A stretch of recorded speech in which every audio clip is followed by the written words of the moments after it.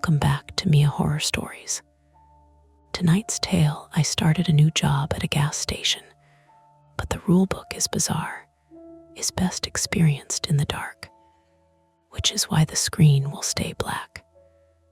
No distractions, no flashing images, just you, your imagination, and the story. So sit back, relax, and listen all the way to the end, if you dare. The bell above the door didn't jingle the way it should have. It gave one thin, strangled chirp, like the spring inside it had snagged, then went quiet halfway through the motion. The guy in the rain jacket paused with his hand still on the glass, looking up at the bell like it had personally offended him. He pushed the door the rest of the way open and stepped inside anyway, shaking water off his sleeves in a careful, contained way. Outside, the highway hissed, tires on wet asphalt, a semi downshifting somewhere in the dark. The station canopy lights through a hard white glare over puddles that looked like oil slicks, but were probably just rain collecting in tire tracks. Inside, the air smelled like burnt coffee and floor cleaner. Pine Sol trying to win against stale cigarettes and hot dogs that had been spinning a few hours too long. I stood behind the counter with my new name tag, Mark in bold black letters, crooked on my hoodie, and my hands were doing that useless thing where they hover like they want to be helpful, but don't know where to land.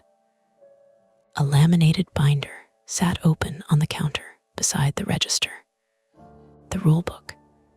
It was thick, the kind of office binder you'd expect for safety protocols or corporate nonsense, with color-coded tabs and handwritten sticky notes like someone had actually lived with it. The customer didn't look at the candy or the racks of energy drinks. He went straight to the coffee station, poured without checking the pot, then stood there and stared at the lid selection like he couldn't decide if his life was going to be sip or no sip. Behind me, the printer made a short grinding sound and spat out a single receipt blank except for the header. No sale, no item, no total, just the store address and the corporate slogan in a cheerful font. Thank you for shopping safe. I stared at it until my eyes tried to invent meaning. The man in the rain jacket set his coffee down and walked to the counter. He didn't buy anything else, just coffee. He put a crumpled 5 on the counter, damp at the edges, and didn't let go right away. His eyes flicked to the binder, then to me, then back to the binder. First night, he asked. My voice came out a little too eager. Yeah, is it obvious? He gave a half smile that didn't reach his eyes. You're standing like you're afraid the counter might bite you. I tried to laugh. It sounded like a cough in my throat. I grabbed the 5 and rang up a coffee, small, black, whatever the POS system wanted to call it. The screen lagged like it was thinking hard about whether coffee qualified as a concept. The receipt printer whined again. This time it printed like normal, with a total and tax. But underneath, in smaller text, there was a line that I'm pretty sure wasn't supposed to be there. Reminder, do not handle found property. Not even to clean, I blinked. The guy in the rain jacket noticed. He leaned forward slightly as if we were sharing a secret. It's fine, he said softly. Just don't get creative. Excuse me, I asked. He took his coffee and slid $2 in ones across the counter, tip maybe, or a gesture like he wanted to pay me off for something. Just follow what the binder says, he added. Even the parts that feel stupid.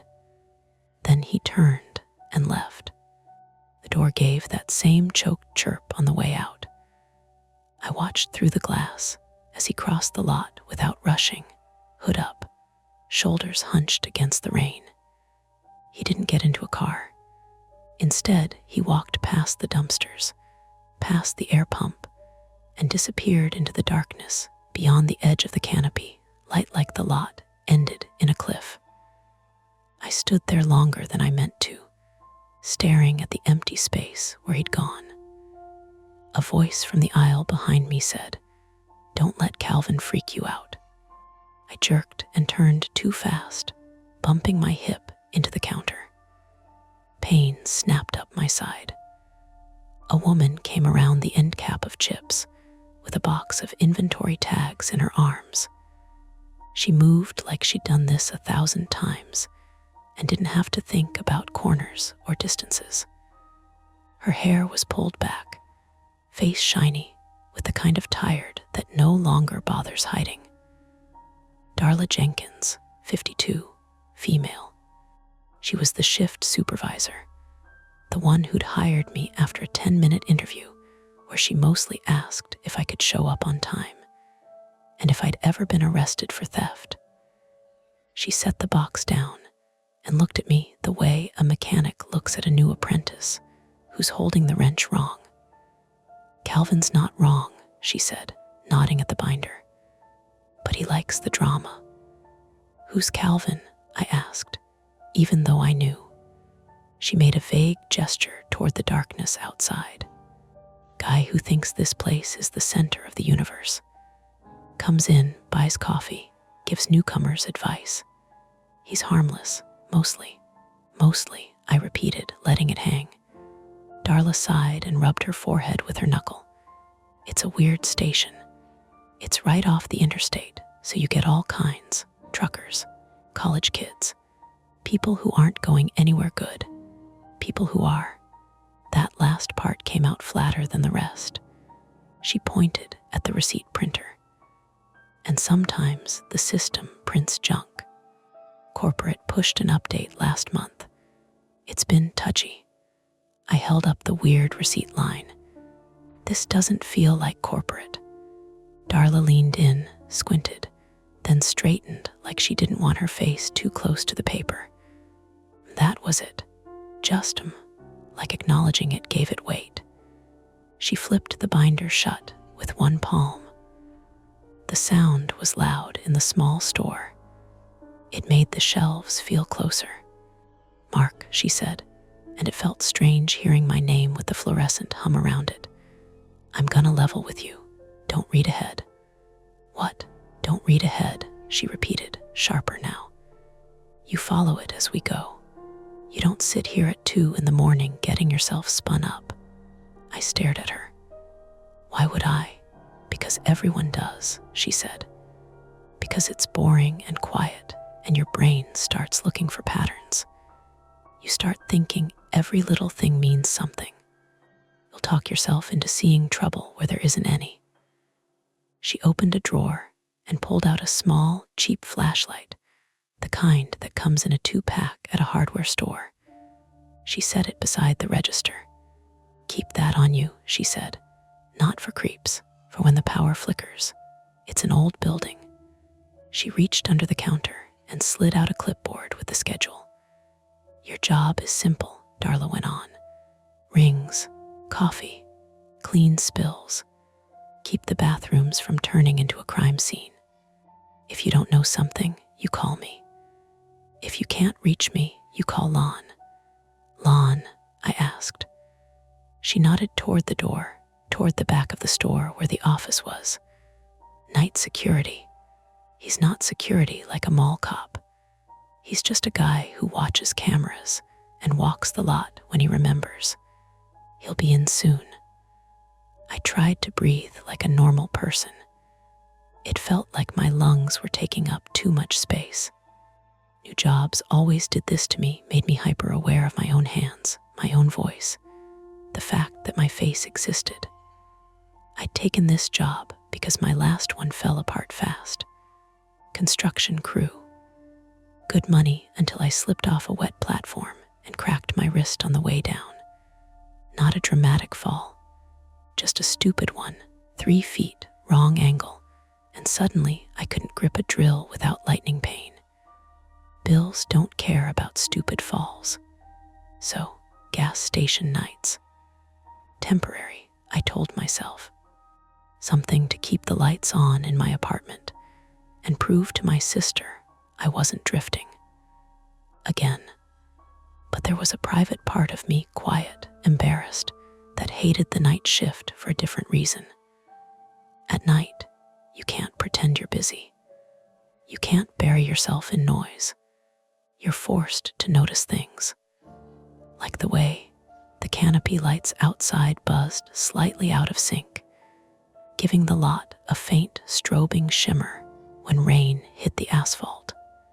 Like the way the store's security camera monitor in the corner had one feed that was always half a second delayed, making people look like they were dragging themselves across the frame. Like the way the bell above the door kept chirping wrong.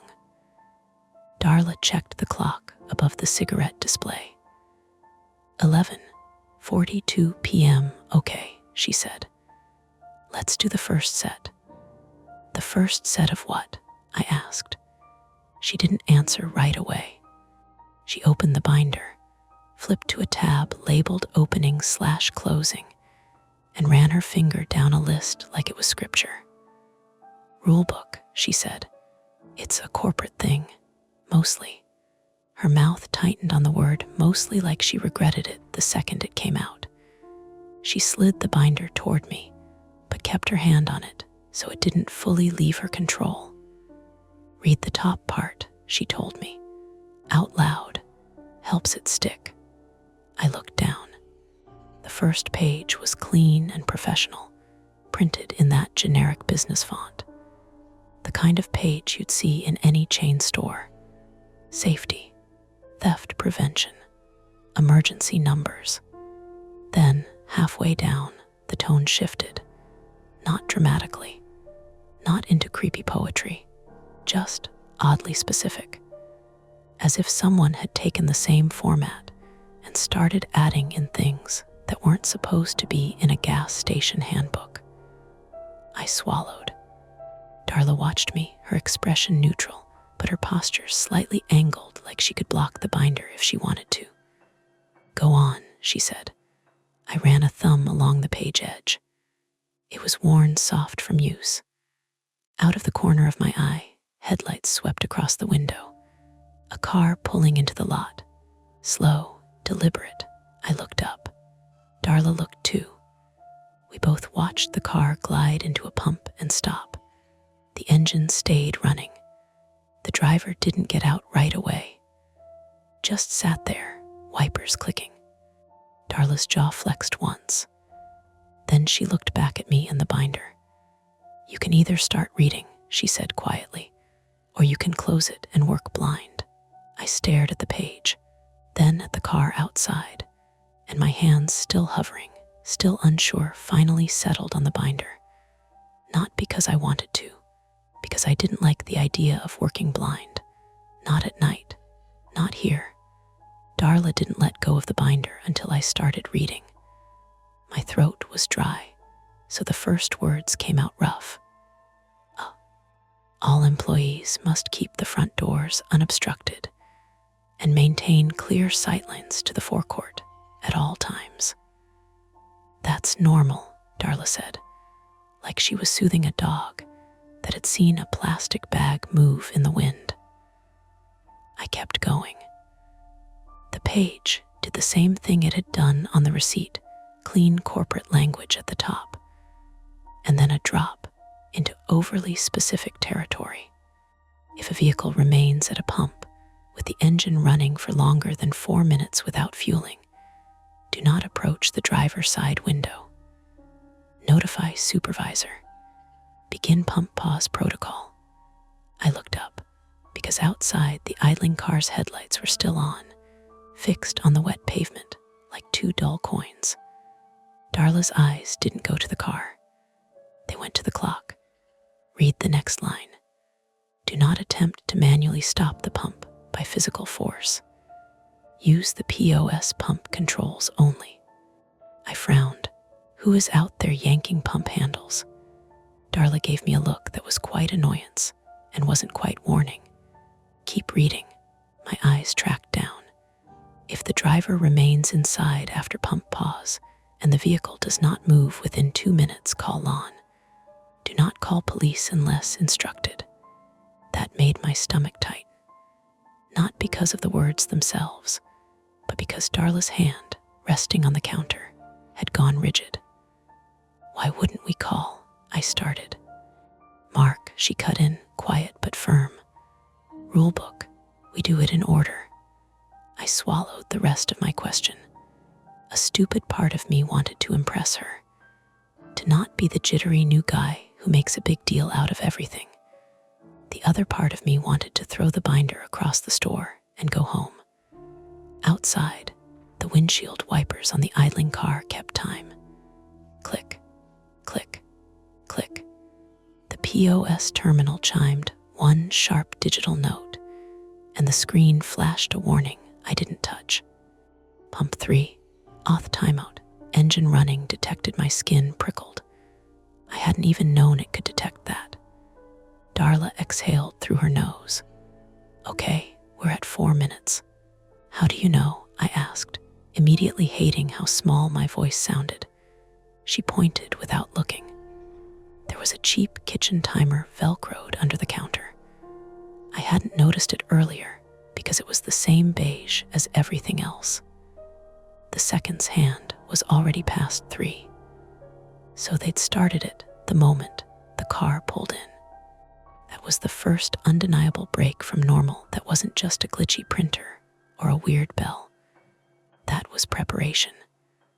Darla reached for the phone mounted beside the register and hit a speed dial button. It rang once, twice. A man answered, voice low and scratchy like he'd been mid-yawn. Yeah, Lon Mercer, 44, male, night security. Darla's just a guy. He sounded like he lived on coffee and 2-hour naps. It's Darla, she said. Pump 3, engine running. No movement. A pause. In the background, I heard a radio murmuring sports talk maybe, or a dispatcher channel. How long? Lon asked. 4 minutes, Darla said. Did he come in? Lon asked. No. Another pause longer. Okay, don't go out there. Start pump pause. Darla hung up and immediately leaned over the POS terminal. Her fingers moved fast, like she'd done this more than once. A menu popped up with a list of pumps. She hit pump 3 and pressed something labeled pause/lock. Outside, the canopy lights flickered once, just a stutter, and I watched the pump's digital screen go dark. The car didn't move. The wipers kept clicking. What if they're just on their phone? I said, trying to keep my brain on the surface of things. Normal explanations. People do dumb stuff at pumps all the time. Darla didn't answer right away. She grabbed the flashlight and clipped it to her waistband like it was part of her uniform. Then she opened the drawer again and pulled out a small orange traffic cone, foldable, the kind you'd keep for a breakdown. We're not going outside, I reminded her, because the rule book was still open in front of me, and those words, do not approach driver's side window, were suddenly loud in my head. We're not, Darla said. We're doing what it says. She slid the binder toward me. Flip to pump pause protocol. Tabs should be red. My fingers fumbled the tabs. My wrist twinged an old pain, like a bad memory wearing a disguise. I hated that it still surprised me sometimes, like my body had changed and forgot to tell me. Red tab, forecourt incidents. The section wasn't long. It was written like someone had learned the hard way what to include. Lock affected pump. Announce closure of affected pump over intercom. Place cone at edge of affected lane from inside store using door side reach only. Observe for driver response. If driver exits vehicle, remain inside. Do not unlock pump. Offer assistance through closed door only. If driver approaches entrance, do not buzz in. Call Lon, I looked up. We have to announce it. Darla already had the intercom mic in her hand. She pressed the button and spoke like she was reading a script for a safety video. Attention customers, pump 3 is temporarily out of service. Please use another pump. Thank you. Her voice echoed in the empty store and then died. The silence afterward felt thicker, like the store was holding its breath. Outside, the driver's side door cracked open, just a few inches. Then it closed again. I felt my shoulders tense. Darla watched without blinking. Cone, she said. You said we're not going outside, I repeated stupidly. We're not stepping out, she said. Door side reach. She walked to the entrance and turned the deadbolt halfway, not unlocking it, just moving it enough that the door would open a controlled amount. And she opened the door a few inches. Rain smell rushed in sharp and cold. Highway noise got louder, wet, and constant. She knelt, extended her arm, and placed the folded cone just outside the threshold, then used her fingertips to nudge it into the lane line like she was pushing a chess piece. Then she shut and locked the door again. Okay, she said, back behind the counter. Her voice was steady, but her eyes were too bright. The driver's door opened fully this time. A figure stepped out. Medium height. Hood up, hands in pockets. They stood in the rain for a moment like they were deciding whether to be a person or a problem. Then they walked not to the pump, not to the store, but around the front of their car and toward the passenger side. A second shape moved inside. Oh, Darla said, and it was the first time I heard fear slip into her voice. The passenger door opened. Someone climbed out slowly, like it hurt. They bent forward and held the door frame, breathing hard. Even from this distance through the glass, I could tell something was wrong in the way their body moved, too careful, too stiff. The driver supported them with an arm at the elbow. They started toward the store. I grabbed the binder again, scanning for something that fit this. My brain wanted rules, because rules meant control. My phone buzzed in my pocket, an automatic notification from my banking app about a low balance alert I'd been ignoring for days. The vibration made my heart jump like a gunshot. Stupid. That's all it took. Darla moved first. She stepped to the door, one hand hovering near the lock, the other holding the phone. Lon, she said into it before it even rang, like she'd hit redial. They're out, 2 people. One looks hurt. They're walking toward the entrance. Lon's voice came through, suddenly awake. Don't buzz them in. They look like they need help, I blurted, and I hated myself for sounding like a kid. They might, Darla said without turning. And we can help through the door. The 2 figures reached the entrance. The driver leaned in close to the glass, shielding the injured person from the rain with their body. I couldn't see their face clearly under the hood, just the pale blur of skin and the dark hollow of eyes.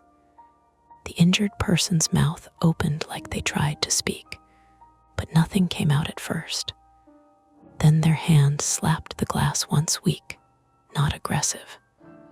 Please, they managed, voice muffled through the door. Phone. Just call, they coughed, and I saw a dark smear on their knuckles when they lifted their hand again. Not a lot, but real. My stomach dropped. Darla didn't unlock the door. She crouched to get closer to their level, keeping her face angled so her own reflection didn't block her view. What happened? She called through the glass. The driver answered, fast and too rehearsed. Car trouble. Hit something. She's cut up. We need a phone. Your pump shut off. Why didn't you come inside right away? Darla asked. The driver's eyes flicked, just once toward the cameras in the corner of the ceiling, then back to Darla. My card wasn't working, they said.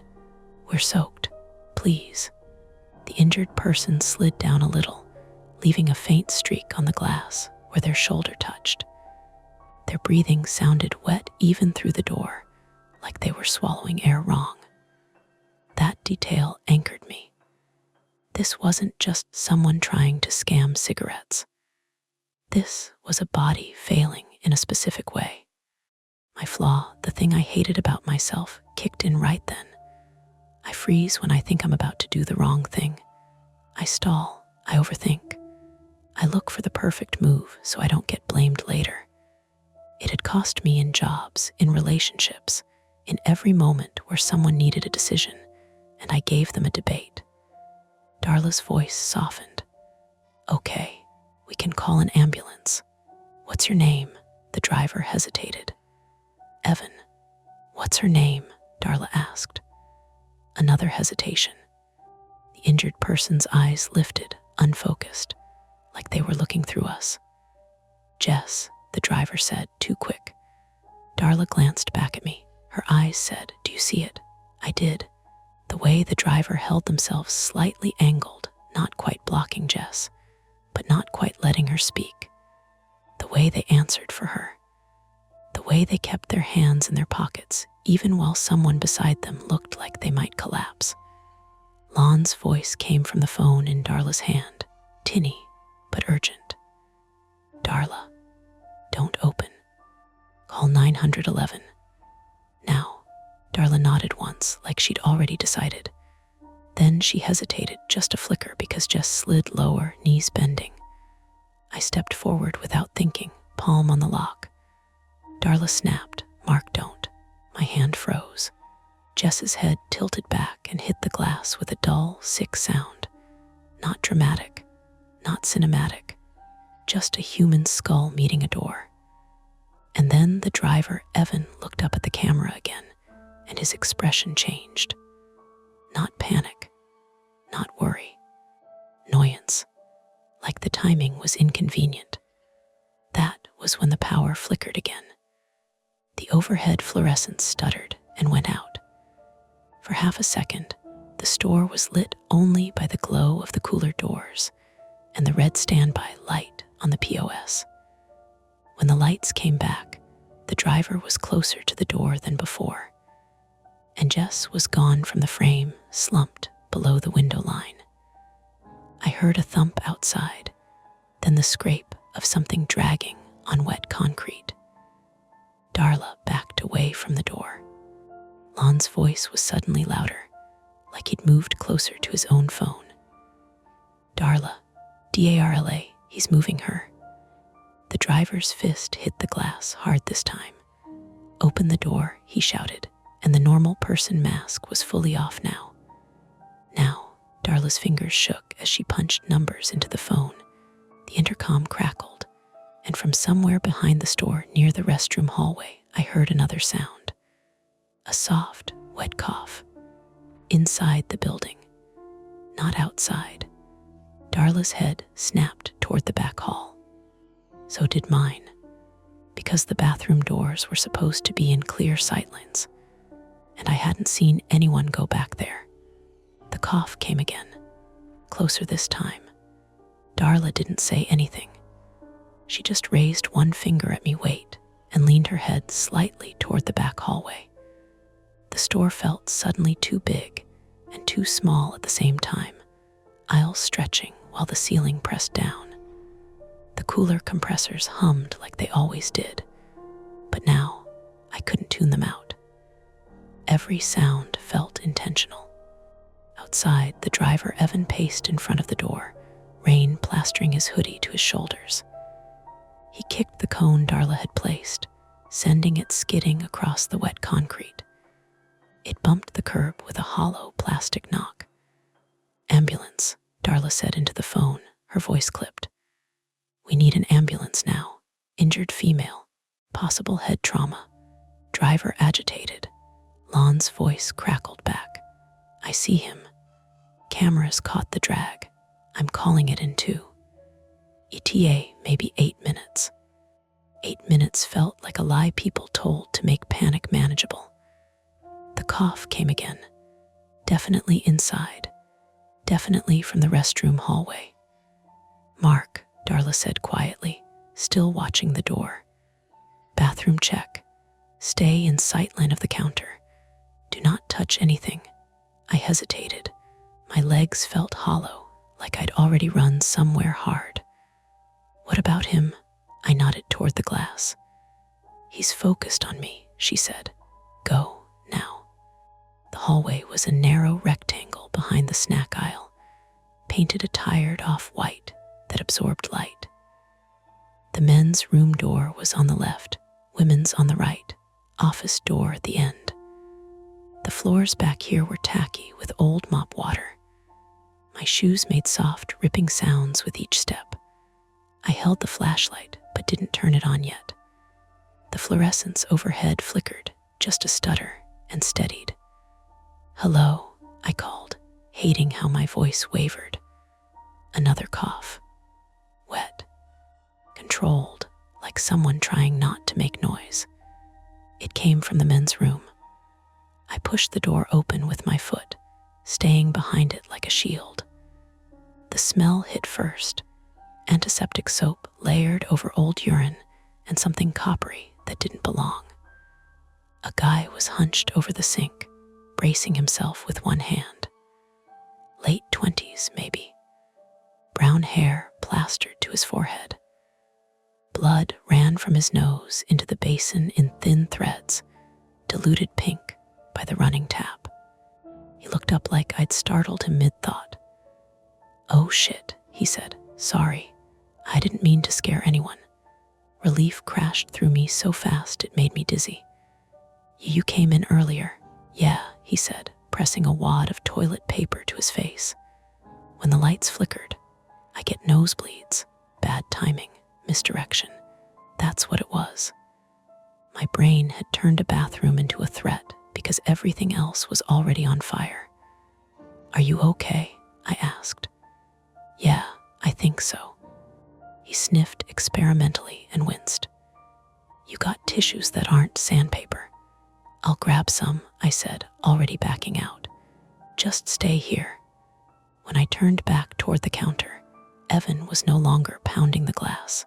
He was gone. Darla stood rigid, phone still at her ear, staring through the door like she could will him back into view. Rain streaked the glass, blurring the pumps and the lot beyond. Pump 3 sat dark and inert.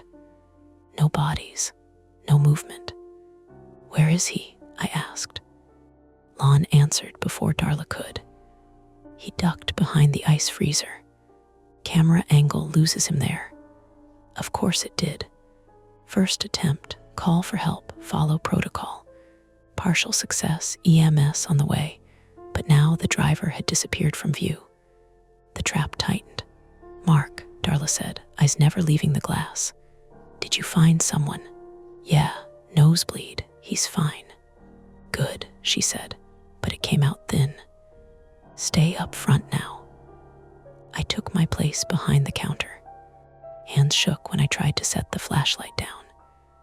The POS chimed again, unprompted. Forecourt alert, perimeter breach, rear access. My stomach dropped. Rear access, Lon swore softly. Back door, dumpster side, he's trying the handle. The back door was past the office, metal and dented, leading to the dumpster enclosure. It was supposed to be alarmed. Why isn't it? I started. It is, Darla said. Silent alarm. Corporate insisted. Said audible alarms escalate situations. Escalate, I repeated. Outside, thunder rolled low and distant, like a truck crossing a bridge. Darla made a decision. We need to lock down. She flipped the binder open with one hand, scanning. Her other hand wiped sweat from her neck, leaving a dark streak on her collar. Mark front door deadbolt stays. You office, now. What? I said. Office has the breaker panel and the back door camera, she said.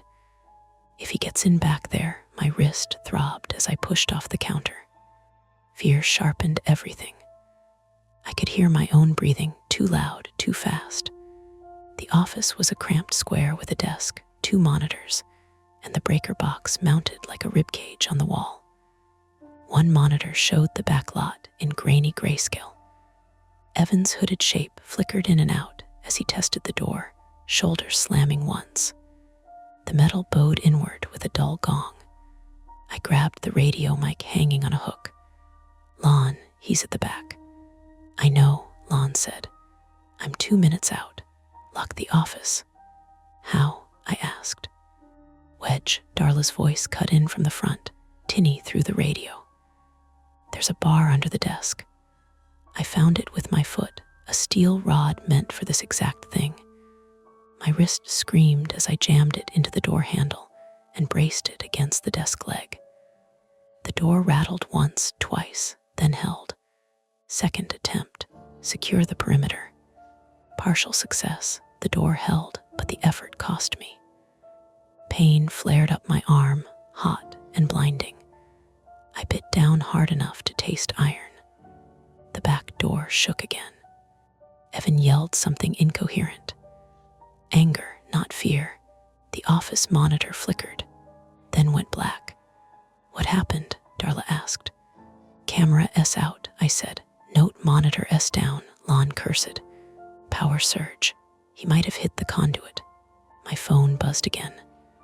Another low balance alert. I wanted to throw it.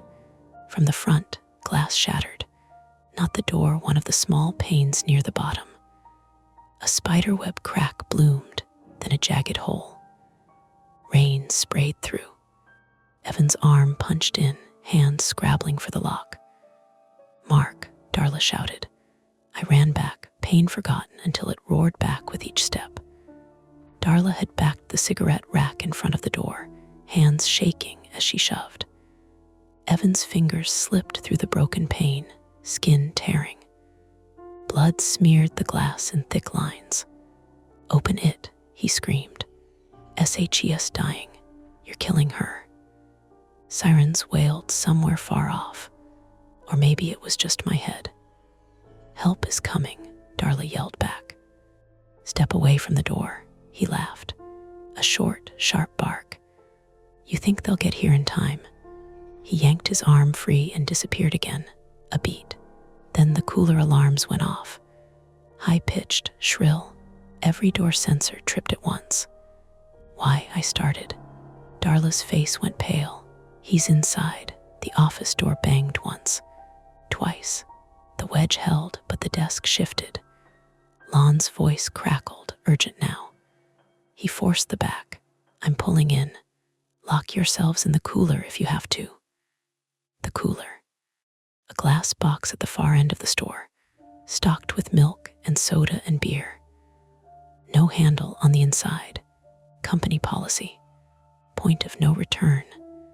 Evan's footsteps pounded down the hallway fast, confident, like he'd memorized the layout already. Darla grabbed my sleeve. Her grip was iron. "We can't let him get between us and the cooler." My wrist flared white hot. I gasped. She saw it, just for a second. Then she made the choice. "Run," she said, and the hallway lights went out. The lights didn't go out like a movie. They didn't die in one dramatic sweep. They stuttered. 3 quick flicks on, off, on like the building couldn't decide what it was. The fluorescents over the chip aisle stayed on, but the ones near the coffee station went dark. The coolers kept their glow, bright and clinical. The corner with the security monitor fell into shadow. Darla yanked me behind the counter hard enough that my hip clipped the metal edge again. Pain flared, sharp and stupid. My wrist throbbed like a second heartbeat. "Stay low," she hissed. I crouched. From down here, I could see under the candy racks and the bottom shelf of the cigarette wall dust bunnies, a fallen lighter, an old receipt stuck to gum. Normal trash, in a moment that was no longer normal. Footsteps hit the tile in the hallway. Fast, wet. The rhythm of someone who wasn't trying to be quiet anymore. Evan's hooded silhouette cut across the opening at the end of the snack aisle. He moved like he'd decided, finally, that he didn't need to pretend. Darla held the phone to her ear with one hand. The other hovered near the register keyboard, as if typing could save us. "Lon," she whispered. "He's inside." "I'm here," Lon's voice snapped back. "Parking now, backlot. Stay put. No sudden savior. Just distance measured in seconds and doors and bad luck." Evan's voice carried, loud and hard. "Where is she?" He wasn't asking us. He was asking the building. I realized, with a sick lurch, that Jess wasn't outside anymore. When Evan had vanished from the glass, when the pump and the rain and the dragging noises had blurred together, he hadn't just moved out of frame. He'd moved her. Darla's eyes met mine over the counter. Her face had gone tight, the muscles around her mouth locked. She'd been doing the same math. The rulebook binder lay open where we'd left it, pages fluttering slightly each time the HVAC kicked on. Could see the red tab forecourt incidents like a wound. Mark, think. My gaze dropped to the receipt printer. The earlier warning line flashed in my memory like a bruise. Do not handle found property. Not even to clean. Found property. My eyes went to the mat by the entrance. Something dark lay there that hadn't been there before. Small, wet, a phone. It must have slid in when the glass broke, or been pushed in. A rectangle of black glass catching the cooler light. Evan's voice turned toward the front. "You gonna make me break the rest of it?" Darla didn't move. I did, not toward the door, toward the phone. My brain screamed, "Don't touch it." The rulebook line felt like a hand on my wrist, but my flaw freezing had already cost us time. I couldn't afford it now. I hooked my foot under the edge of the mat and dragged it toward me inch by inch, like I was fishing. The phone scraped along with it, leaving a faint, wet streak. No touching. Just moving the world around it. Darla watched me, eyes narrowed, then nodded once like she understood exactly what I was doing and why. I flipped the mat over the phone like a lid. Then I slid the mat, phone hidden underneath behind the counter with my foot. Evan appeared at the end of the aisle again, closer. He had a metal tire iron in his hand now. It glinted in the broken light. His hood was down. His face was younger than I'd expected. Mid-20s. Scruffy jaw. Eyes too awake. Rainwater ran off his hair in little streams that made his cheeks shine. He scanned the counter, the binder, the register. Then he smiled like he'd found the punchline. "You got a book for everything, huh?" he said. Darla's voice came out steadier than it had any right to. "Leave. Help is coming." He barked out another laugh. "Help," he spat the word. "You mean the cops. You mean the ambulance that's gonna show up and ask a bunch of questions." He stepped closer, tire iron loose in his grip. "I don't have time for questions." The smell hit me then. Not blood, not gas, antiseptic, like the bathroom soap, but sharper, like alcohol wipes. Jess was somewhere near. Evan leaned over the counter, trying to see past the cigarette rack. "Where is she?" Darla didn't answer. Evan's gaze flicked, just like earlier, to the camera dome near the ceiling. He looked at it like it was an eye he wanted to poke. Then he did something that made my stomach flip. He reached into his pocket and pulled out a key fob. He clicked it. Outside, a car horn chirped. Pump 3. So the car had a remote. So the idling had been deliberate. A timer, a trigger, a reason to get us focused out front while he worked the back. Darla's fingers tightened around the phone. "Lon," she said, voice low. "He has a fob. He planned this." Lon's reply came fast. "Darla, get to the cooler. Now, lock yourselves in." "The cooler locks us in," Darla snapped back. A beat. Lon hesitated. No, the office door banged again, loud enough to make the shelves rattle. The wedge held, but not forever. Evan's entry had turned the whole store into a funnel, pushing us toward one safe-looking trap. Darla's gaze flicked to the flashlight on her waistband, then to the fire extinguisher mounted beside the coffee station. Her jaw worked. She leaned toward me, voice barely a breath. "When I say go, you grab the extinguisher and you run for the cooler." My mouth went dry. "And you?" She didn't answer. Evan slammed the tire iron down on the counter. The sound cracked through the store. The binder jumped, pages fluttering. "Enough," he said, and the calm was gone now. His eyes were flat. "I'm not leaving without her." He vaulted the counter, not gracefully. He caught his shin on the edge, cursed, and dropped down behind it with a heavy thud that shook the drawer rails. Darla moved at the same time. She lunged for the register keys and slammed her palm down on the POS like she was swatting a bug. The screen flashed. Emergency pump shutdown.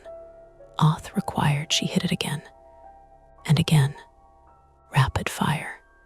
The system chirped in protest. Then, because corporate loved procedures more than people, it did what it was designed to do when abused. It initiated a full forecourt shutdown. Outside, the canopy lights strobed once.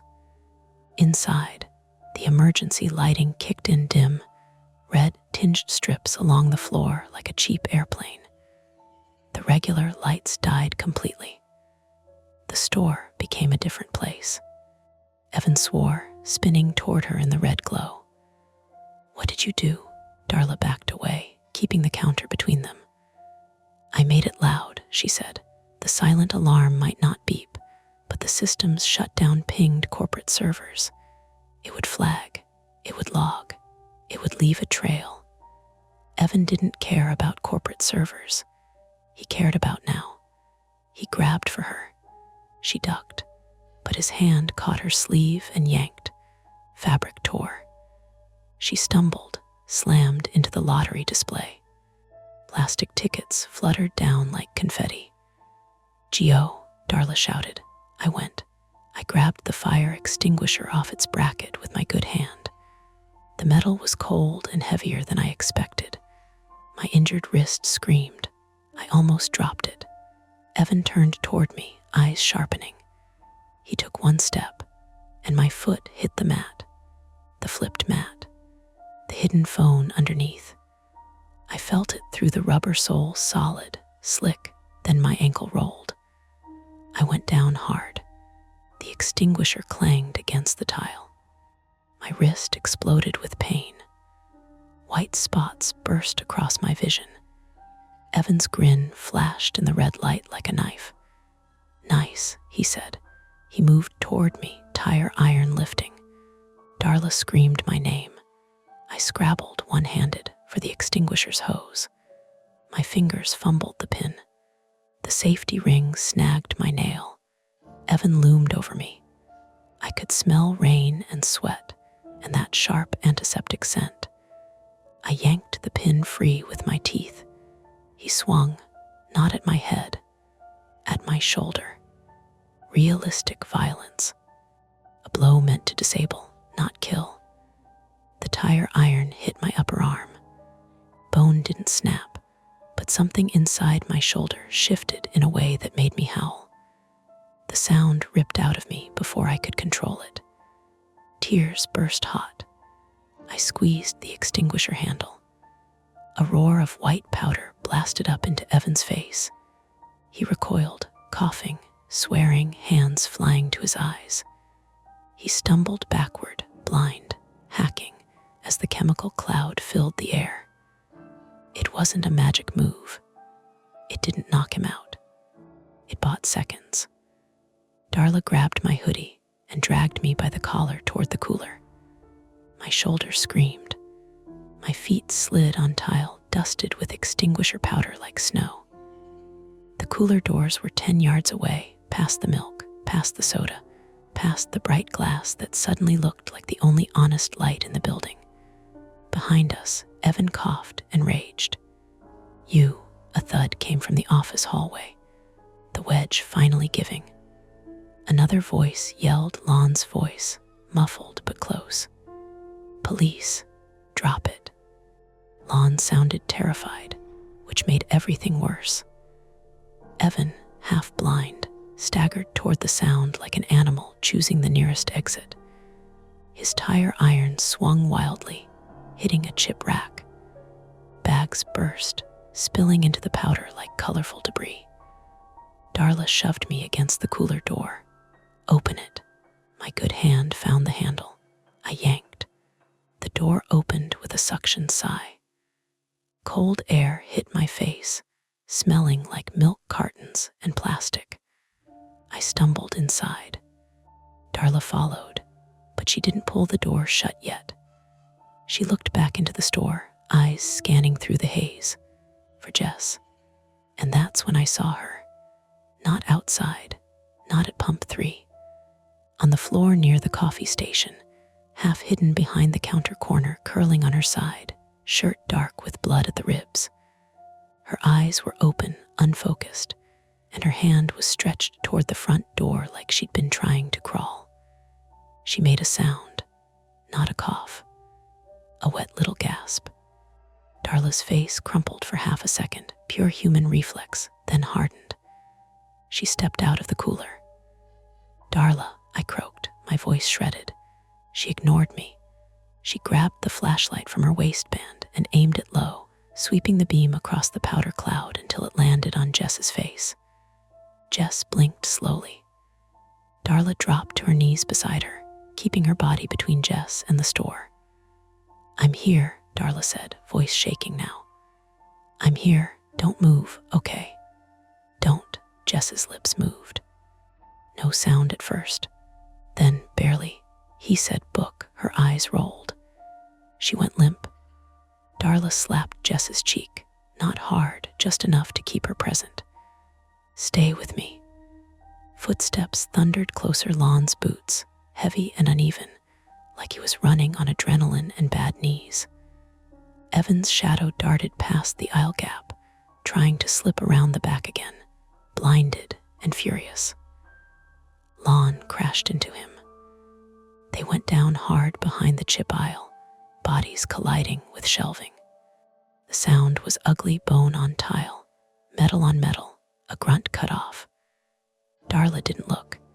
She kept pressure on Jess's side with both hands, red light reflecting off her knuckles. I stood inside the cooler doorway, frozen again, because I didn't know which emergency to choose. And then, finally, sirens. Close. Real. Blue light flashed through the rain-streaked windows, pulsing against the powder-filled air. "Police," someone shouted outside. "Show your hands." Evan screamed something incoherent. A desperate sound, not supernatural, just human collapse. A taser crackled sharp, electrical, and Evan's body jerked once in the aisle gap before going still. The store fell into a strange lull. Powder settled slowly. The cooler hummed. Somewhere, a spilled soda can fizzed quietly like an animal breathing. Darla's shoulders sagged. She was still pressing Jess's wound, hands trembling with effort. I looked down at my arm. A bruise was already blooming. My wrist felt wrong, too loose, too hot. Lon's voice came from the floor somewhere beyond the aisle, ragged. "Darla, you okay?" Darla didn't answer right away. She stared at the rulebook binder lying open on the counter, pages dusted white, as if it had been snowed on. Then she looked at me, eyes glossy. "We followed it," she whispered, like she couldn't believe it. "Mostly." And I realized the cost wasn't just bruises and blood. It was the way my body had learned, in one night, how thin a glass door really was. How quickly a normal shift becomes a barricade. How rules can keep you alive and still leave you with something broken. The first thing I noticed once the adrenaline started draining was how much the fire extinguisher powder stank. not in a dramatic way. Just this gritty, chemical chalk smell that coated the inside of my mouth and made every swallow feel like I was licking drywall. It floated in the air under the canopy of dim emergency lights, settling in slow motion on the candy wrappers, the counter, the open rulebook pages, the puddles that had blown in through the broken glass. A paramedic stepped through the doorway and immediately slipped a little on the powder. He caught himself on the doorframe and muttered, "Jesus," under his breath like he was annoyed at the universe. He was young, maybe early 30s, with tired eyes and a jacket that still shone wet from the rain. Another paramedic followed, older, moving briskly with a hard case in her hand. Behind them, 2 cops in rain-dark uniforms swept flashlights across the aisles, boots crunching on spilled chips. "Anyone inside with injuries?" the older paramedic called. Darla didn't raise her hand. She didn't say me. She kept her palms pressed to Jess's side like if she let go, the whole situation would peel apart. "Here," I croaked from the cooler doorway.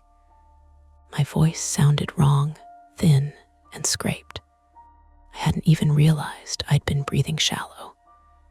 The younger paramedic looked at me, then at my arm, then at the swelling that had already started under my hoodie. He pointed. "You sit now." I tried to argue, and my shoulder answered for me with a pain so sharp I saw white. I sat on the tile beside the cooler door, back against the glass like it might anchor me. The older paramedic dropped beside Darla and Jess. "Ma'am, I'm going to take over, okay?" Her voice was firm in a way that made you want to obey. "Can you tell me her name?" Darla blinked like she'd forgotten words existed. "Jess," she said. She said Jess. The paramedic glanced up, eyes quick. "Did she say anything else?" Darla hesitated. Then, quietly, as if saying it out loud would be an accusation, she said, "He said book." The paramedic didn't react like that meant anything.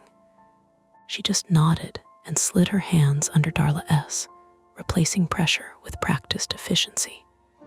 "Hey," she said, "we've got her." Only then did Darla's hands lift.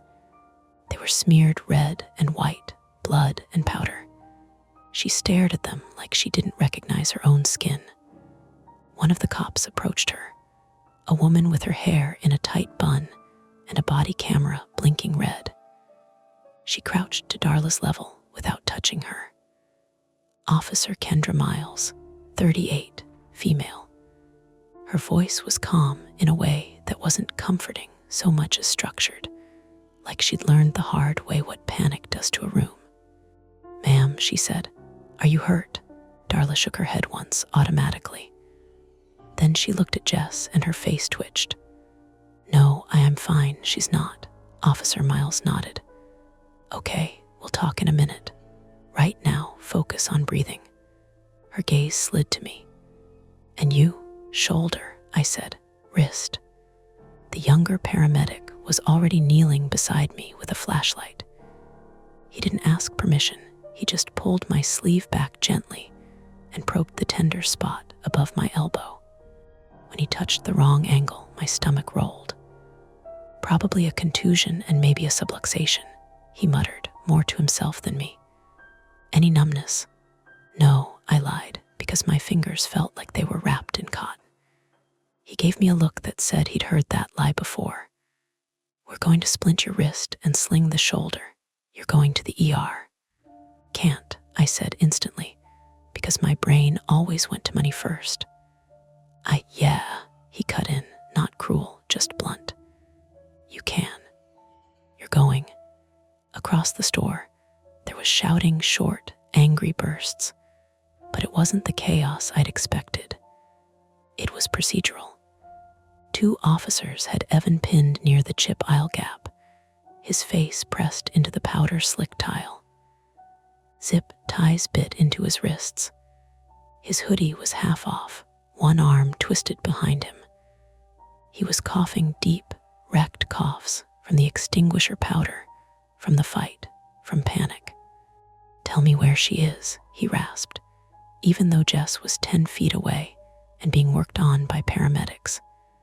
His voice had lost all theatrical edge. Now it was just this desperate insistence, like he could still argue reality into changing. Officer Miles didn't look at him. She looked at the store, at the broken pane in the door, at the rulebook binder still open on the counter like a witness. "Who called?" she asked, voice raised just enough to cut through the noise. "I did," Darla said, hoarse. "And Lon?" "Lon called too." From the back hallway, Lon appeared, limping hard. His jacket was unzipped, and his shirt underneath was dusted white. There was a cut on his forehead that bled into the powder in a thin pink line. He walked like every step hurt, and he was refusing to admit it. Lon Mercer, 44, male. In the bright beam of a cop's flashlight, he didn't look like just a guy. He looked like someone who'd been in a lot of bad moments and had learned how to stand in them. He stopped beside Darla, eyes flicking to Jess, then to me, then to the officers. "You okay?" he asked Darla. Darla's mouth trembled. She nodded, but it didn't look like a yes. Lon looked at Officer Miles. "I'm the night watch." Cameras showed him dragging her. He forced the back door. Silent alarm pinged, but he stopped himself, jaw tightening. "It's silent." Officer Miles's eyebrows rose a fraction. "Silent. Corporate policy," Darla said, and the way she said corporate made it sound like a curse. The officers exchanged a quick glance that wasn't judgment, exactly. More like, "We're going to have questions." The older paramedic lifted her head. "We've got a pulse, weak. We need to move." They rolled Jess onto a backboard. Her face was gray under the emergency lights, lips slightly blue. The blood on her shirt was darker now, almost black in the red glow. One of the paramedics pressed an oxygen mask to her face, and the plastic fogged with each shallow breath. As they carried her past Evan, his head lifted. His eyes met hers for a split second, hers unfocused, his sharp with something that wasn't guilt. "Jess," he croaked. "Jess, tell them about the." Officer Miles pressed his head back down with a hand between his shoulder blades. "You don't talk to her," she said, even, like she was telling someone to stop touching a hot stove. Jess didn't respond. The gurney wheels squeaked over the tile, leaving faint tracks through the powder like someone had drawn lines in chalk. When the paramedics pushed her out into the rain, the night air surged in again, cold, wet, loud. Sirens pulsed and faded as the ambulance doors opened. The red and white lights outside painted the store interior in alternating flashes, turning everything staccato. I realized I was shaking.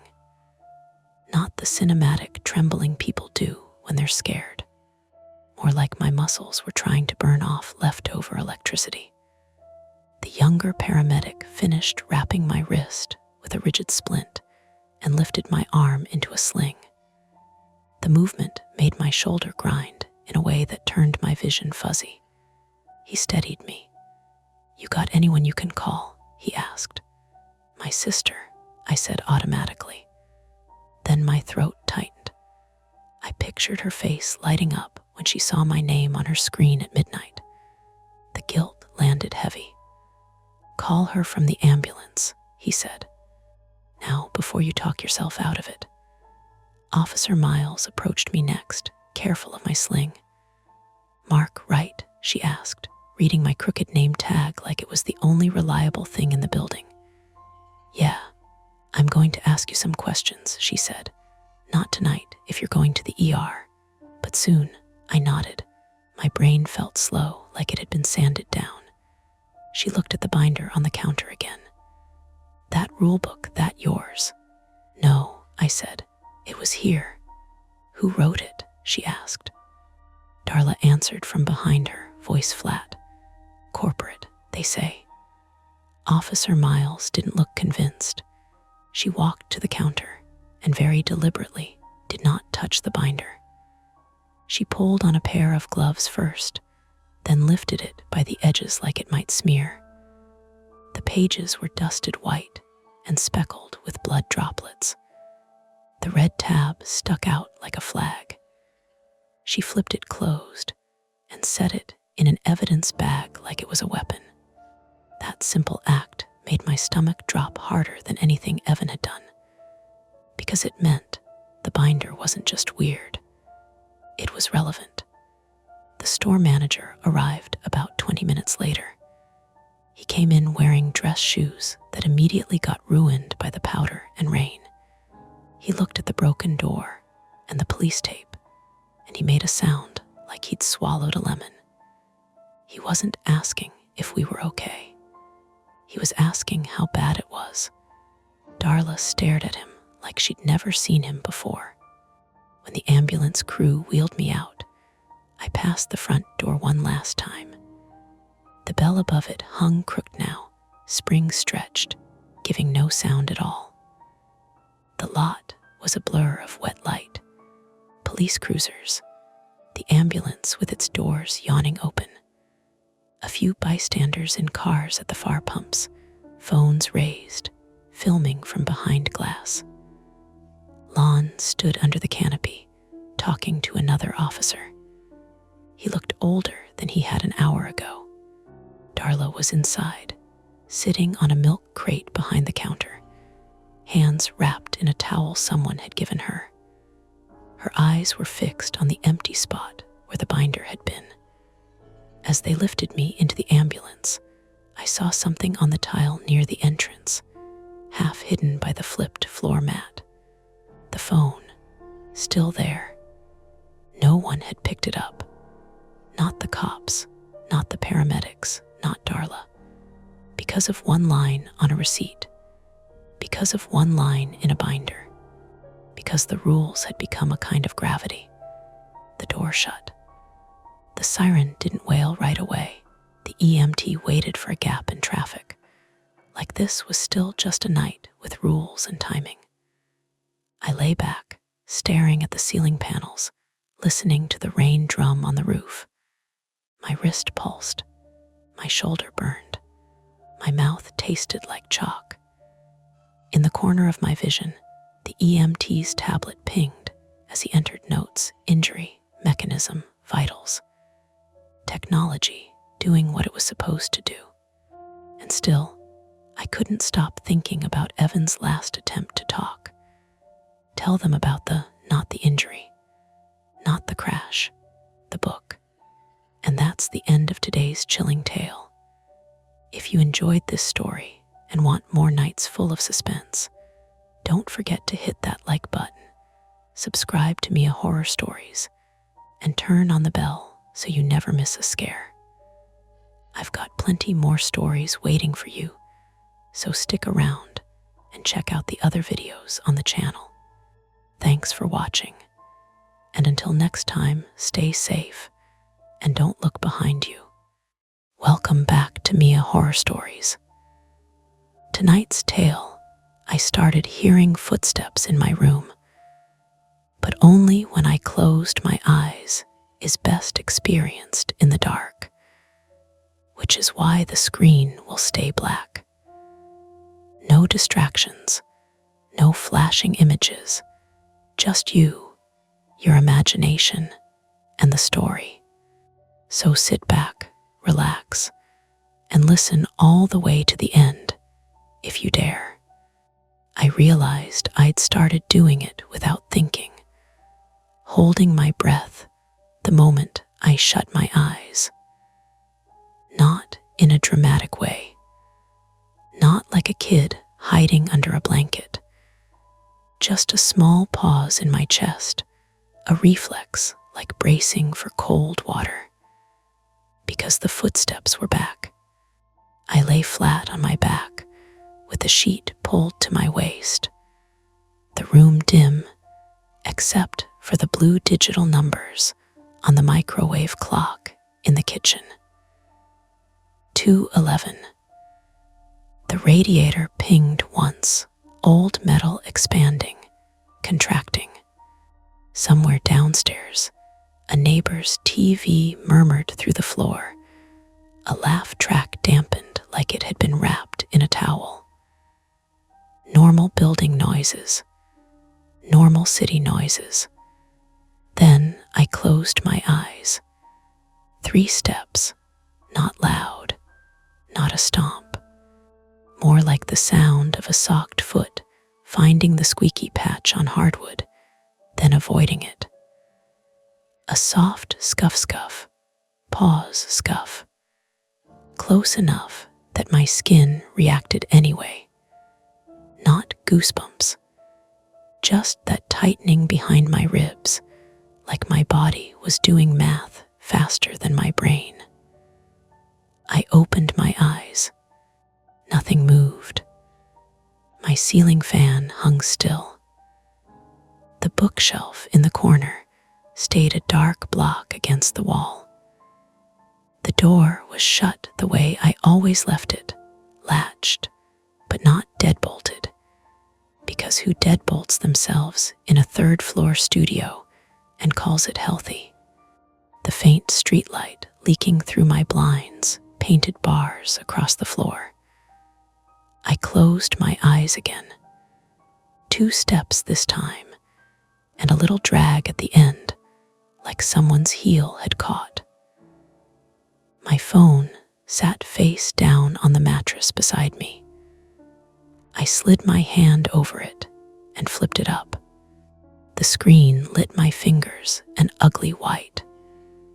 No notifications. No missed calls. Just the time and my own reflection in the glass. Eyes too wide for someone who'd promised himself an early night. I told myself very calmly that I was exhausted, that my downstairs neighbor was pacing, that the building was settling, that I'd done enough doom scrolling about insomnia and auditory hallucinations to be dangerous to myself. I was still telling myself this when my thumb hit the flashlight icon out of habit, flooding the room with a narrow beam. The light didn't change anything, which somehow made it worse.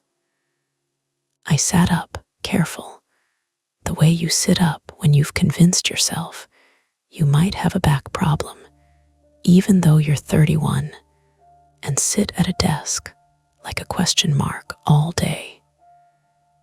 The sheet slid off my lap. My feet found the rug. The cold came up through it anyway.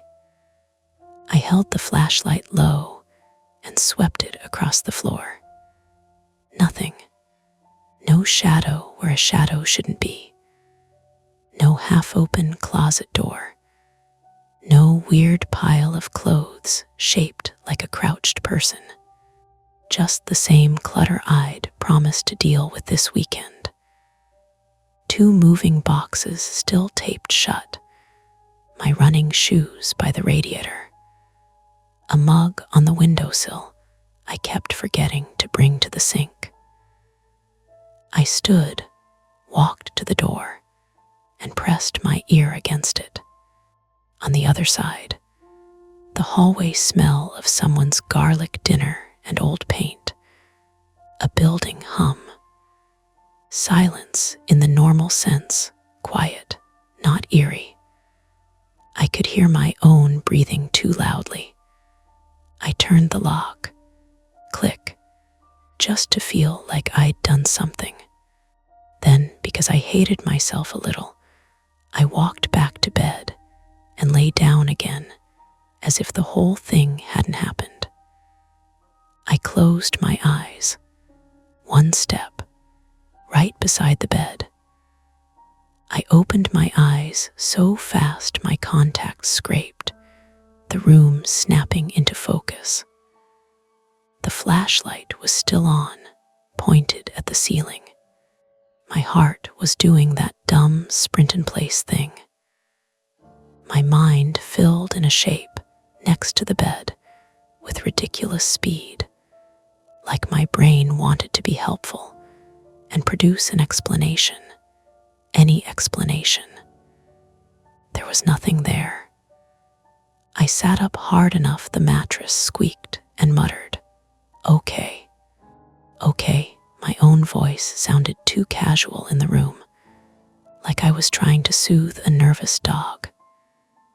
I didn't sleep after that. Not really. I did that thing where you drift for 90 seconds and jerk awake because you can't tell if the sound you heard was real or part of the drift. At one point, I must have dozed because I had a dream about my old apartment in Boston, the one with the leaky window, except the hallway was wrong, longer than it should have been, and I kept walking and never reached my door. When the light finally shifted from black to gray through the blinds, I gave up and got out of bed. The first cup of coffee tasted like burnt cardboard. I drank it anyway. I stood by the sink, staring at the dingy grout like it might give me a verdict. My name is Ethan Rowe, and I live in a studio apartment in Portland, Oregon, in a building that used to be offices before someone slapped in showers and called it urban living. I moved here 6 months ago for a job that sounded better when it was an offer letter and not a calendar full of meetings about other meetings. My private fear, the one I don't say out loud because it makes you sound melodramatic, is that my brain is going to betray me slowly and politely. Not in a cinematic way. Just little malfunctions, forgotten words, misheard sounds. An email I swear I sent that never existed. My grandmother had dementia, and the first signs were tiny, almost funny. She put the TV remote in the fridge. She asked my mom why the neighbors kept walking in the attic. Everyone laughed until it wasn't funny. I rinsed my mug and watched the coffee swirl down the drain like I could rinse out the night too. At 9, my phone buzzed with a message. "Mara, you alive? Coffee later. You look like a ghost in yesterday's call." I stared at the screen longer than necessary, my thumb hovering. I considered typing. Weird question. Do you ever hear footsteps when you close your eyes? I pictured how that would land, especially over text, especially at 9:02 a.m. on a Tuesday. Instead, I wrote, "Alive. Barely. Didn't sleep. Coffee, yes." Her reply came fast. "Mara, same place. 10:30. I agreed before I could overthink it. I showered, shaved, put on a hoodie that smelled faintly like detergent and the stale pizza I'd eaten on the couch Sunday night. I checked my locks twice on the way out, then told myself that was normal because everyone checks locks twice sometimes. In the hallway, someone's music thudded softly behind a door. A guy I didn't know, tall, dark hair, a lanyard around his neck, came out of the stairwell with a paper grocery bag. He nodded like we were both playing the role of neighbor. "Morning," I said, because I'm the kind of person who says morning like it's a peace offering. He did a half smile. "Hey." His eyes flicked to my door, then back to me. Not suspicious, just noticing. I walked down the stairs and out into the wet chill. Portland had that damp January smell, wet asphalt, coffee shop exhaust, cold cedar from somewhere that didn't make sense.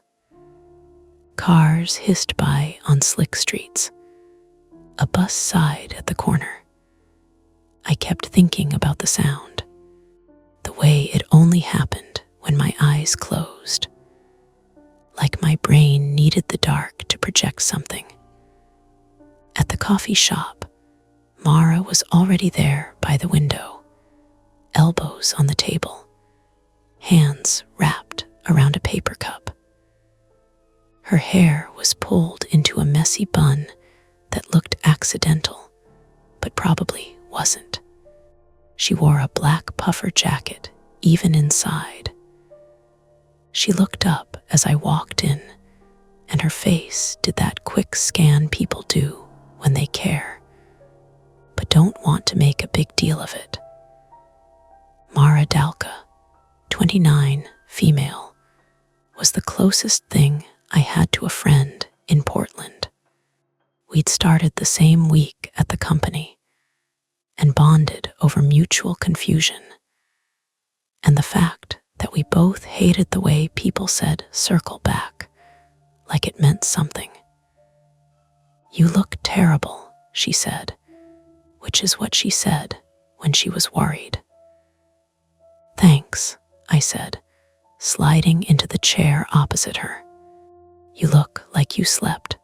"I did not," she said, "but I have a face that lies." I wrapped my hands around my cup for warmth. The coffee shop smelled like steamed milk and cinnamon, and underneath it, wet wool from everyone's jackets. An espresso machine hissed like a restrained animal. Mara watched me for a beat. "Okay," she said, leaning in slightly. "What's going on?" Real answer. I could have lied. I could have blamed work. I could have said I'd had a bad dream. All of those were true enough to pass. But the thing about being tired and freaked out is it makes honesty feel like relief. "I'm hearing something in my apartment," I said quietly. Her eyebrows lifted, but she didn't laugh. "Like pipes." "I thought that," I said. "It's footsteps." Mara didn't change her expression, just nodded slowly like she was collecting data. "Footsteps where?" "In my room," I said.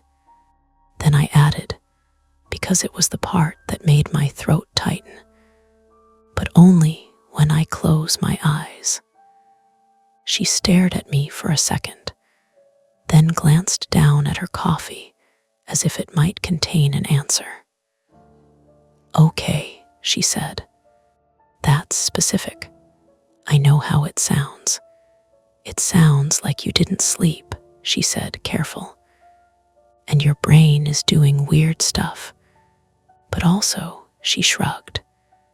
"Buildings are weird. People are weird. Could be something explainable." I let out a breath I didn't realize I'd been holding. "Yeah, explainable." Mara took a sip, then said, "Do you have, like, a carbon monoxide detector?" I blinked. Yeah, I think so." "You think so?" she repeated, unimpressed. "Ethan." I moved in, and there was one on the wall, I said. I didn't exactly test it. "Okay," she said, as if she'd just found the first rung on a ladder. "Step 1, check that. Step 2, ask the building manager if anyone's been complaining about noises. Step 3, if you're still hearing it, we don't pretend it's nothing." "We," I said, because something in me loosened at that word. She held my gaze. "Yes, we," a barista called out an order. Someone laughed too loudly at a joke that didn't sound funny. Normal life pressed in around us, bright and casual. I sipped my coffee. It was hotter than I expected and burned my tongue. The pain was stupidly comforting. Mara reached into her bag and pulled out her phone. "Text me your address," she said. "I'll come by tonight after work. We'll check your detector. We'll listen. Worst case, we annoy your neighbors, and you owe me a pastry." I hesitated. The rational part of me wanted to refuse, to keep this contained, to not make it real by letting another person into it. The other part, the part that had heard a step beside my bed, wanted witnesses. I looked at Mara, then at the window where the rain had started again, thin and persistent. "Tonight," I said, and just like that, we were making plans. Not to solve it yet, not to name it, just to take one step toward whatever came next. Mara came over that night with a tote bag and the kind of energy people bring when they're trying not to show they're nervous. It was just after 7. Outside, the rain had stopped, but everything still shone like it was holding its breath. I buzzed her in from the intercom, then stood in the middle of my apartment, feeling stupidly exposed, like the room itself was about to give me away. She knocked instead of just walking in, which I appreciated. "Home inspection time," she said, stepping inside and shaking water off her jacket. She looked around, eyes moving fast, but not alarmed. "Smells normal." "High praise," I said. Mara Dalka, 29, female, set her bag down by the table and pulled out a small flashlight and a phone charger. "I'm not assuming anything," she said, "but if we lose power, I don't want your phone dying." That landed heavier than she probably meant it to. Losing power hadn't even occurred to me. I nodded and plugged my phone in. The apartment looked the same as it had that morning. Same bars of streetlight across the floor. Same radiator ticking faintly. Same boxes I'd been meaning to unpack. If there was something wrong, it was doing a good job of blending in. "Show me where you sleep," Mara said. I led her to the bed. She crouched and ran her hand along the floor, feeling for loose boards. Pressed down near the radiator. Nothing squeaked. "Okay," she said. "Carbon monoxide detector." I pointed to the small white disc mounted near the ceiling by the kitchen. She stood on a chair, popped it open, and frowned. "Battery's old," she said. "Like really old. That's bad, right?" "It's not great," she said, already replacing it with one from her bag. The detector chirped once when she closed it. The sound made my shoulders jump. "Relax," she said quickly. "That's just the test beep." She pressed the test button. The alarm wailed, sharp and ugly, filling the apartment. My heart slammed into my throat. The noise cut off after a few seconds, leaving my ears ringing. "Okay," she said. "It works. That's good." She climbed down and checked her phone. "I want to leave it on for a bit. See if it does anything on its own." I nodded, trying to ignore the way my pulse hadn't slowed yet. We sat on opposite sides of the bed, shoes off, backs against the wall. Mara took out her phone and set it face up between us, screen recording on, microphone enabled. "Just in case," she said. "If you hear something, we'll have a record." "That makes me feel worse," I said. "Me too," she admitted. We talked for a while about safe things. Work gossip. A terrible client call she'd had that afternoon. The coffee shop down the street that always burned their pastries. The normal rhythm helped. The room settled around us. The radiator clicked. A car alarm went off somewhere and then stopped. At 8:14, Mara said, "Okay, show me." I lay down on my back. She stayed sitting, watching my face like she was afraid I'd vanish. "Eyes open first," she said. "Just so we know baseline." I stared at the ceiling. The fan blades cast soft shadows. Nothing happened. "Okay," she said gently. "Whenever you're ready." I closed my eyes. At first, there was nothing. Just the blood rushing in my ears, louder than I liked. I waited, counting my breaths. Then scuff. It came from the left side of the bed, quiet, intentional. I opened my eyes. Mara's head snapped toward the sound at the exact same moment. "Did you?" she started. "Yeah," I said. My voice sounded wrong. "You heard that?" She didn't answer right away. She was staring at the floor, flashlight already in her hand, beams slicing across the boards. "I heard something," she said carefully. "Not a step, more like scuff." This time, my eyes were open. It came from closer, right at the foot of the bed. Mara froze. The light shook in her hand. "That was real," she said. My stomach dropped, cold and heavy. "You heard it?" "Yes," she said. "I heard it." The carbon monoxide detector chirped. Once, not the test beep, the low battery warning. Mara swore under her breath and looked up. "That timing sucks." The chirp came again. "Regular now. Every 30 seconds. "I just replaced it," she said. "It shouldn't." The lights flickered. Once, twice, then went out. The apartment fell into a darker dark, the streetlight outside suddenly too far away to help. The refrigerator cut off mid-hum. The radiator went quiet.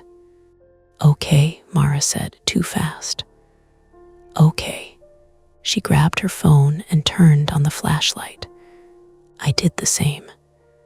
2 cones of light overlapped, shaky. "That happens sometimes," I said. "Power outages. Old building." The detector chirped again. Mara stood. "I don't like that." "I'll get the breaker," I said, already moving. The breaker box was in the hallway, just outside my door. I opened it, phone light bouncing off the walls. The hallway smelled stronger now, cleaner somehow, like cold air had been let in. I stepped out. The hall lights were out too. From somewhere above us, a door slammed. I jumped. "3rd floor," I said, forcing calm. Probably someone else checking their breaker. The breaker box door was already open. I frowned. "That's weird." Mara leaned closer. "You leave it open?" "No." Inside, the switches were all flipped to on. "So why's the power out?" she said. Before I could answer, there was movement at the far end of the hall. A shape. Someone holding a phone, its screen lighting their face from below. The tall guy from that morning stepped closer. "Power's out," he said, unnecessarily. His voice echoed more than it should have. "Yeah," Mara said, sharp. "We noticed." He smiled, but it didn't reach his eyes. "Old wiring happens." Another scuff echoed down the hallway, closer this time. Not from him, from behind us. Mara grabbed my arm. Hard. "Ethan," she whispered. "That wasn't us." The detector chirped again from inside my apartment, the sound threading through the dark like a timer. The guy's smile faded. "You guys hear that too?" I swallowed. My mind raced, grabbing at explanations. Rats. Pipes. Someone else is moving around, all of them thin. "I think we should go back inside," I said. Mara nodded. "And call someone," we turned. The scuff came again, right behind us now, close enough that I felt it through the soles of my feet. The complication hit all at once. No power, a malfunctioning detector, an unexplained sound that wasn't just in my head anymore, and a hallway full of blind spots. Mara tightened her grip. "Ethan," she said low, "we don't split up." And then, from inside my dark apartment, something shifted. Not a step. Something heavier. We didn't run. That was the first mistake. We stood there in the hallway, 3 adults with phone flashlights, and the shared instinct to pretend this was still a normal building problem that would resolve if we acted calm enough. The scuffing sound came again, softer now, somewhere near the stairwell. The tall guy, Evan, he finally said his name was 34. Male, lifted his phone higher, angling the light down the corridor. "Probably someone else," he said, like he was trying to convince himself. "Or a dog." "No dogs allowed," Mara said. Her voice stayed even, but her hand didn't loosen on my arm. Attempt 1. We checked for the obvious. Evan walked toward the stairwell first.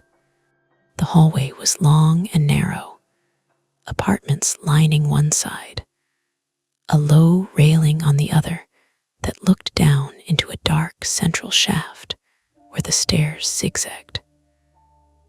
My place was about halfway down, the breaker box just outside it. The scuff sounded again from below, then stopped. Evan leaned over the railing, phone light cutting downward. "Hello," he called. His voice echoed strangely, bouncing up from the concrete. No answer. Mara moved to the breaker box again, flipping switches off and on with sharp clicks. Nothing happened. The detector chirped inside my apartment, patient and relentless.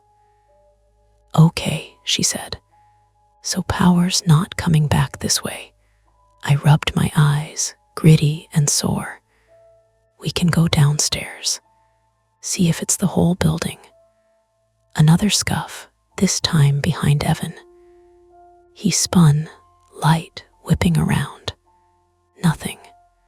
My chest hurt, not pain exactly, more like pressure from breathing too shallow for too long. Attempt 2. We went downstairs. The stairwell smelled like damp concrete and old cigarettes. Emergency lights glowed faint red along the walls, enough to keep us from tripping. Our footsteps sounded too loud, overlapping each other in a way that made it hard to tell who was where. Halfway down the second flight, something scraped below us. Slow, dragging. Mara stopped short. I bumped into her. "That's not us," she whispered. I leaned over the railing. The bottom floor was darker, the emergency lights weaker.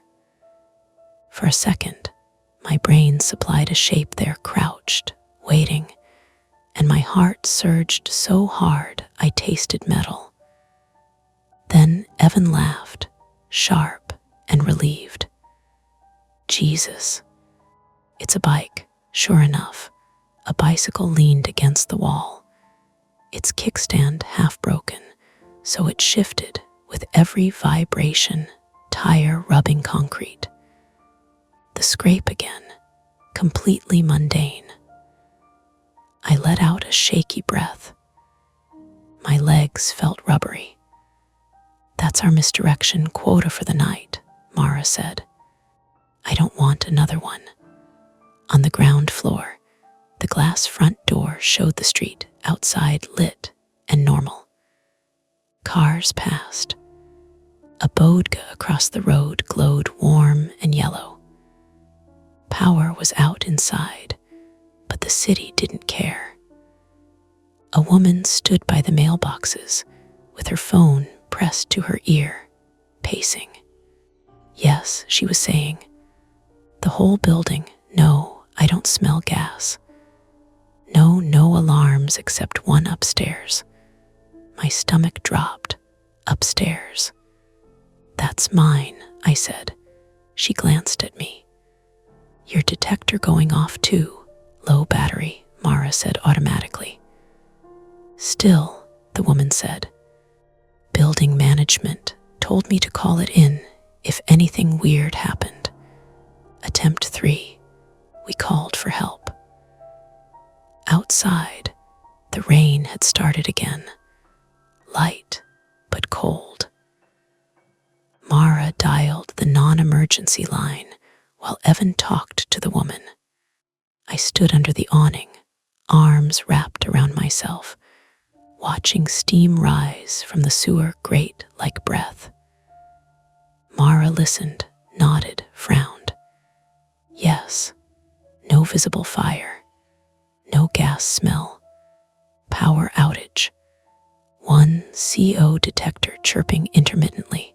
She hung up. "They'll send someone to check," she said. "Fire department. But they're backed up. Could be 40 minutes. 40 minutes felt like a long time to leave my apartment alone with whatever was making that sound. "I should turn the detector off," I said. "At least stop the noise." Mara hesitated. "If it's just low battery, fine. But if it's not," I finished. Yeah, we went back inside. The stairwell felt tighter on the way up, like the walls had shifted while we were gone.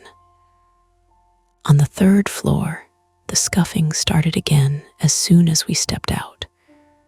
It wasn't behind us this time. It was ahead, near my door. Evan stopped. "Okay," he said quietly. "That's new." My key shook in my hand.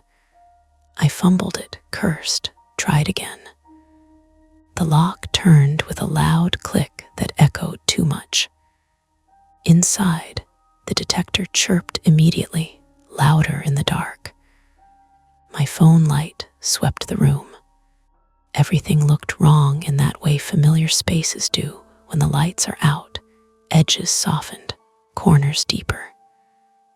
"Stay here," Mara said, and moved toward the detector with purpose.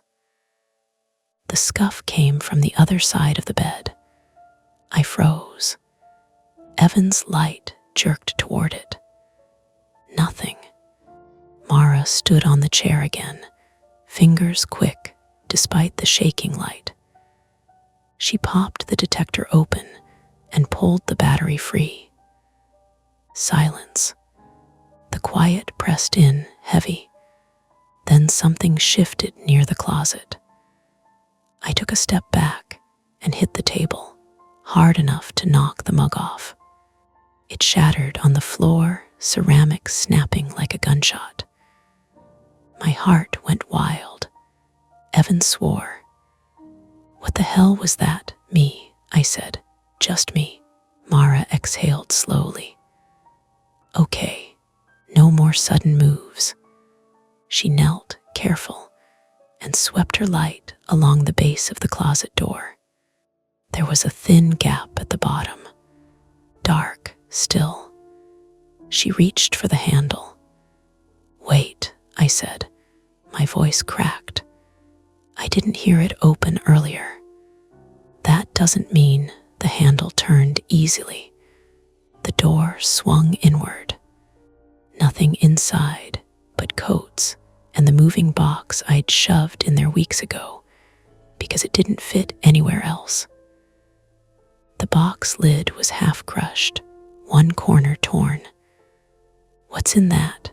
Evan asked. "Old stuff," I said. "Books, files." The scuff came again, from inside the box. Mara snapped the light down. The box shifted, barely. Another soft scrape. Rats, my brain screamed. Mice, that had to be it. Evan crouched and grabbed the box lid. "I'm opening it." He didn't wait for permission. Inside, paper, folders, my old laptop bag, and beneath them, a man's shoe. We all recoiled at once. I hit the bed this time, breath knocked out of me. Mara swore, loud and uncontrolled. The shoe twitched. "Hey," a voice whispered from inside the box. "Please." Everything after that happened too fast. Evan shouted. Mara backed toward the door. I scrambled upright, vision tunneling. The man pushed the lid up, gasping.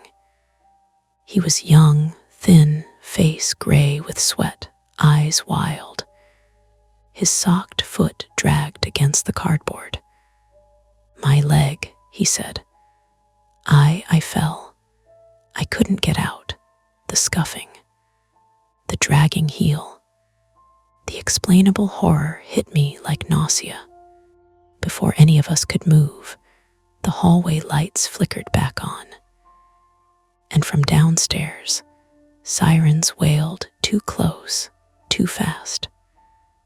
Mara looked at me, eyes sharp with something new. "We're not backing out of this now," she said, because whoever he was, and however long he'd been there, the point of no return had already passed. The sirens cut off outside, sudden enough to make the silence snap. For a second, nobody moved. The man in the box, later I'd learn his name was Lucas, 27, male, kept his hands up like he expected to be hit. His leg was twisted under him at a wrong angle, the ankle swollen and purpling fast. He was breathing too hard, shallow, the way people do when panic is riding pain like a wave. "Don't," he said again. "Please don't." "I'm not going to," Mara said, steady, but loud enough to be heard over his breathing. "No one is." Evan hovered near the door, phone still in his hand, knuckles white. "Fire department's here," he said. "And cops. That should have been the end of it." It wasn't. Lucas's eyes flicked toward the hallway, toward the sound of boots on stairs, voices echoing up the shaft. His whole body tensed. "No," he whispered. I can't. He tried to push himself out of the box. It was a terrible idea. His injured leg caught, and he cried out. A sharp, involuntary sound that scraped something raw inside my chest. He lost his balance and pitched forward. I lunged without thinking, grabbing his jacket, and we both went down hard. My shoulder slammed into the floor. Pain flared bright and immediate. Lucas screamed again, clutching his leg, face contorting. "Ethan," Mara shouted. "I've got him," I said, though my arm was already going numb. Lucas thrashed, wild and desperate. He wasn't strong, not really, but panic gives you leverage. His heel scraped against the floor, that same sound, closer than it had ever been, right in my ear. "Stop," Mara yelled. "You're hurting yourself." "They can't see me like this," he said, voice breaking. "I just needed somewhere to hide." I didn't know the apartment door flew open. "Fire department," a voice called. "Anyone inside?" Red light strobed through the doorway, washing the room in pulses. Boots thudded. Radios crackled. Lucas froze. His grip loosened. His eyes filled, glassy and unfocused. "I didn't mean to," he said, to no one in particular. "I just needed to sleep. I couldn't walk. I heard someone come in and hands were on him then, firm and practiced. A firefighter knelt, assessing his leg with quick, gentle movements. Another guided me back, pressing a gloved hand to my shoulder. "You hurt?" the firefighter asked. "My shoulder," I said. "I think we'll check it." A police officer stood in the doorway, taking in the scene, the overturned box, the scattered papers, the man on the floor. His face didn't change, but his eyes sharpened. "Sir," he said to Lucas, "what were you doing in this apartment?" Lucas closed his eyes. For a split second, the room was quiet enough that I thought I heard it again. The scuff, the drag. Muscle memory, maybe. My brain filling in the gap. "I fell in the stairwell," Lucas said hoarsely. "Earlier. The lights were out. I heard someone unlock a door and he swallowed. I crawled. I couldn't make it down. I thought I could rest. I didn't think anyone would. You hid in a box," the officer said. Lucas nodded, shame flooding his face. "I didn't want to scare anyone." Mara made a small, broken sound behind me. They took Lucas out on a stretcher. His leg was worse than it looked, compound fracture, the paramedic said quietly. He'd need surgery. The officer took our statements while firefighters checked the apartment for gas, for wiring issues, for anything else that could explain the night away. Everything came back mundane. Old building, power surge, a broken kickstand, a man who made a bad choice in pain, an ambulance door slammed. The siren started again, fading into the wet night. When the apartment finally went quiet, it felt too big. I sat on the edge of the bed, arm in a sling, shoulder throbbing in time with my pulse. The box lay collapsed in the closet, useless now.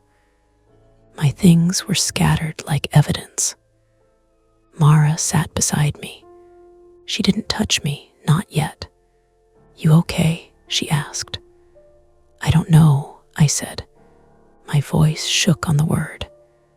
Evan hovered near the table, hands shoved into his pockets. "I should go," he said.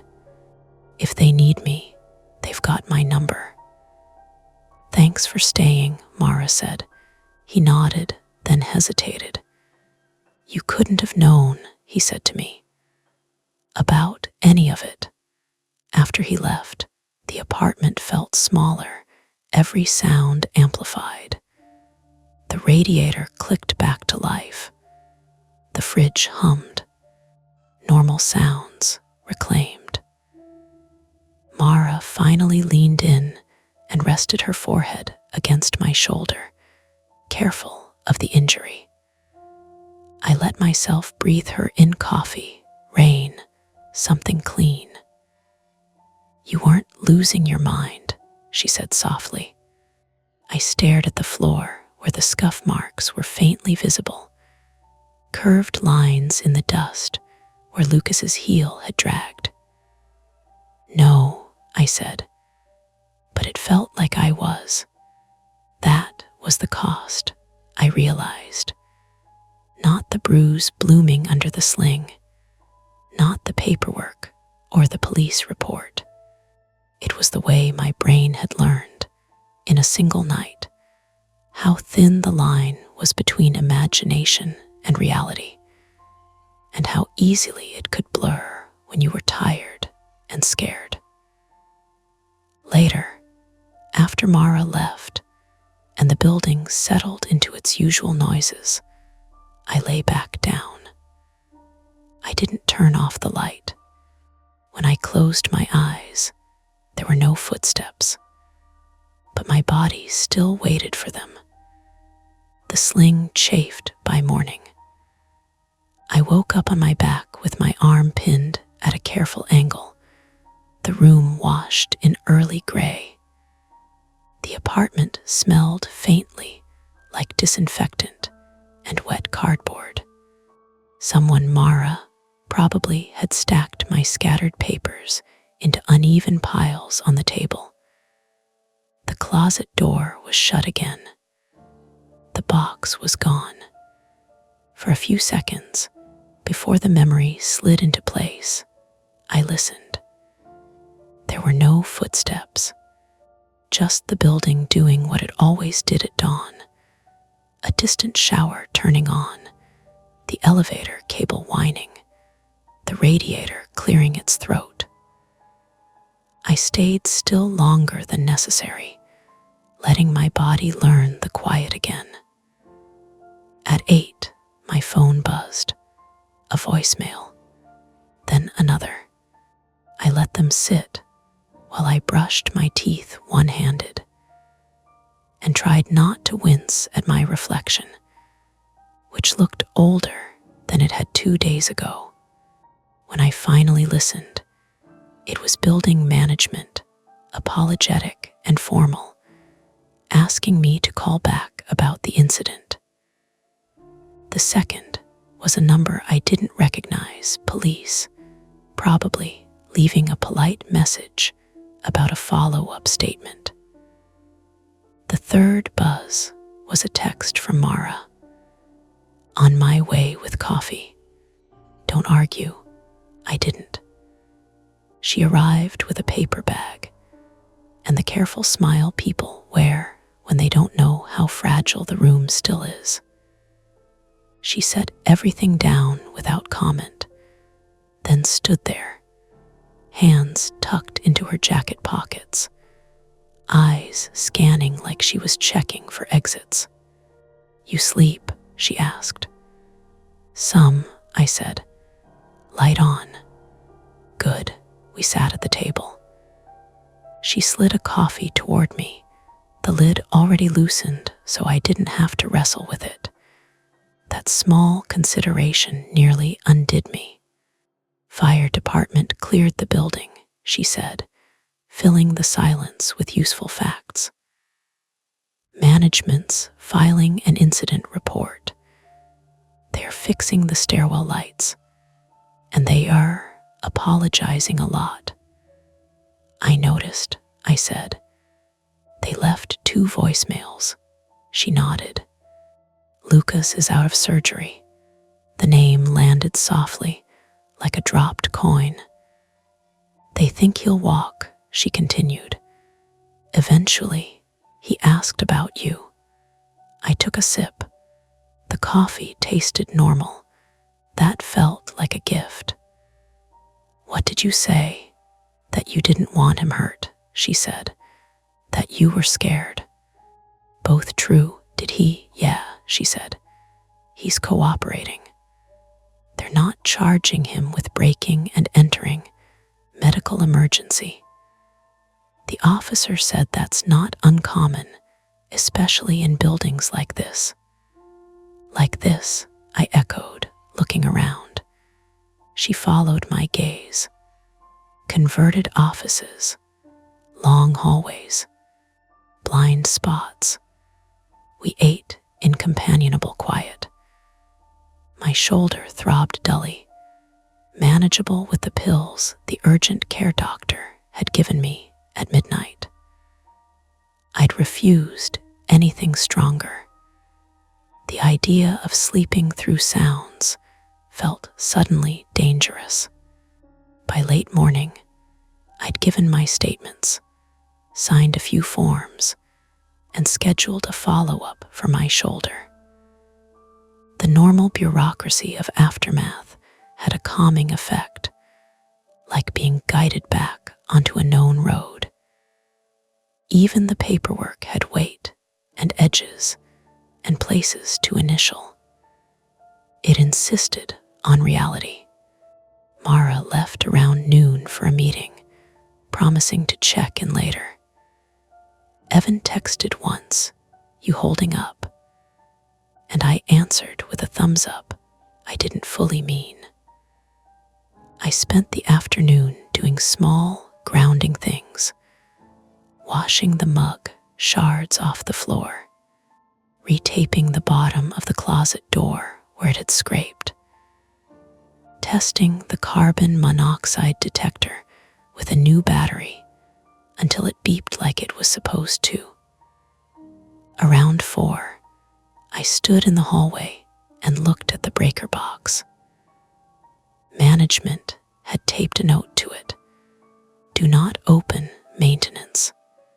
The tape fluttered slightly in the draft. I resisted the urge to lift it, to check again, to confirm the switches were still where they belonged. That night, when the building settled and the rain returned, I made a choice. I turned off the light. I lay down and let the room go dark, the way I used to without thinking. The ceiling disappeared. The corners softened. My body tensed, waiting for the math to start. I closed my eyes.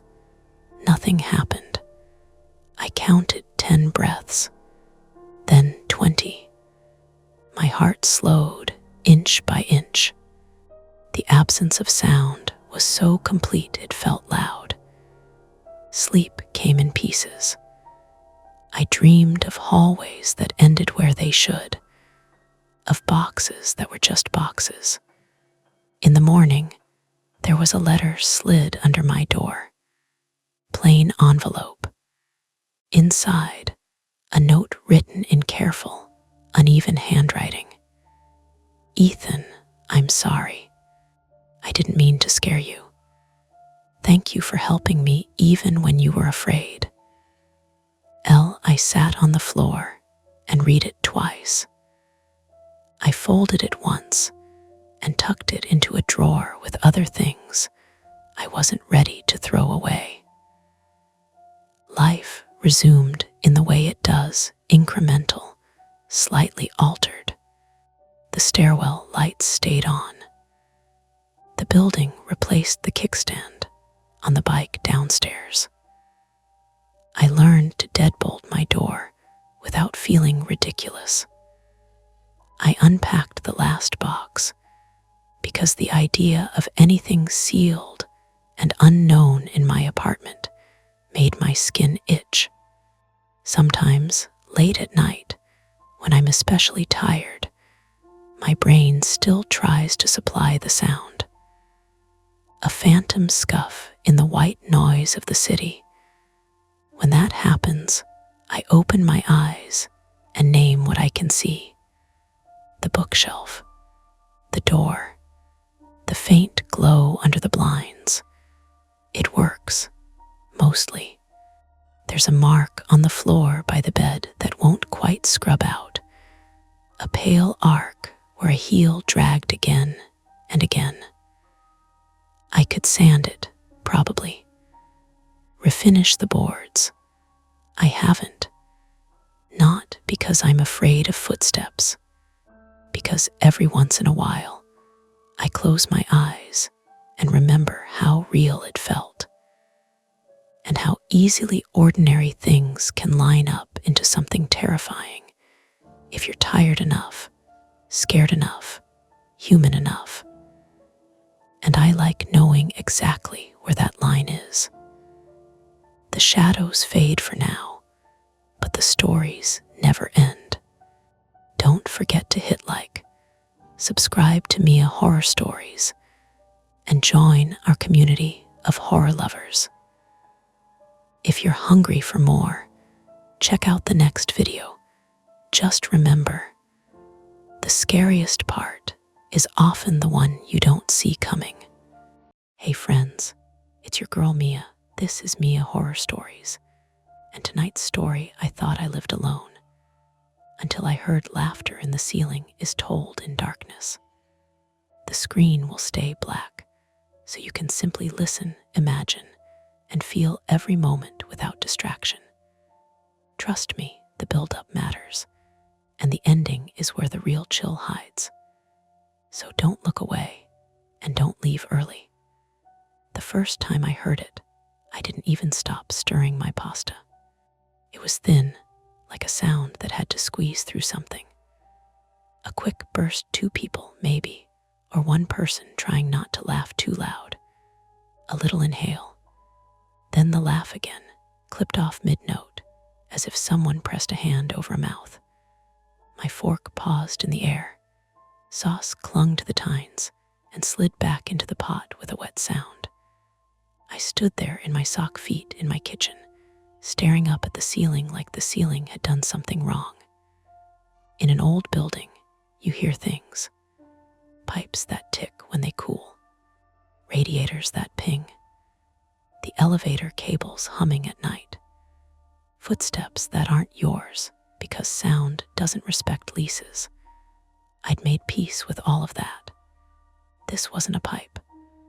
I turned the burner down and listened harder, the way you do when you want your brain to behave and stop making stories. The apartment smelled like garlic and dish soap, and the citrus cleaner I'd used on the counters earlier. My phone sat face down by the cutting board, buzzing faintly every few seconds, because my mother liked to send messages in flurries instead of sentences. Nothing. I exhaled, a little annoyed at myself. I was alone. I lived alone. That was the point. That was why I'd picked a 1-bedroom at the top of the building, why I'd paid extra for top floor like it was a charm. I leaned over the pot to taste the sauce, burned the tip of my tongue, swore softly, and turned toward the sink. That's when it happened again. Not loud, not a scream, not something theatrical, just laughter, quick and bright, coming from somewhere it shouldn't, from above me.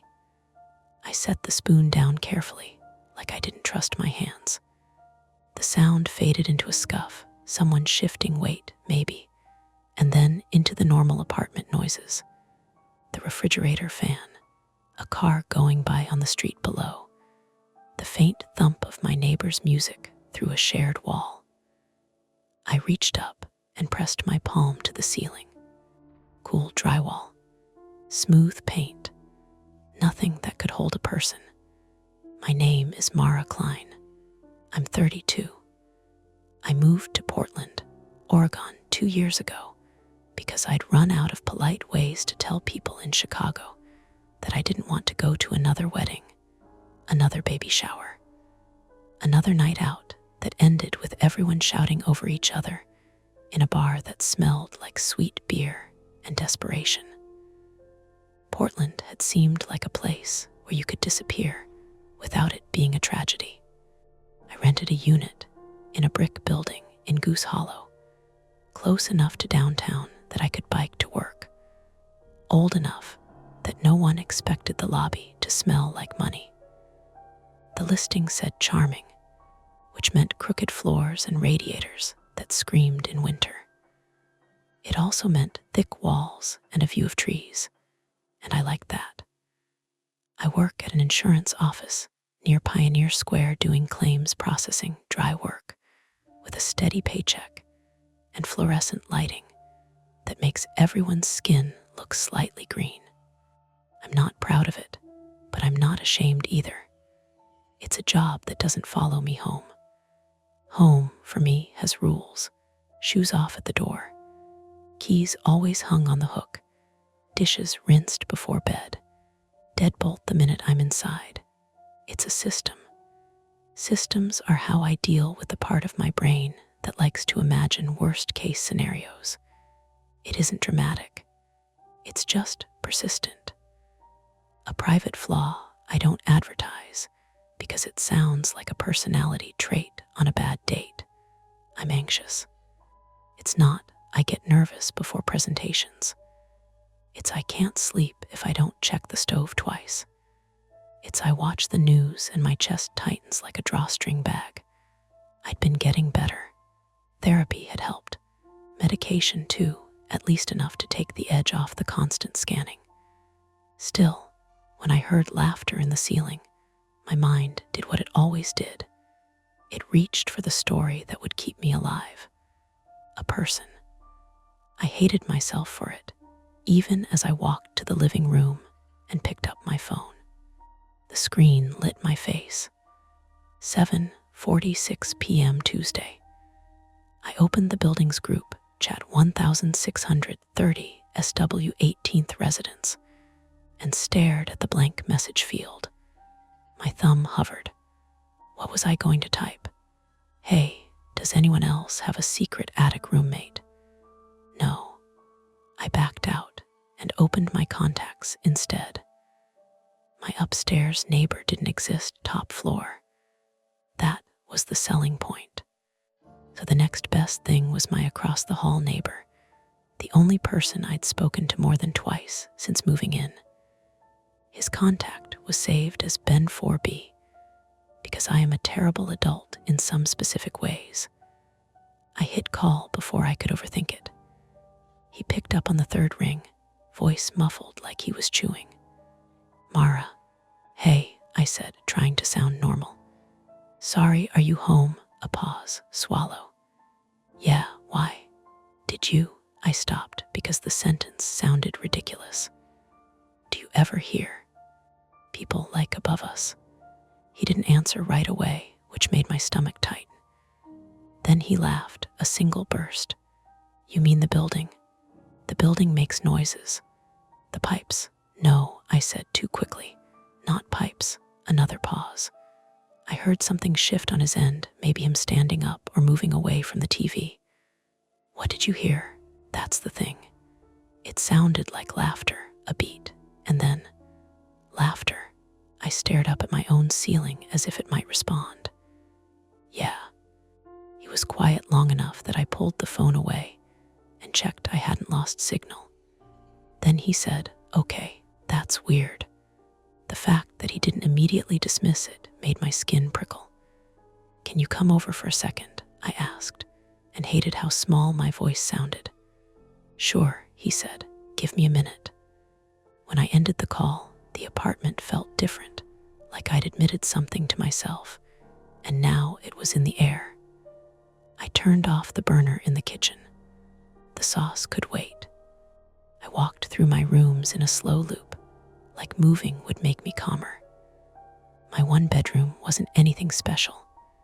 A couch that had survived 2 moves, a bookshelf with uneven stacks, a plant I kept half alive out of spite. The windows were old and a little drafty. Outside, the streetlights were just starting to glow, and the rain had that fine misty look it gets in Portland, enough to make the pavement shine, but not enough to justify an umbrella. I listened. Nothing. No laughter. No footsteps.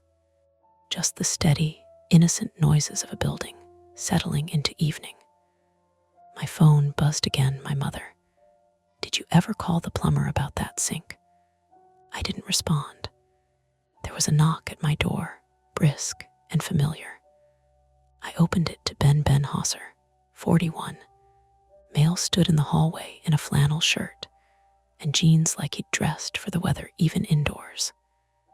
He had a kind face in a tired way, with light stubble and eyes that looked like they'd spent years learning how to be patient. He held a paper towel in one hand, as if he'd been mid-dinner and didn't want to touch my doorknob with sauce fingers. He glanced past me into my apartment, not nosy, more like checking the vibe. You okay? I think so, I said. Can you come in? Tell me if I'm losing it. He stepped inside and stood where the entryway opened into my living room, hands slightly raised, making a show of being harmless. You're not losing it. Buildings are just weird. I shut the door behind him and locked it without thinking. The deadbolt made a thick, satisfying click. Ben's eyes flicked to my hand on the lock. He didn't comment. Where were you when you heard it? He asked. In the kitchen, I said, over the stove. He followed me in, shoes still on because we were both pretending this was casual and temporary. The kitchen light was harsh, making the counters look too clean, too exposed. I pointed up. It was right there, like directly above. Ben stood under the spot and tilted his head. He didn't smile. He listened with his whole body jaw set, like he was trying to pick up vibration through his teeth. We waited. A minute passed. 2. The silence wasn't dramatic. It was just empty. The kind of empty you notice when you're trying to fill it. Ben cleared his throat. Could it be outside? Like someone on the roof? Kids? There aren't kids here, I said, then immediately regretted how confident it sounded. I mean, this building is mostly adults. People's friends come over, he said. On the roof, I asked. He looked up again. There's access somewhere, maybe maintenance. Maintenance doesn't laugh, I said, and heard myself and forced a breath. Sorry, that's not I'm being weird. You're being human, he said, and that was the thing about him. He didn't exaggerate comfort. He made it feel like a fact. I swallowed and admitted the part I hadn't wanted to say out loud. It sounded close, not like muffled through walls, like it was in the ceiling. Like I stopped myself before my brain could build the rest of the sentence. Ben's gaze drifted to the corner of my kitchen where the ceiling met the wall, where a faint hairline crack ran a few inches, something I'd noticed before and filed under old building stuff. He stepped closer, raised his phone flashlight, and aimed it at the line. The crack looked the same as it always had. Thin, dry, harmless. Ben lowered his phone. There's no attic up there, he said, but the way he said it wasn't confident. It was a statement he wanted to be true. I know, I said. That's why this is stupid. He walked to the hallway and glanced up at the smoke detector, then back at me. You got a step stool. In the closet, I said.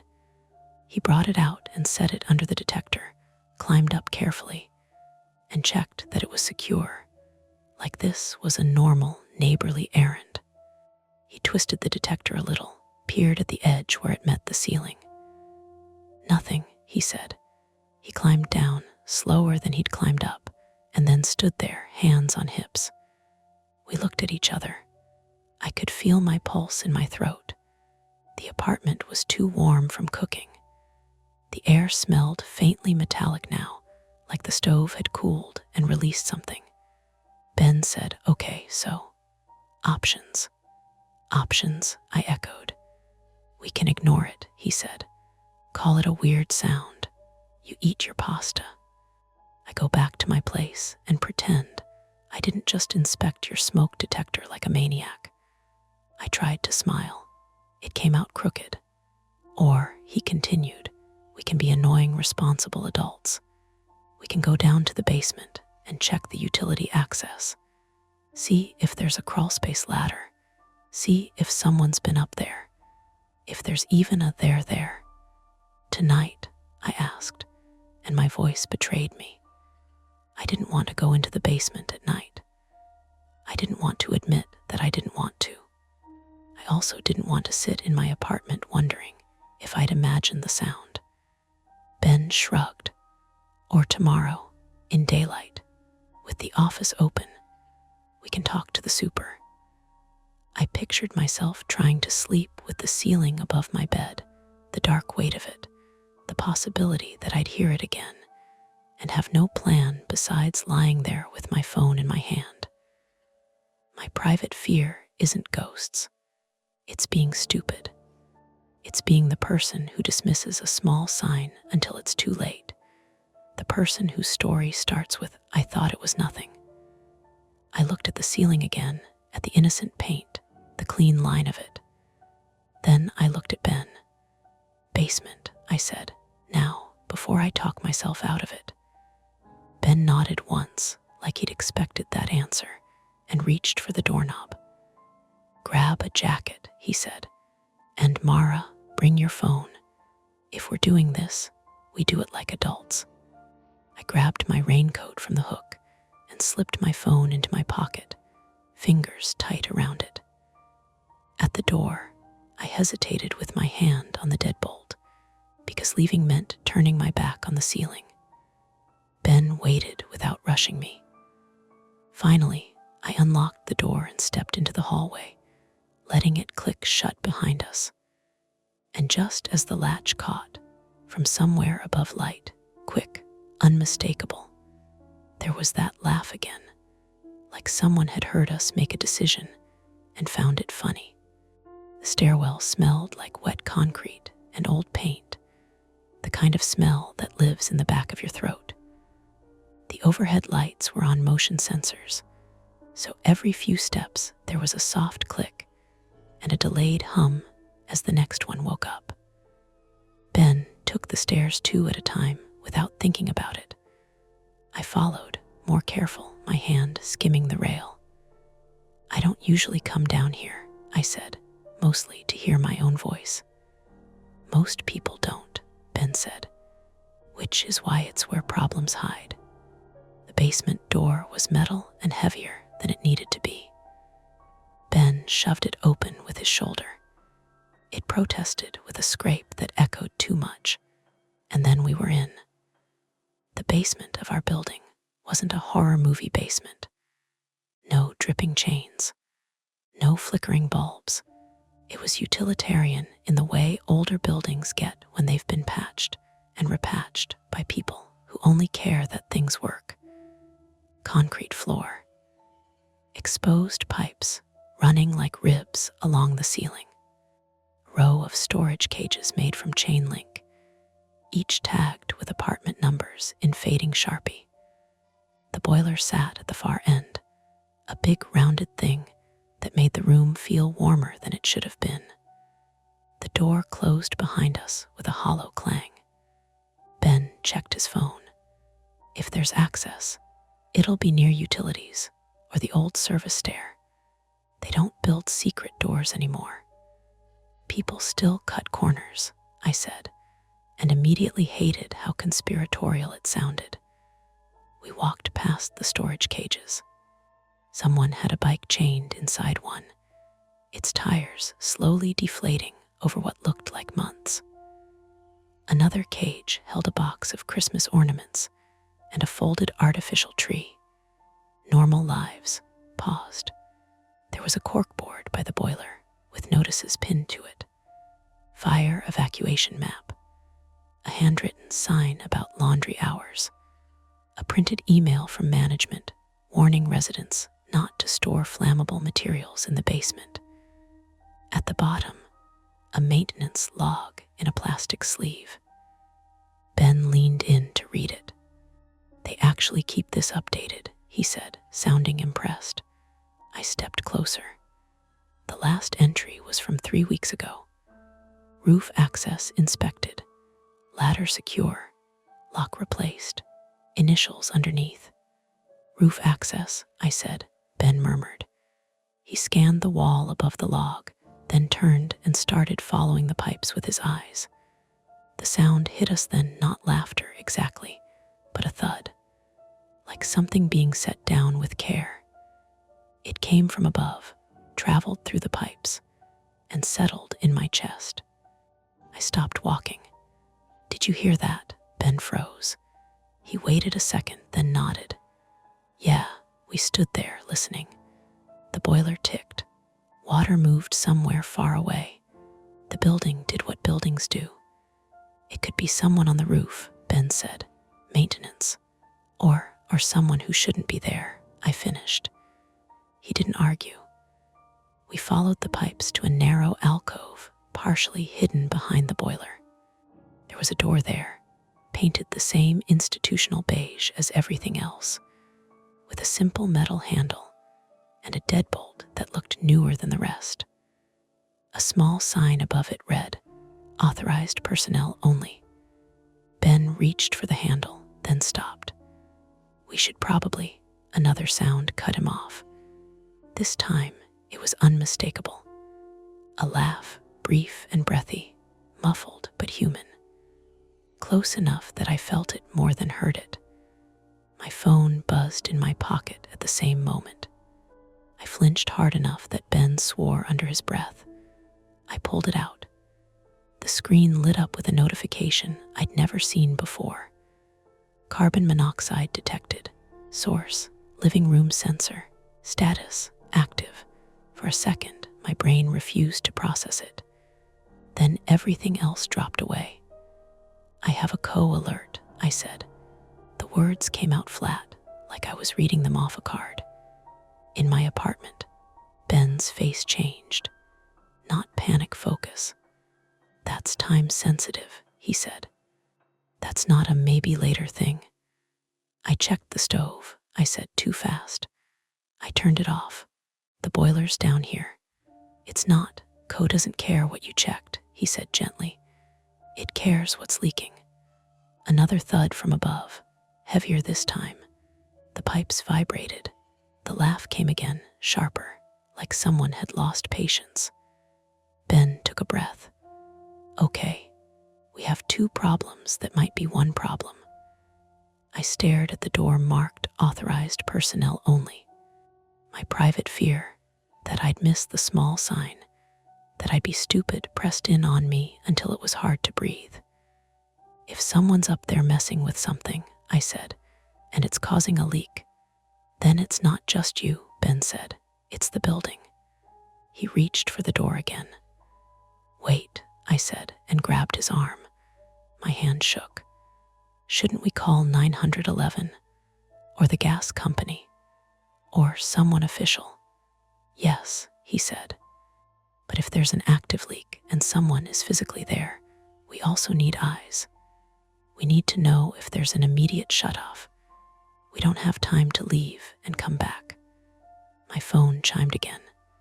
"Co-levels rising. Evacuate if possible." The word evacuate made my stomach drop. "Ben, I know," he said. "We check quickly. If anything looks off, we get out and call. Deal." This was the choice.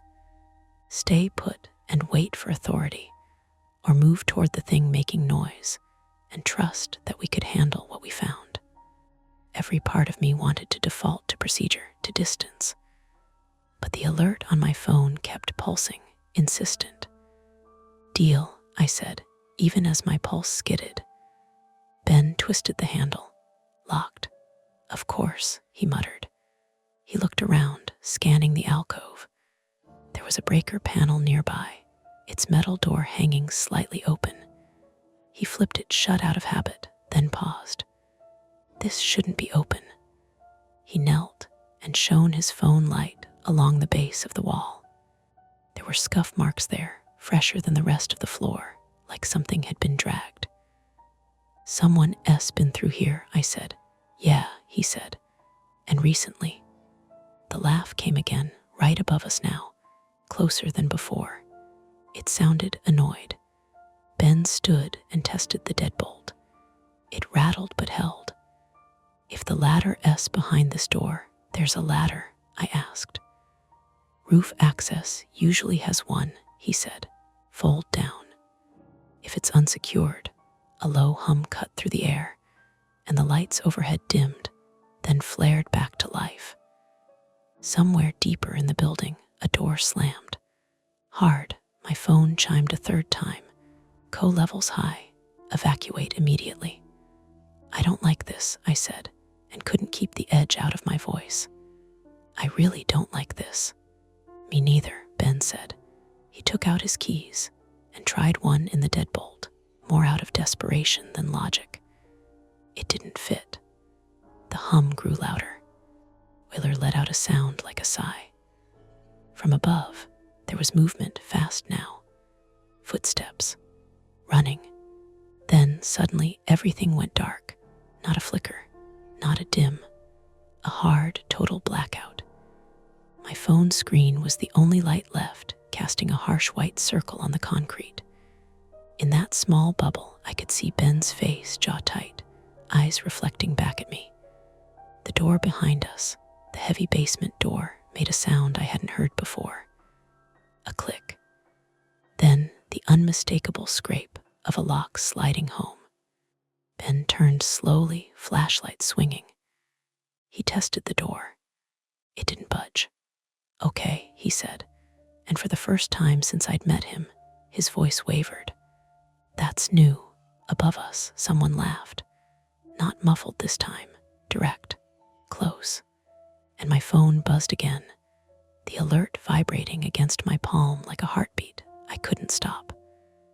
My phone light shook in my hand, not because I couldn't hold it steady, but because my body had started doing things without checking in with my brain first. Ben tried the basement door again, shoulder into it this time. The metal groaned, then settled back into place like it was amused by the effort. "Locked from the outside," he said. "That's deliberate." "Fire code violation," I said automatically. My mouth was dry. "That's illegal. Doesn't help us right now," he said, but he nodded like the words mattered anyway. The laughter above us faded into movement, footsteps crossing something hollow. The sound traveled down the pipes, slid through the boiler casing, and pooled in the concrete floor under my feet. I pulled up the app again. The numbers were red now. I didn't know what the exact threshold was, but I knew red meant now. "We can't stay down here," I said. "If it's leaking, it'll collect low." "Agreed," Ben said. He lifted his phone higher, scanning the basement ceiling. "Second exit. There's the laundry room," I said, past the storage cages. "It connects to the alley stairwell." "Good," he said. "That's attempt 1. We moved fast, not running but not slow. The basement felt different without the lights, bigger, warped, like the dark had stretched it. Our phone beams crossed and uncrossed, briefly illuminating chain link shadows that looked like ribs. Halfway there, the laughter came again, closer than before, sharp and breathless. I spun, heart slamming, convinced for one terrible second that someone was right behind us. My light caught movement. I screamed. Just once. Sharp and embarrassing. Then the beam settled, and the movement resolved into something mundane and awful in a different way. A raccoon, half grown, scrambling along the top of a storage cage. Its eyes flashed white in the light. It hissed, then vanished into a gap near the ceiling. Ben let out a breath that sounded like a laugh he didn't mean to make. "Okay, that one's not human." I pressed my hand to my chest, trying to slow my heart. That's good, right?" explain some noise," he said. "Not all of it." We reached the laundry room door. It was propped open with a brick, like someone had planned on going back and forth.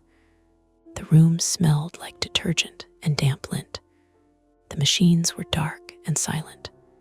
The alley stairwell door was at the far end. Ben crossed the room and grabbed the handle. Locked. He rattled it harder. Nothing.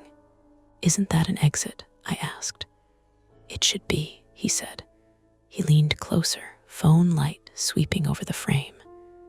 "They've added a padlock." My stomach dropped. "For what reason?" "People sleeping in the stairwell," he said, "or dumping, or management being cheap." Another alert buzzed on my phone.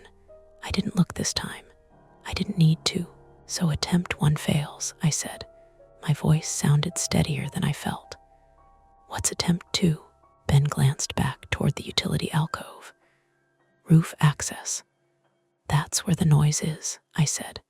"Which might be where the shutoff is," he countered. "Or at least ventilation. Goes coming from somewhere. Boilers, furnaces, blocked flues, those are all up and down problems." I thought of the maintenance log. Roof access inspected. Ladder secure. Lock replaced. "And if someone's already there," I asked. "Then we don't surprise them," he said. "We announce ourselves. We keep distance." "Ben, I know," he said quietly. "But we're out of exits." The laughter came again, then stopped abruptly, like someone had heard us talking. We went back the way we came. My legs felt heavier now, like the air itself had thickened. I was starting to feel a pressure behind my eyes, a dull headache blooming. I couldn't tell if it was fear or carbon monoxide or both. At the utility door, Ben tried the deadbolt again. No give.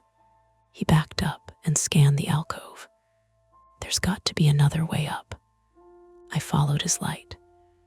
The pipes overhead disappeared into the ceiling through rough holes, their edges chipped and patched. In one corner, partially hidden behind conduit, was a metal hatch, smaller than a door, painted over so many times it blended into the wall. Ben reached up and pulled. It didn't budge. "Help me," he said. We tugged together. The hatch came loose with a shriek of metal on metal and dropped open far enough to reveal a ladder folded up inside the wall. "Roof access." "Of course," I muttered, because why would it be straightforward? Ben climbed first, slow and careful. "I say get out, you get out," he said. "Where?" I asked. He paused. Fair point. I followed him up, my phone clenched between my teeth for light. The ladder rattled under our weight. The shaft was narrow, the walls close enough that my shoulders brushed paint flakes loose. The air was warmer here, stale. Halfway up, I smelled it. Not gas, something sharper, exhaust. "Ben," I said around the phone. "I smell it too," he said. "Don't breathe deep." At the top of the ladder was another hatch. This one wasn't locked. It was bent. Ben pushed it open. The roof access room was small and low, with a single emergency light glowing dim red. Ductwork crisscrossed the ceiling. A vent pipe ran up through the roof, its cap missing. And in the corner, hunched over a portable generator the size of a cooler, was a man. He jerked when the hatch opened, scrambling back. He was thin, late 20s maybe, with a hood pulled up and grime streaked across his face. His eyes darted between us and the ladder. "Don't," he said, voice cracking. "Just don't." The generator sputtered, then roared louder. The exhaust hose attached to it led straight into the vent pipe. My stomach turned. "You're pumping fumes into the building," Ben said, slow and loud. "You're poisoning people." "I needed power," the man snapped. "I needed heat." I wasn't. Another laugh burst out of him, wild and sharp, and I realized with a cold clarity that this was the sound. Not joy, not humor, stress leaking out sideways. You locked the basement, I said. Why? They kept coming down, he said. I heard voices, I thought. He stopped himself, breathing hard. I didn't want anyone to take it. Take what? Ben asked. The man gestured vaguely. My spot. Below us, somewhere deep in the building, something clanged. The generator surged. My phone buzzed again. This time, the alert was different. Connection lost. No signal, I said. Ben took a step forward. We're calling this in. You're shutting that off. The man shook his head, backing toward the door that led out onto the roof. I can't. If it shuts off, if it doesn't, people die, Ben said. For a split second, no one moved. Then the man bolted. He slammed through the roof door, the wind yanking it open. Cold air rushed in, a sudden relief that made me dizzy. Ben swore and lunged for the generator, fumbling with the controls. Help me. I grabbed the exhaust hose, yanked it free from the vent. Hot metal burned my palm. Screamed and dropped it, skin already blistering. The generator coughed, sputtered. Below us, the building groaned. Then, with a sound like tearing fabric, the ladder we'd climbed shuddered and gave way. The bottom rung snapped loose from the wall. It crashed down into the darkness below, taking half the ladder with it. Ben and I stared at the gap where our exit had been. Wind howled through the open roof door. The generator roared back to life, and we were no longer trapped in the basement. We were trapped above it. The wind coming through the roof door cut straight through my jacket. It smelled like rain and hot metal, and something sour underneath, like insulation that had been cooked too long. My burned palm throbbed in time with my pulse, a wet, insistent pain that made it hard to think past my own body. Ben slammed his shoulder into the generator's side, knocking it half a foot across the concrete. The exhaust hose rattled loose again. Kill it, I said. Just kill it. I'm trying, he snapped, fingers flying over the controls. The generator coughed, sputtered, then steadied. Too steady. The emergency light flickered overhead. Red, unhelpful. Below us, the open shaft yawned black where the ladder had been. I edged closer and looked down. I couldn't see the bottom, just the faint glow of phone light from somewhere far below, reflecting off metal. How far? I asked. Too far, Ben said without looking. You'd break something. A gust slammed the roof door shut behind us with a bang that made me jump. For a half second, I thought the man had come back. Ben froze. I held my breath. Nothing. The door rattled in the wind, then stilled. My phone vibrated weakly in my pocket, like it was trying to be useful without quite managing it. I pulled it out. No bars. Battery down to 12%. Co-levels, Ben asked. Still high, I said. Slower rise, maybe. Or my phone's lying. That's not comforting. Another laugh drifted in from somewhere outside. Fainter now, further away. He's on the roof, I said. He didn't get far. Ben finally managed to choke the generator down to a sputter. The noise dropped, then surged again like it was offended. He swore and kicked the side panel. It popped loose. Careful, I said. I know, he said, breath coming fast. I know. The wind picked up, whistling through the missing vent cap. Cold air poured down the pipe, pushing exhaust back into the room in erratic bursts. My head swam. This is making it worse, I said. Pressure changes. Ben glanced up at the vent, then at me. We need that door open. We need airflow. And the guy. He's not coming back in here if we block him out. I limped to the roof door and shoved it open again, bracing it with my shoulder. The night exploded around us, dark sky, city lights blurred by mist, the sound of traffic distant and indifferent. The roof was gravel and tar, uneven underfoot, dotted with vents and the low hum of the city. The man was halfway across it, stumbling more than running. He slipped, caught himself, then turned when he saw us. "Don't," he shouted, voice ragged. "You shut it off and they'll find me." "They're already finding you," Ben said, stepping out beside me. "You've poisoned the building." "I didn't mean to," the man said, backing toward the edge. "I just needed somewhere dry. Somewhere no one would," he laughed again, high and broken. "I didn't think anyone lived up here." I felt something twist in my chest. "I do," I said. "I live right under you." He hesitated. For a second, he looked young. Scared, below us, somewhere in the building, an alarm started wailing. Not my phone this time, the building's. "That's the CO system," Ben said. "Management installed it last year." The man's eyes darted. "I can't go back to a shelter," he said. "I can't. You don't have to go anywhere right now," I said, surprising myself with how steady my voice sounded. "You just have to stop this." He shook his head. "They'll call the cops." "They're already on their way," Ben said, "because people are in danger." The man's laugh cut off abruptly. He lunged not at us, but at the generator inside the access room. "No," Ben shouted. He tackled the man just inside the doorway. They went down hard, bodies slamming into concrete. The generator lurched, the exhaust hose tearing free completely. A thick cloud rolled out, gray and choking. I gagged, eyes burning. My burned hands screamed when I grabbed the hose again, but I held on this time, teeth clenched, and dragged it toward the open roof door.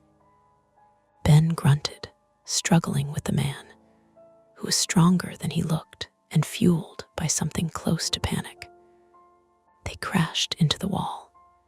The emergency light shattered, plunging the room into darkness broken only by my phone's glow and the city lights outside. "Get it out," Ben yelled. "I am," I coughed, hauling the hose over the threshold and kicking it away from the vent pipe. Fresh air rushed in, cold and brutal. The generator sputtered, then finally died. The sudden quiet was loud. For a moment, no one moved. The wind howled. The alarm below kept screaming. The man lay on the floor, chest heaving. Ben sat back on his heels, face gray, eyes unfocused. "You okay?" I asked him. He nodded once. "You?" I looked down at my hand. The skin was angry red, blistered, already swelling. "I'll live." The man started laughing again, softer this time, almost hysterical. "I didn't think anyone would notice," he said. "I didn't think," Ben stood slowly. "You locked people in a basement."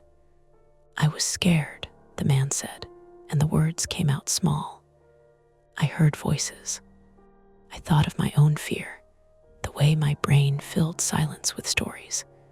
I didn't say anything. Sirens wailed in the distance, growing louder. Red and blue lights began to paint the low clouds.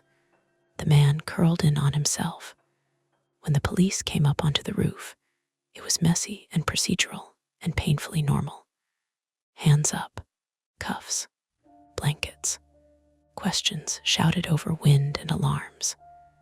Paramedics took one look at my hand and clucked, wrapping it in cool gauze that stung in a clean, honest way. They put oxygen on both of us.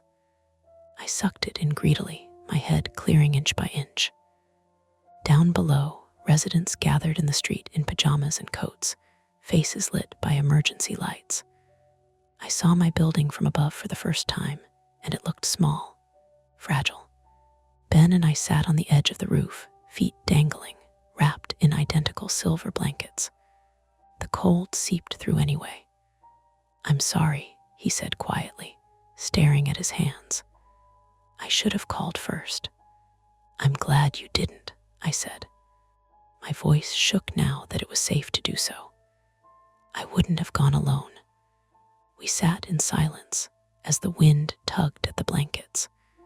When they finally let us go down, not through the ladder, but via a fire truck's extended stair, I felt something settle in my bones. Not relief, something heavier. The building would air out. The generator would be gone. The man would face whatever came next.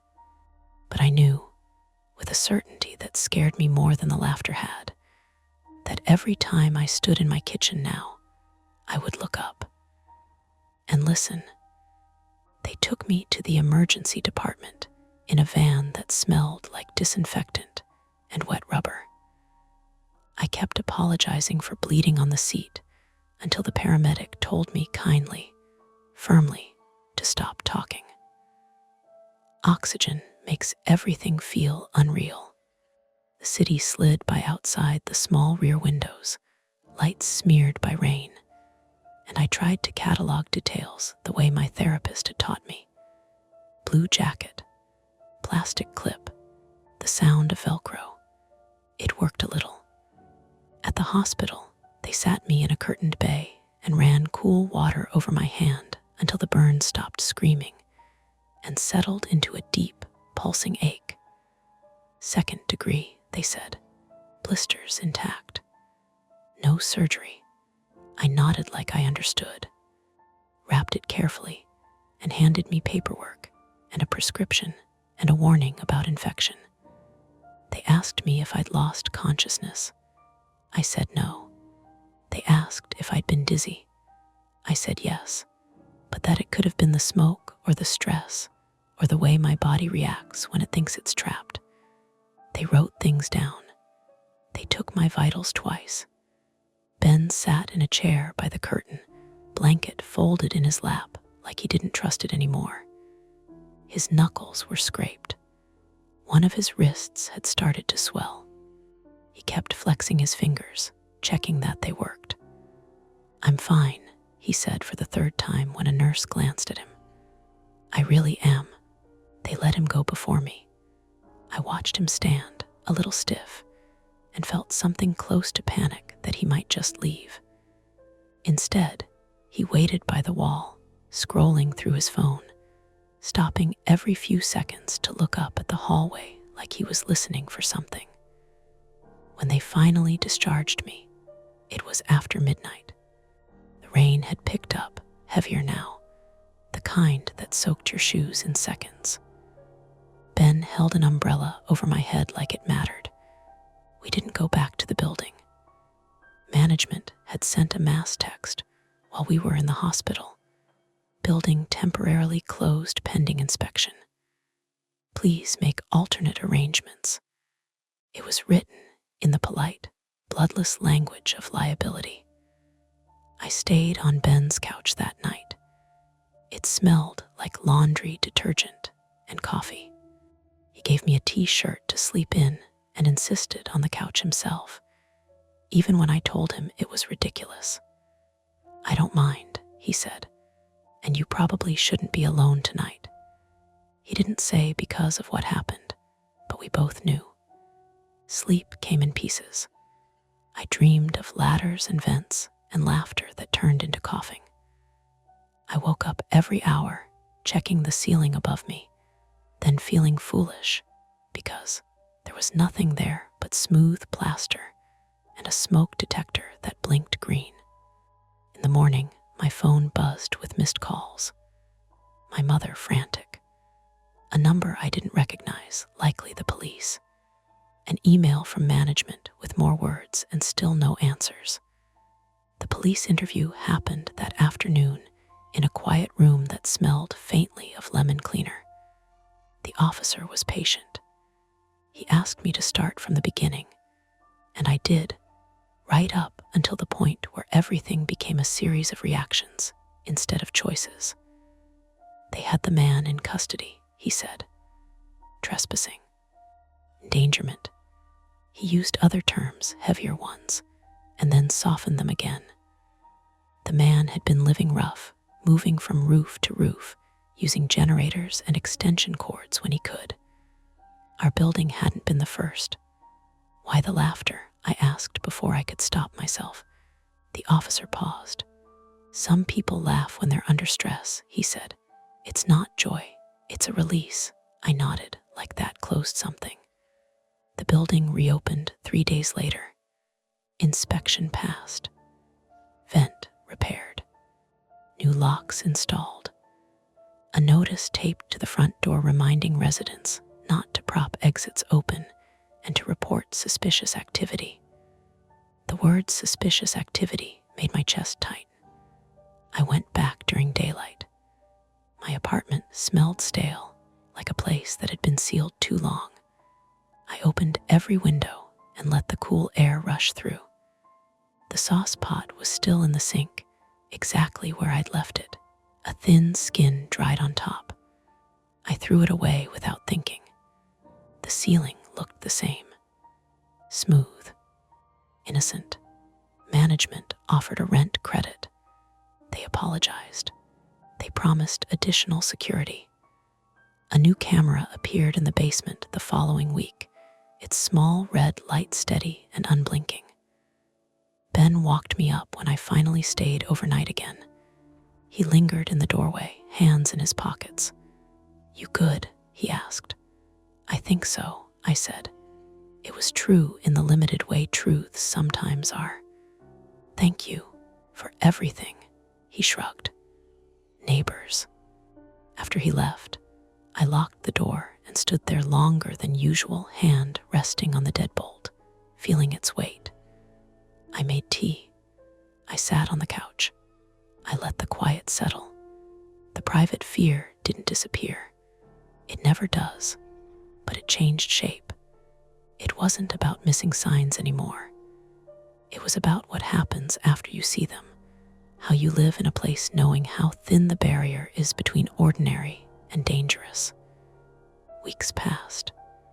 Hand healed into a shiny patch of new skin that pulled when I stretched it too far. I went back to work. I processed claims about water damage and car accidents, and one carbon monoxide incident that made me stare at the screen until my supervisor asked if I needed a break. I started therapy again. I told my therapist the whole story, even the parts that made me feel foolish. She listened without interrupting. "What do you do when you hear something now?" she asked. "I listen," I said. "And then I check." "Both," she said, like that mattered. One evening, a month later, I was cooking again. Different sauce, different pot. The rain was light, barely there. I heard a sound from above me, a thump, a scrape. My body reacted before my brain did, heart racing, breath shallow. But then I waited, I counted. I noticed the rhythm. Footsteps, normal ones. Someone on the roof during a maintenance check, maybe. Or the raccoon again. I checked the building chat. A message from management. Roof work scheduled tonight. Noise expected. I exhaled. I finished cooking. I ate at the counter. I washed the dish and dried it and put it away. Later, lying in bed, I stared at the ceiling and let myself remember the laugh not as a threat, but as a fact. A sound a human made under pressure. The building creaked. Pipes ticked. The city hummed. Almost ordinary. I slept. And that's the end of today's chilling tale. If you enjoyed this story and want more nights full of suspense, don't forget to hit that like button, subscribe to Mia Horror Stories, and turn on the bell so you never miss a scare. I've got plenty more stories waiting for you, so stick around and check out the other videos on the channel. Thanks for watching, and until next time, stay safe and don't look behind you. Welcome to Mia Horror Stories. To make it easier on your eyes, this video plays against a black screen, so you can close your eyes, get comfortable, and let the story take over. But don't relax too much, the ending might just catch you off guard. Stay with me until the very last word. The first thing that felt wrong was the ventilator. not the sound. Those machines always have a sound. A steady little bellows rhythm, like a metronome you can't unhear once it's in your head. It was the timing. The inhale landed a fraction late, like someone clapping off beat, and then corrected itself. Late, corrected, late again. And each time it stuttered, the plastic tubing twitched against the bed rail with a dry, impatient tap. I stood there with my hand halfway to the call button, listening, trying not to look like I'd never been alone with a patient who couldn't tell me what they felt. The room was dim on purpose, only the hallway light leaking in under the door, and a small lamp on the dresser aimed away from the bed. Everything had that soft amber tone that makes you feel like you're inside a photograph. The ventilator screen glowed green, numbers, waveforms, an alarm icon that wasn't lit. "Come on," I whispered, like the machine was a stubborn dog. I checked the tubing connections anyway. Tugged, pressed, followed the line with my eyes all the way to the track site. The humidifier bottle had condensation on the inside like a cold drink. The monitor beside it showed a clean oxygen saturation in the high 90s. Heart rate steady, if a little slow. Nothing was wrong in the way a checklist recognizes wrong. And still, the timing bothered me. I looked at my phone. 11:48 p.m. The screen brightness lit my hand an unhealthy blue. I turned it down and slipped it back into my scrub pocket. Even though I wasn't wearing actual scrubs, just dark joggers and a plain long-sleeve shirt I'd bought specifically because it didn't rustle when I moved. This was not a hospital. This was a fourth-floor condo in a newer building on the edge of Georgetown, Washington, D.C., where the lobby smelled faintly of citrus cleaner and money, and the elevator didn't have buttons that stuck. Even the air up here felt curated, filtered, quiet, expensive. I walked around the bed and checked the other side because it gave me something to do with my hands. The bed was a proper hospital bed, rented, with rails and a trapeze bar above it that was pointless for someone who couldn't use it. A suction canister sat on a rolling stand. A stack of disposable blue pads was tucked into a drawer that hadn't quite closed all the way. On the dresser, a plastic medication organizer labeled with days of the week. A stainless steel tumbler with a straw. A remote control sealed in a clear plastic bag, like someone thought germs were the main enemy here. The patient lay on their back, head turned slightly toward the window. The curtains were drawn, but not tight, and the city's glow slipped in anyway. Their chest rose and fell with the ventilator's assistance, the rise just a touch too perfect, too measured. They weren't old, maybe early 30s, skin pale under the amber light, dark lashes resting against their cheeks like they'd fallen asleep mid-movie. I'd been told not to think of it like sleep. I had been told a lot of things in the last 12 hours. A soft knock came from the open doorway behind me. I turned too fast, my shoulder catching the IV pole and making the bag swing. The pole squeaked in protest. "Sorry," a woman whispered, stepping into the room like she didn't want her feet to make noise. She wore leggings and a Georgetown hoodie and had the kind of posture that comes from holding yourself together by force. Her hair was pulled back so tightly it looked like it hurt. She smelled faintly like coffee that had been reheated and forgotten. Mara Bennett, 45, female, moved straight to the ventilator screen without looking at the patient's face. She stared at the numbers, then at the tubing, then at my hands, as if checking whether I'd touched something I shouldn't. "You hearing it too?" I asked. Her eyebrows lifted slightly. "The rhythm?" "Yes, it does that sometimes," she said. She reached out and pressed a button on the machine, not turning anything off, just scrolling. The screen changed, waveforms moving. "It compensates. It's fine." The way she said fine made it sound like a word she'd said 100 times to herself in the bathroom mirror. "Welcome to Mia Horror Stories. To make it easier on your eyes, this video plays against a black screen, so you can close your eyes, get comfortable, and let the story take over. But don't relax too much, the ending might just catch you off guard. Stay with me until the very last word." The first thing that felt wrong was the ventilator. Not the sound. Those machines always have a sound. A steady little bellows rhythm, like a metronome you can't unhear once it's in your head. It was the timing. The inhale landed a fraction late, like someone clapping off beat, and then corrected itself. Late, corrected, late again.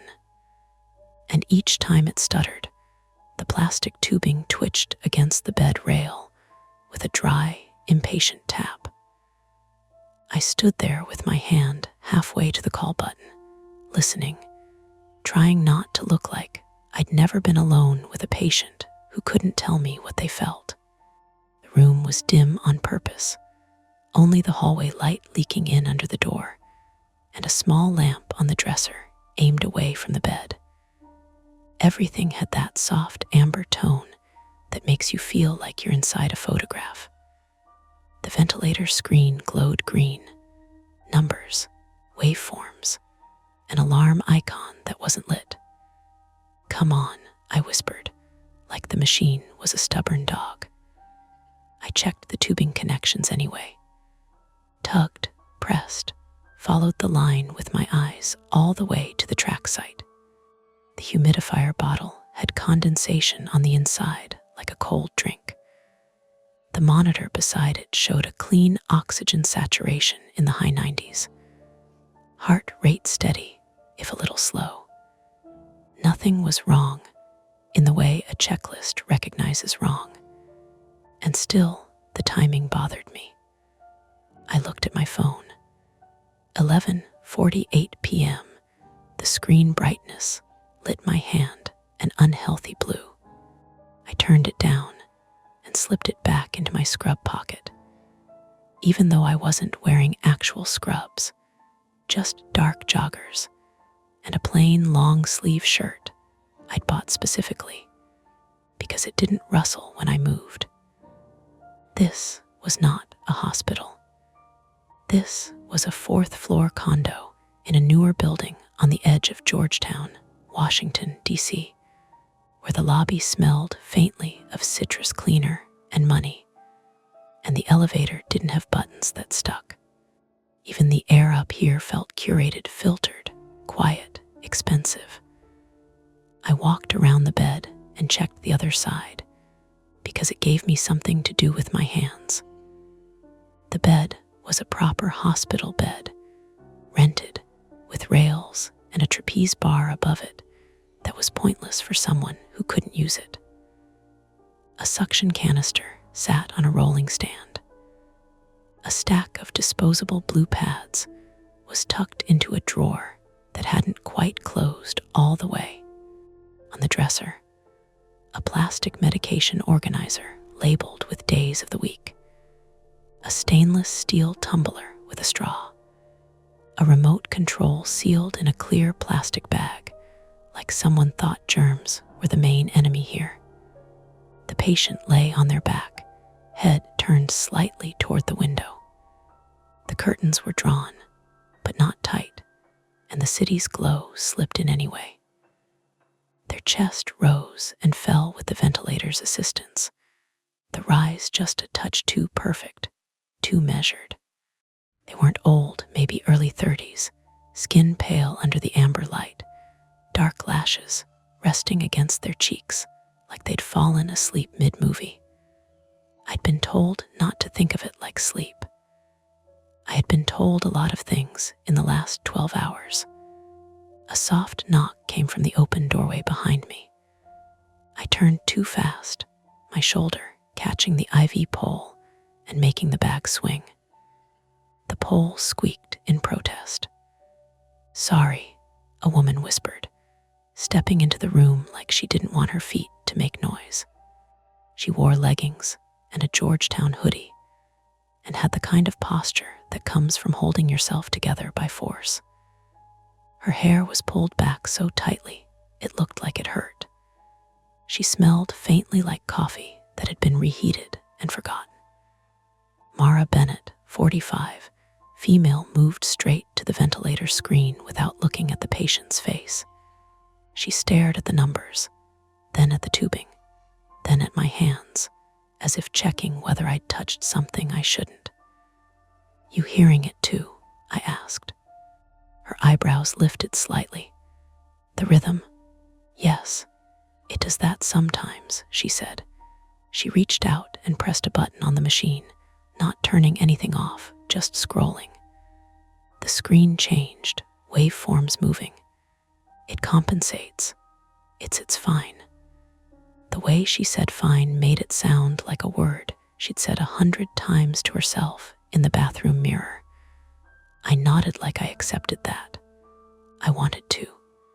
I wanted the world to stay inside the little boundaries I understood. Machine makes noise, you check connections, you move on. But my attention kept sliding back to the patient's mouth, taped slightly open, the skin around the track site faintly irritated. Mara's eyes followed mine and then snapped away. "You're Eli?" she asked, too brightly, like we were meeting at a barbecue, and not hovering over a person who couldn't wake up. "Yeah, Eli Mercer." I kept my voice low. "The agency said you wanted someone overnight so you could sleep." "I do," she said. Then she corrected herself. "I want to try. I can't." Her jaw tightened. "I can't do the nights anymore, not alone." It wasn't dramatic. It wasn't a sob. It was the flat admission of someone who'd hit a limit and was quietly furious about it. I adjusted the IV pole back into place, more carefully this time. "Okay, I'm here." Mara watched me for a beat, then moved toward the dresser and opened a folder that had been sitting there, thick with paperwork in plastic sleeves. She didn't offer it to me yet. "You've done home care before," she said, not quite a question. "Yes," I said, "mostly post-op stuff. Stroke patients, hospice, a couple times." I didn't add that those were always in houses that smelled like laundry detergent and soup, not like this condo with its quiet hum of HVAC and its polished floors. Mara nodded, like she was pulling facts from a list she'd memorized, so she wouldn't have to think too hard. "There's a schedule," she said, "a routine." And she stopped, swallowed, and tried again. "And rules. Okay." Her gaze flicked to the patient again, and for the first time I saw it, how she kept her eyes on the machines, the tubing, the medication, anything but the face. It wasn't denial exactly. It was self-preservation. "What's their name?" I asked, because I realized I didn't actually know if I was allowed to say it aloud. Mara's mouth tightened. "Noah." She said it like a password. I repeated it softly. "Noah." The ventilator sighed again, that offbeat hitch. Tap, tap, tubing against rail. Mara noticed my eyes go to it, and she lifted a hand, palm out, a small stop sign. "Please don't touch anything unless you have to." "I won't," I said quickly. "I'm just listening." "Good," she said, and the word came out sharper than she probably meant. She exhaled and pressed her lips together, then softened. "I'm sorry. I've had people." She glanced at the folder, as if the folder contained the ghosts of previous caregivers. I can't do surprises right now. I understood that more than I wanted to. I'd taken this job for the money, yes. The agency had said private client, overnight monitoring, high pay. And I tried not to let my brain race ahead with what that might mean. Rent was due. My student loan autopay was about to bounce. I told myself it was just another shift. But underneath, that was the other reason, the one I didn't say out loud. I needed something that would keep me awake. For the last 2 months, sleep had become a place my mind used against me. Not nightmares, exactly.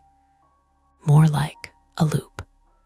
I'd wake up convinced I'd forgotten something important, something that would ruin me. And I'd check my phone, my bank account, my locked door, my stove knobs, my calendar, over and over until dawn. The fear wasn't loud, it was methodical. It wore me down. An overnight job sounded like structure, a reason to be awake, a justification.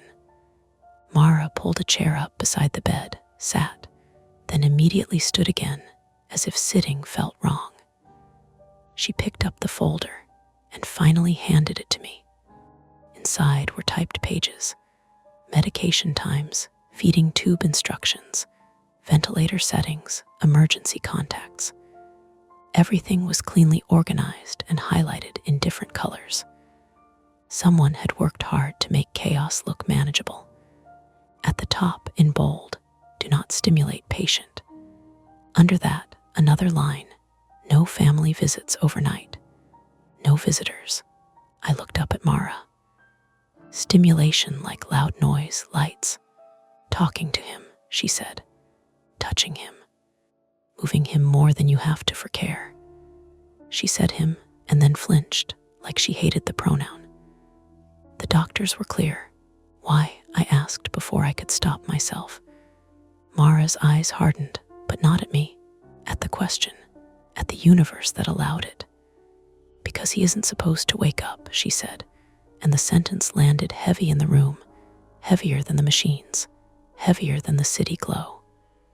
Then she added quickly, as if patching a crack, "Not yet. It would be bad." Bad how? She didn't say. The folder didn't say.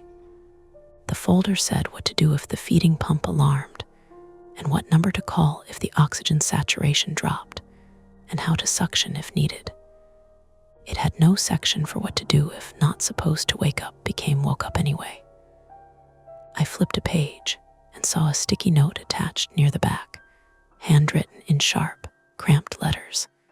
"If anything changes, call me first." Not the agency, me. I looked at her. "Even if it's an emergency," Mara's throat bobbed. "If it's an emergency, you call 911. Obviously." She said obviously like she was trying to anchor herself to something normal. "But if it's something else, you call me something else." A change that wasn't a code blue emergency, but wasn't routine either. A category wide enough to hide anything. From the hall, a second voice drifted in, male, older, tired. "Mara, are we doing this or not?" A man stepped into view, leaning against the doorframe like he'd been standing there for a while, listening. He wore slacks and a button-down shirt with the sleeves rolled up, the kind of outfit someone puts on when they can't afford to look undone. There was a faint red mark on his nose bridge, like he'd taken his glasses off recently and rubbed too hard. Dr. Peter Lang, 58, male, didn't smile. He looked at the ventilator first, then at Noah, then at me. "This is the overnight caregiver?" he asked. "Yes," Mara said. "Eli." Dr. Lang's eyes narrowed slightly, not unkindly, more like a clinician assessing a new variable. "You have experience with vents." "Some," I said. "I'm not a respiratory therapist, but I can monitor, suction if needed, call if that's fine," he said, cutting me off. "You're not here to adjust settings. You're here to observe and intervene only if there's a clear medical issue." Mara's shoulders lifted a fraction, then settled, relief and tension in the same motion. Dr. Lang stepped into the room far enough that the hallway light sharpened the edges of his face. Eli, listen carefully. He spoke quietly, but there was a firmness to it that made my spine straighten. Overnight, the goal is stability. No stimulation. No attempts at interaction. If you think you see something, you document it. If there's an emergency, you call emergency services. Otherwise, you call Mara. I glanced down at the folder again, then back at Noah. Their eyelids didn't move. Their fingers lay relaxed on the sheet, nails clean, skin slightly dry. The ventilator's rhythm hitched once more. Tap. Dr. Lang followed my gaze. The machine compensates. It's within parameters. It just sounds off, I said. It's a sound you'll get used to, he replied. Then he looked at Mara. We need to decide. Decide what? I asked, before my brain could label it as none of my business. Mara's eyes met mine, and something in her expression shifted, hesitation, calculation, fear. Dr. Lang's jaw tightened, the muscles working like he was chewing on a word he didn't want to say. Mara glanced at the folder in my hands, then at the door, then back to Noah. There's something, she said, and her voice dropped even lower, that we haven't told you yet. Dr. Lang's gaze sharpened. Mara, I'm not doing another night of half-truths, she snapped, the first real heat I'd heard from her. Then to me softer, but it's late, and if we tell you now, you might walk. My stomach did a small, slow turn, not panic, just that instinctive tightening when you realize you've stepped onto a surface that might not hold your weight. Dr. Lang exhaled through his nose. We can discuss it in the kitchen, he said, as if changing rooms could change the reality of it. Mara didn't move. She watched my face, waiting, and I realized the choice was already in the air, sitting between the hum of the ventilator and the muted city outside the window. Do I ask now, before I'm alone in the dark, with a patient who isn't supposed to wake up, or do I nod, take the folder, and let the night explain it to me? I tightened my grip on the paperwork until the plastic sleeve creaked. Tell me, I said, my voice barely above the ventilator's next imperfect inhale. Mara's lips parted. Dr. Lang looked away, and the ventilator, like it had an opinion, hitched again late, corrected while Noah lay still, unaware of the conversation rearranging the room around them. The power blinked out at 1:12 a.m., not a dramatic blackout, just a soft, collective inhale of silence, like the building had closed its eyes for a second too long. The lamp on the dresser went dark. The hallway light under the door vanished. The city glow outside the curtains dimmed to a dull smear. And then the machines reacted. The ventilator let out a sharp, electronic chirp and switched tones lower, more insistent. The heart monitor stuttered, then steadied, now running on battery. The feeding pump alarmed once, a flat beep that cut through the room and then stopped. I stood frozen for half a second, my brain scrambling to sort what mattered first. Battery-backed devices were doing their jobs. That was good. Building-wide outages happened. This was Georgetown, not a war zone. I forced myself to breathe through my nose and count. 1, 2. I crossed the room and checked the ventilator screen. Battery indicator, 93%. Plenty of time, assuming the outage didn't drag on. The waveform still rolled, still green. The rhythm, though late, corrected. Late felt more obvious in the sudden quiet. Okay, I murmured, not to Noah, but to myself. Okay, I pulled my phone out. No signal issue. No emergency alerts yet.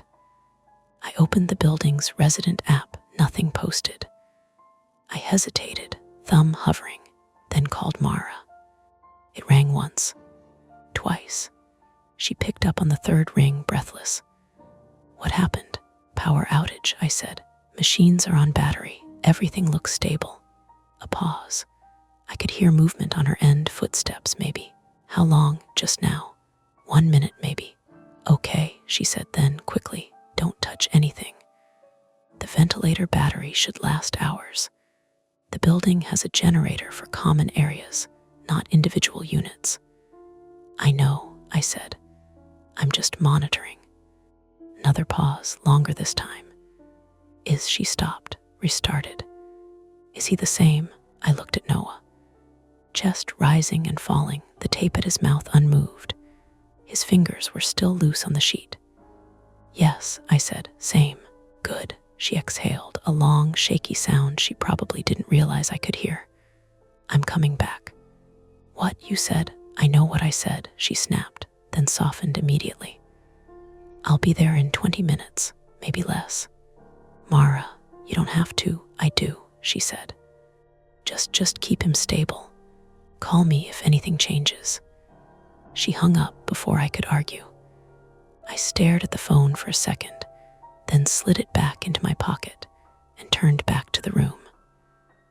The battery alarm on the feeding pump blinked yellow, not urgent yet, but impatient. I silenced it and made a note on the clipboard, my handwriting smaller than usual. Outside, somewhere down the street, a car alarm started up and then cut off. The building felt hollow without its usual hum, like a refrigerator unplugged. 10 minutes passed, then 15. The ventilator's rhythm didn't change, but my awareness of it did.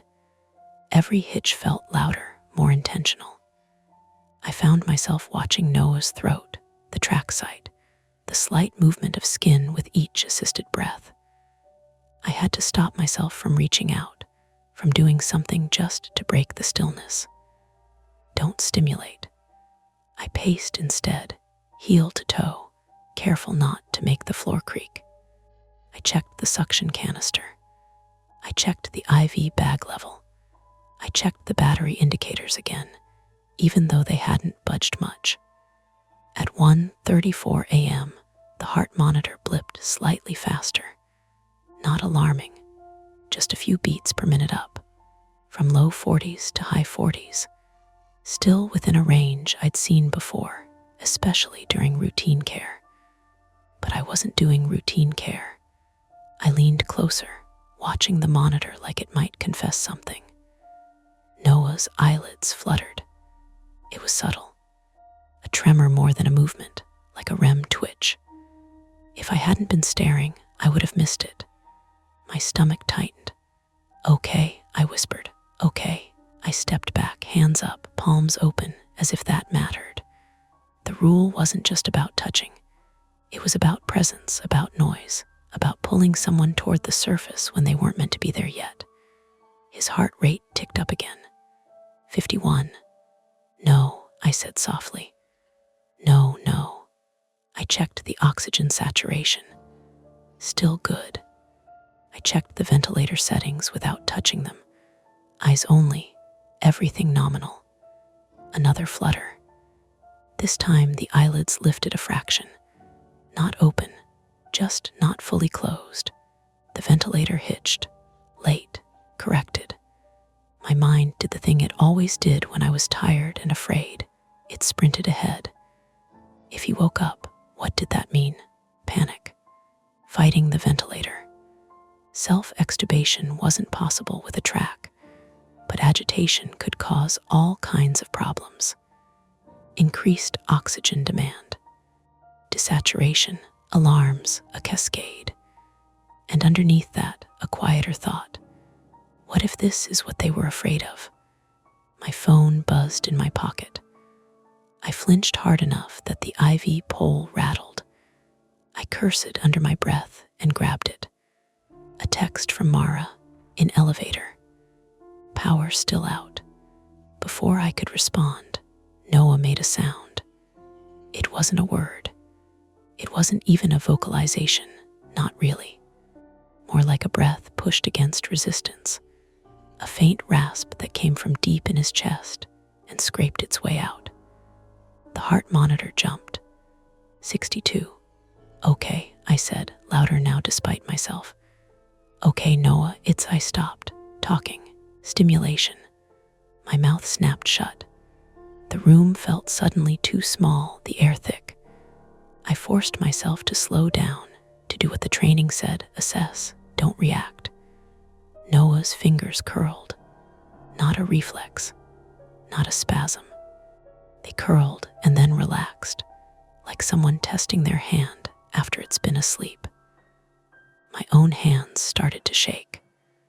I thought of my nights at home, lying in bed, convinced I'd missed something catastrophic because I'd been too tired to notice it at the right moment. I thought of the way I'd taken this job to stay awake, to be useful, to be in control. Control was slipping through my fingers now, measured in heartbeats. The ventilator alarm changed tone again, still not critical, but closer. The battery indicator dipped to 89%. Still fine, still fine. Noah's eyelids lifted, this time unmistakably. They didn't open all the way, just enough for me to see the whites, the dark iris sliding beneath. His gaze didn't focus. It drifted, unfixed, like someone coming out of anesthesia. A whine built in my throat. Don't, I told myself. Don't.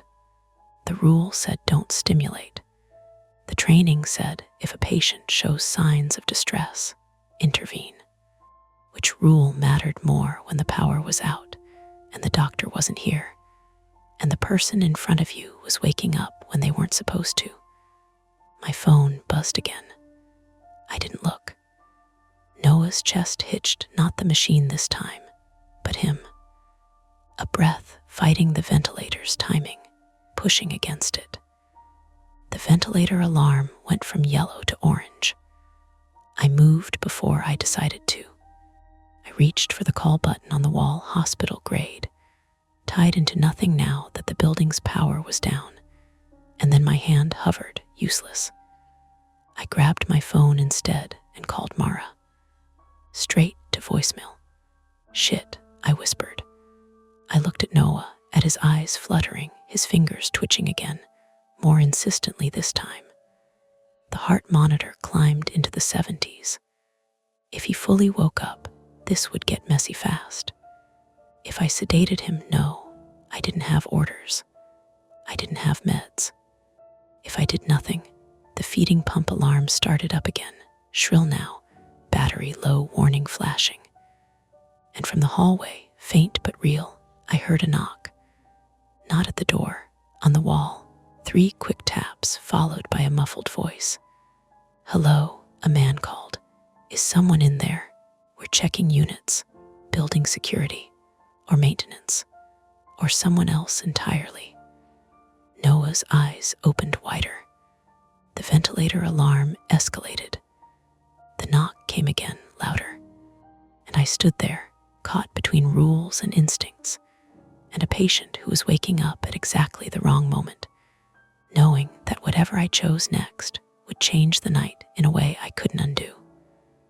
I held up a finger toward the door, a useless reflex, like the person knocking could see me through drywall.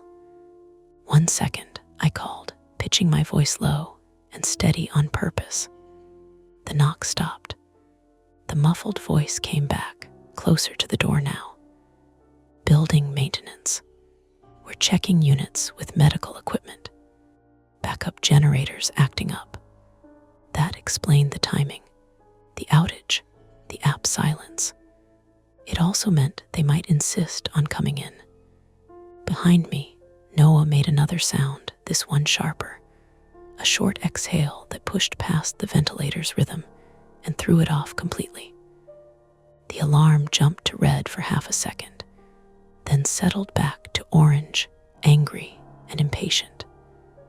I turned my body sideways, blocking the bed from the doorway as much as possible, and cracked the door just enough to see a sliver of the hall. A man in a navy jacket stood there with a flashlight angled down. Mid-30s, clipboard tucked under one arm.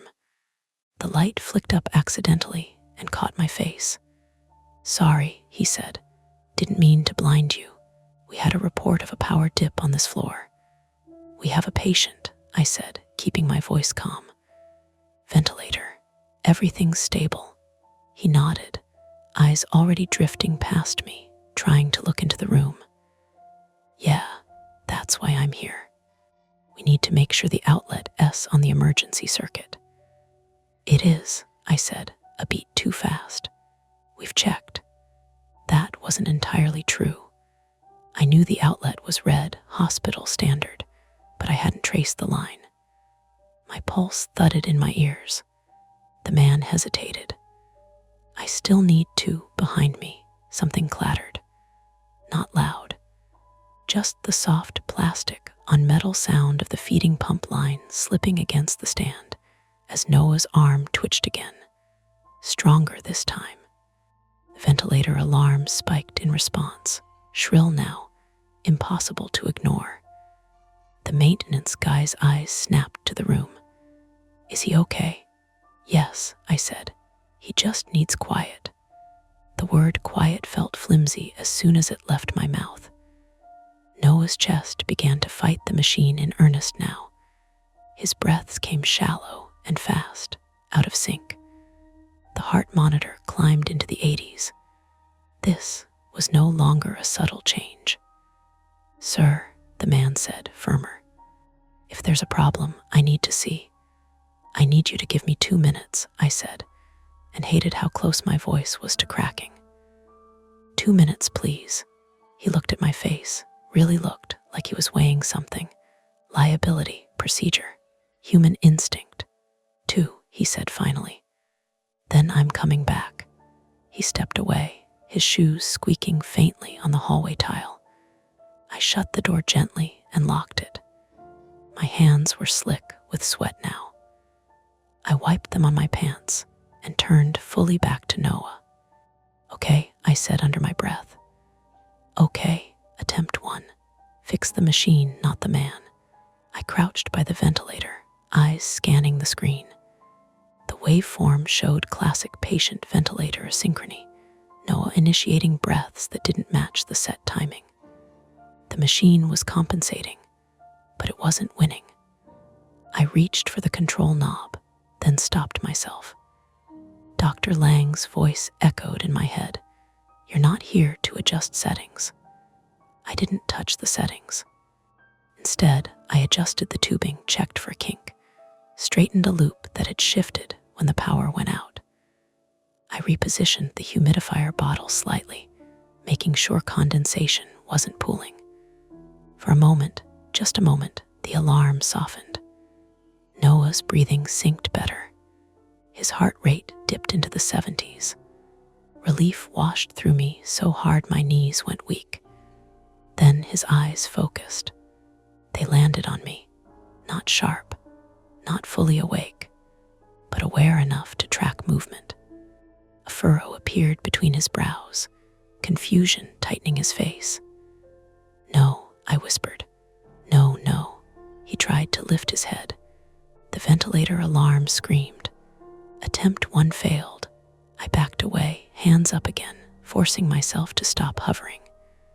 My presence was stimulation. My movement, my voice, my shadow, all of it could be pulling him further up. I turned away from the bed and faced the far wall, counting breaths. In, out. The city glow through the curtains pulsed faintly as another building across the street kicked on a generator. Behind me, Noah gasped. I spun back despite myself. His right hand was flexing, fingers clawing weakly at the sheet.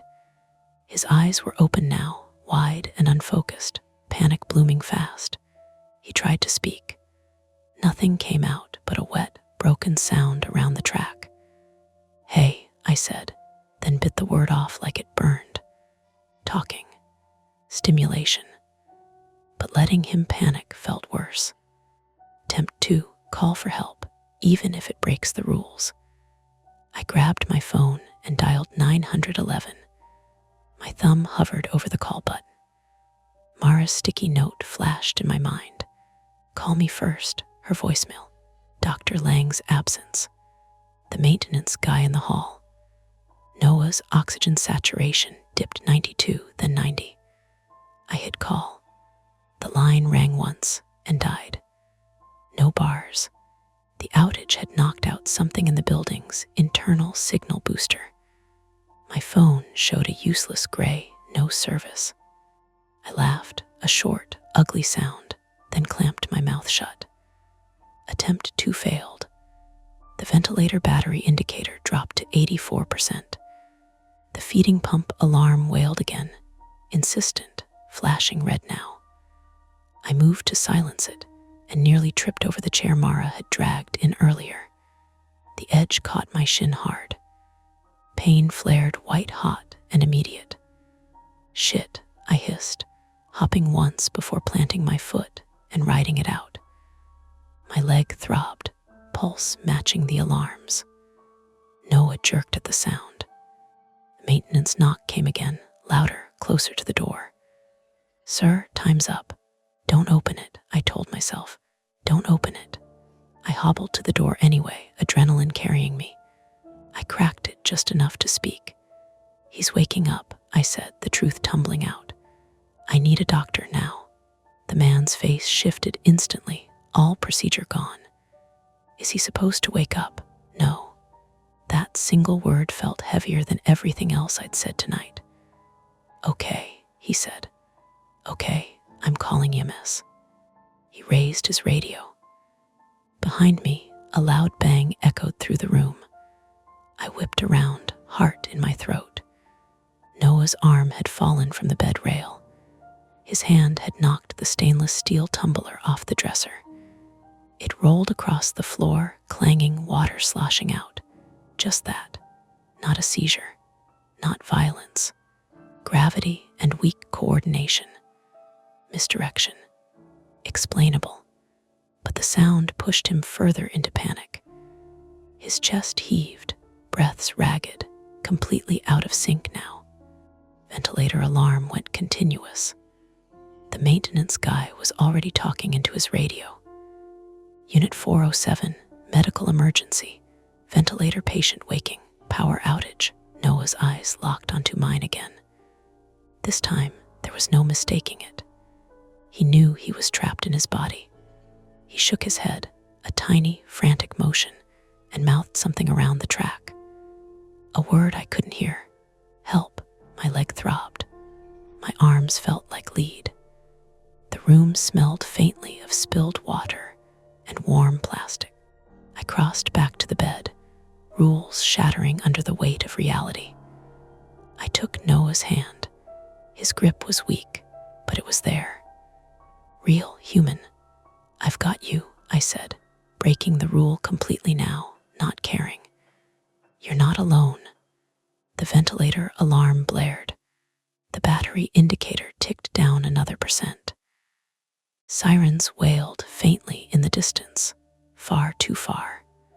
And as Noah squeezed my fingers, grounding himself in the only thing he could feel, I realized with sick clarity that whatever had kept him asleep this long was gone. And there was no putting him back now. The sirens got louder, then weirdly quieter, as if the sound had to fight the building's concrete before it could reach us. Noah's fingers were digging into my hand now. Not hard, he didn't have the strength, but desperate, like he was anchoring himself to the only thing that made sense. His eyes kept skittering from my face to the ventilator screen to the door. Orange alarm. Continuous. Battery. 81%. My shin pulsed with each heartbeat. I could feel warm sweat running down my ribs under my shirt. The room smelled like damp metal and warm plastic, and the faint medicinal sweetness of whatever had been running through the feeding line before it started screaming. In the doorway, the maintenance guy spoke into his radio again. They're on their way. Elevators down, I think. Stairwells clear. Okay, I said, and heard how thin my voice sounded. Noah jerked. The ventilator whined higher. I glanced at the track site. The ties were secure, but his hand was drifting upward, searching, the way panicked hands do. Hey, I said, then swallowed the word. Noah, listen. His gaze snapped to mine. He was fully awake now, in the brutal sense, aware enough to be terrified, not aware enough to understand why. He mouthed something again. I caught maybe one syllable. No. I couldn't tell if he meant no, don't touch me, or no, not again, or no, please. The maintenance guy shifted his weight. Do you have a backup bag? He asked. It took me a second to translate. Bag valve mask, manual ventilation. I looked at the equipment corner suction canister, tubing, gloves, spare track inner cannulas in sterile packaging. No obvious ambu bag. Then I remembered the bottom drawer that hadn't been fully closed, the blue pads. I dropped Noah's hand gently. His fingers tried to follow mine, and then fell back onto the sheet, trembling. I'm going to grab something, I said, more to myself than him, and yanked the drawer open. Under the pads, a sealed clear plastic pouch with a hand pump inside, BVM, adult size, a simple oxygen mask tucked beside it. Relief hit, sharp and immediate, then dissolved when I realized what it meant. If I needed the bag, something had already failed. I pulled it out and set it on the bed within reach. The plastic crackled loud in the quiet, and Noah flinched, eyes going wide. Easy, I said. It's okay. It's okay. It was okay. It was just what I had. A knock harder this time came from the front of the unit, not the bedroom.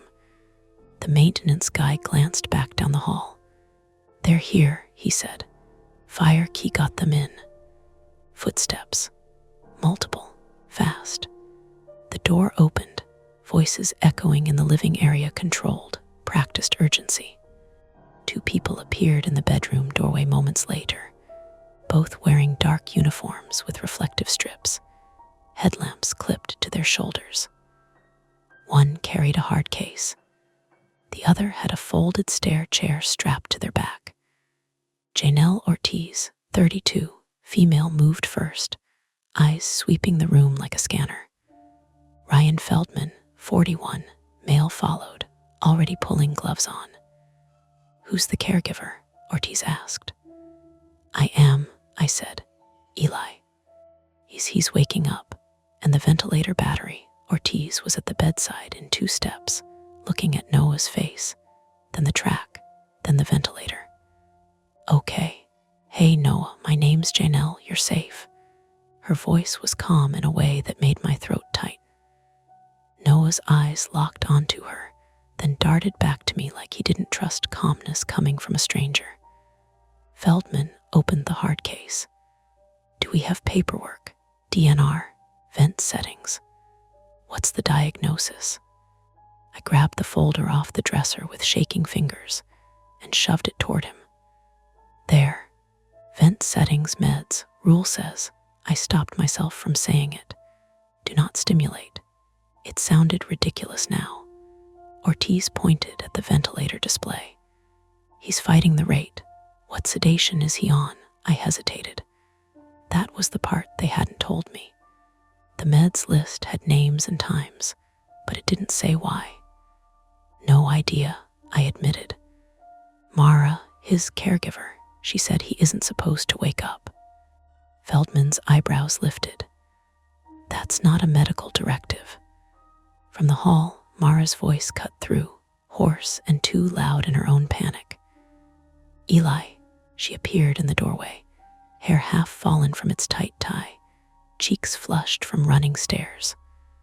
Her eyes went straight to Noah.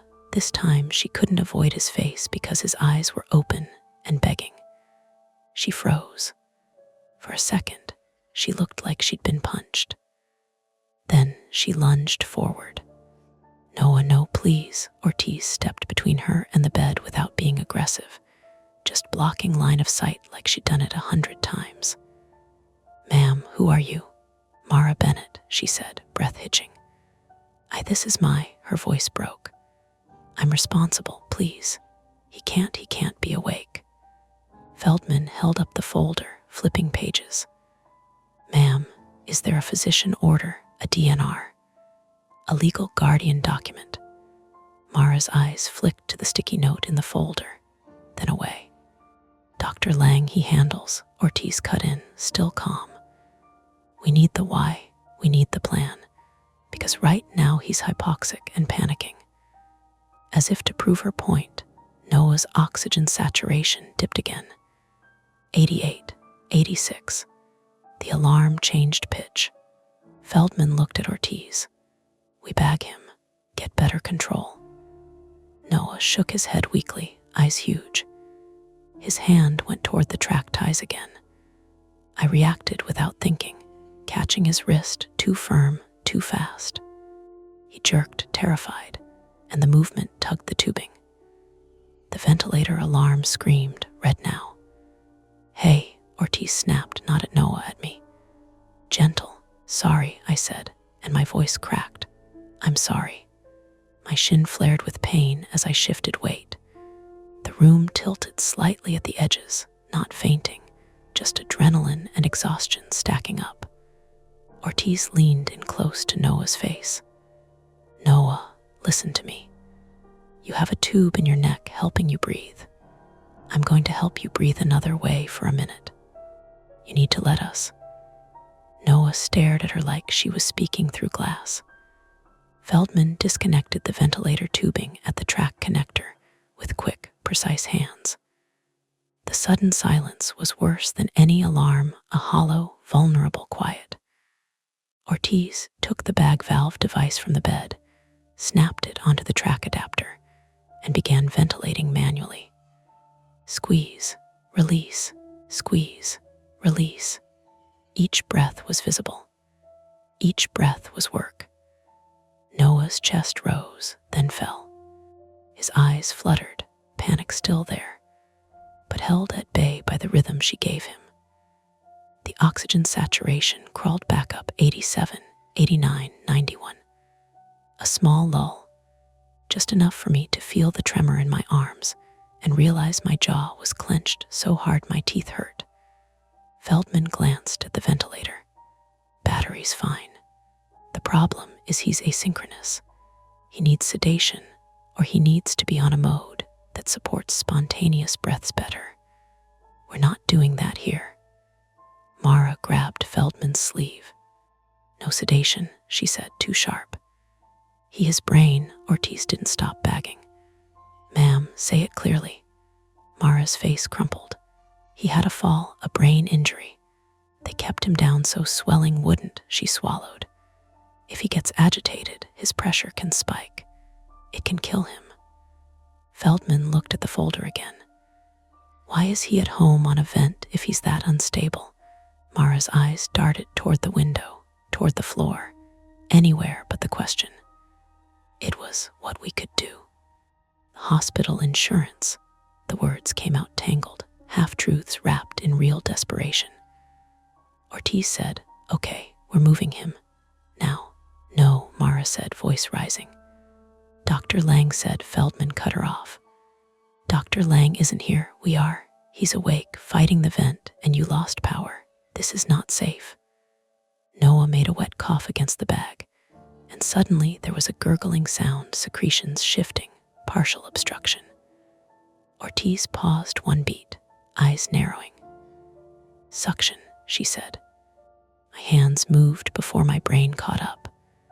I grabbed the suction catheter, tore open the sterile pack with trembling fingers, connected it to the tubing. The canister gurgled when I tested it. Ortiz kept bagging with one hand and nodded for me to proceed. I'd done suctioning before, but never on someone whose eyes were open and watching me like I was about to drown them. Noah's gaze locked on my face. He mouthed no again, clearer now. I know, I whispered, breaking every rule. I know, I'm sorry. You need it. I inserted the catheter carefully. Resistance, then release. The suction pulled thick secretions grayish, streaked with something darker. Old blood from irritation, maybe. Or something worse. Noah gagged around the track, body bucking. Ortiz steadied the bagging rhythm, and Feldman put a firm hand on Noah's shoulder, not restraining, just grounding. The oxygen dipped 89, 87, then climbed back as the airway cleared. Noah's eyes squeezed shut, tears gathering at the corners. When I pulled the catheter out, my hands were shaking so badly I almost dropped it. That's the cost, my mind said stupidly, clinically. This is what it looks like when you keep someone alive against their panic. Ortiz handed the bag to Feldman and reached for the stair chair. We need to transfer him onto our portable ventilator in the hall. Elevator's out, so we're going downstairs. It's going to be rough. Mara's face went white.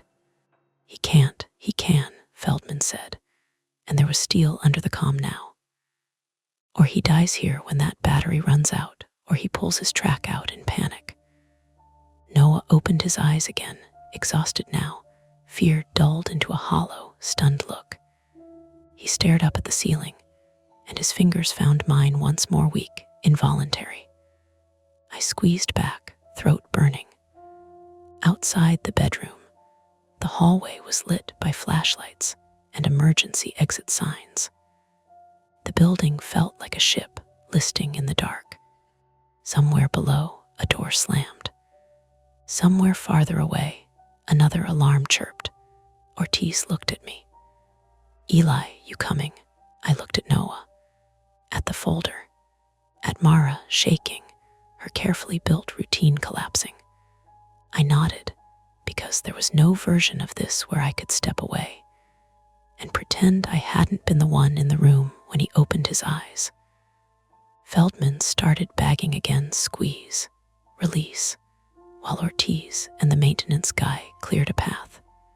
And as we moved Noah toward the doorway, into the dark hall, I realized the point we'd reached wasn't just medical. It was official. Strangers, paperwork, radios, questions that didn't have clean answers. Whatever had been happening in this condo at night, under amber light and rules written in bold, was now out in the open, carried down the stairs one manual breath at a time. They took Noah down the stairs in stages, pausing on each landing like mountaineers rationing air. I followed because no one told me not to, and because my hands still smelled faintly of saline and plastic, and I didn't trust myself to sit alone in the quiet. My shin ached in a dull, blooming way that promised to bruise the size of my palm by morning. Every step sent a small protest up my leg, but it kept me present. Count the steps. Watch the bag. Don't trip. By the time we reached the lobby, the power had come back on in patches. Ceiling lights flickered awake with a tired hum. Citrus cleaner smell returned, too bright after the night upstairs. Someone had propped the front doors open, and cold air rolled in, carrying traffic noise and the distant whine of sirens that weren't for us anymore. The paramedics transferred Noah onto their portable ventilator. It was quieter than the home unit, smoother in its timing, like it knew how to meet him halfway. His eyes were half closed now, lashes damp. When the straps clicked into place on the stretcher, he flinched, but didn't fight. Exhaustion had taken the edge off the panic. Mara hovered, hands fluttering uselessly at her sides. Her hoodie was inside out. She kept starting to speak and stopping, words stacking up behind her teeth. I should ride with him, she said finally. Ortiz nodded. You can. Mara turned to me then, like she just remembered I existed. Her face was blotchy, eyes red, but dry, someone who'd burned through tears earlier and had nothing left. "I'm sorry," she said. "Not for the rules, not for the half-truths. Just sorry, broad and heavy." I didn't know what to do with that, so I nodded. Feldman handed me a clipboard. "We'll need a statement later. You did what you could." The words felt thin. What you could covered a lot of ground. Covered breaking rules. Covered holding a man down so he wouldn't pull a tube out of his own neck. Covered the moment I decided to talk when I wasn't supposed to. I watched the ambulance doors close. The red lights washed the lobby in a rhythm that made my eyes ache. Then the vehicle pulled away, and the building sighed back into its normal-shaped doors swinging shut. Someone muttering about the elevator, a dog barking somewhere above us. Normality rushed in like water through a crack. A police officer appeared, young, careful, notebook already out. Questions followed, measured and procedural. Names, times. When did the power go out? When did he wake up? Did anyone touch the ventilator settings? Had I administered medication? "No," I said. "No, no."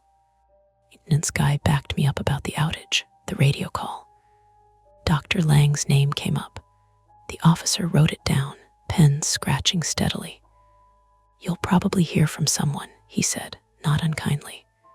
"Hospital, maybe adult protective services. Standard, given you're listening to Mia Horror Stories, and today's story is, I woke up to 37 missed calls, all from my own number." The screen will stay completely black, letting your imagination do all the work. No visuals, no noise, just a story that creeps under your skin. Don't skip a second, because every detail builds to the chilling end you won't want to miss. I woke up with my cheek stuck to the screen. Not in the cute, drooly way you fall asleep on a couch during a movie. More like I'd collapsed face first onto my phone at some point, and my skin had decided to bond with warm glass. My right ear was buzzing with the thin, electric echo of a missed vibration. The room was dim enough that the digital clock on the microwave in the kitchenette glowed like a tiny emergency exit sign. 6:12 a.m. Outside my bedroom window, the January sky over Chicago had that dirty pewter color it gets before sunrise.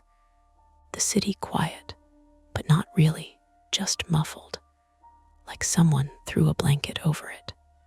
I blinked grit out of my eyes, peeled myself off the phone, and the lock screen lit up. 37 missed calls. Caller me. For a second, my brain tried to file it under weird iPhone thing and move on. That folder is fat with harmless nonsense, Bluetooth hiccups, autocorrect crimes, the occasional phantom alarm I swear I didn't set. But the number was mine. Same area code, same saved contact name, my own stupid selfie icon. I sat up too fast, and the sheet slid down my shoulder. The air felt cold and dry, like the radiator had been trying and failing all night. Somewhere in the building, a pipe ticked, then ticked again, a patient metal sound. My thumb hovered over the list, the way you hover over a bruise to see if it hurts as much as you remember. The calls were clustered between 2:03 a.m. and 2:41 a.m. A string of attempts like someone kept hitting redial. Angry at voicemail. There were also 3 voicemails. My stomach did a small, unhelpful flip. I pressed play on the first one and held the phone to my ear. Static, soft at first, then louder like someone rubbing a cheap mic. Under it, a faint background noise, a low whoosh, maybe traffic, maybe wind, and then a click as if the phone got jostled. I heard breathing. Not dramatic breathing, just someone breathing too close to a microphone. Then my own voice said, very calmly, "Hey, pick up." I pulled the phone away and stared at it like it had lied to me. It wasn't a recording from a movie or a prank voice filter. It was my voice, the little nasal edge I hear on videos, the specific way I round my vowels from growing up in Ohio, the faint rasp that shows up when I'm tired. My throat went dry. I swallowed, and it didn't help. I played the voicemail again. Same thing. Static, breathing traffic wind my voice. "Hey, pick up." The second voicemail started with the same hiss, then a longer stretch of nothing, and then, "You need to pick up right now." The word right punched harder than it should have, because it was said like someone was trying not to panic. The third voicemail didn't have my voice at all. It was just sound, something bumping, then a soft thud, then what might have been a car door closing far away, a distant horn, a cough, and then silence until it cut off. I sat there with the phone in my hand, trying to make sense of it in a way that didn't involve spiraling. My brain offered options like a menu. Option A, someone spoofed my number. Option B, my carrier glitched and somehow looped calls. Option C, I sleep-called myself in the middle of the night, like people sleepwalk, and left voicemails because what exactly? I looked at the top of the screen, at the little battery icon. 18%. That made a small kind of sense. If my phone had been calling for 40 minutes straight, it would chew through battery. My hand went automatically to the nightstand. My charger cable lay there, unplugged, coiled like a dead worm. I had meant to plug it in. I always mean to. I never do. That's one of my flaws, if you want it labeled. I live like tomorrow's version of me is a separate employee who will handle consequences. I got out of bed, and my feet hit the floorboards, cold enough that it felt like stepping onto a garage floor. The apartment smelled faintly of last night's garlic and detergent. I padded into the kitchenette, past the small stack of mail I kept ignoring, and poured water from the Brita. The tap hissed, then clanked as it warmed up. I drank too fast, and it hurt going down. My phone buzzed again. A call came in. May. I stared at it until it stopped ringing and turned into another missed call. The vibration had a different feel now, in daylight-ish, like it was less ominous and more insistent.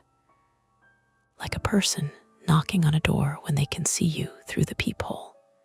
My heart had started doing that fast, shallow drumbeat that makes your fingers feel slightly unreal. I set the glass down hard enough that water sloshed over the rim and onto my hand. The reasonable thing to do was call someone. That was the thought that arrived first and stayed like a stern adult in the room. The other thought was, if you call anyone, you'll sound insane. I opened the contacts and thumbed to Mara before I could stop myself. She picked up on the third ring, voice thick with sleep. "Ellie, what time is it?" I exhaled like I'd been holding air. "Sorry, I'm sorry. Are you awake?" A pause, then the soft rustle of sheets. "I'm awake now. What's going on?" My phone, I woke up to, I glanced at the screen again, because even saying it felt like a dare. 37 missed calls from my own number. Mara didn't immediately laugh, which I appreciated. She made a small sound that could have been her brain switching gears. "Okay," she said slowly, like spoofing. "I don't know. There are voicemails. 2 of them sound like me." Another pause, longer this time. "Ellie, are you sure it's you?" "That's the thing. It is. It's my voice. I pressed my free hand to my forehead. It's the way I say right." Mara sat up. I could hear it in the way her breathing changed. "Do you have your phone on you?" "Yes." "And it's showing incoming calls from your contact?" "Yes." "Okay, don't play the voicemails again. Not yet. Text me screenshots." And she stopped, then said, "Did you drink last night?" The question landed with a little sting, because it wasn't unfair. "I had 2 beers," I said, "at O'Shaughnessy's with you. I came home at, 10:30. I watched half an episode of something. I fell asleep." Mara exhaled, like she was trying to keep her own voice calm for my sake. "Right, sorry. I'm not accusing you. Okay." Her name is Mara Lindstrom, 32, female. She's Swedish by birth, Chicago by choice, and she has the kind of steadiness that makes you realize how much of your own life is held together with tape. She works as a nurse practitioner at a clinic on the North Side, so she hears frantic voices all day and knows how to make them slow down. "What's your address again?" she asked. "I texted it to you 1,000,000 times." "I know, tell me anyway." "I did." "Do you feel safe?" she asked. I looked around my apartment. The chain lock on the door was still latched. The window was closed. The little pile of shoes by the entryway was exactly where it always was, like a photograph of my own laziness. There was nothing wrong that I could see, but the thing about waking up to your own number calling you is that it makes everything in your space feel like it could be wrong if you just looked at it from the right angle. "I don't know," I admitted. "I feel stupid." "Don't," Mara said. "Text me screenshots. Then plug your phone in. And don't answer it if it calls again." "What if It's not you," she cut in gently. "It can't be you.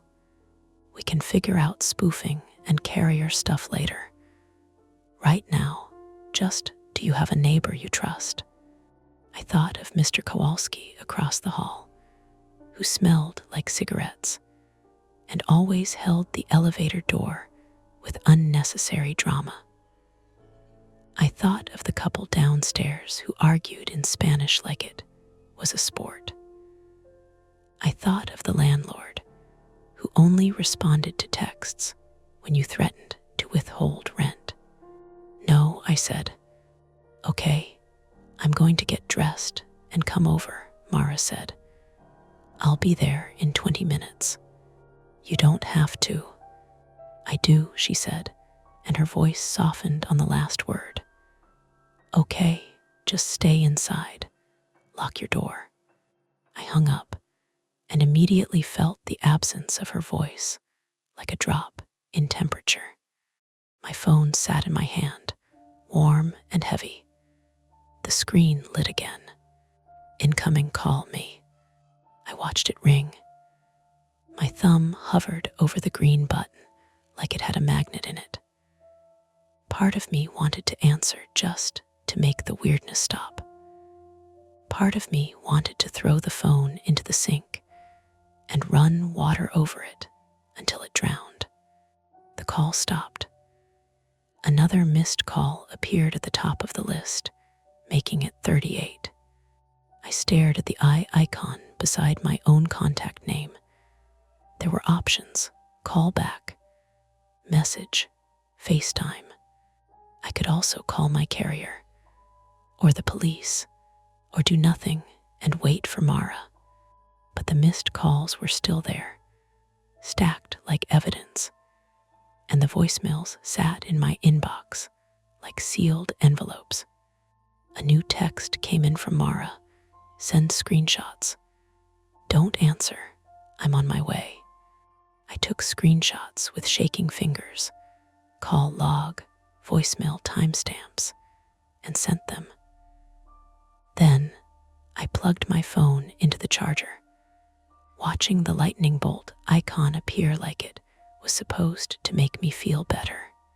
It didn't, because the phone kept buzzing, even on the cable, even while charging. May. I stood in my tiny kitchen with the morning light finally pushing through the blinds, listening to the radiator sigh and the far-off city wake up. And I realized I had a choice I couldn't unchoose. I could stay here and wait for Mara and let someone else take the first step into whatever this was. Or I could answer my own call. My thumb drifted toward the phone again, not touching, just close enough to feel the hum of another incoming ring through the countertop. And then it stopped, like it was waiting to see what I'd do. The calls stopped at 6:27, not tapered off, stopped, like someone closed a laptop. I stood there with the phone plugged in, watching the screen, waiting for the next vibration that didn't come. The quiet felt thicker than the ringing had, the way a room sounds after someone slams a door and leaves a shape behind. Mara texted on the bus, 12 min. I replied with a thumbs up I didn't feel and paced the length of my apartment. 8 steps from the bed to the kitchenette, 5 to the door. The floorboard by the closet creaked like it always did, which was weirdly comforting. The radiator clicked again. I kept noticing sounds and cataloging them as if normal noise could testify on my behalf. I didn't answer the calls. I didn't play the voicemails again. That was when the email came in. Subject: emergency contact verification. From Norripley at Verizon Support.com. The timing was neat enough to feel insulting. The message said there had been a request overnight to change account credentials associated with my number, and that some changes were pending. It asked me to confirm my identity within 30 minutes, or service interruptions could occur. 30 minutes from when wasn't clear, but the clock on my microwave read 6:41 a.m., and my chest tightened like it had done something wrong. I opened my carrier app. It made me log in again. My saved password didn't work. Okay, I said out loud, to no one. My voice sounded thin in the apartment. I tried the password twice more, slower. Still wrong. I hit forgot password. The app said it sent a verification code to my number. My phone sat there, silent. Of course, I muttered.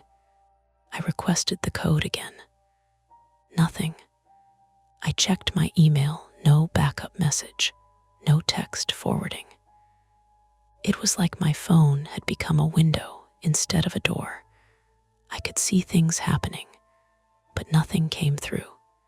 I called the carrier's support line from the app. The automated voice chirped its way through menus like it was proud of itself. When it asked for the last 4 digits of my SSN, I hesitated long enough to notice my hands were shaking. and then said them. "Please hold," the voice said, and then there was music. Something smooth and bland with a bass line that pulsed just a little too close to my heartbeat. The whole timer ticked up. 3:12:4:05. My phone vibrated.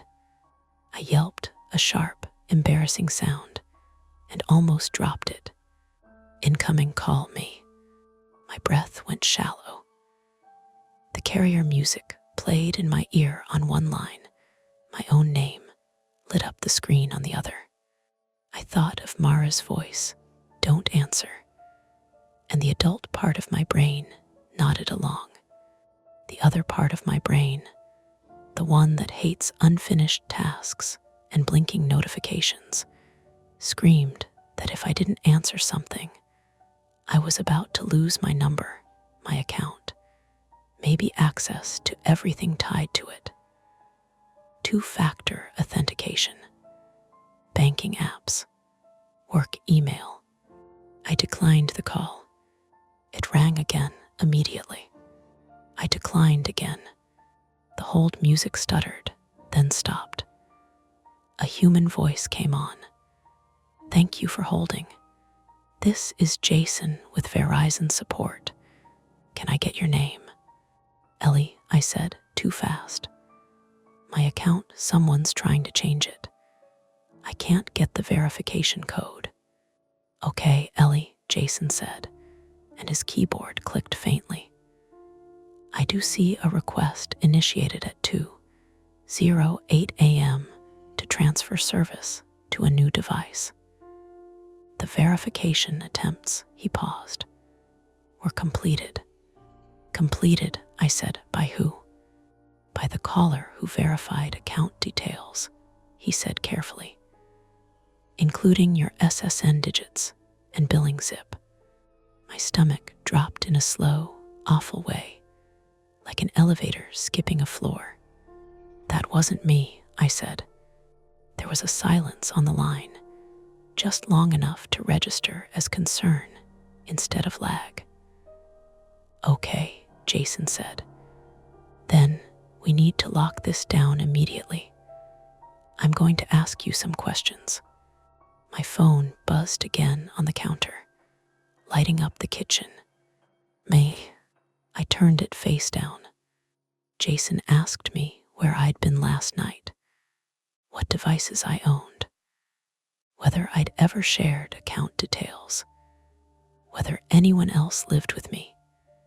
Each answer felt like it took something away from me, like coins off a table. "Your service may be interrupted while we investigate," he said. "If the transfer completes, your number could go inactive on this device." "How long?" I asked. "It can take up to 24 hours, he said. I thought of everything tied to that number. My landlord, my boss, my bank, Mara. "Can you stop it?" I asked. "We can put a temporary freeze," he said. But if the verification was already successful, it may have propagated like mold. Another buzz, another missed call. Jason kept talking about escalation, about fraud departments, but my attention snagged on something small and wrong. The timestamps he mentioned. The transfer request at 2:08 a.m. My missed calls started at 2:03. "Jason," I said, "the calls from my number, are those in your system?" He paused. "Yes," he said. "I see outgoing call attempts originating from your number during that window." "From where?" I asked. "From a device registered to your account," he said. I stared at my phone. "Which device?" Another pause, longer this time. "A new one," he said. "An iPhone, activated overnight." My chest felt hollow, like someone scooped something out and forgot to put it back. "I only have one phone," I said. I understand, Jason said. That's why this is a fraud case. The door buzzer went off, a harsh electric sound that made me jump. Mara's voice crackled through the intercom. Ellie, it's me. I put Jason on speaker and buzzed her in. My hands felt clumsy, like they belonged to someone else. Mara came in still pulling on her coat, hair twisted into a low knot, eyes already scanning the room. Okay, she said quietly. Start from the top. I held up a finger at Jason. Can you stay on the line? Yes, he said. Please don't hang up. I told Mara everything in a rush, the email, the password, the transfer, the new device. She listened without interrupting, jaw tight. So someone convinced them they were you, she said. Yes, I said, with my information. Do you think, she stopped herself, then said it anyway, that someone close to you could have done this? The question landed hard because it pressed right on my private fear. That I'm careless with people, that I let them too close and then act surprised when they take things. I don't know, I said. I don't think so. Jason cleared his throat through the speaker. There's one more thing, he said. The new device pinged a location during activation. My pulse kicked up again. Where? About 4 miles from your billing address, he said. Near the West Loop. Mara's eyes flicked to mine. That's close. That's too close, I said. Jason continued. If this is an active fraud situation, law enforcement may need to be involved. We can provide records. Do it, Mara said before I could. We're filing a report. Jason agreed and started the process. While he talked, Mara took my phone and scrolled through the missed calls, her thumb precise. Ellie, she said quietly, these calls, they weren't random. Look. She handed the phone back. The call times formed a pattern I hadn't wanted to see. Clusters every few minutes, then gaps, like someone was moving between places. Someone's using your number, she said, and they're nearby. My phone buzzed again. This time, it wasn't a call. A text came in. From me. Message. If you want your number back, answer. Mara and I looked at each other. Don't, she said immediately. My phone buzzed again. From me. Message 10 minutes. Jason's voice was still on speaker, distant and procedural, talking about case numbers and next steps. 10 minutes until what? I felt the pull in my chest again, the need to respond, to fix, to not let tomorrow's version of me clean up another mess. Mara, I said, my voice low. If they have my number, my info, and a phone nearby, what do they want? She didn't answer right away. Her gaze drifted to my door, the chain lock, the quiet hallway beyond. I don't know, she said, but I don't like ultimatums. The phone buzzed one more time. From me. Message last chance. And then, like the calls earlier, it stopped. We didn't answer. That was the first attempt, and it failed quietly.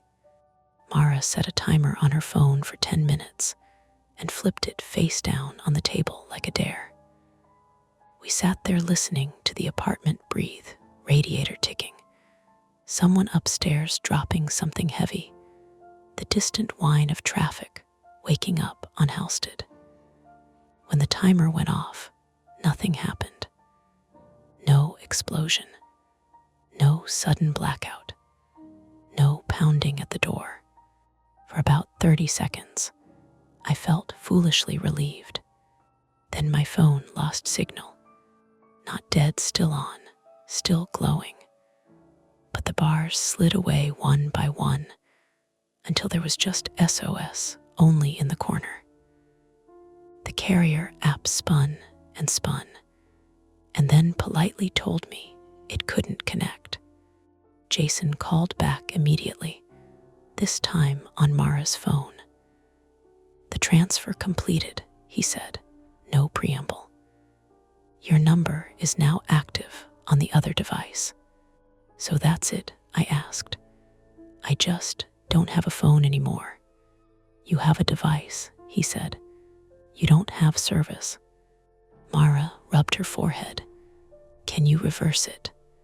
"We've escalated," Jason said. "But if the person controlling the number enables additional security pins, port-out protection, it complicates things." I laughed once, short and sharp. "They're locking me out of my own life." "Ellie," Jason said, and his voice did that careful thing again. "I recommend filing a police report immediately. This is identity theft." We did. Online, because it was Chicago, and because the nearest precinct would tell us to do it online anyway. The form asked for times and dates and descriptions, little boxes that felt too small for the feeling in my chest. I typed while Mara paced, stopping every so often to look out the window like she expected someone to be there. That was the second attempt. Procedure, forms, proper channels.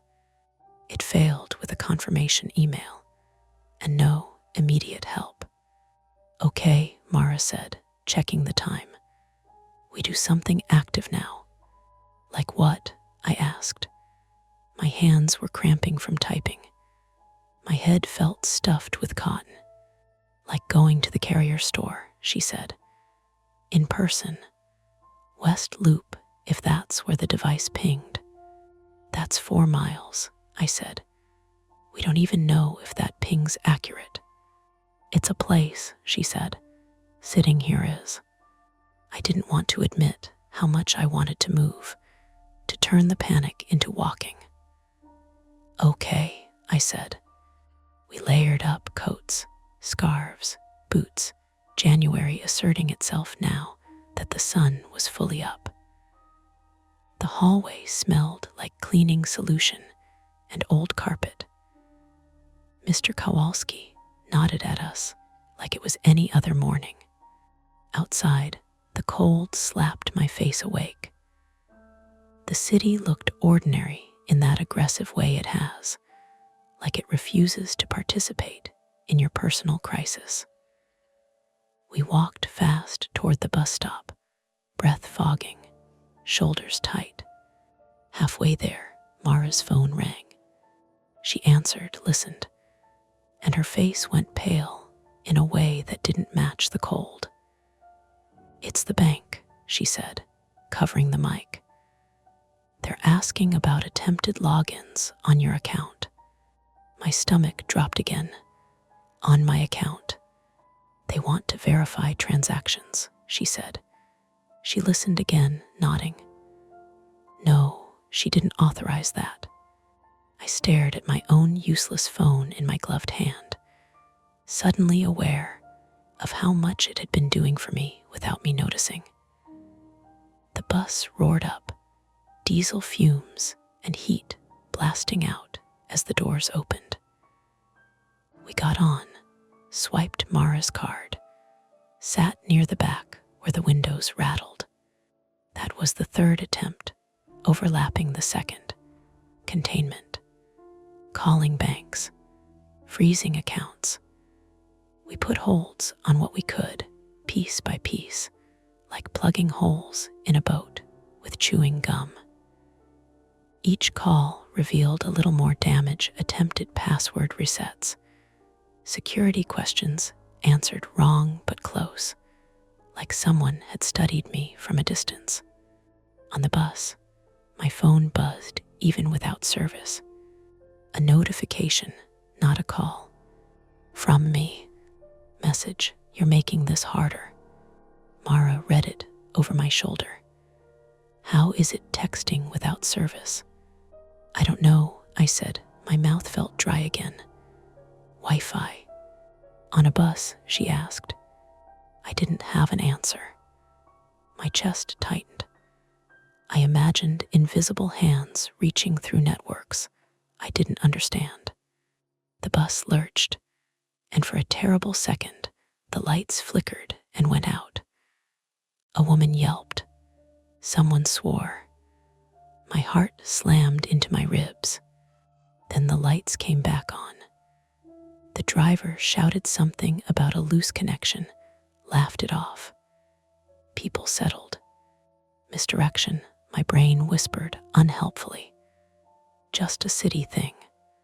We got off near the West Loop Carrier store, a glass-fronted rectangle wedged between a gym and a coffee place already packed with laptops. Inside, it smelled like plastic and air freshener. A young employee with a name tag that said Ben listened to us with wide eyes. This happens, he said, trying to sound reassuring and failing. SIM swap fraud. They get your info, convince support they're you. Can you see the device? Mara asked. Ben tapped at a tablet. I can see it's active, he said. Not the serial without higher clearance. Can you disable it? I asked. He shook his head. Not without authorization from the account holder. I am the account holder, I said, my voice cracking. He winced. I know, I'm sorry. That was the fourth attempt. Authority in person. It failed with policy and a sympathetic shrug. As we stood there, my phone buzzed again. From me. Message, last offer. Meet me and I'll transfer it back. Mara grabbed my wrist. No, she said. We don't meet strangers who steal your identity. Where?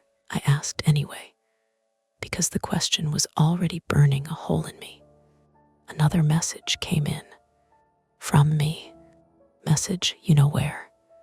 I didn't, but my brain started supplying options. Places tied to me. Places that would make sense to someone who knew just enough. My work address, my gym, the bar from last night. O'Shaughnessy's was 10 blocks away. My private fear surfaced then, ugly and familiar. That my life is more readable than I think. That my routines are an open book. Mara, I said, they know me. She met my eyes. They know about you, she said. That's different. Another buzz. From me. Message, 30 minutes. After that, I start closing doors. Doors like what? I asked the empty air. Mara made a decision I could see settle into her shoulders. We go to the police station, she said. In person, now. We walked fast, almost running, the city blurring at the edges. Halfway there, my phone vibrated again, not a message this time, but a notification from my email. Subject, password changed successfully. I stopped dead on the sidewalk. People flowed around me, annoyed. What? Mara said. They changed my email password, I said. The recovery email is gone. Mara swore under her breath. That was the point where something in me snapped, not loudly, but cleanly. Waiting hadn't helped. Procedures hadn't helped. Running toward authority hadn't helped fast enough. I can't let them keep doing this, I said. Mara looked at me, searching my face. Ellie, they're already inside, I said. Every delay gives them more time. Another text came in, as if to underline it. From me. Message, clocks ticking. I looked up at the street sign. We were 2 blocks from the station. The bar was 10 blocks the other way. I turned. Marva grabbed my arm. Where are you going? To where they think I'll be, I said. My voice surprised me with how steady it sounded. If they want a meeting, we make it on our terms. This is a bad idea, she said. I know, I said, but it's the only one that's left. I pulled my arm free and started walking. And for the first time since I'd woken up, my phone didn't buzz. Shaughnessy's was already open. That shouldn't have surprised me. Chicago bars bend time like that. But it still felt wrong to see the door propped with a black rubber wedge, the inside dim and yellow, and smelling faintly of bleach and old hops. The chalkboard out front listed a lunch special that hadn't changed in years. The street was busy enough to feel public, not busy enough to feel safe. I slowed without meaning to. My boots scraped grit. My phone was dead weight in my pocket now, no buzz, no glow, just the memory of vibration. Mara caught up to me, breath tight. Ellie, she said, please. I won't go in alone, I said. It was the truest compromise I could manage. She studied the windows, the reflections. We stand where the bartender can see us, she said. We don't follow anyone outside. If anything feels off, we leave. I nodded, already moving. Inside, the bar was half lit. 2 men in construction jackets sat at the end, heads together.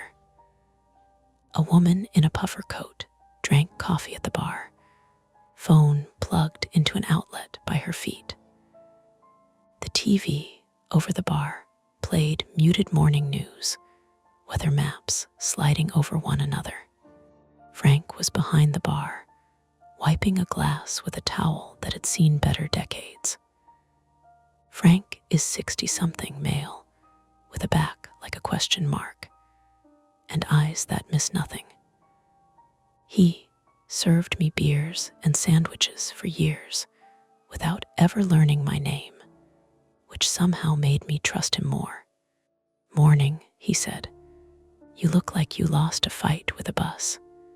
Coffee, I asked. He poured without answering. The mug was hot enough to sting my palms through the ceramic. We took stools near the middle. I set the mug down, wrapped my hands around it, waited. Minutes passed. The door opened and closed twice. Each time my shoulders jumped. Then my phone vibrated. Once, I pulled it out. The screen lit not with a call, but a text. From me. Message left booth, back wall. Mara's jaw tightened. No, she whispered. I'm not moving, I said, louder than I meant to. Frank glanced over. His eyes flicked to the phone, then to my face. You okay? Someone's messing with my phone, I said. It came out flat. He snorted softly. Ain't they all? Another vibration. From me. Message, you're closer than you think. My pulse thudded in my ears. I forced myself to breathe slow, to notice things. The hum of the fridge, the scrape of a chair leg, the smell of toast from the kitchen. A man slid onto the stool 2 down from me. Early 30s. Male, clean jacket, too neat for the time of day. He didn't look at me. He set his phone on the bar, face down. My phone vibrated again. From me. Message hi. Mara's hand found my knee, fingers digging in. Ellie, she murmured. I turned to the man. You can stop, I said. My voice shook, and I hated that it did. This is over. He smiled without showing teeth.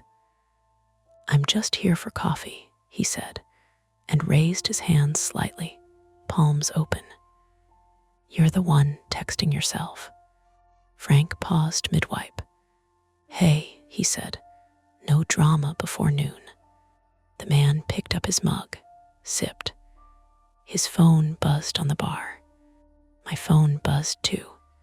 In sync, I felt something in my chest give way, not panic exactly, but clarity. You cloned my SIM, I said. You got my info and convinced support you were me. That's it, right? The man shrugged. People leave breadcrumbs, he said. You'd be amazed. Why? Mara asked. He glanced at her for the first time, eyes sharp. Opportunity, he said. You lock people out, you get leverage. Numbers are keys now. Give it back, I said. He tilted his head. And you'll do what? Call the police. He smiled again. They'll write it down. Frank set a heavy hand on the bar. You gonna buy something, or just scare my customers? The man's smile faded a notch. He slid his phone closer to me. I'll transfer the number back, he said. You confirm on your end. We walk away. Mara leaned in.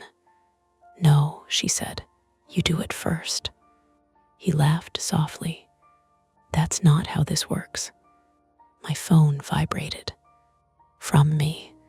Message, clock's done. I felt heat rush my face. Do it, I said, now. He didn't move. I did. I knocked his phone off the bar.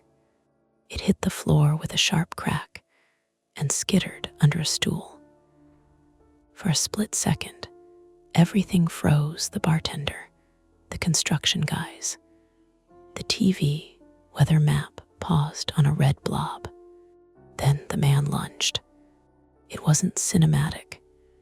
He grabbed my wrist. I grabbed back. The mug tipped, coffee splashing hot across my hand. I gasped, pain flaring. A chair scraped. Someone shouted. Mara was on her feet, yelling for Frank to call 911. Frank already had the phone to his ear. The man twisted, trying to break free. His elbow caught my ribs. Air whooshed out of me in a humiliating grunt. I stumbled, hit the bar hard, stars popping. The man dove for his phone. I kicked, missed, then kicked again, and felt my boot connect. He swore, sharp and ugly. Frank vaulted the bar with surprising speed and weight, grabbing the man's jacket and hauling him back. The construction guy stood, blocking the door without thinking. Sit, Frank barked. Sit down. The man struggled, then went still, chest heaving. Blood trickled from his lip. My phone vibrated one last time, then went dark. Sirens grew outside, distant, and then not. The lull that followed felt unreal, like the space after a wave breaks. The police took statements. The man, his name was Aaron, 34, said nothing. They cuffed him anyway, because Frank had the broken phone, because there were witnesses, because sometimes things line up. An officer, female, 40s, took my phone and looked through it with gloved hands. You did the right thing, she said, which felt like a lie you tell to get someone to stop shaking. At the station later, hours later, my ribs ached and my hand throbbed where the coffee had burned me. The carrier rep met us there with a laptop and a weary face. The transfer was reversed. My number blinked back to life like it had been holding its breath, but it didn't feel like a victory, because when I played the voicemails again, later, alone, in the quiet, of an interview room, I heard it. Under my own voice. Under the static. A second breath. Not supernatural. Not impossible. Just close enough to be mistaken for mine. And I realized how little space there is between being you and being used as you. The urgent care smelled like antiseptic and burnt coffee. They wrapped my hand in gauze, thin layers that made it look more injured than it was. First-degree burn, the PA said, female, maybe late 20s, brisk and gentle, in the way you learn when people keep apologizing for being there. She pressed along my ribs, asked me to inhale. I did. It hurt, but not in a way that worried her. Bruised, she said. You'll feel it more tomorrow. I nodded, because nodding felt easier than admitting how hollow. I felt now that the adrenaline was gone. Mara sat in the corner, scrolling through her phone, jaw set, replying to messages she'd ignored all morning. She looked tired in a deeper way than lack of sleep, like something in her had been pulled tight and hadn't sprung back yet. When the PA left, Mara crossed the room and touched my shoulder carefully, like I might be made of glass. I'm sorry, she said. For what? For letting you go in there, she said. For not stopping you. I thought about the moment at the bar, the decision already made before I said it out loud. You couldn't have, I said. I was already there. She didn't argue. That felt like its own kind of understanding. The police took my phone for a few hours. They returned it with a plastic evidence sticker on the back that I peeled off and stuck to a receipt in my wallet, as if keeping it might matter. The officer who'd spoken to me at the bar, Officer Reyes, female, early 40s, explained the next steps in a voice that suggested she'd done this a lot and would do it again tomorrow. Charges were likely identity theft, assault maybe, depending on how the scuffle shook out. Aaron hadn't said anything new. He'd lawyered up quickly. His phone, cracked and scraped, was still bagged somewhere downtown. We'll be in touch, Reyes said. You did the right thing. I thanked her because that's what you do when someone closes a notebook and stands up. Back at my apartment, the radiator ticked like it always had. The floorboard by the closet creaked. Nothing had changed. That was the strangest part. Mara made soup from a can she found in my cupboard, clucked at the expiration date, ate it anyway. We sat at the small table, steam fogging the air between us. You staying? I asked. Tonight, she said, if you want. I do. She nodded and didn't make a big deal of it. I spent the afternoon on the phone, not my phone at first, but Mara's, locking things down. Banks, credit bureaus, email providers. Each call was a small confession. Yes, my information was compromised. Yes, I need to freeze that. Yes, I understand it will be inconvenient. When my own number came back online, the sound of it ringing felt different, like it had been through something without me. The carrier sent an email confirming the reversal, full of cheerful phrasing that made me want to scream. We're glad to have resolved your issue. I set a pin on everything. I enabled two-factor authentication wherever it existed. I wrote down backup codes and put them in an envelope in my freezer because someone once told me that was clever. In the early evening, my landlord texted to ask if the police visit meant anything he needed to know. I told him no. He replied with a thumbs up. Mara fell asleep on the couch, with the TV murmuring to itself. I watched the city darken through the blinds, the familiar choreography of headlights and streetlights. It all looked the same. I kept waiting for it to feel safe again. Before bed, I opened my voicemail inbox. I hadn't listened since the station. My finger hovered the way it had that first morning. I deleted them. All 3, no ceremony, just gone.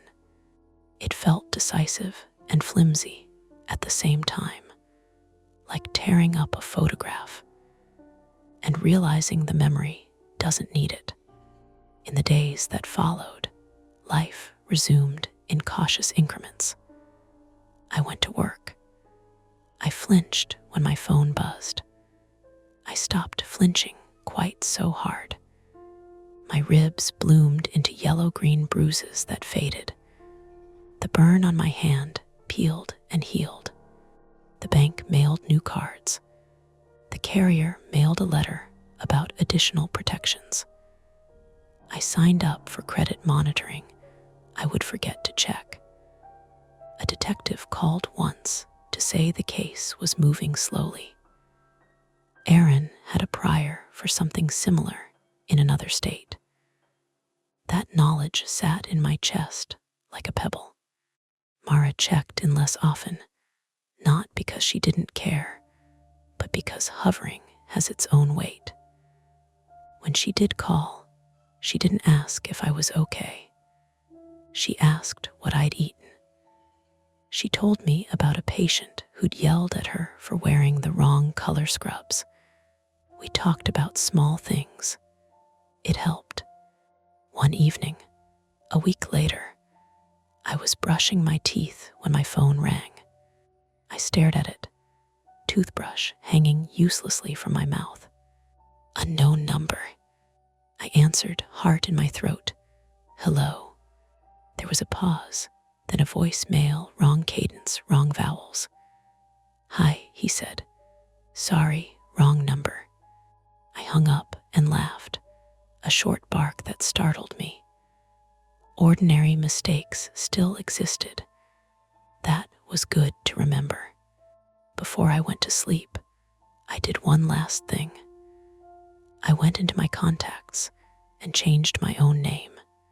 From me to Ellie, this phone. It was a small, stupid thing. It made me feel better. Weeks later, the letter came about the court date. Mara offered to come with me. I said yes. Frank waved when I stopped by O'Shaughnessy's for coffee one morning, his eyes lingering a second longer than they used to. He didn't ask questions. Life didn't go back to normal. It went somewhere adjacent. Sometimes, late at night, I'd think about the voicemails I'd deleted, about how easy it had been to hear myself and not myself at the same time, about how much of who we are lives in systems we don't see. Once, months later, my phone buzzed while it was face down on the table. Just a notification. A calendar reminder I'd set for myself. For a split second, my stomach tightened anyway. I picked it up, read it, breathed. Outside, the city made its usual noise. Inside, my phone was quiet. I set it down and went back to what I was doing. Almost ordinary. That's it for this nightmare. If you enjoyed it, please like the video, subscribe to Mia Horror Stories, and turn on notifications. It really helps keep the stories alive. And don't stop here. Dive into another one of our videos and keep the fear going. Hey friends, it's your girl Mia. This is Mia Horror Stories. And tonight's story, I'm a fire lookout officer, and I saw something walking in the treetops, is told in darkness. The screen will stay black, so you can simply listen, imagine, and feel every moment without distraction. Trust me, the build-up matters, and the ending is where the real chill hides. So don't look away, and don't leave early. The first thing I noticed wasn't the shape. It was the sound. A long, careful rasp, like someone dragging a dry branch across other branches, up high where the wind should have owned everything. The tower windows were cracked open for airflow, and the smell of sun-baked pine pitch floated in with the heat. My radio was hissing its usual faint static. A fly kept orbiting the rim of my coffee mug like it had a job to do. Then one clean snap. Not a gunshot, not lightning, a branch giving up. I leaned forward over the Osborne fire finder, the old circular sighting device bolted to the map table, and stared out through the glass toward the ridge. Late afternoon made the forest look deceptively soft, the slopes brushed in gold. Somewhere, a woodpecker hammered a steady rhythm, and farther down, I could hear the occasional whine of a truck on the access road muffled, like it was underwater. Whatever made that snap was too high to be a deer. Too placed. I told myself it was just wind doing something weird in the canopy. A crow lifting off. A dead limb finally letting go. Normal things that had explanations and didn't require me to call anyone and sound stupid. I reached for my binoculars anyway. The treetops swayed the way they always did, slow, breathing motion. But one cluster of firs near the saddle, maybe a mile and a half out, moved out of rhythm.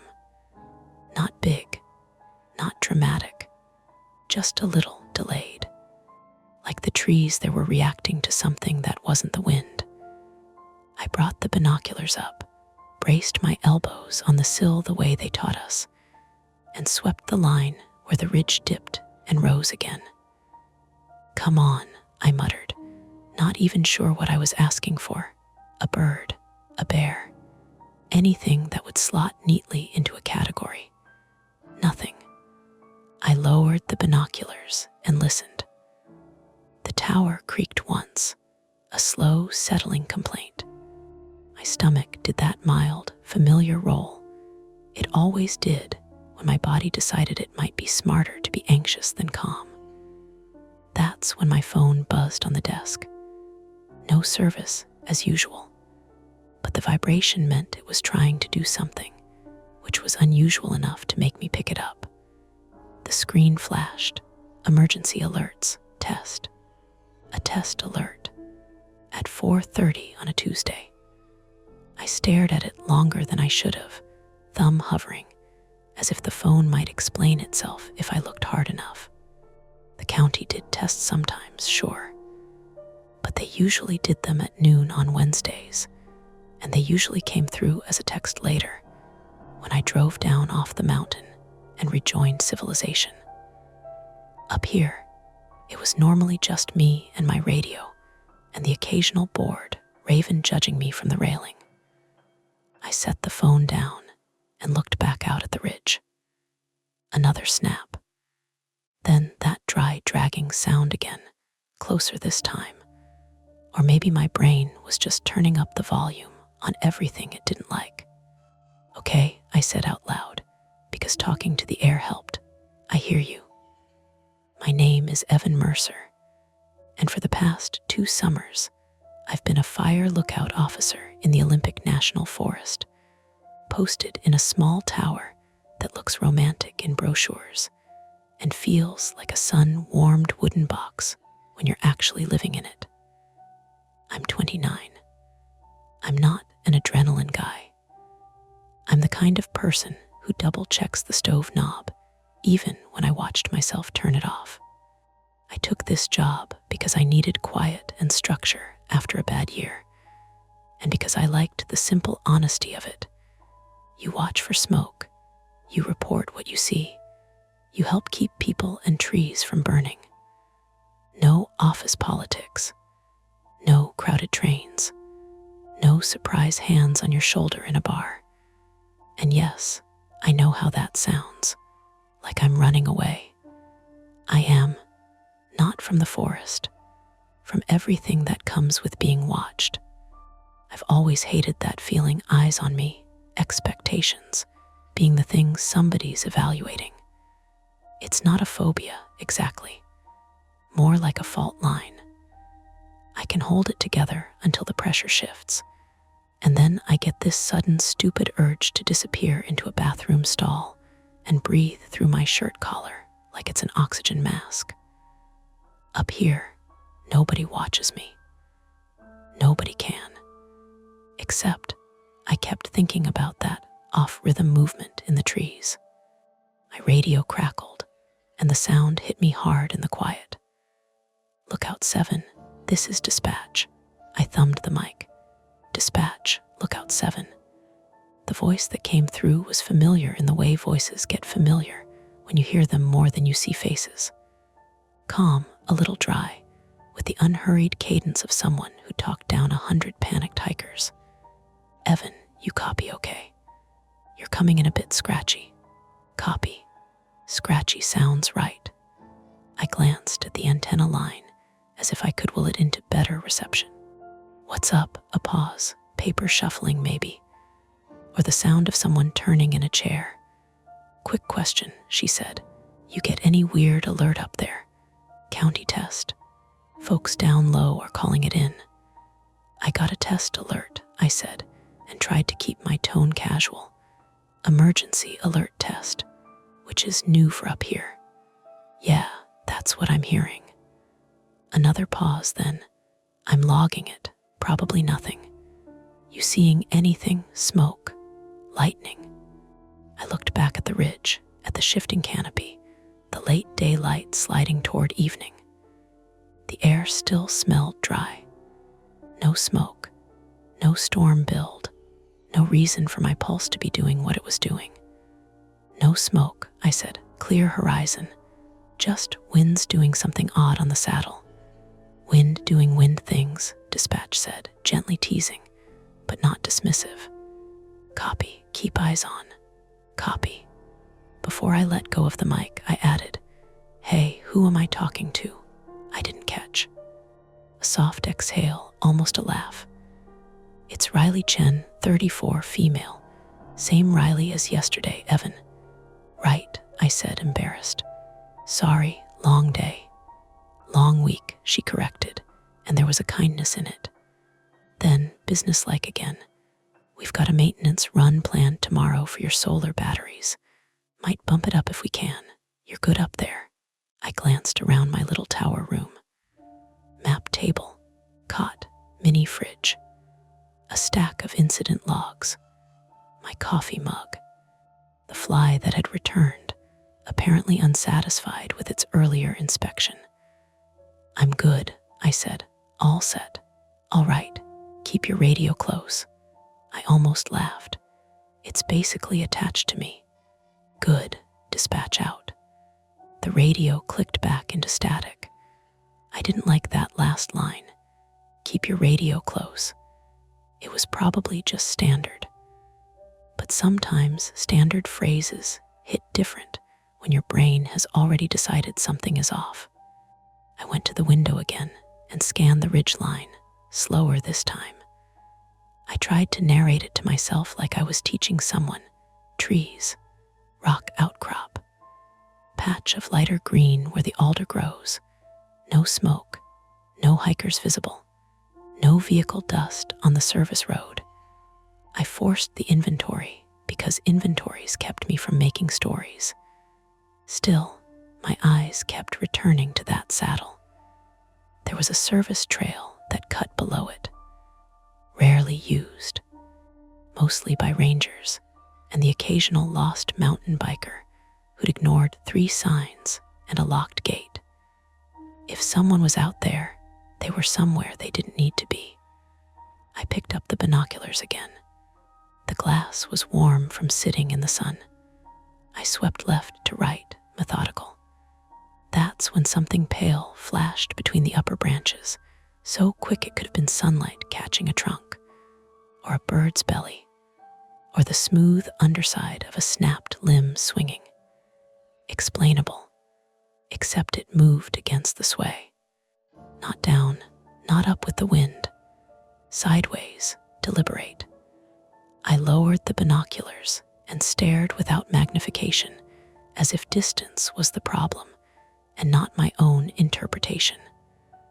The dragging sound came again fainter, but there, and then stopped like a hand clapped over a mouth. My phone vibrated again.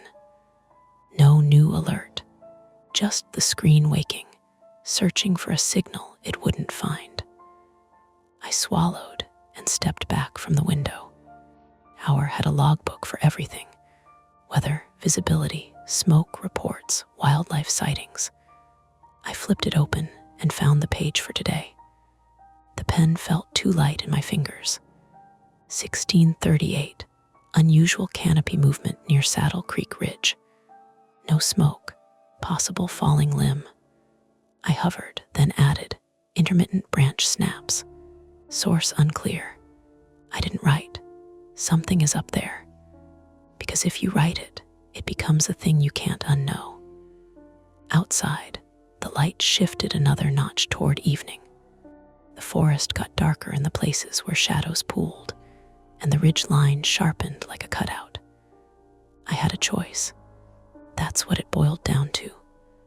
Option 1, stay put, keep watching, report anything that became more obvious.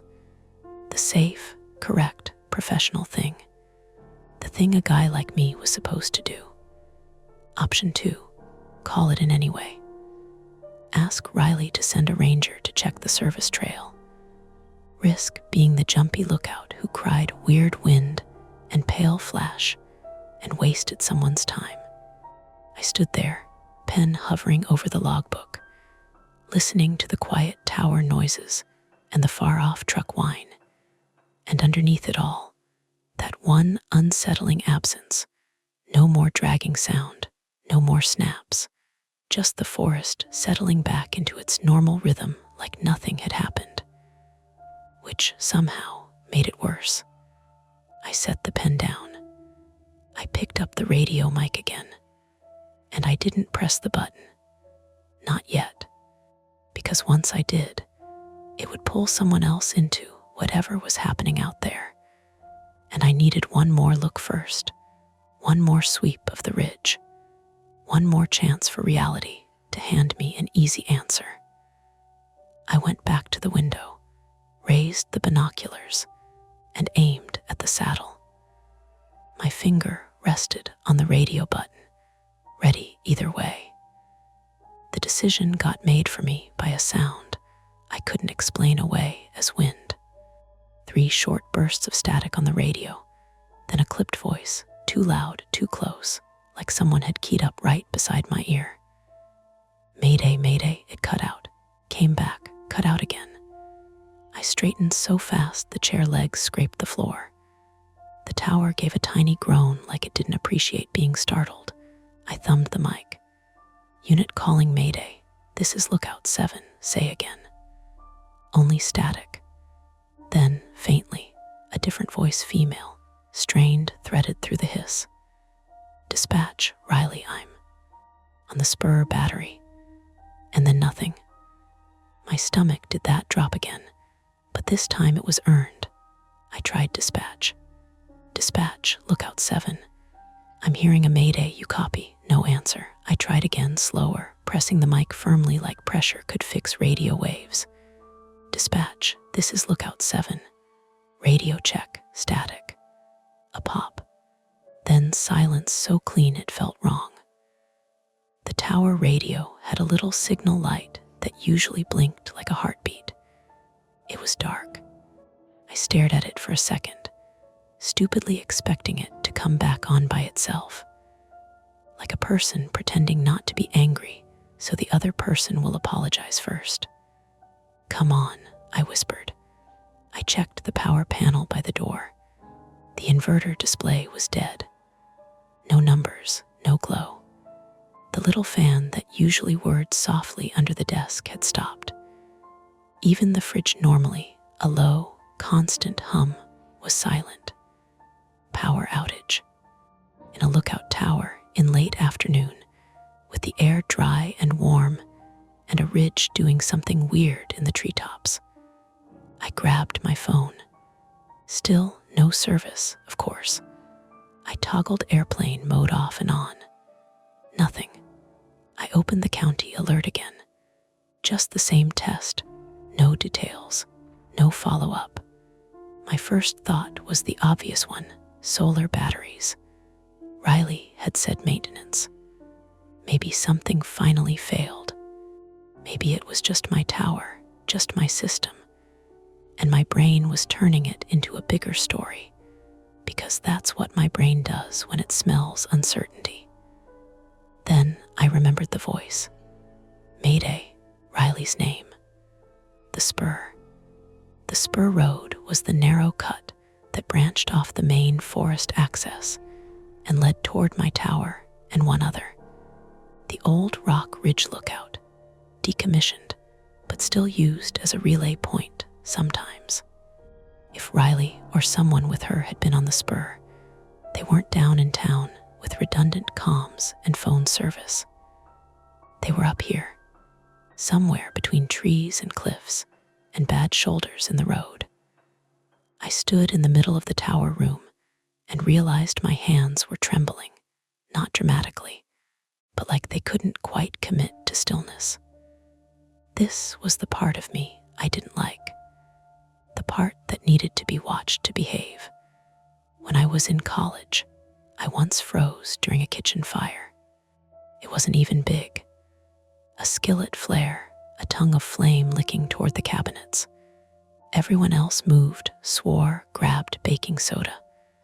I just stood there with my brain buffering, feeling my own uselessness in high definition.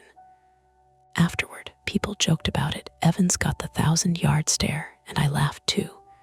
But the truth lodged somewhere deep. When something suddenly needs you, you might not show up. Up here, there was no one to cover for me. I took a breath, then another. I made myself move. The tower had backup, an old handheld radio in a drawer, meant for short-range use if I had to step outside. I yanked it out, flicked it on. The screen flashed, then went blank. Dead battery. Of course, I said, and the words sounded sharp in the small room. Procedural failure, my failure. I should have been charging it. I should have checked it this morning like the checklist said. I hadn't, because it had been a quiet week, and I'd gotten lazy, and the quiet had felt like permission. I strapped on my boots, grabbed my field pack, and went through the motions with a kind of forced calm. Headlamp, first aid kit, water, energy bars, map, compass. The keys to the tower's old ATV hung on a hook by the door. I stared at them. The ATV was my only fast way down to the spur and back before dark. And the spur was exactly where the treetops had been moving weird. My brain tried to bargain. Wait until the scheduled maintenance tomorrow. It'll come back. Don't be the guy who panics and drives into the woods over radio static. Then I pictured Riley's voice, strained and breathy, the way it had said my name like she needed it to anchor her to something. I took the keys. Outside, the heat hit differently, less trapped, more alive. The tower's catwalk boards were warm under my boots. A gust moved through the crowns and made a long ocean sound, but it wasn't the same wind as earlier. This one was steadier, less playful. It carried a faint tang of dust and hot sap. I locked the tower behind me out of habit, like that would matter.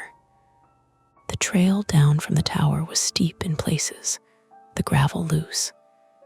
The ATV was parked under a tarp near the storage shed, its plastic seat sun-faded. I yanked the tarp off, swung a leg over, and turned the key. Nothing. I tried again. The starter clicked once, like a reluctant jaw. Then nothing. Dead battery. I just sat there for a second, hands on the handlebars, feeling a pressure behind my eyes that wasn't quite panic, but wasn't far off. It wasn't fear of the forest. It was fear of being trapped by my own unpreparedness. A small, humiliating laugh escaped me. Unbelievable. I got off, popped the seat compartment, checked the terminals. Corrosion. White crust. The battery cables looked like they'd been on a beach vacation. I remembered telling myself last week I'd clean them tomorrow. Tomorrow had arrived with an attitude. I looked toward the ridge again. The saddle was partially visible through gaps in the trees.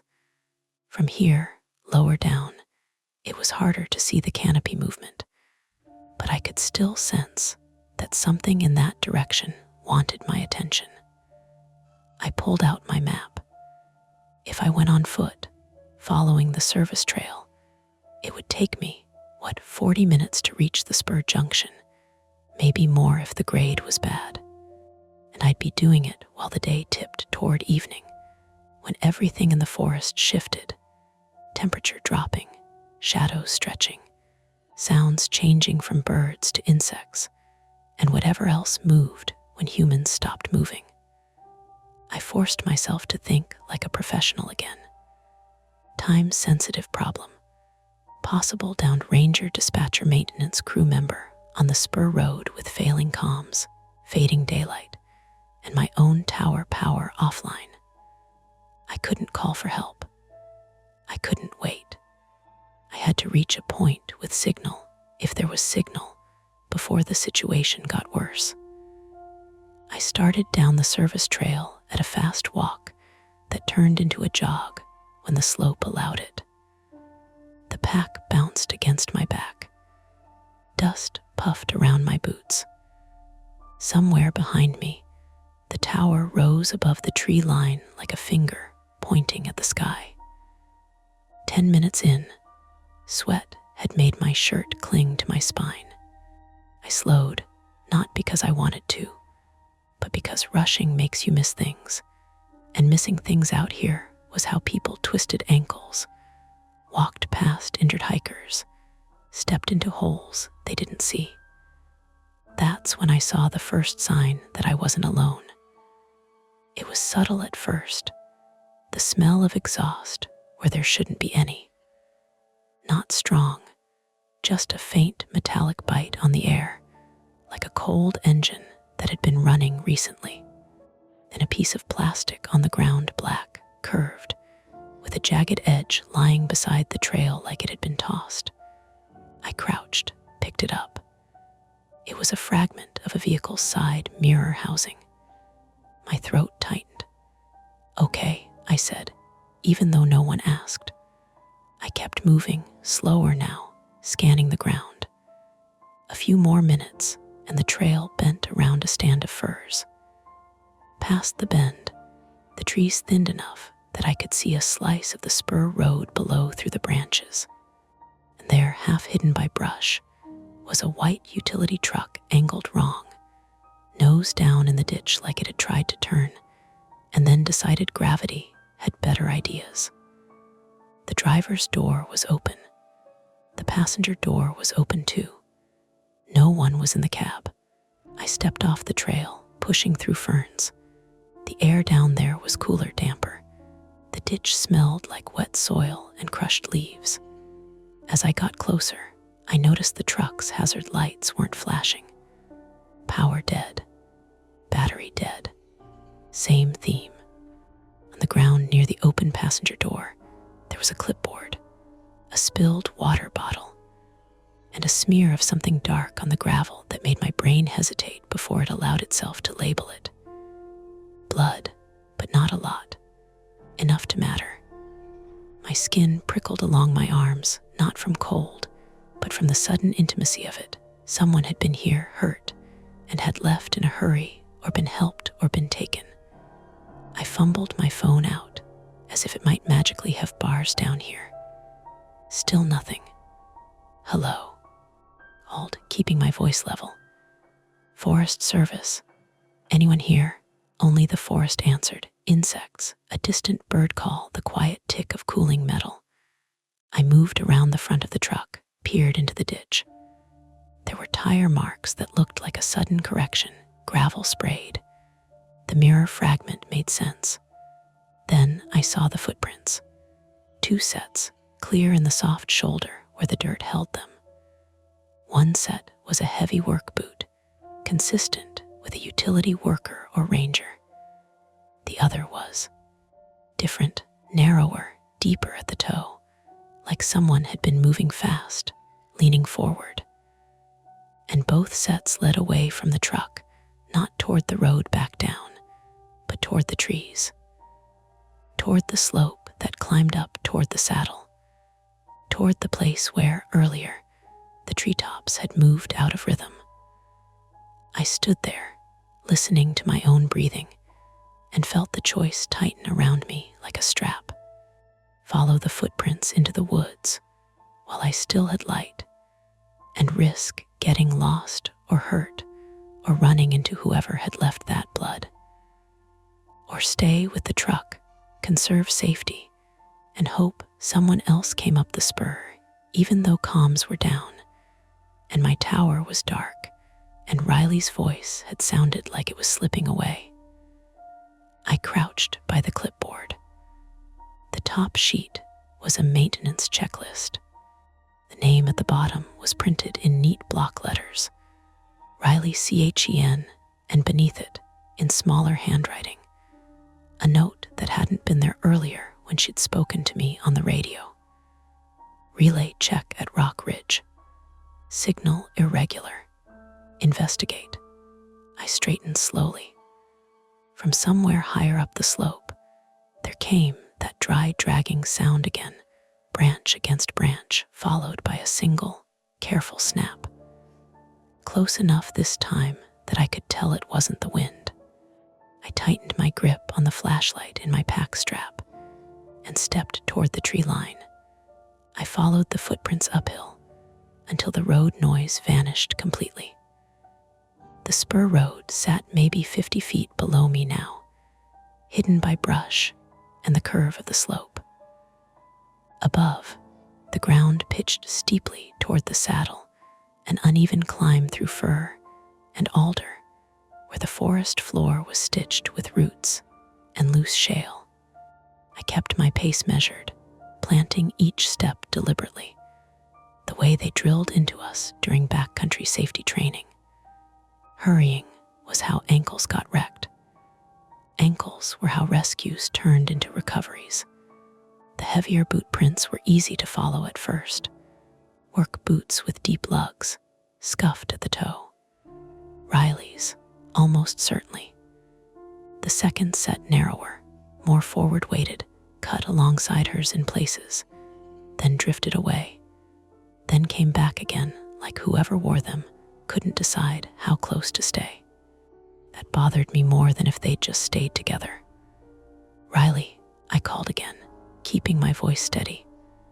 The sound felt small once it left me, swallowed by trees and slope. No answer. I climbed for 10 minutes, maybe 15. Sweat darkened my shirt, and my thighs started to burn in that dull, complaining way that told me I'd misjudged the grade. Every so often, I stopped to listen, not because I expected to hear a reply, but because listening felt like control. The forest had shifted fully into evening mode now. The air cooled, thickened. Birds quieted. Insects took over with a soft, electric buzz. Somewhere off to my left, water moved Saddle Creek, probably running lower than usual this time of year, but still loud enough to mask footsteps if someone was careless. That was the first attempt. Follow the tracks cleanly, reach Riley quickly, get both of us back to the truck or to a point with signal. It failed when the prints disappeared. They led me to a patch of exposed rock just below the saddle, a slanted slab veined with quartz, bare enough that the dirt gave way to stone. The boot prints stopped dead there. I circled the area, scanning for scuffs or broken needles, but the rock gave me nothing. No direction. No clue whether they'd gone up, down, or sideways. I felt my jaw tighten. "Okay," I said quietly. "Think." I crouched and studied the slab more carefully. There, faint scratches near the top edge, like rubber dragged across stone. A slip. Maybe Riley had lost her footing. Maybe she'd slid. I moved around the slab and found the answer I didn't want. On the far side, the ground dropped sharply into a shallow ravine choked with brush. Not a cliff, but steep enough to turn a stumble into a tumble. Ferns bent downhill, crushed. A boot had skidded there, dirt scraped away in a long smear. "Riley," I said again, louder now, and started down. The ravine funneled sound strangely. My own breathing came back to me warped and doubled. The creek was louder here, the water knocking against rocks in a restless rhythm. I picked my way down, using saplings for balance, my calves trembling from the effort. Halfway down, my foot slid on damp leaves, and I went down hard on my knee. Pain flared sharp and immediate. I bit back a sound and stayed still for a second, hands pressed to the ground, letting the worst of it pass. When I stood, my knee protested but held. I flexed it experimentally. No pop, no instability, just pain and the promise of swelling later. "Idiot," I muttered to myself, to the situation, to the part of me that still believed I could muscle through everything if I just tried hard enough. At the bottom of the ravine, the footprints reappeared in soft mud near the creek's edge. The boot prints were uneven now, deeper on one side. Limping. Relief hit me so fast it almost made me dizzy. She was alive, hurt, but moving. Then I noticed something else. The narrower prints were gone. Only Riley's boots continued along the creek, following the water downstream toward the saddle's far side. That was the second attempt. Stay on the obvious path, follow the creek, keep moving downhill where terrain was kinder and sound carried farther. It partially worked. I covered ground quickly now, adrenaline masking the ache in my knee. The creek curved gently, and I used it like a handrail, letting its course guide me. Then the smell hit, sharp, chemical, not forest, not rot or water or sap. Fuel. I slowed, scanning ahead. Around the bend, half hidden by brush, sat a small generator portable, the kind used for temporary power at relay points. It was off now, silent, but the air around it still held the stink of gasoline. Rock Ridge. I'd overshot the main spur trail and come at the relay from below, through the ravine. The generator meant Riley had made it here. Dee tried to check the equipment. Maybe the irregular signal she'd mentioned wasn't a glitch. Maybe it was this thing failing, or someone messing with it. I stepped closer and saw the problem immediately. The generator's fuel line had been cut. Not torn, not chewed, clean, deliberate. My mouth went dry. That was when something moved above me, fast and heavy, and my heart jumped straight into my throat. Branches shook high in the firs, way above head height. A rush of sound followed, leaves tearing, wood snapping. And for a split second, my brain reached for the worst explanation, because that's what brains do when they're tired and scared and already primed. I froze, flashlight half raised. Then the shape burst out of the canopy and crashed downslope in a chaos of limbs and leaves. A deer. It skidded to a stop not 10 yards from me, eyes wild, sides heaving. One hind leg dragged uselessly, bent wrong at the joint. It scrambled, slipped, then bolted again, crashing through brush toward the creek, leaving a churned path and a fading clatter behind it. I stood there, pulse hammering, and forced myself to breathe. Misdirection. Just an animal. Hurt, panicked, moving where it shouldn't because something else had spooked it, or because the generator noise earlier had driven it out of cover. Something else, my brain whispered, and I shoved the thought aside. I crouched by the generator, examining it more closely. The cut fuel line wasn't old. The edges were clean, not weathered. Someone had wanted this thing dead. I keyed my phone again, lifting it high, turning in a slow circle. One bar flickered on, then vanished. "Come on," I said, the word coming out ragged. I took a few steps uphill, then a few more, chasing elevation like it was a promise. Another bar, then two. I stopped, held the phone still, thumb hovering. Before I could dial, the screen went black. Dead. I stared at it, disbelief blooming into anger. I hit the power button again. Nothing.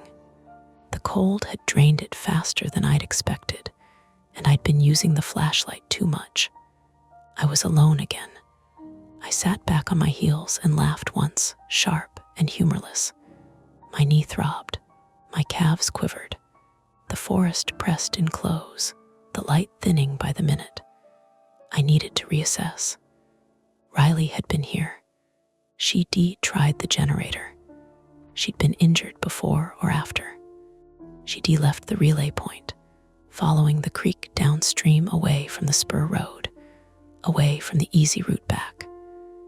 Why? The answer came to me as I remembered the footprints near the truck. The narrower ones had gone uphill, toward the saddle, toward my tower. Whoever had cut the fuel line might not have been finished. I stood abruptly, a chill running through me that had nothing to do with temperature. If Riley realized someone had sabotaged the relay, and maybe the truck, and if she thought that person was moving upslope, she might have gone after them, or tried to warn me. I limped back toward the ravine's climb, ignoring my knee's protests. The path back up was worse in failing light. Roots turned into tripwires. Shadows swallowed depth cues. My headlamp cast a narrow tunnel of vision that felt more like a trap than help. Halfway up, my radio crackled. Just once. Burst of static, and then a voice, weak, distorted, but unmistakable. "Evan, if you hear this, don't," it cut out. I fumbled for the mic, heart pounding. "Riley, I'm here. Where are you?" Nothing. The signal light flickered once, then died again. That was it. The last fragile thread snapped, and with it went the option of turning back. If Riley was trying to reach me from upslope, if she was closer to the saddle now than the relay, then the only way to help her was forward.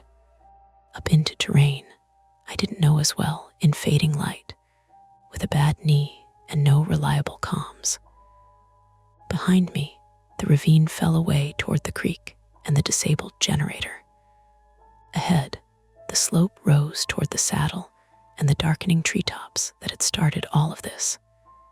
I tightened my pack straps, adjusted my headlamp, and took the next step up without letting myself think about what would happen if I was wrong. Because turning around was no longer an option. The saddle was a thin, rocky seam between two drainage basins, and in the dark, it felt less like a place, and more like a decision the mountain had made a long time ago. Up one side, my tower, a few switchbacks away, perched above the canopy like a watchful tooth.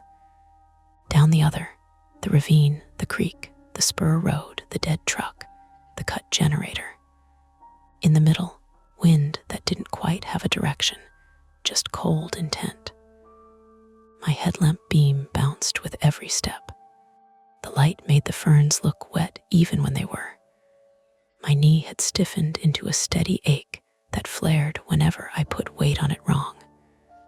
I kept my breathing shallow so it wouldn't turn into that panicked gulping that always made me feel watched from the inside.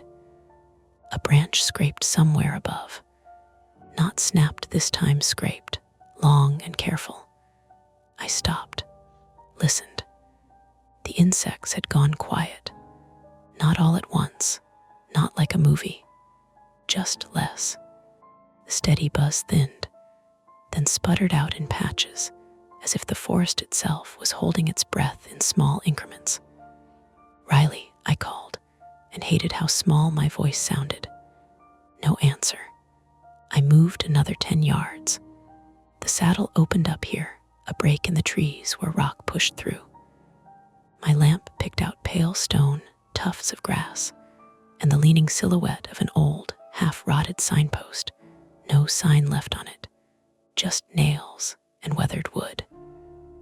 The kind of landmark you only noticed when you needed one. I swung the beam left, then right. Then I saw it. A strip of bright orange fabric snagged high in the lower branches of a fur safety orange reflective tape catching my light. A vest. Relief hit so hard it made my stomach clench. I pushed forward, ignoring my knee. "Riley." "Hey, Riley, it's Evan." The vest wasn't on a person. It hung there like a flag, torn at one shoulder, sleeveless and limp. Beneath it, the ground was scuffed. Dirt turned over. Needles scraped away in a rough half-moon. A drag. My lamp slid down the mark and found a boot print deep, uneven. Riley's. Then another print beside it, narrower, deeper at the toe. The forward-leaning runner. My chest tightened. Not supernatural, not impossible, just human. A human who moved fast and didn't want to be seen. I forced myself to think in plain terms. Someone sabotaged the generator. Someone ran a truck into a ditch or forced it there. Someone dragged Riley off the road toward the saddle. And I, because I couldn't sit still, because I couldn't stand being the guy who froze, walked right into the same funnel. I reached up and tugged the vest free.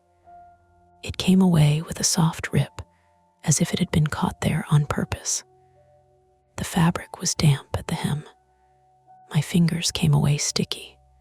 Blood, not much, but fresh enough that it hadn't dried. My mouth went dry. I clicked my headlamp to its brighter setting. The beam widened, washed the rocks and trees in harsher light. And in that wider circle, I saw what I'd missed. A length of black cable stretched between two trees, low enough to catch ankles. A trip line. I froze so abruptly my knee screamed. If I'd taken 2 more steps at a jog, it would have taken me down hard. Face first into rock, maybe. Headlamp smashed. Me flat on my back with someone above me. The hair on my arms lifted, not with mysticism, just with the cold, practical awareness of being hunted.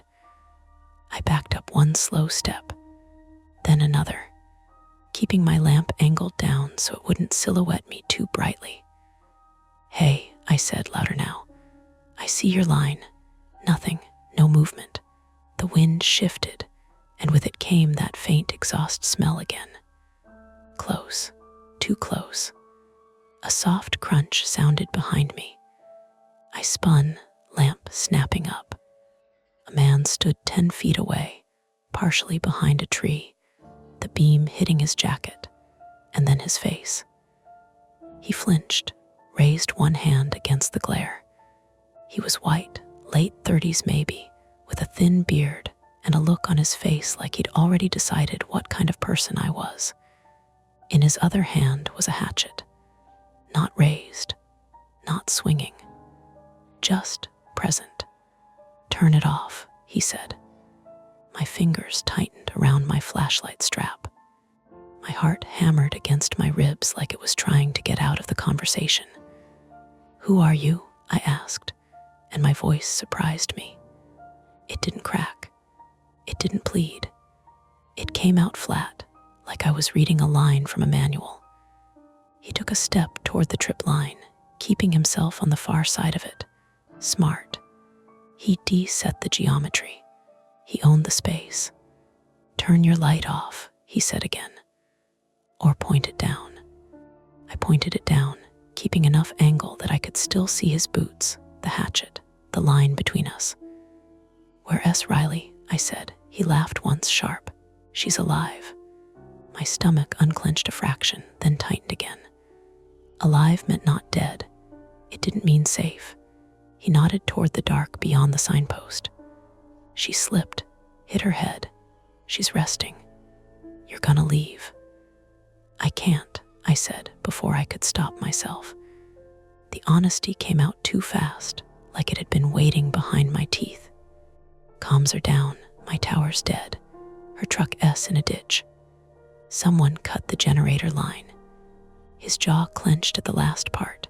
A flicker, anger, embarrassment, something personal. "You don't know what you're talking about." "I know it was cut," I said. "Clean, not chewed." He shifted his grip on the hatchet. The metal head caught a sliver of my light. This was the part where my brain wanted to do its old trick. Freeze, buffer, let someone else move first. I felt that familiar fault line open. The pressure shift. The urge to become very small and very quiet and let the mountain decide. But Riley's voice, thin through static, came back to me.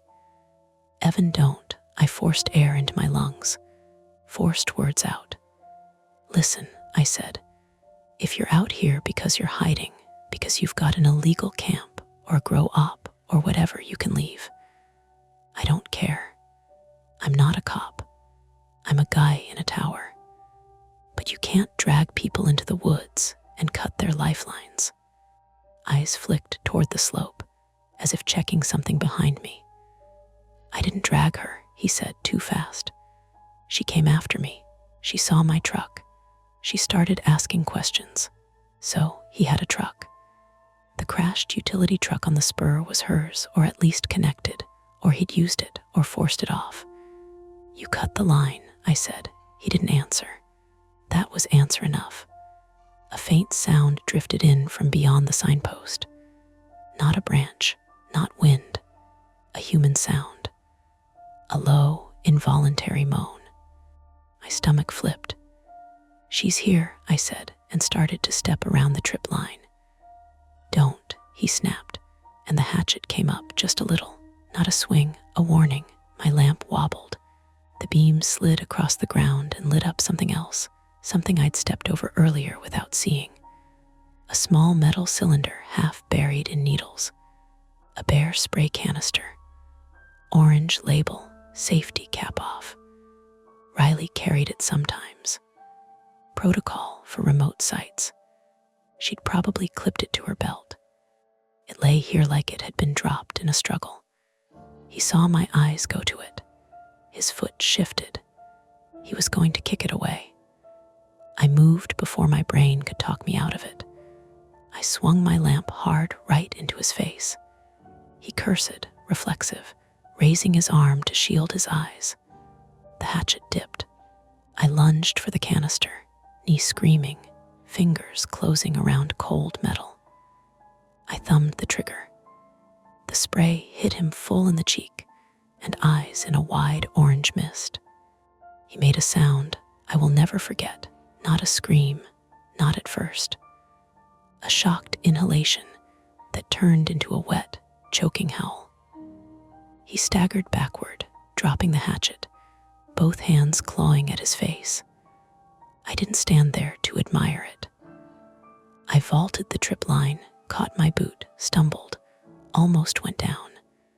But I kept my feet and ran toward the sound of Riley.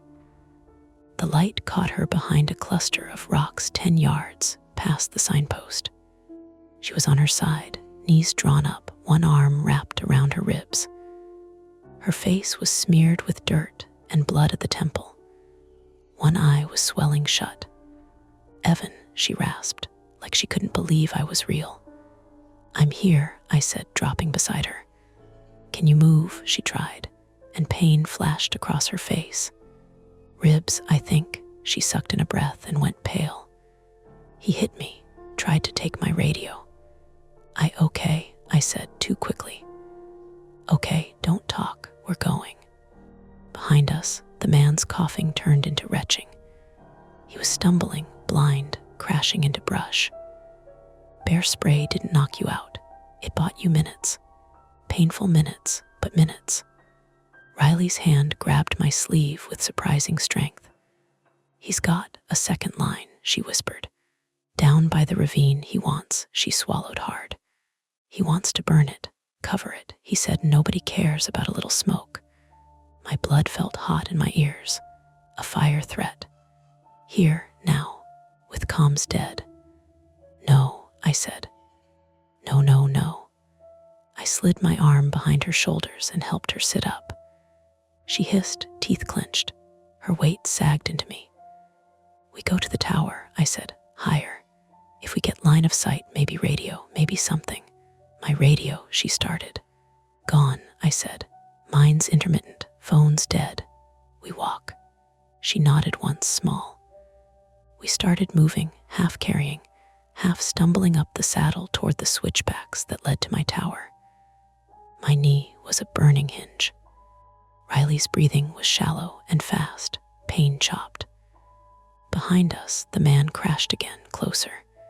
He'd recovered enough to move. Bear spray didn't stop determination.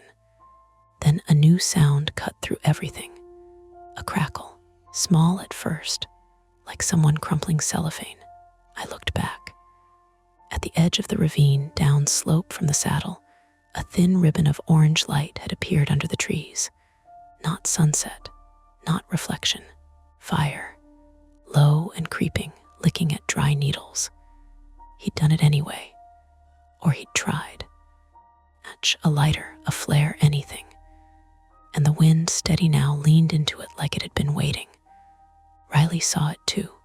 Her good eye widened, and something in her face hardened through the pain. That's the line back, she whispered. I understood immediately. If that fire grew, it would cut the ravine route, cut the spur road, cut any easy escape. It would also throw smoke that my tower was built to detect, but my tower was dead. My radio was unreliable, and I was the only one who could see it right now.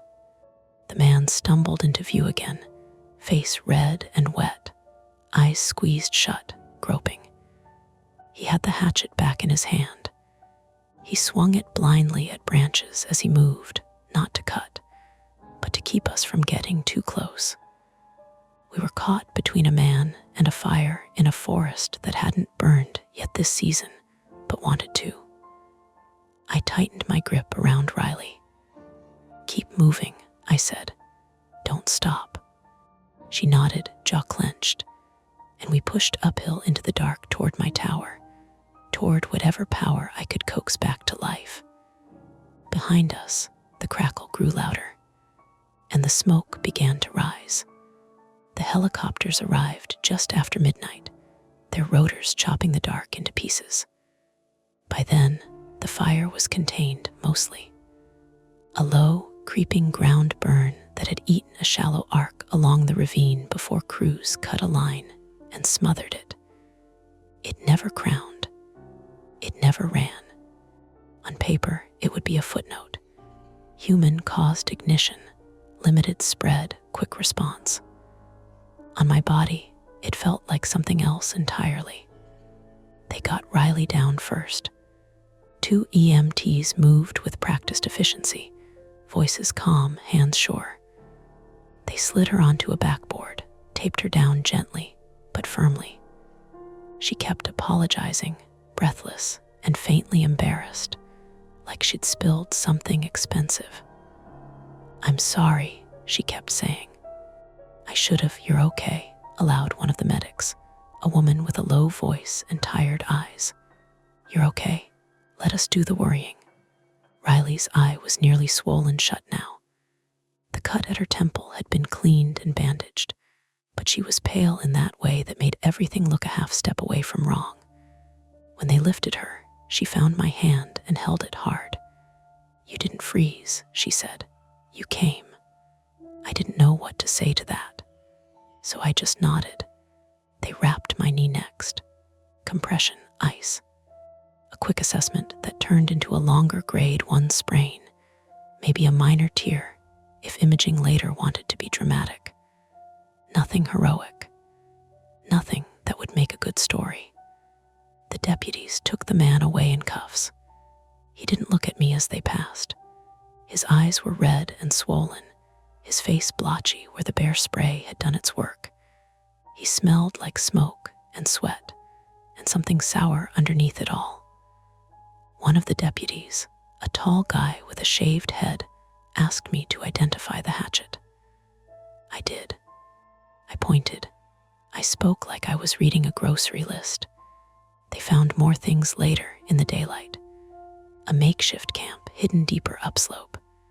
Fuel cans cached under a tarp. A map with hand-drawn marks where there shouldn't have been marks. Enough to make the charges stick. Enough to make the report thick. The legal words came later: assault, sabotage, attempted arson on federal land. They said he'd been living out there for months, maybe longer, avoiding permits, avoiding people, using the forest like a blind spot. The truck, Riley's, had surprised him. He'd panicked, tried to control the situation the only way he knew how. Control. That word showed up a lot. They shut my tower down for a week. Power inspection. Equipment review. Mandatory rest. Someone higher up clucked their tongue at my uncharged handheld radio, wrote a note about procedural adherence, and then, quietly, thanked me for not waiting. Riley texted me from the hospital 2 days later. Ribs bruised, not broken. Mild concussion. I look worse than I am. I wrote back, you look like someone who got hit in the head by reality. She sent a single laughing emoji. Then, coffee when I'm cleared. Anytime, I typed and meant it. When I went back up to the tower, the forest looked the same in the ways that matter and different in the ones that don't. The fire scar was a dark smear along the ravine, raw and ugly, already smelling faintly sweet as it began the long process of becoming something else. The saddle was quiet. The trip line was gone. The nails in the old signpost remained. I logged everything: weather, visibility, the faint haze that still hung low some mornings when the air settled just wrong. I slept badly at first. Every branch snap felt personal. Every shift in wind carried a question mark. I caught myself scanning the treetops more than the horizon, listening for patterns instead of smoke. Then, slowly, the routines did what routines are supposed to do. The radio hummed. The inverter glowed. The fly returned to orbit my coffee mug like we had an appointment. One afternoon, I took the binoculars and aimed them at the saddle, not because I thought I'd see anything, but because avoiding it felt like giving something power it didn't deserve. The trees swayed. Wind owned them again. Still, sometimes, when the light was just right, and the canopy moved out of rhythm for a second longer than it should have, my hand would hover over the radio button without me realizing it. I never stopped pressing it. That's it for this nightmare. If you enjoyed it, please like the video, subscribe to Mia Horror Stories, and turn on notifications. It really helps keep the stories alive. And don't stop here, dive into another one of our videos and keep the fear going. Welcome to Mia Horror Stories. To make it easier on your eyes, this video plays against a black screen, so you can close your eyes, get comfortable, and let the story take over. But don't relax too much. The ending might just catch you off guard. Stay with me until the very last word. The first time I heard it, I blamed the radiator. It was late, too late, when the white noise app on my phone hiccuped, and the apartment settled into that kind of thin quiet where every small sound becomes a headline. From beneath my mattress came a sibilant drift, like steam slithering through a pinhole, or bees trying to spell something. A string of breathy consonants. Then nothing. Then a soft return. The city outside kept doing what it always did, buses down Tremont. A droning streetlight. Someone on the corner arguing in a voice flattened by distance. But the sound under my bed had shape, like it wanted to be words, and wasn't sure how. Maya Bennett, 27 woman. I rent the smaller bedroom in a third-floor walk-up in Mission Hill, Boston, with the kind of slanted floors that make a quarter roll on its own if you drop it near the kitchen. I'm 2 months into my first year as a night shift nurse at Brigham and Women's, which means my sleep is borrowed and easily stolen. I keep a laundry basket under the bed with my scrubs folded like blue flags. There's a vent half hidden by the frame and a strip of duct tape that refuses to stick even when I promise it new tape in the morning. Everyday motive: just sleep before tomorrow's 12. Private fear that I'll miss something obvious and stupid at work, at home, anywhere, and it will hurt someone.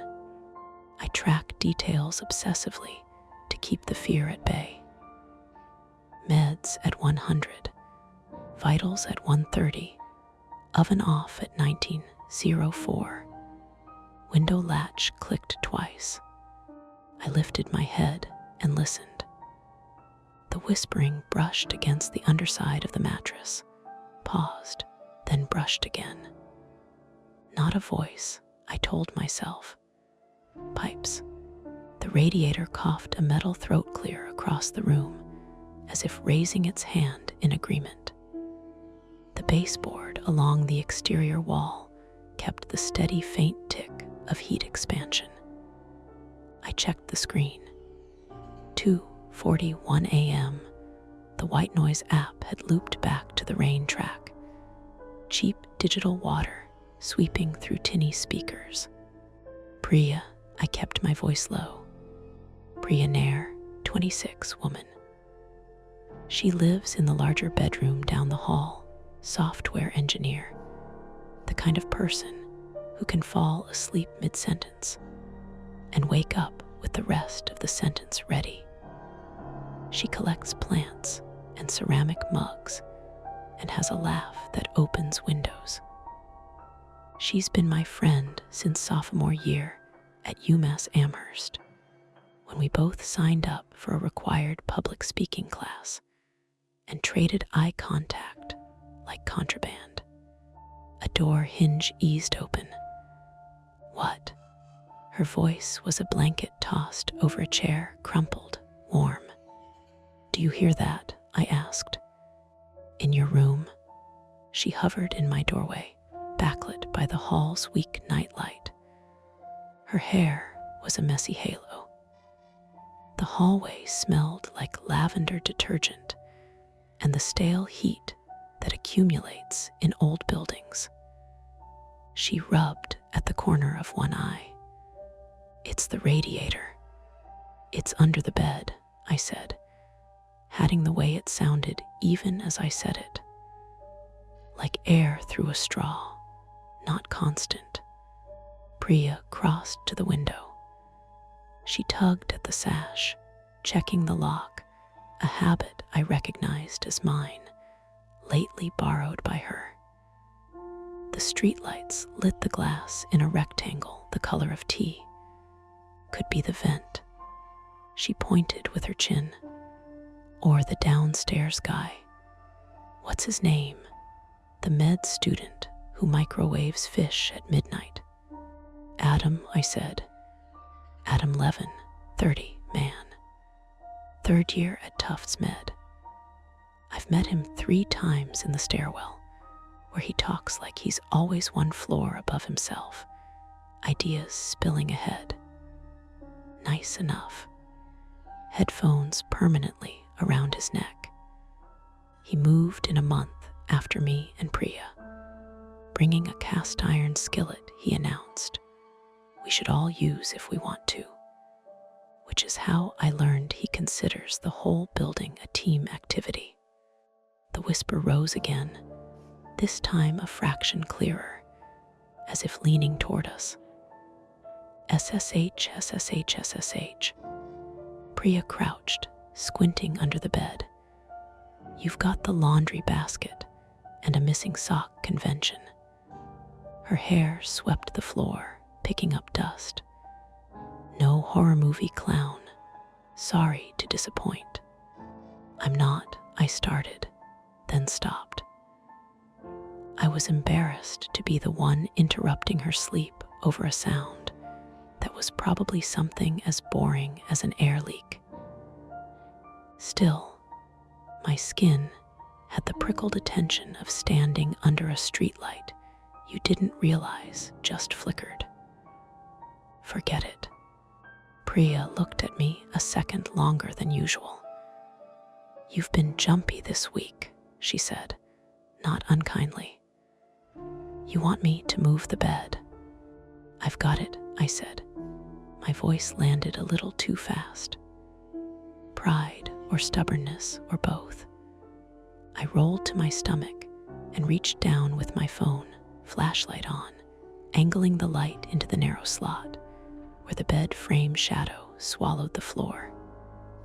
The beam washed over the duct tape flap by the vent, which lifted and fell with a breath I could feel on my fingertips. Warm air. Harmless.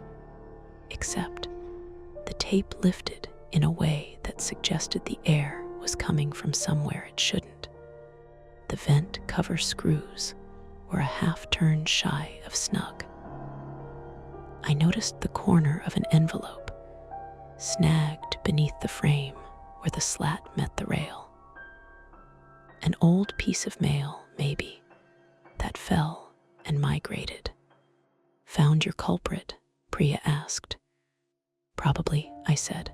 I aimed the light again. Dust clung to the phone like ash. The whisper happened once more, concentrated, and this time it did something I didn't like. It broke into tiny syllables, quick as shoes on tile. Not words, more like shape practice for words. The hair lifted along my forearms. Priya heard it too. I could tell by the way her mouth flattened into a line that tried to be casual. Definitely air, she said, too bright. Tape fix in the morning. Go to sleep. She padded back down the hall. The apartment went softer again. A car alarm chirped twice and then decided against it. Somewhere, someone laughed, cut short. I lay still, listening. The radiator ticked. The vent exhaled. The whisper threaded itself through both so neatly that if I had any less stubbornness, I could have let it pass as coincidence. I texted Evan because habit. Evan Cook, 29, man. He works logistics for a food distributor in Chelsea and has the patience of someone who spends his days on hold. He's been in my life for 2 years. We share passwords, playlists, and the bad habit of answering work email on weekends. He's in Worcester this week, helping his uncle with a bathroom renovation, which is how I have time to hear noises in the night. You up? I typed, thumbs hovering. It's nothing. Ignore me. He replied with a typing bubble that blinked, then vanished. A minute later, he sent a photo of a tile saw in a garage, captioned, "Earplugs are God. You okay?" I started to write back, "Just the vent," then deleted. He'd drive back if I asked. He's that kind of person. Asking would make me that kind too, the kind who can't be alone without a witness. The room smelled faintly like hospital soap from the little bottle in my work bag. A clean lemon sterile that never fully washes out of your skin. My bedside table held the book I pretended to read, medical Spanish. A glass of water with 2 ice cubes melting into the same shape they always do. And the tiny brass Saint Christopher my grandmother gave me taped to a key. I could feel my own heartbeat in my mouth. The whispering, when it came again, synced with the radiator in a way that felt almost intentional, like one was teaching the other to talk. The air pushed against the loose tape, and it fluttered like a tongue. SSH, SSH, a stuttery hiss. I sat up and swung my feet to the rug. The rug is wool, Persian patterned, inherited from Priya's aunt. And if you spill tea on it, you can't tell.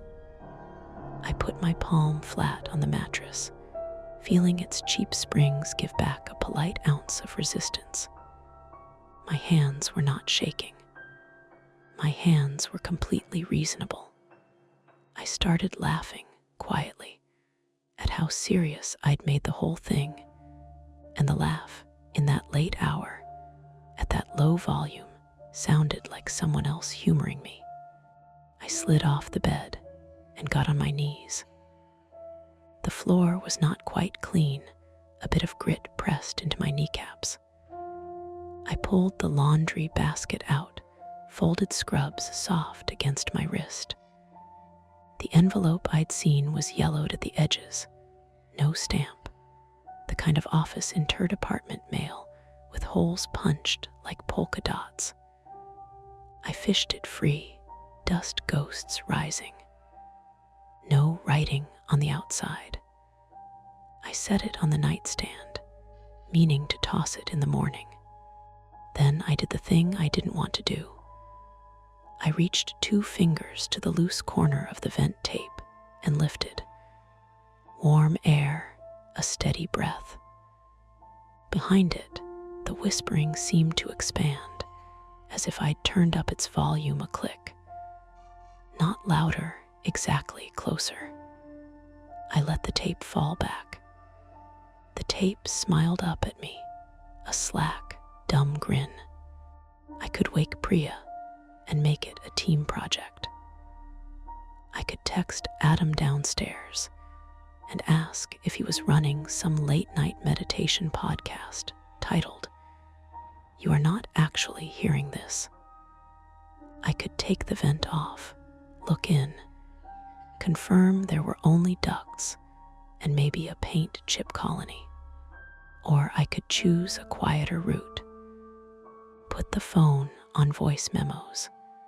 Slide it under the bed.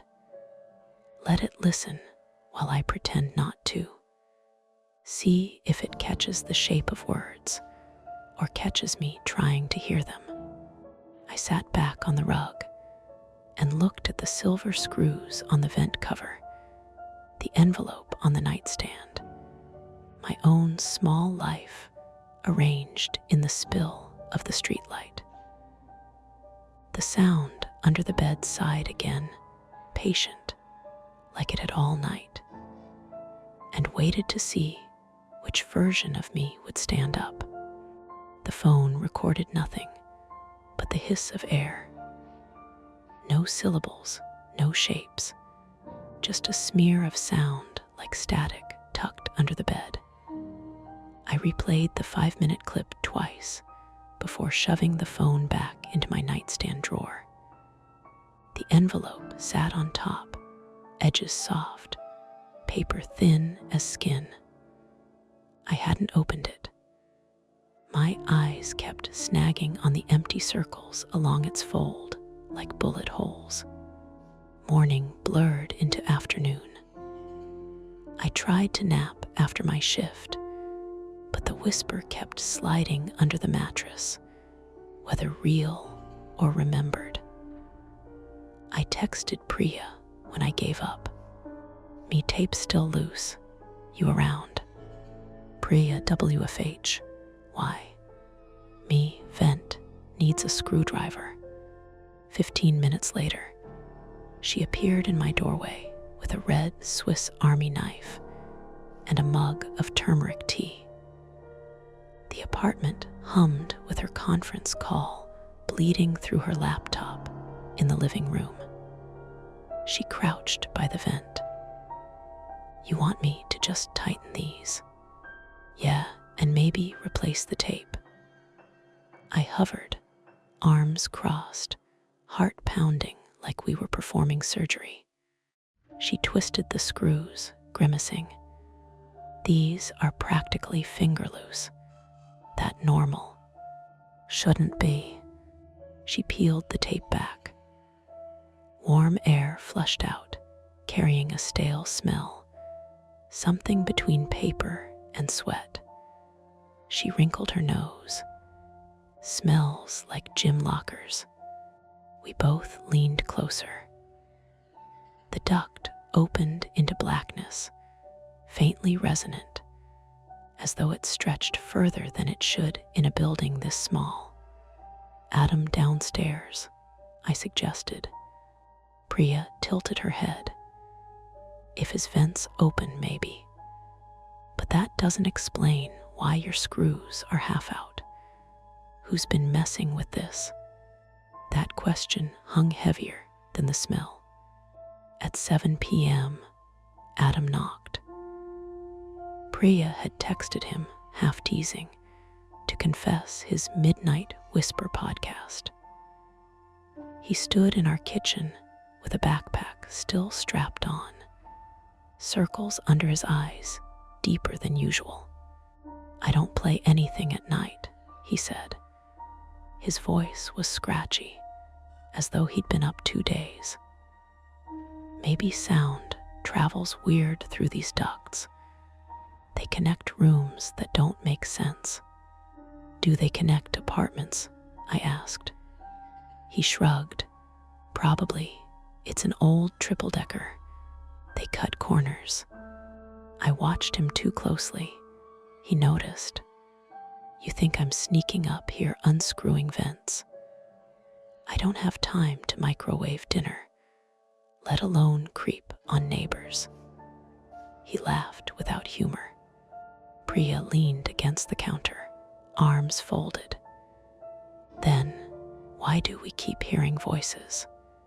Adam blinked. Voices. Whispers, I corrected quickly. The word voices felt heavier. He shifted his backpack. Maybe you should talk to the landlord. Or, he hesitated. Just be careful opening stuff you find under there. You don't know who lived here before. That froze me. Why? Priya asked. Adam shook his head. This building been student housing forever. People leave junk. Some of it's not friendly junk. Then he left, muttering about an exam. Later, Priya nudged the envelope toward me with one fingertip. You going to open it? I stared at the paper. My chest tightened. Missing something obvious. That was my private fear. At the hospital, it meant meds, vitals, lives. Here, it meant ignoring a piece of evidence sitting inches from my bed. I slid my nail under the flap. The paper split with a soft rip. Inside, a few stapled sheets, damp at the corners. Typewritten. Names, dates. A crude floor plan of the building with certain units highlighted. Our unit circled in blue pen. Priya leaned closer. "What is this?" "Roster," I said, though it didn't look official. The names had notes scrawled beside them, some medical shorthand I half recognized. Insomnia, benzos, eval pending. "Tenant list?" she asked. I shook my head. "Patient list." Her mug clinked against the counter as she set it down. "You're joking." The floor plan suddenly felt tighter, like the walls had shifted a notch inward. That night, the whisper grew bolder. It came in bursts, like someone testing syllables against their tongue. Priya banged on the wall with her palm. "Adam texted, not me." "Stop." We stared at the phone screen, then at each other. "Could be someone in the basement," she said. "The laundry's down there," I replied. "And the boiler." Her lips pressed together. "You want to check?" I did not. But the envelope on the counter made doing nothing feel like negligence. I imagined a patient file circled around me, someone deciding I was too easy to overlook. We grabbed flashlights. Mine came from the med kit I keep in my bag, hers from a camping trip. The basement smelled like rust and detergent. Pipes crisscrossed low overhead, sweating condensation. Our footsteps echoed off concrete. A dryer hummed in the far corner, half-hearted, the sound masking small noises behind it. Priya swept her light. The vent shafts here were patched with mismatched tin, screws replaced at odd intervals. One panel gaped a fraction, edges bent outward as if pried open then half closed. Priya whispered, "That's not maintenance." Something scraped inside the duct. Not an animal metal on metal, deliberate. I felt the weight of choice press again. "Call the landlord. The cops. Keep watching." My fear of missing something twisted into a new shape. Missing the moment before danger announced itself fully. Priya squeezed my arm. "We need to decide." Before I could answer, a faint light blinked from inside the vent, quick, like a phone screen tilted then darkened. The vent blinked dark again. Priya's flashlight beam jittered as her hand shook.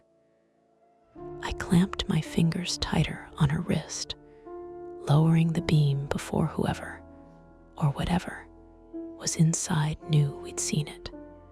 The basement smelled heavier down here. Layers of detergent, iron mold. We were standing by the boiler room door, ductwork fanning out above like silver veins.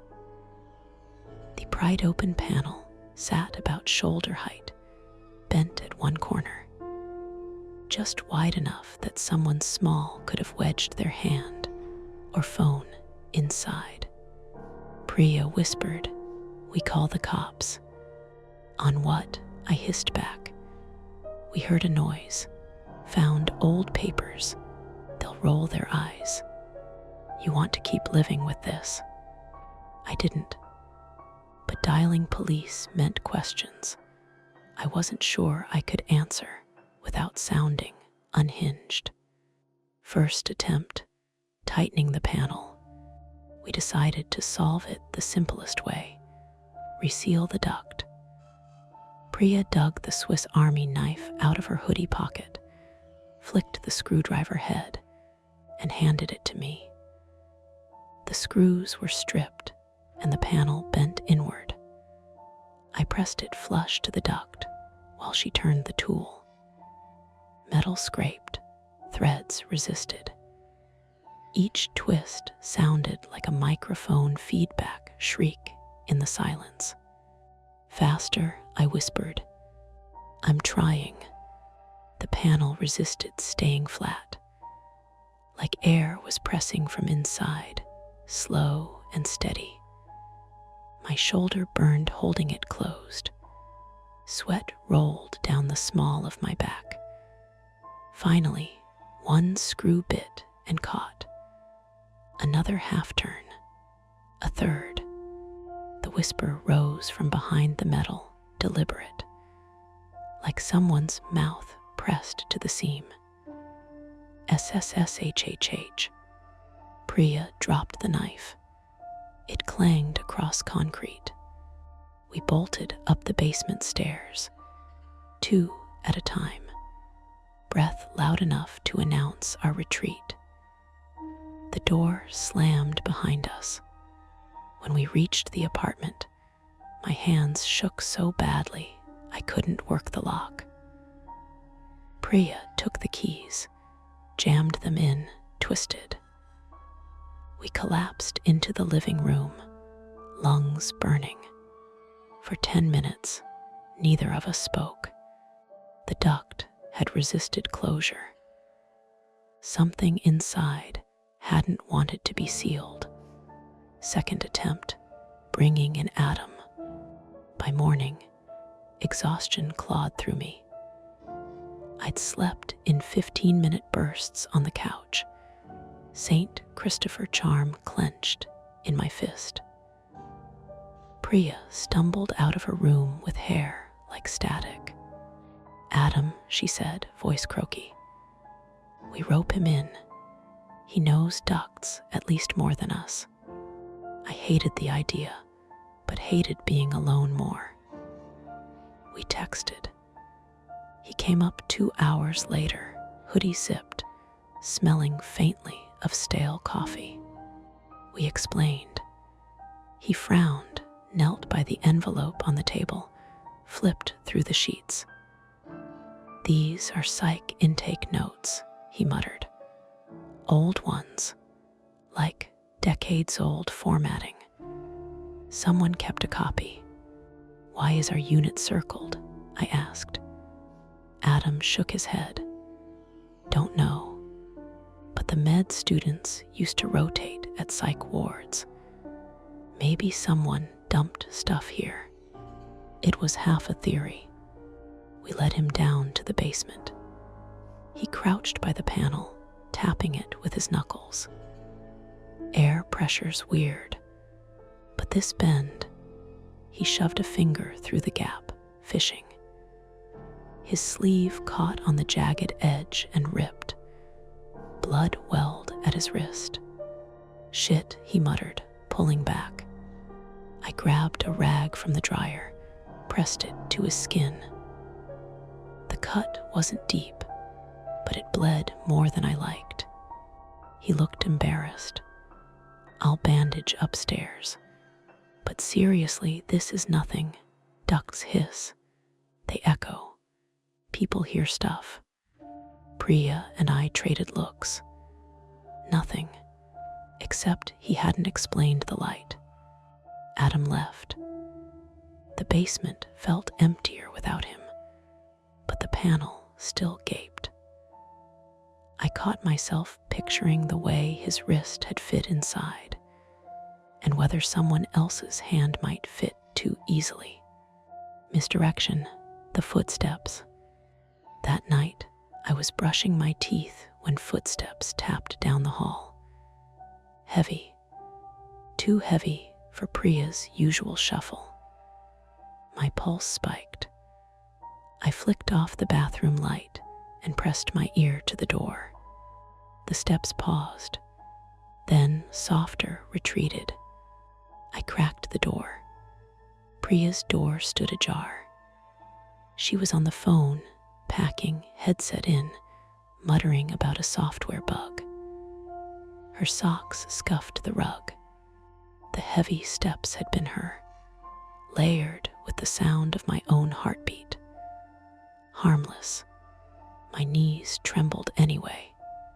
Third attempt, evidence. Sleep deprived, we tried again. Set the phone recorder inside the duct. This time, Priya suggested lowering it on a charger cord through the gap. We looped it, pressed record, lowered. The hiss built louder, funneled.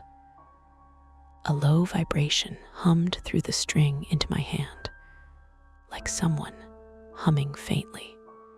Then clink, metal struck glass. The phone's flashlight winked out.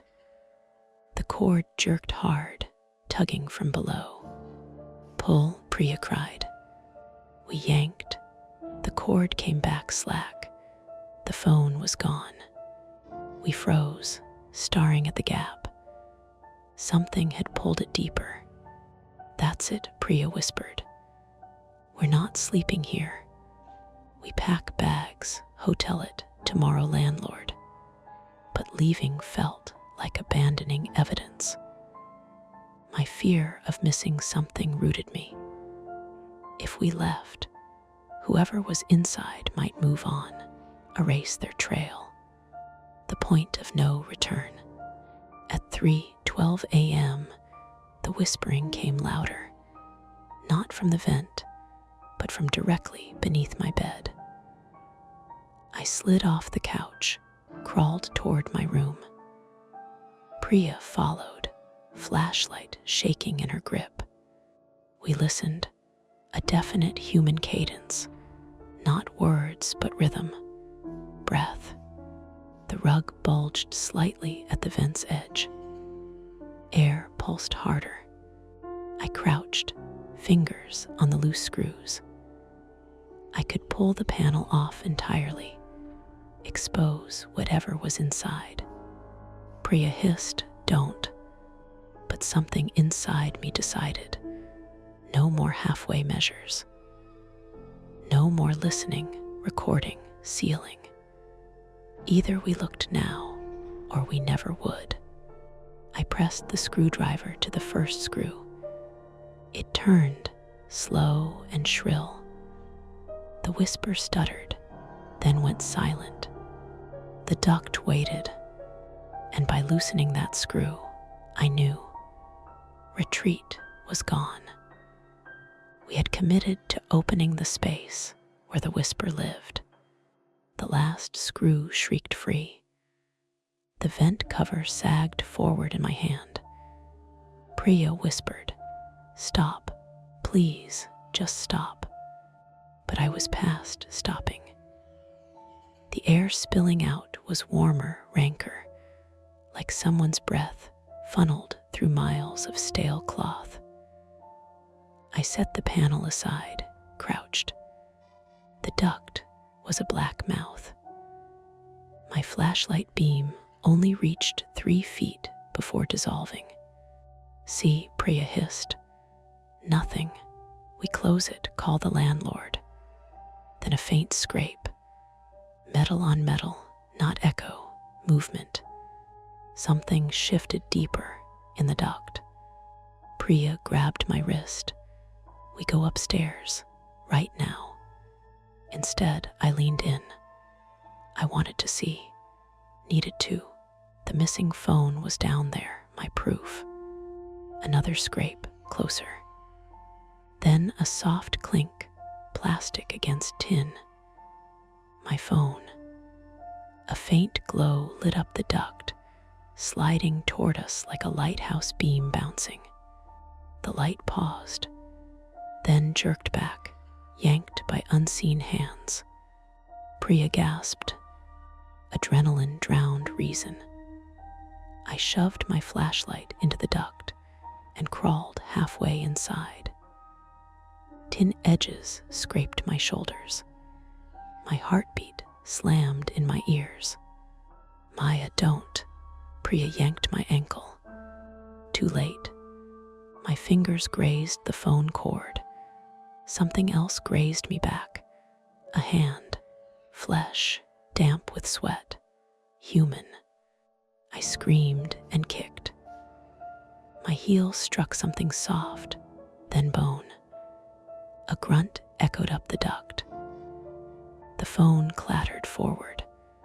I snatched it, scrambled backward, elbows and shoulders tearing on jagged tin. A hand shot out of the darkness after me. Thin, pale wrist streaked with grime. Fingers clawed the rug under my bed. Nails split. The hand trembled, more desperate than violent. Priya shrieked, slammed the screwdriver down. The metal stabbed into flesh between knuckles. The hand yanked back, leaving a smear of blood across the wood. Silence.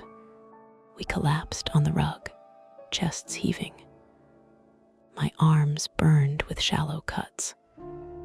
Priya's face was chalk white, screwdriver still in her grip. Then a sound from below, not whispering, coughing, wet, rattling, human. We bolted for the basement, flashlight beams jittering over the walls. The duct network stretched low, bending like intestines. At the far end, near the pried-open panel, a man crouched, mid-30s, gaunt, shirtless, ribs like a cage, skin slick with sweat, his face streaked in dust, hair matted. He clutched his bleeding hand, eyes wide with terror. Not at us, at the light. Priya's voice cracked. "Who the hell are you?" He shook his head, backing deeper into the crawl space. His voice rasped raw. Don't tell, please. They'll take me back." "Back where?" I demanded. The ward, his pupils blew wide. "They watch. They whisper so I'm not alone." He lurched to his feet, staggering down the duct tunnel. Not fast, but frantic. I moved to follow. Priya blocked me. "He's dangerous." "He's sick," I snapped. "And he's been in our walls." Footsteps thundered overhead. Adam burst down the basement stairs, one arm bandaged. He froze at the sight of us, of the blood trail, of the man retreating into duct shadows. "What the fuck?" Adam breathed. The man tripped, smacked hard against the tin. The duct rang like a bell.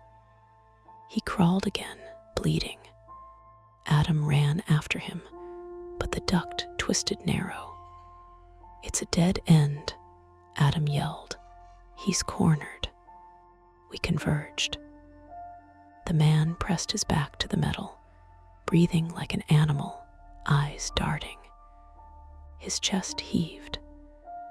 My phone's flashlight beam illuminated the papers in his lap, pages torn from the envelope. He clutched them like scripture. "Don't take me," he rasped. "I belong here now." "No," I said softer. "You're hurt. You need help." He bared teeth, not in a smile. His free hand fumbled at the duct seam, prying. His nails shredded. He screamed once, high and panicked. Adam lunged. The man swung wild, fist catching Adam's jaw. Adam reeled back. Priya grabbed his hoodie, yanked him upright before he cracked his skull on concrete. The man tried to bolt past me. I raised the St. Christopher keychain without thinking, like it might shield me. Instead, the charm snagged his shoulder. His skin split where it caught. He howled, shoved me against the duct. Pain spiked down my ribs. Instinct took over. I jammed the flashlight beam in his eyes. He reeled, blinded, tripped over the bent panel. His temple cracked against the corner with a sick thud. He crumpled, still breathing but shallow. The three of us stood panting, the air thick with iron and sweat. My phone buzzed in my pocket from where I'd shoved it. The voice memo had run the whole time, red wave still recording. No whispers now, just his ragged breath. We argued in short bursts, adrenaline making every word sharp. "Call 911, Priya said. "They'll blame us," Adam shot back, clutching his jaw. "He's bleeding out," I snapped. My ribs screamed when I bent to check his pulse. Strong enough. But the cut on his hand was deep, screwdriver puncture still oozing. My scrubs were upstairs, clean cloth inside. "We can't leave him." "Then what?" Priya demanded. "What if he wakes?" I pressed my palm to his forehead. Feverish, delirious. Whoever he was, he couldn't stay hidden in ducks anymore. I pulled my phone free, thumbed 911. When the dispatcher answered, my voice came out steadier than I felt.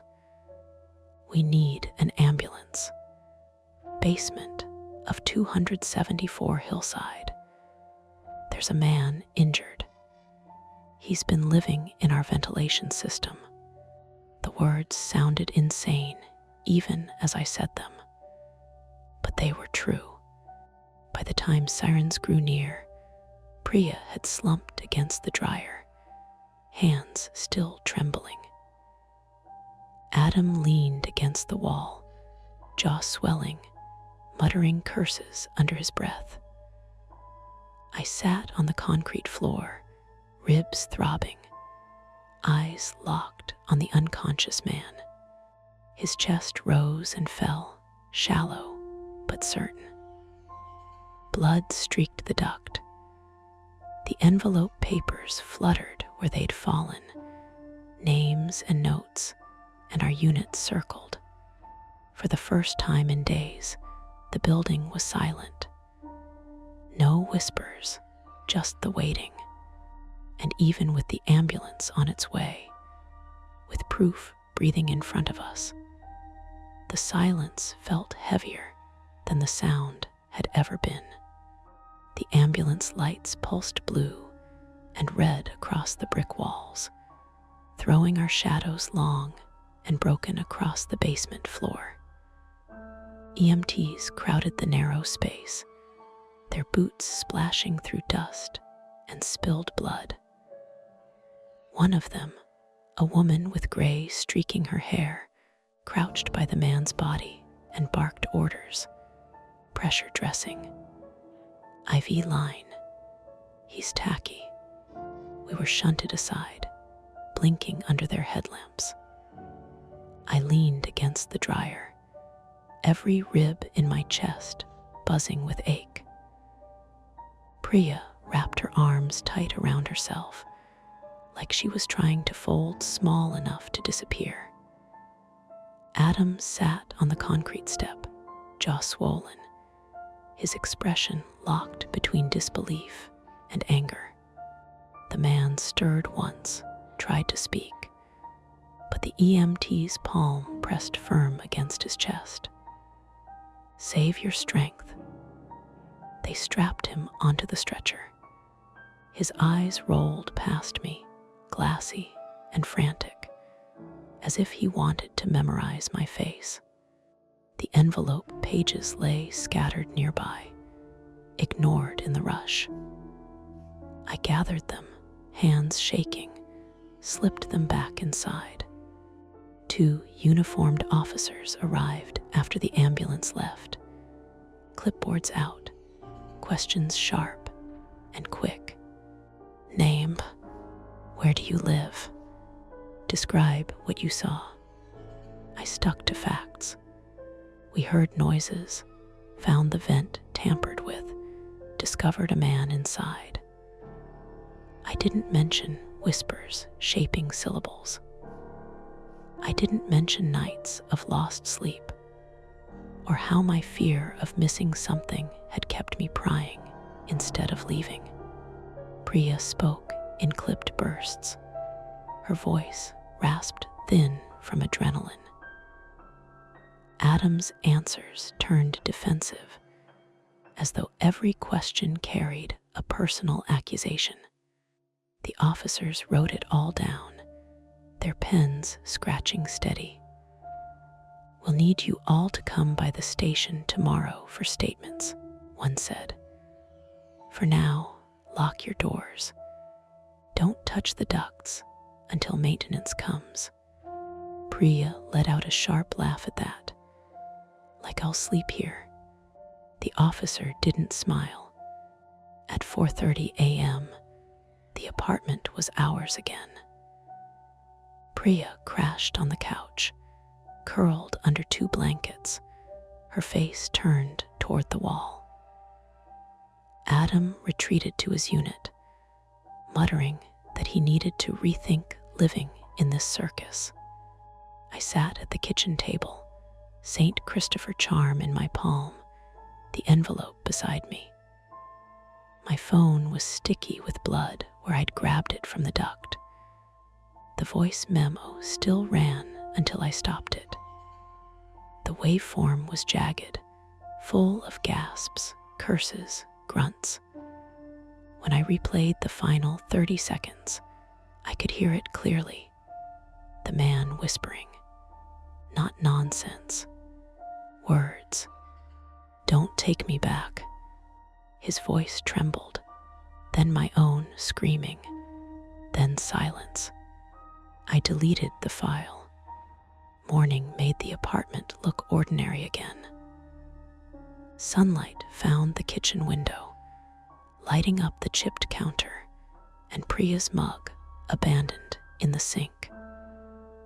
She rose groggy, hair tangled, eyes rimmed red. "What happens now?" she asked. "Statements, landlord patching ducts, probably new locks. And us." Her voice broke a little on the last word. "We go back to work," I said. The answer felt cruel, but it was true. My shift started in 6 hours. I couldn't explain to my patients that I hadn't slept because someone had been whispering beneath my bed. Priya nodded, but I knew she wasn't convinced. She scanned the ceiling as if listening for sounds the sun might muffle. Adam came by mid-afternoon, a butterfly bandage stretched across his cheekbone. "Cops called me this morning. Guys in the hospital, psych hold. They say he won't be charged with anything. He broke into the ducts," Priya snapped. "He's not competent," Adam countered. His voice was flat. "He's been living down there for months. Landlord knew something was off. Never did shit." That detail landed like a stone. The screws loosened, the tape lifting. All the little signs someone ignored. "Anyway," Adam muttered, "I'm moving. Don't care if I lose the deposit." When he left, Priya turned to me. "We should too," but I couldn't answer. Moving meant admitting the apartment wasn't just cracked, but unlivable. It meant hauling boxes, paying fees, starting over. My ribs ached with every breath. I told myself I needed time to heal before making decisions. That night, the apartment lay still. Priya locked every window and door twice. I lay on the couch again, blanket tight, the vent in my room still open, screws in a dish on the counter. At 2 a.m., a bus groaned down Tremont, brakes squealing. The radiator ticked. My body waited tense, for a whisper that didn't come. I almost drifted until the envelope shifted on the counter where I'd left it. Not loudly, just a soft slide, paper against wood. The draft from the window, maybe. I closed my eyes, told myself not to check. 1 week later, the duct in my room was sealed with new screws and a metal patch. The landlord avoided my eyes when I asked about past tenants. People come and go, he said. Old building. Weird stuff happens. At the hospital, I caught myself checking vents in patient rooms. Every hum of machinery sounded like breath. Every shadow beneath a bed carried weight. My notes grew longer, obsessive. I triple-checked meds, wrote times to the minute. Missing something small no longer felt abstract. Priya stayed with her sister 3 nights out of 7. When she came home, she kept her bedroom door shut, laptop on her knees until morning. Adam's unit stood empty. His skillet still sat in the shared cupboard, dusty. The silence inside the building felt different now, thicker, padded. No whispers. Yet, when I set my head down at night, I could still feel the air push faintly against the rug, like a breath held just out of hearing range. I told myself it was nothing, but I never slid the envelope back under the bed. Welcome to Mia Horror Stories. To make it easier on your eyes, this video plays against a black screen, so you can close your eyes, get comfortable, and let the story take over. But don't relax too much. The ending might just catch you off guard. Stay with me until the very last word. The elevator chimed softly, and the metal doors slid apart with a gentle hiss. A stale, recycled air washed over Jake before the doors closed again behind him. He glanced at the panel, 6th floor, just like every morning this week. His fingers, cramped from clutching a cheap canvas bag, relaxed a bit. The usual hum of the building settled around him. Somewhere, an air conditioning vent clicked on, and through the thin walls, muffled voices floated up from the lobby. Jake let out a slow breath, blinking against the dim, fluorescent lighting inside the elevator car. He wasn't late, yet, but the day already felt heavy. The usual crowd of people waiting for the elevator on his floor was gone this morning, replaced by an uncomfortable stillness. Not the sort of quiet that comes with empty spaces, but the kind that prickled the skin. Like something was just off, even if he couldn't say what. The doors slid open again, but it wasn't the 6th floor. He was on the 4th. A hallway stretched out, the kind you see in any mid-century office building. Beige paint cracked at the edges, cheap carpet dulled by years of footsteps. Fluorescent bulbs flickered weakly above, casting uneven pools of light. The smell was different here. A faint mustiness mixed with a sharp tang, something like burnt plastic or overheated wiring. It wasn't his floor. Jake's heart bumped hard in his chest, but he told himself to breathe, to think it through. Maybe the elevator malfunctioned. The doors were still open, the elevator waiting for him to step out. The panel inside blinked erratically. No call buttons lit, no floor numbers shifted. Jake looked back, the elevator still ready to close. Should he get out? Or press the button to close the doors and try again? He felt the weight of the canvas bag pressing against his ribs, his keys jangling inside. A faint noise from the hallway made him tense, a soft shuffle, maybe footsteps, or just the building settling. He couldn't tell.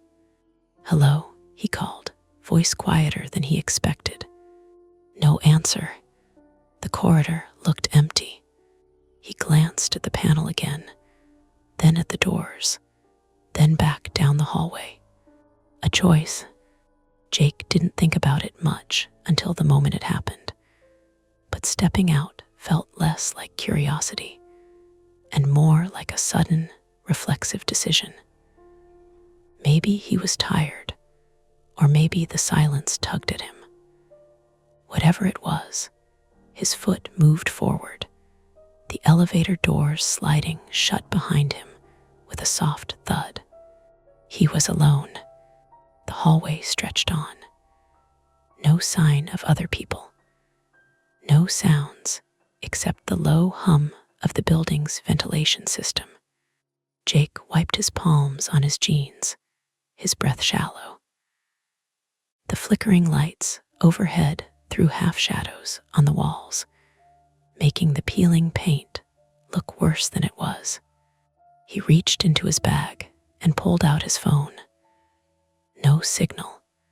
That was the moment his stomach sank. He tried again, more forceful this time, nothing. Great, no service, just his luck.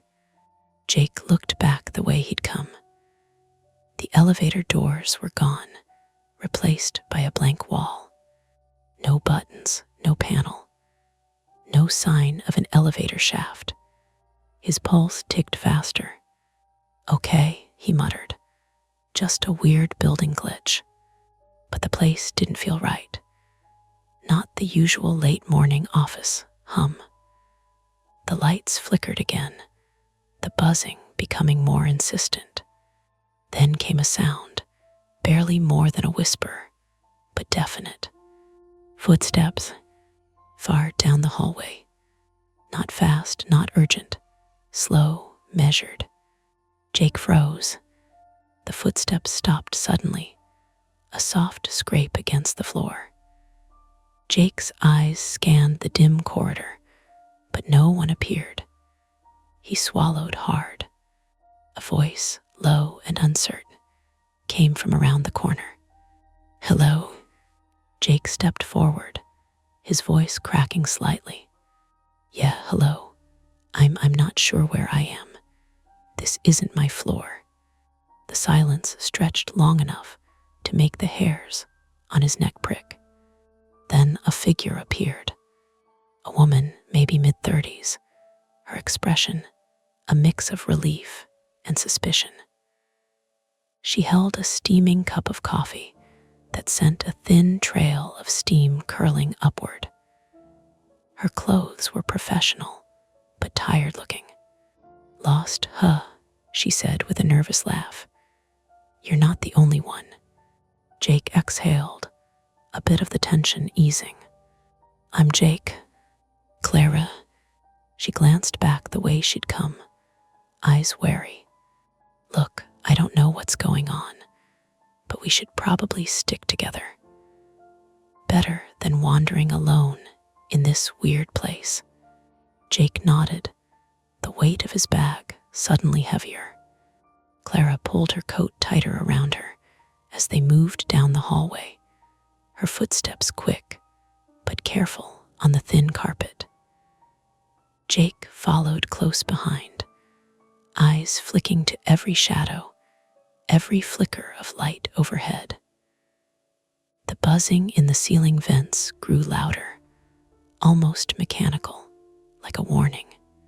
"This floor shouldn't even be here," Clara said, voice low. "I work on the 7th. Never heard of a 4th like this, at least not one that looks like this." Jake nodded, the irregular hum in his ears making him feel off balance. He shifted his bag and tried his phone again.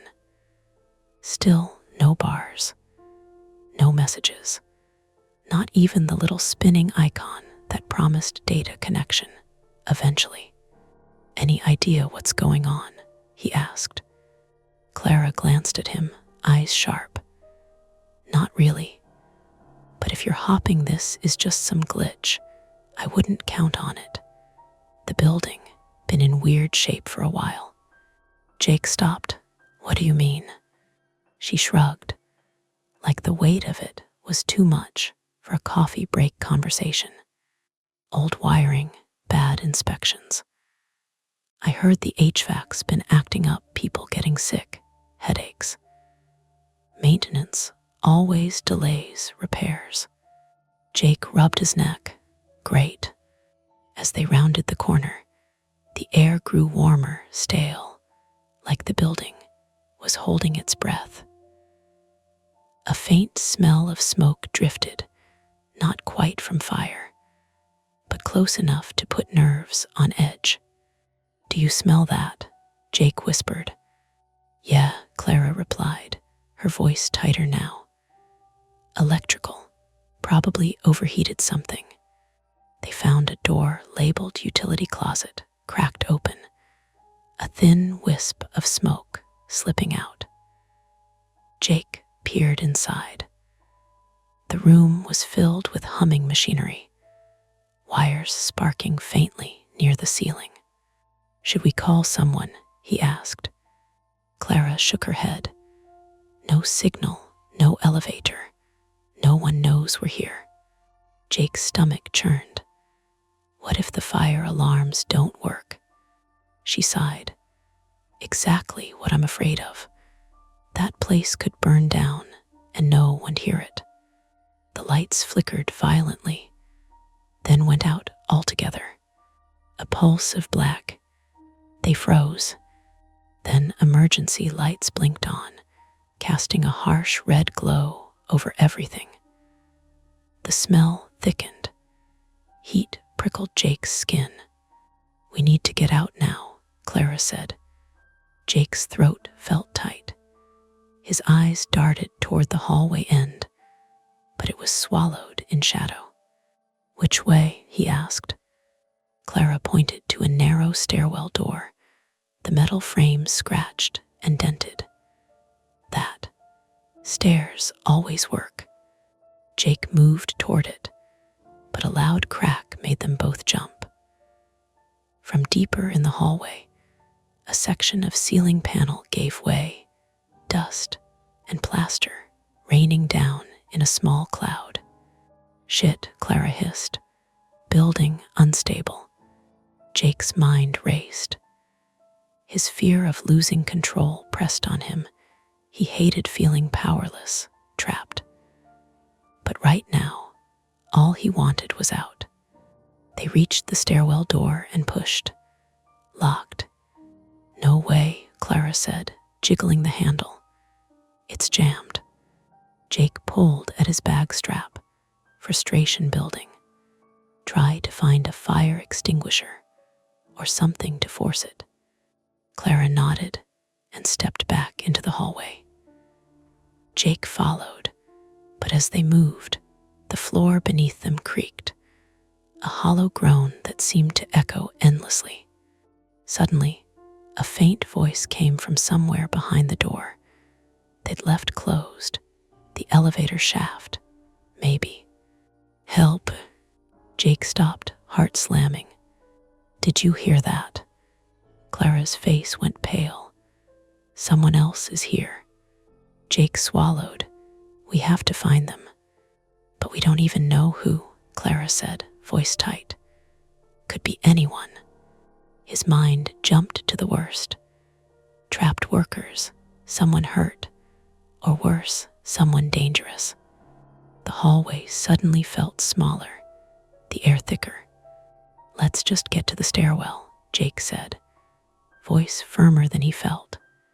Clara hesitated, then nodded. They moved fast, the emergency lights flashing, casting long, jerky shadows. At the stairwell door, Jake tried again. Still locked. The pounding in his chest grew louder.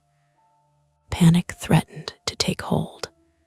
Think it's the building, Clara said, breathing hard. It's been condemned, in parts for a reason. Jake swallowed down the panic, gripping the cold metal door frame. We have to find another way, he said. Suddenly, the power flickered. The emergency lights blinked out. Pitch black. Jake's hands shot out, grabbing Clara's arm. Don't move, he whispered. A metallic scrape echoed down the hall, slow and deliberate. They stood frozen as the sound approached, every second stretching thin. Then a voice, calm and measured, called out, "You're not supposed to be here." Jake's breath caught. Clara squeezed his hand. "We're leaving." "Not so fast," the voice said. A figure stepped into the dim red light, face obscured by shadows. There was no smile. Jake's control faltered, the familiar fear swallowing him. He realized that his worst fear wasn't just being trapped. It was losing control to someone else who wanted him there. The figure's shadow lingered in the harsh red glow, like a blot on the faded wallpaper. Jake's mind scrambled for something, anything to hold on to. Clara tugged his sleeve, her eyes wide, voice barely above a whisper. "We can't stay here." Jake nodded, though the tension had already coiled tight inside him. They needed a plan. They were trapped between a locked stairwell and a malfunctioning elevator shaft, with some unknown person watching them from the dark. The hallway stretched both ways, but behind them was where the elevator had vanished, a blank wall now, cold and indifferent. "We have to find another exit," Jake said. His voice was steadier than he felt. Clara took a breath, scanning the area. There was a fire door back toward the end of the hall, near that maintenance room. "I saw it when I first got here." Jake glanced down the hallway they'd come from, past the cracked utility closet with the sparking wires. The smoke smell was thicker now, the burnt plastic bite lingering in his nostrils. "Let's try that." They moved fast, feet barely touching the threadbare carpet. The red emergency lights flickered overhead, casting the walls in a sickly glow.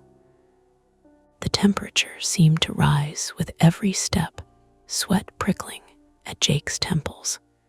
As they neared the door Clara mentioned, a sudden crashing noise erupted somewhere behind them. They whipped around just in time to see a stack of metal filing cabinets topple, sending papers fluttering like dead leaves across the hall. Jake's heart pounded. "That wasn't the figure," Clara said sharply. "No way." The hallway was empty now, save for the scattered papers dancing under the weak emergency lights. Jake crouched, grabbing a crumpled page. It was a work order, stamped with the building's name, dated 2 months ago. Notes scrawled in the margin mentioned critical wiring issues and urgent repair. "Looks like the building's falling apart," Jake said grimly. "This isn't some haunted floor, it's a death trap." Clara exhaled, running her fingers through her hair. And whoever that was back there, maybe they're just another employee stuck here, or worse. Jake glanced at the fire door. It was marked with a simple push bar. He reached out, pressing down, but it didn't budge. "Locked," he muttered. "Try your keys," Clara suggested. Jake dug in his bag, fumbling through keys, until he found one marked maintenance, a last hope from his company-issued keyring. He slid it into the lock and turned. Great, he said, frustration tightening his jaw. No luck. The smell of smoke was thicker now, acrid and sharp. The emergency lights flickered again and sputtered, threatening to go dark. Clara tapped her phone against her palm, a nervous habit. Still no signal. Jake took a deep breath, the heat making it hard to think. His muscles ached, and the weight of the bag was suddenly unbearable. Okay, plan B, Jake said, voice shaky. Let's check the maintenance room. They slipped through the cracked utility closet door, avoiding the sparking wires as best they could. The room was cramped and cluttered old tools, broken fans, and a half-empty toolbox scattered across the floor. The air was thick and hot, making Jake's head swim. Near the back, a rusty panel hung open, revealing a jumble of wires, some melted, others sparking faintly. Looks worse than I thought, Clara muttered. Jake spotted a fire extinguisher mounted on the wall. He grabbed it, feeling a slight surge of hope. Maybe we can use this to force the fire door open, he said. Clara nodded. Or pry open the stairwell door if we find it again.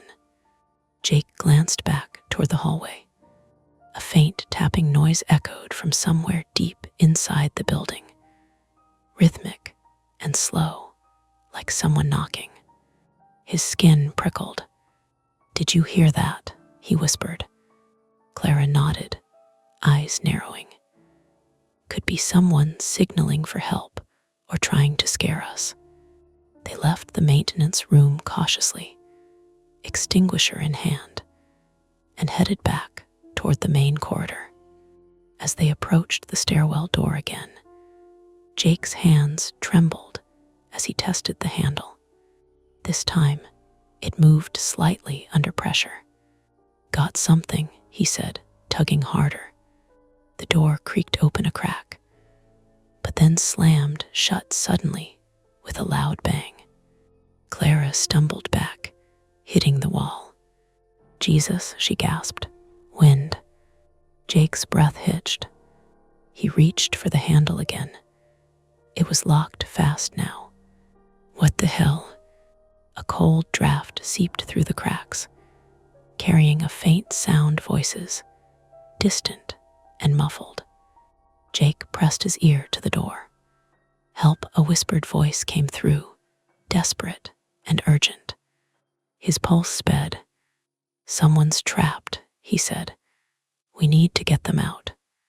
Clara looked uneasy. Or maybe it's a trick. We don't know who it is. Jake's hands shook.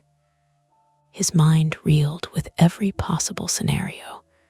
A trapped worker, a panicked visitor, or a stranger with unknown intentions. Suddenly, the red emergency lights flickered out again. The hallway plunged into near-total darkness. Jake's breath hitched. He fumbled in his bag for his phone's flashlight. The beam was weak, flickering. Then from down the hall, a sharp clang echoed, metal hitting metal. Jake pointed the light toward the sound. 2 rats darted across the floor, disappearing into a cracked vent. Clara laughed nervously. False alarm. Jake forced a smile, though his nerves frayed like worn rope. They backed away from the stairwell door and moved down the hallway toward the fire door. As they reached it, Jake caught sight of a cracked window, frosted over, but large enough to offer a glimpse outside.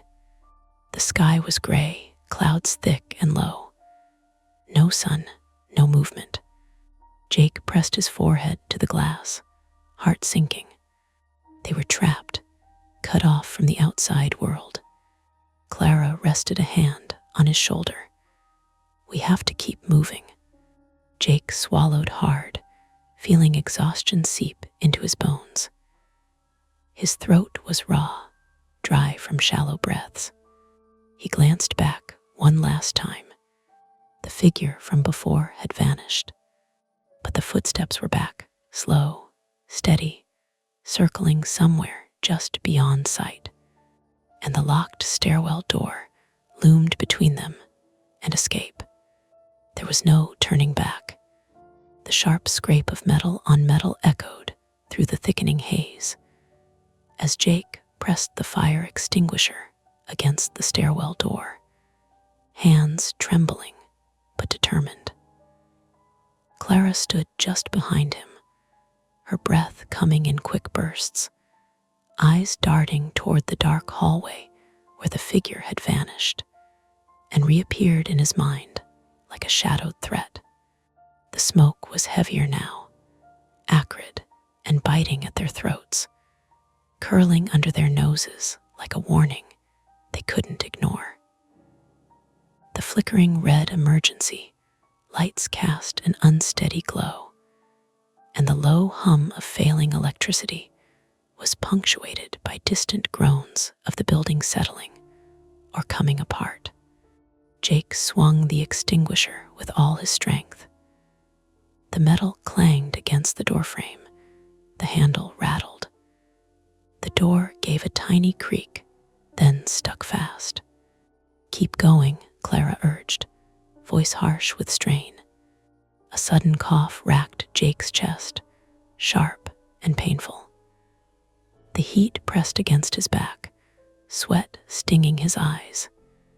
His arms shook as he struck the door again, each blow slower, more desperate. "Jake," Clara said, her voice cracking. "Look out." Before he could react, a piece of plaster cracked loose from above, slamming into his shoulder. The impact knocked the extinguisher from his grip, sending it skittering across the floor. He stumbled, pain blooming bright and hot through his skin. Clara grabbed his arm, pulling him back as the ceiling groaned ominously. "We don't have much time," she shouted. Jake's lungs burned, every breath a ragged fight. The smoke filled the hallway, swallowing sound and sight. "Maybe the trapped person can open it from the other side," Clara said. Jake nodded, voice hoarse. "We have to try." He leaned close to the door, pressing his ear against the warped wood. "Hey, can you hear us?" He shouted over the roar in his ears. A faint scratching came from the other side. "Help," a trembling voice whispered. "Please." Jake felt a flash of something sharp fear, hope, and then the unmistakable jingle of keys. "Where'd you get those?" Clara asked, eyebrows knitted. A faint metallic click, then the lock turned. The door swung open a crack. On the other side, a young man, pale and shaking, stumbled through. Cuts ran down his arm, dried blood crusted on his shirt. "I'm Mike," he gasped. "Got stuck when the power went out. Heard you banging." Jake and Clara exchanged a glance. Relief, maybe, but the danger wasn't gone. Behind Mike, the corridor stretched into darkness, thick smoke curling like tendrils from somewhere deeper. "We have to get out," Clara said, voice low but firm. Jake steadied himself, wiping sweat from his brow. The ache in his shoulder throbbed sharply. They moved quickly, Mike leading the way. The building moaned around them, ceiling panels rattling, loose wires sparking above. Every step was a gamble on whether the floor would hold. Suddenly, the distant roar of rushing air filled the hall. Jake's heart jumped. "What was that?" he asked. Mike pointed ahead, face pale. A water pipe burst on the 5th floor, flooding down this way. A rush of cold water surged from the stairwell entrance, spilling into the hall like a tidal wave. Jake's feet skidded, clutching the wall for balance. Clara shouted, "Go back, the other exit." Jake shook his head. "We don't have time." The hallway behind them was filling fast. Water hissed against electrical panels, sparks flying dangerously. "Follow me," Mike urged, stepping over cables dripping with water. They turned down a narrower corridor, damp and shadowed, the air heavy with smoke and the metallic tang of electricity. Jake's head spun, fatigue pressing down like a weight. His breathing was shallow, the cuts on his arms stung from the heat. Clara stumbled, gasping. "Are you okay?" Jake asked, steadying her. She shook her head, eyes wide. I'm fine, just tired." Mike paused at a heavy metal door marked emergency exit. Jake tried the handle. It was locked. "Damn it," Mike muttered, digging into his pocket for keys. Jake's eyes flicked to the extinguisher, now lying discarded nearby.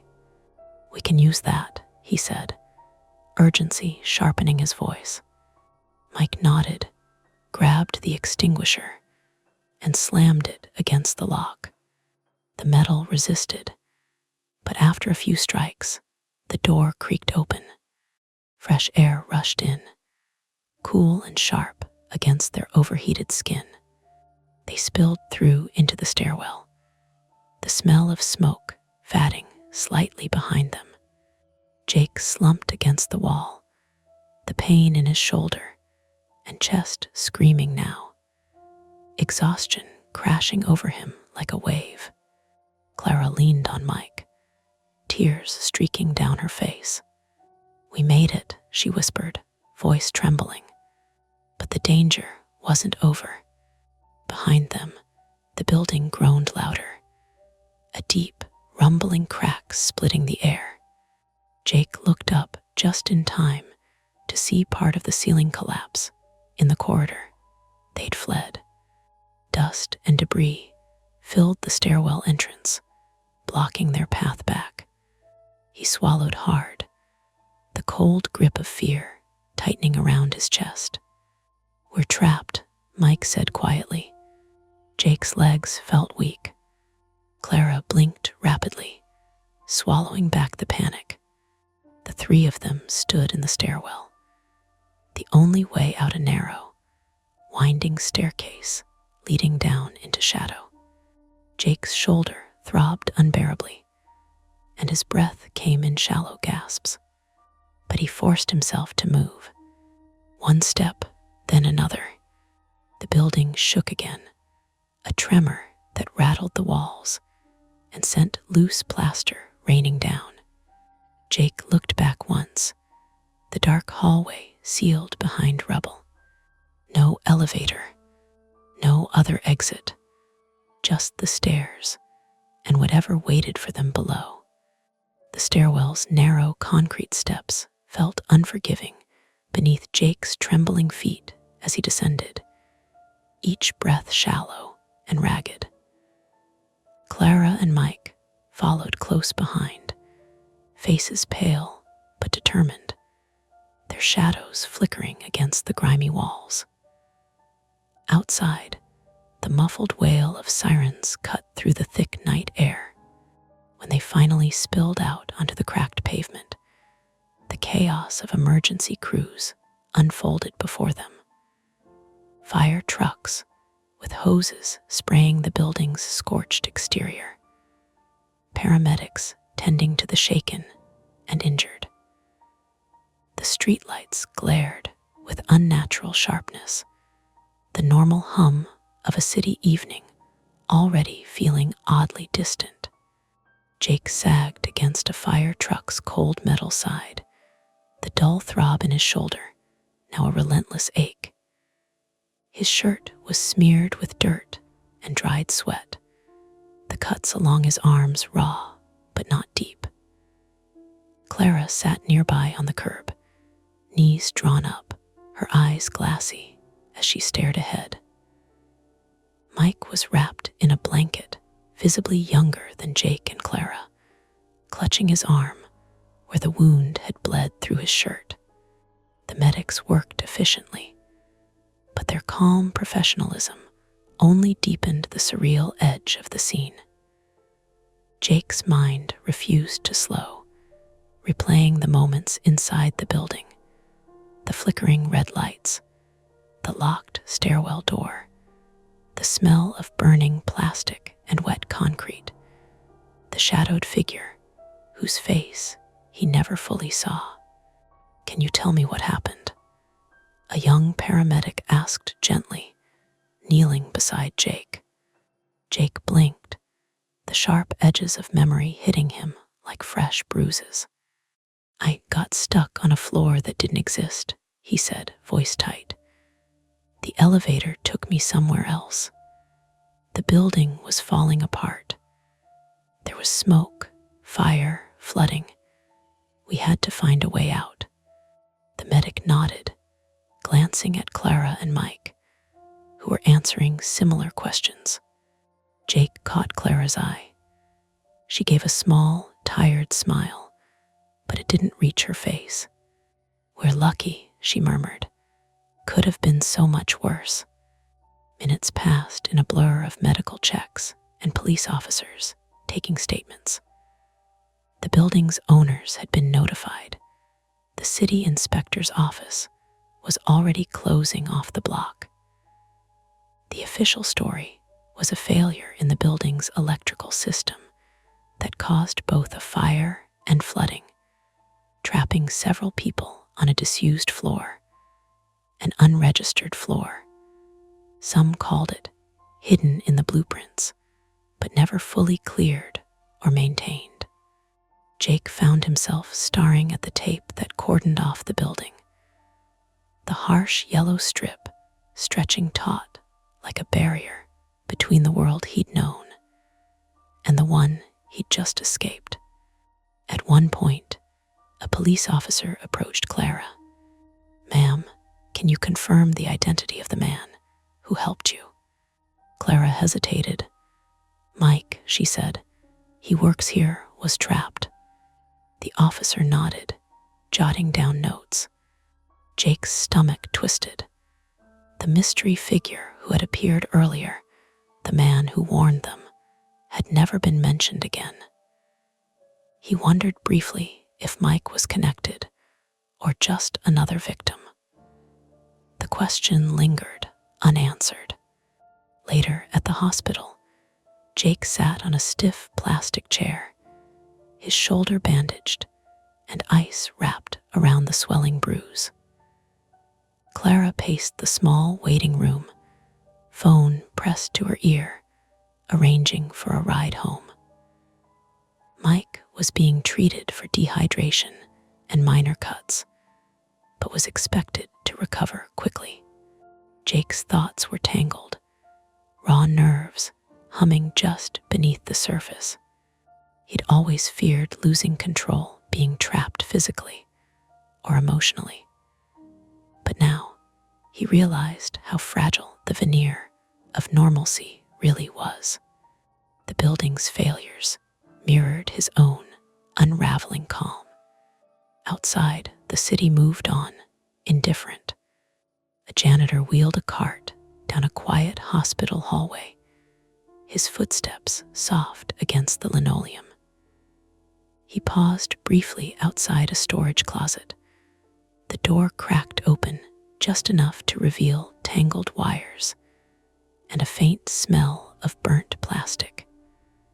He glanced over his shoulder, then shut the door firmly, turning away without a word. Jake's eyes closed briefly, exhaustion pulling at him.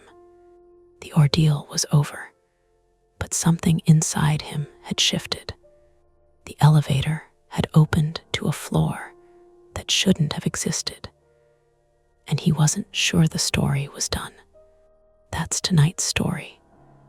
If it gives you chills, make sure to like, subscribe to Mia Horror Stories, and tap the bell so you never miss what's coming next. And if you're still brave enough, there are more dark tailies waiting for you right here on the channel. Go watch another, if you dare. Hey friends, it's your girl Mia. This is Mia Horror Stories. And tonight's story, When the Lights Stayed Off Too Long, is told in darkness. The screen will stay black, so you can simply listen, imagine, and feel every moment without distraction. Trust me, the build-up matters, and the ending is where the real chill hides. So don't look away, and don't leave early. Rain tapped a rhythm against the windows, hard enough to make the streetlights blur, soft enough that it almost felt like white noise. But something was off. The kitchen light, the one that always buzzed faintly, flickered and went out for a solid 10 seconds. 10 seconds that made everything seem slower. Tom noticed first, pausing mid-sip of his lukewarm coffee, staring at the dangling cord above the counter. Did the fuse blow? He muttered, though he already knew the answer. The breaker box downstairs hummed normally. Nothing had tripped. Maybe it's the storm, said Mara, standing by the window with her arms crossed. Her brown hair was damp at the ends, a few strands sticking to her forehead. She squinted into the rain, watching water sheet off the asphalt. Lights always freak out in storms. You remember last week? Tom didn't reply. Instead, he kept watching the dark ceiling where the light should have been. There was something in the shadow near the corner of the room, almost a movement, though his brain tried to rationalize it as a trick of the dim light. Mara's voice pulled him back. You're starring like, she stopped, frowning. Never mind. It's probably nothing. Just go check the breaker if you want peace of mind. He stood and walked toward the stairs. His sneakers squeaked on the linoleum, each step louder than it should be. Rain slid down the window in streaks, making reflections ripple over the tile floor. Tom's stomach tightened slightly, not from the flicker, but from a quiet, irrational sense that something in the apartment wasn't right. Something mundane, something fixable, yet just out of reach. Tom, 34, male, works in IT support. Practical, measured, usually calm under stress. His private fear, losing control of situations he believes he can manage. He hates uncertainty and has a habit of overthinking small anomalies. Mara, 32, female, freelance graphic designer. Creative, sarcastic, grounded, with a touch of stubbornness. Her private flaw, a reluctance to admit vulnerability, even when it's necessary. She masks anxiety with humor and rationality. They lived together in a third-floor apartment in a nondescript building in Portland, Oregon. The walls were thin, the pipes groaned with age. Everything was familiar. And yet, that flicker had cracked their routine, if only slightly. As Tom descended, the apartment door to the hallway creaked open. Their neighbor, Harold, shuffled past, umbrella dripping water into the lobby. Harold, 67, male, retired electrician, always muttering about some building problem or another, paused mid-step and glanced up at the stairwell. Y'all having trouble with the lights again. Old wiring in this place. It's a nightmare. Tom nodded. Yeah, flickered for a bit. Harold squinted. Stormy nights, they always do. Just don't go messing with the fuse board if you're not sure. Fire hazard, you know. He shuffled on. The apartment was mostly quiet again after that, save for the rain. But now, in the hallway, there was a faint, metallic smell, like something overheated. Tom crouched near the breaker box, testing each switch. Everything clicked normally. Nothing was hot. Still, a tiny shiver ran down his back. The faint sound of water dripping somewhere, maybe the pipes, echoed through the walls. Mara leaned against the counter, scrolling through her phone. The screen cast a weak light onto her face, shadows making her eyes look slightly hollow. "You're sure it's nothing?" she asked. Tom ran a hand through his hair. "I'm sure. I mean, yeah, the flicker freaked me out a second, but nothing physically wrong. Everything checks out." "Good, because I have deadlines," she muttered.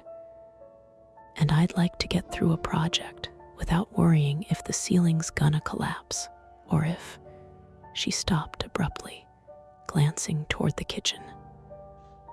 "Okay, that shadow again. Did you see that?" Tom followed her gaze.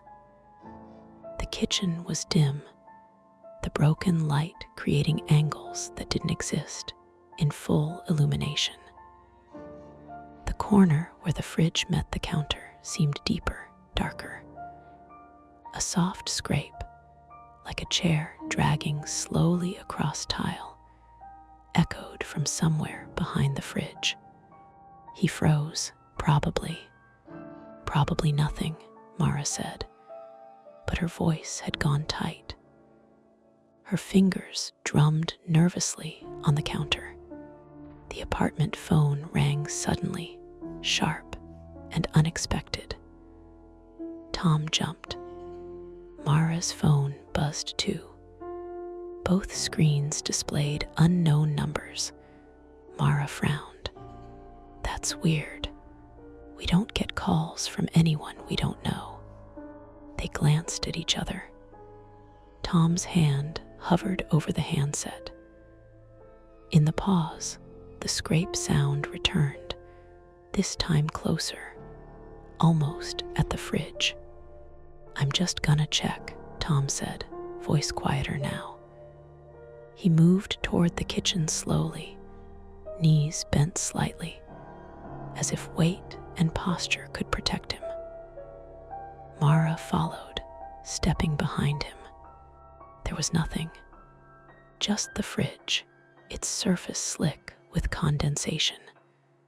No chair, no one. Only the hum of the storm, the faint drip of water from the ceiling vent, and their own breathing. Mara exhaled, shaky. "It's just your brain, that's all. Storm, darkness, shadows." "Yeah," Tom said, though he didn't fully believe it. His eyes kept darting to the corner near the fridge, as if expecting it to move. Then the lights flickered again, this time longer, maybe a full 15 seconds. In the pause, the apartment felt compressed, heavier. The soft scent of something faintly metallic rose again. They looked at each other, silently acknowledging that both had felt it.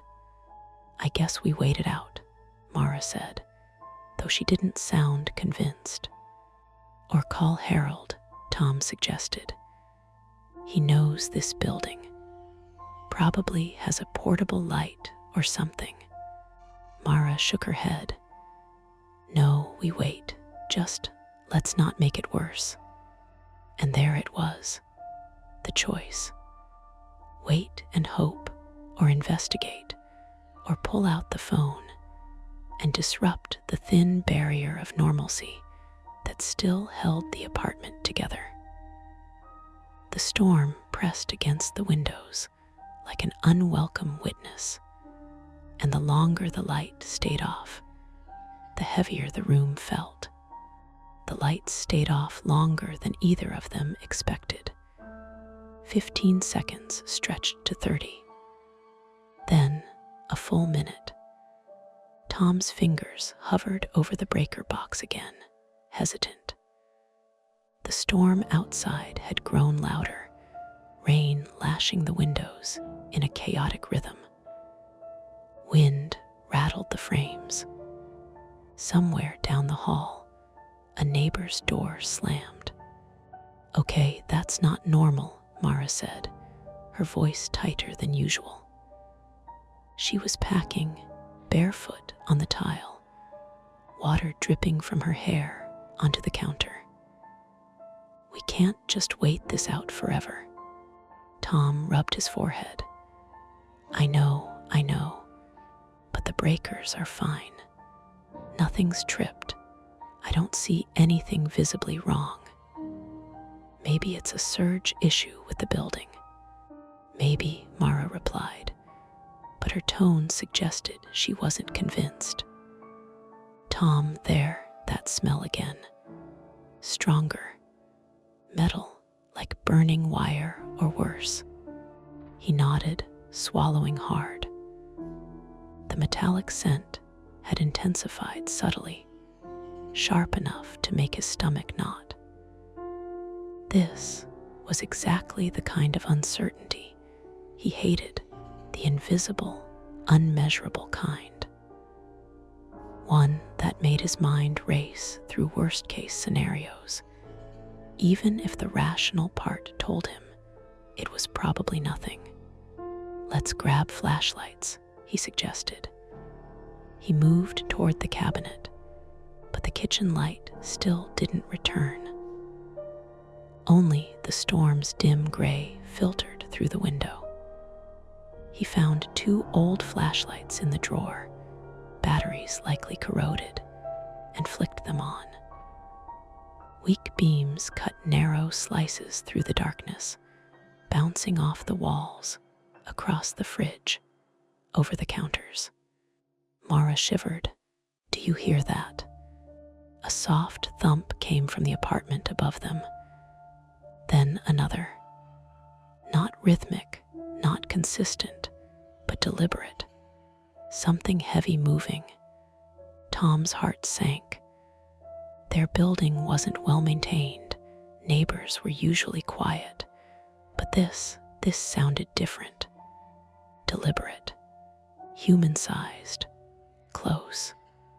"Maybe Harold's up there," Tom said, though his voice lacked conviction. Myra leaned closer, gripping his arm. Or maybe not. The choice Tom faced now wasn't abstract. The flickering lights had escalated into a full blackout. The smell had gotten sharper, and there were unaccountable sounds both above and behind the walls. He could call the building management or the police, but storms made response times unpredictable. Or he could check the electrical panel in the basement himself. The risk, descending into the lower floors, the building creaking with every gust, knowing there might be someone else moving down there. Or worse, some unseen hazard in the dark. "I'm going down," Tom said finally, exhaling. "I need to see what's happening at the main panel. It could be dangerous if it's the wiring. And You always have to be the one to control it," Mara interrupted sharply. "You think you can fix everything. But what if it's not just wiring? What if it's..." She stopped herself, swallowing. "We need backup. You going alone is stupid." Her words hit him. She wasn't wrong. His private fear, losing control, clashed with the practical reality that going alone might be dangerous. The basement was narrow, pipes overhead, low-hanging beams. Any slip on the wet concrete could mean injury. And if the smell was strong down there, he might be looking at inhaling fumes from an electrical short or a gas leak. He looked at Mara. If I don't check it, I'm not helping if something happens. And if you do check it, we might end up trapped or hurt, Mara said. I'm telling you, we wait. We call someone. But the storm's worst outside. If we wait, the whole system could fail. Fuses could blow, wiring could spark. Mara cut him off, voice sharp, almost frantic. Or someone could be in the building. You're thinking about wires, and I'm thinking about people moving around in this storm in our dark apartment. Don't act like you don't know it could happen. Tom froze. The thought lodged in his brain, unwelcome but possible. Portland had its share of opportunistic burglars. Storms, blackouts, prime conditions for someone to exploit. The flickering had been inside the apartment first. If someone had been casing units, he felt suddenly exposed. They stared at each other, silent except for the wind and rain. The storm pounded like a drum against the roof, each beat echoing through the walls. Tom could feel the cold seeping into his arms through the thin t-shirt he had worn all day. Mara's face was pale in the flashlight's weak glow, eyes sharp, alert, unwilling to blink. Then came the scrape again, closer now, unmistakable. Not above, below, from the direction of the basement stairwell. Shit, Mara whispered. Her fingers dug into his arm. That's not the wiring, that's someone, or something moving. They're down there. Tom's stomach dropped. This was exactly the scenario he had dreaded, but never articulated. The invisible uncertainty had turned human, tangible. Every step toward the basement now carried real risk. The storm outside could mask any sounds. The darkness could hide any intruder. The weak flashlights were barely enough to navigate the stairs. And yet, the thought of doing nothing felt unbearable. Mara grabbed the flashlight from him and handed it over. We go together, she said. If you insist on doing this, we do it as a team. Tom nodded, taking it. But the unease didn't leave. Their choice, descend and confront the unknown, or wait and hope, had just turned urgent. The metallic smell now was stronger in the hallway, rising like smoke, tangy and acrid. The scrape repeated again, heavier, almost deliberate, somewhere in the stairwell leading down. Tom exhaled. All right, let's go slowly.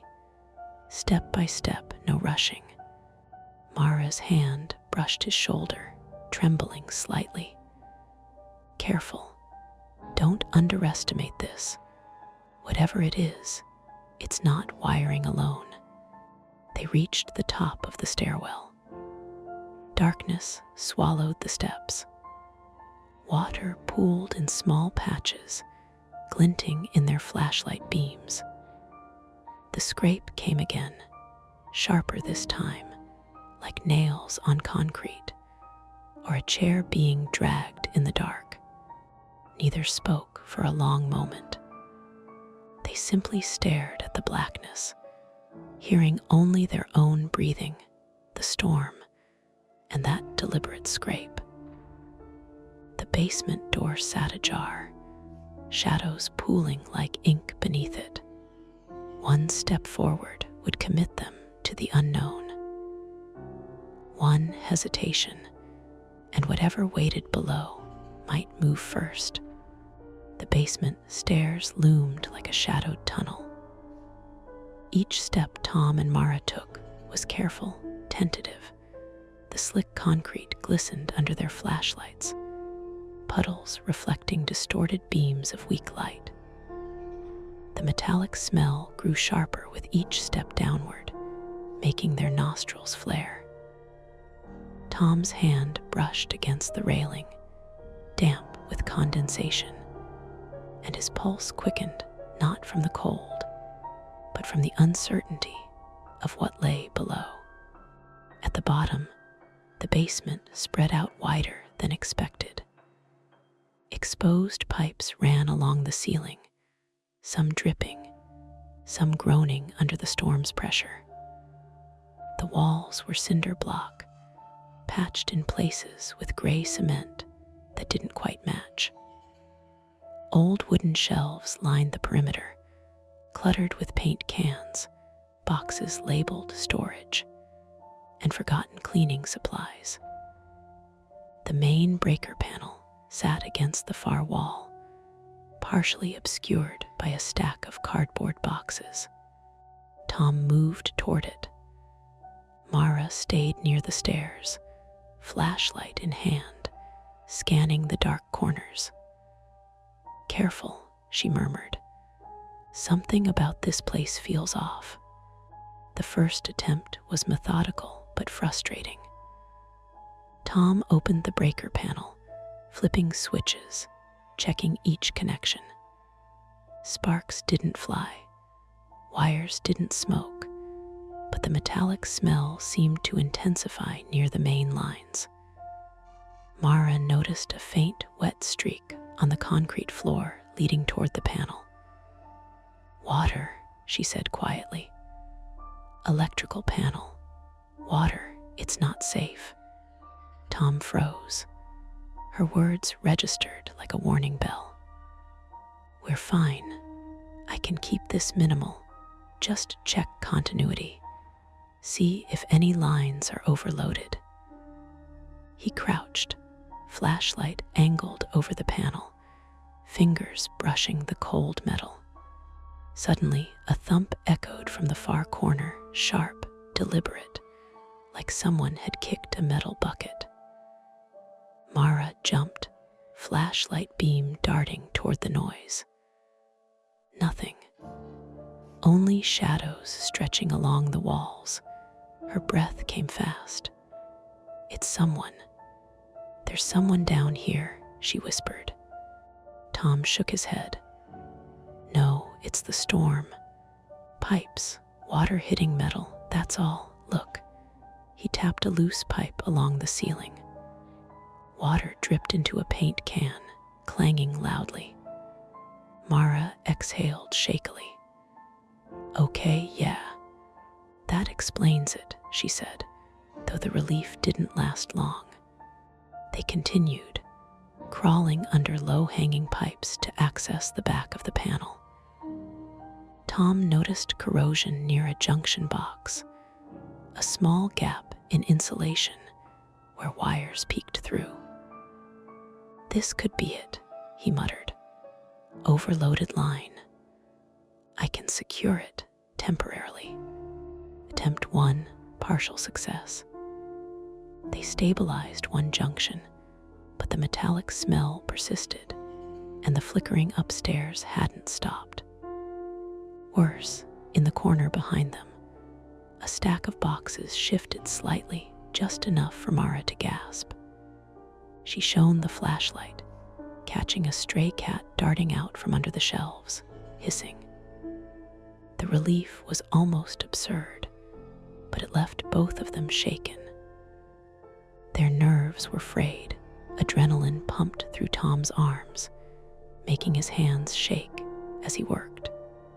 They climbed back up 2 flights of stairs, wet and tired. Tom ran a hand through his hair, damp from the basement humidity. massaged her shoulders. "You're sure we didn't miss anything?" she asked. "Pretty sure," Tom said. But the truth was, he felt exposed, exhausted, and tense. The storm outside seemed louder on the second floor. Rain drummed against the windows, rattling frames. Shadows pooled in corners. And somewhere, maybe above them, a soft thud hinted at movement they hadn't accounted for. They tried a second approach, a controlled test. Tom wanted to flip the mains switch on and off while Mara watched, to see if the apartment's circuit would react predictably. The goal: determine if the flickering was isolated or systemic. Mara stood at a safe distance, flashlight angled, heart pounding. He flipped the main switch. The lights flickered briefly on the second floor. Then, the entire hallway upstairs went black. Not a flicker, dead. Tom froze. "What?" Mara pointed. "The hallway light. It just went out completely." Tom's stomach sank. They ran upstairs, flashlights slicing through the black. The apartment was silent except for the storm, but the hallway lights were stubbornly dead. The smell was sharper now, metallic and acrid. Tom's chest tightened. The problem wasn't just a panel.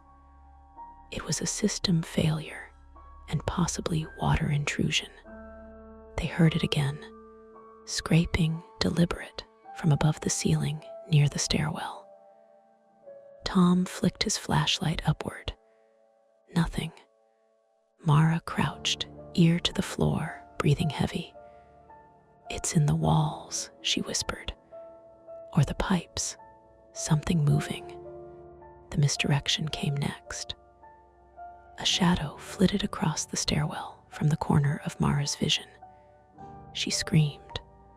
Tom spun. A broom had fallen from the coat closet, landing upright against the wall, casting an eerie silhouette. They laughed shakily, the tension releasing slightly, but it was only temporary. The reality, the basement, the storm, the building's old wiring, and the strange noises were combining into a web that tightened around them. Exhausted and frayed, they returned to the basement one final time, knowing retreat wasn't an option. The flickering upstairs indicated something urgent, possibly dangerous, was still unresolved. They moved side by side, flashlights scanning every shelf, every low ceiling beam. Puddles reflected their beams, making the narrow aisles seem endless.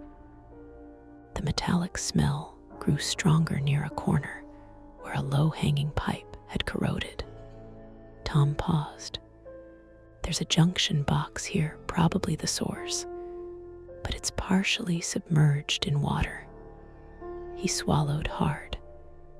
"We can't leave it like this," but touching it wrong, his voice trailed off. Mara shone the light closer, face tense. "We'll have to risk it. There's no going back now." The storm hammered above. Water pooled in channels along the floor. The basement was a trap. The only way forward led through standing water, corroded wires, and weak lighting. Tom's pulse raced. Mara's shoulders shook with tension.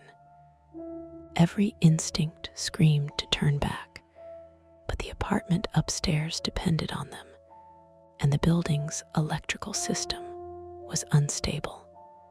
One step further, and retreat would become impossible. The faint scrape from above, the metallic tang in the air, and the uncertainty of whether the system could fail at any moment pressed down like physical weight. They advanced together, knowing the decision had been made. Whatever awaited at the next corner could not be ignored. The basement smelled sharp, acrid, metallic. Every breath Tom took burned in his nostrils.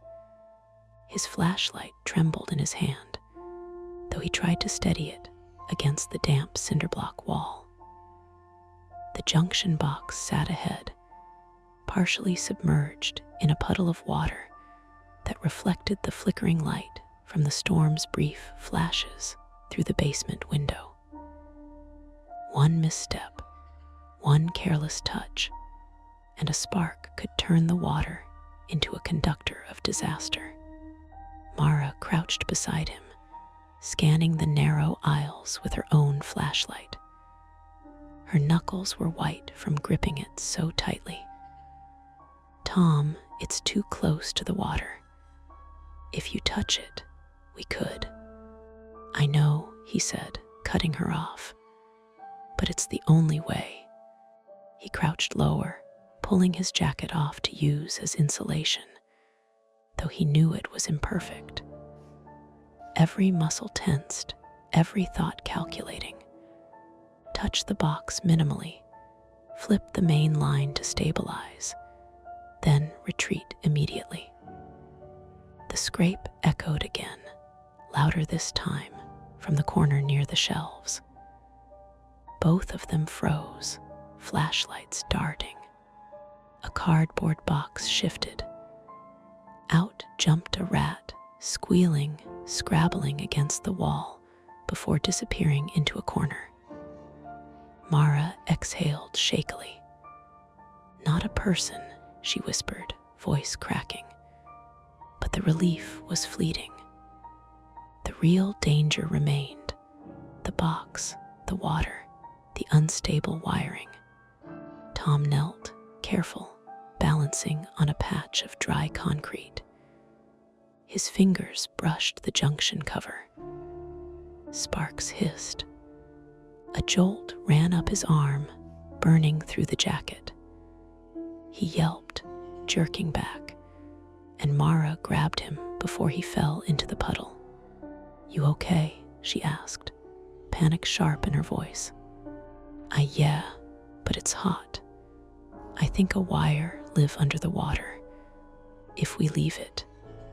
The scrape returned, closer now, unmistakable. Tom realized it wasn't environmental this time. Someone or something was moving in the stairwell above the basement door. He spun toward the stairs, flashlight shaking. Mara leaned against the wall for support, heart racing. "Tom, we need to decide," she said. "Do we finish this now or risk staying stuck?" Before he could answer, a figure appeared at the top of the stairs. Harold, soaked from the rain, holding a lantern. "I heard yelling. Thought you might be in trouble." Tom's jaw clenched. Relief and irritation warred. "Harold, don't touch anything, just stay there." But Harold, old and cautious, but decisive, had already stepped down. His lantern beam revealed a glimmer on the junction box, a frayed wire, partially submerged, hissing with energy. Water pooled around it, conductive and dangerous. The metallic smell intensified. Tom glanced at Mara. "We have to improvise. I can't reach it safely, not like this. We need to dry around it." Mara nodded, scanning the basement for something absorbent. Her eyes landed on old towels stacked on a nearby shelf. She ran over, grabbed them, and began wringing them over the puddle, trying to create a dry patch. Water splashed over her hands, slicking the floor. The hissing grew louder. Sparks danced over the exposed wire. Tom could feel the heat radiating. He took a deep breath and lunged, gripping the dry concrete patch with one hand, his flashlight in the other. Fingers trembling, he flipped the switch to cut power at the box. The electricity surged through the remaining wet wires. A loud crack echoed. Sparks shot across the puddle. Mara ducked instinctively, shielding her face.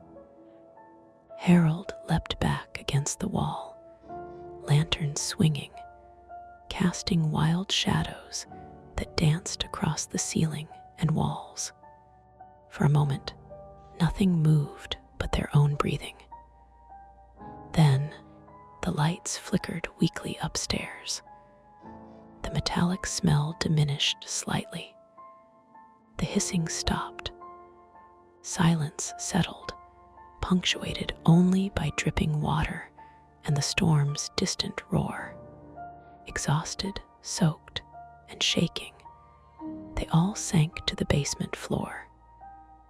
Mara's hands trembled as she wiped water off her face. Tom flexed his fingers, numb and aching. A small burn mark on his forearm where a spark had kissed his skin. Harold grunted, leaning heavily against a shelf, lantern swinging lazily in his hand. "You did it," Mara whispered. Her voice trembled, a mix of relief and lingering adrenaline. Tom didn't answer immediately. He was too aware of the lingering danger, the old wiring, the water still pooling, the storm raging outside, and the creaking building around them.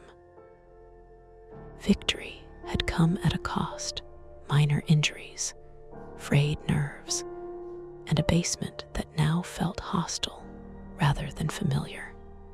Harold finally broke the silence. "That was reckless," he said, tone sharp, but not unkind. "But you fixed it, sort of." Tom rubbed the burn on his arm.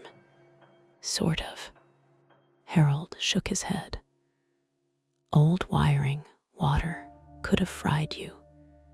Still could be some hidden shorts upstairs. You need to dry everything and check each floor before it's safe." Mara exhaled slowly, glancing at the puddles. "We're not out of danger yet, but it's better than before." Tom nodded, knowing she was right. They had confronted the immediate hazard. They had stabilized the junction box, but the storm outside and the building's fragility meant vigilance was far from over.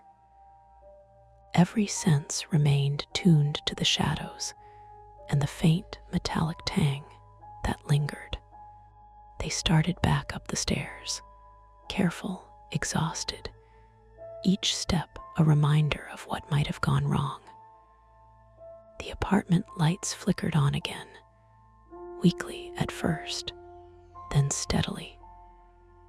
The metallic smell faded, replaced by the damp, earthy scent of the storm seeping through the walls. They collapsed onto the couch, soaked, shivering, adrenaline slowly draining. Tom's arm throbbed where the spark had touched him. Mara rubbed her temples. Harold sank into a chair, shaking his head. No one spoke immediately. The storm continued its relentless rhythm, but inside, the apartment felt quieter, safer, but changed. They had faced danger head-on, relied on improvisation and bravery, and survived, but the scars, both physical and emotional, were real. By morning, the storm had passed, leaving the streets of Portland slick and glimmering under weak sunlight. The air smelled of wet asphalt and pine from the nearby park. Inside the apartment, Tom and Mara moved like ghosts, bodies stiff from adrenaline and cold. Tom's forearm throbbed where the spark had kissed him, a small burn already blistering. He had wrapped it in a damp towel the night before, then in a bandage from the first aid kit Harold had insisted they keep on hand. "Better get some antiseptic today," Harold had said, shaking his head as he left, lantern in hand, warning them again about the building's wiring. Tom nodded absently, feeling both grateful and uneasy. The burn was minor, but the memory of heat and the crackling surge lingered in his mind like a warning. Mara sat on the edge of the couch, drying her hair with a towel, staring out the window. Her hands were still shaking slightly. "I can't believe that rat nearly gave me a heart attack," she said, voice quiet, attempting humor. Tom smiled faintly, but the tension didn't leave. They had called the building management once the lights were stable. A repair crew would inspect the wiring and water damage in the coming days, but no one had arrived yet. Tom had emailed photos of the corroded junction and puddles. He wasn't entirely confident the crew would catch every hazard. The storm, the darkness, and the basement had felt like a trap, and the apartment still seemed to hum with latent danger, even in daylight. Harold stopped by one more time, checking in while carrying a small toolkit. "I'd get this wiring checked before another storm," he said bluntly, peering at the now dry junction box. "You got lucky last night. Could have been worse." Tom nodded, rubbing his forearm again. I know. He tried to focus on practicalities, drying floors, ensuring breakers stayed safe. But a part of him couldn't shake the feeling of vulnerability. He had always liked to control situations, and last night had stripped that illusion bare. Mara spoke next, voice low. "I'm still jumpy. Even hearing the faucet drip just now made me flinch." Her eyes darted to the shadowy corners of the room. The adrenaline that had propelled her through the basement hadn't dissipated. It lingered in small, insidious ways. "I think it's going to take me a while to feel normal here again." Tom reached over, resting a hand on hers. "It's going to be okay. We survived." "Yes," Mara said, squeezing his hand lightly, though her eyes remained wary. "But okay is this? Not yet." They spent the morning cleaning up minor water damage, moving boxes from the kitchen corner where water had seeped. The smell of damp plaster and metal lingered faintly, even as they opened windows to air out the apartment. Outside, neighbors stepped cautiously over puddles, the streets littered with leaves and small branches knocked down in the storm. The world seemed normal again, but it was the kind of normal that bore cracks, faint but undeniable. Later, Tom went to the pharmacy to pick up antiseptic cream and bandages. Mara stayed behind, organizing her studio space while keeping one eye on the apartment wiring. Neither spoke much during this time. The silence carried the residue of tension, a subtle, shared understanding of how close they had come to real danger. By evening, the apartment lights were stable. The hum of electricity seemed innocuous now, almost comforting. Yet, in the corners, shadows lingered. The metallic tang had dissipated, but hadn't completely vanished. Sometimes it was strongest near the junction box, like a faint echo of what had happened. They didn't mention it, but each noticed it at some point. An unspoken acknowledgement that the basement's threat had left a mark on the apartment itself, as though the storm and darkness had transferred a residue of unease. Tom and Mara talked about the events only briefly. They recounted the sequence to each other and to Harold in clipped, factual tones, leaving out some of the more terrifying details. They didn't want to dwell. Dwelling only made it feel more real, more permanent. Their strategy became routine, practical, measured, careful, keeping one hand on control while leaving certain thoughts unspoken. Yet despite the ordinary rhythm of coffee, dishes, and the soft hum of lights, both remained acutely aware of how fragile normalcy could be. Tom's desire to control everything had not disappeared. It had been tempered by the memory of vulnerability. Mara's vigilance had sharpened. She checked corners instinctively, noticed every flicker, every creak. Their emotional scars were subtle, but persistent, embedded in the small, everyday habits they now approached differently. As night fell, they settled on the couch, exhausted but alive. The storm had passed entirely. The apartment was quiet, except for the soft whir of the refrigerator and the faint ticking of a clock.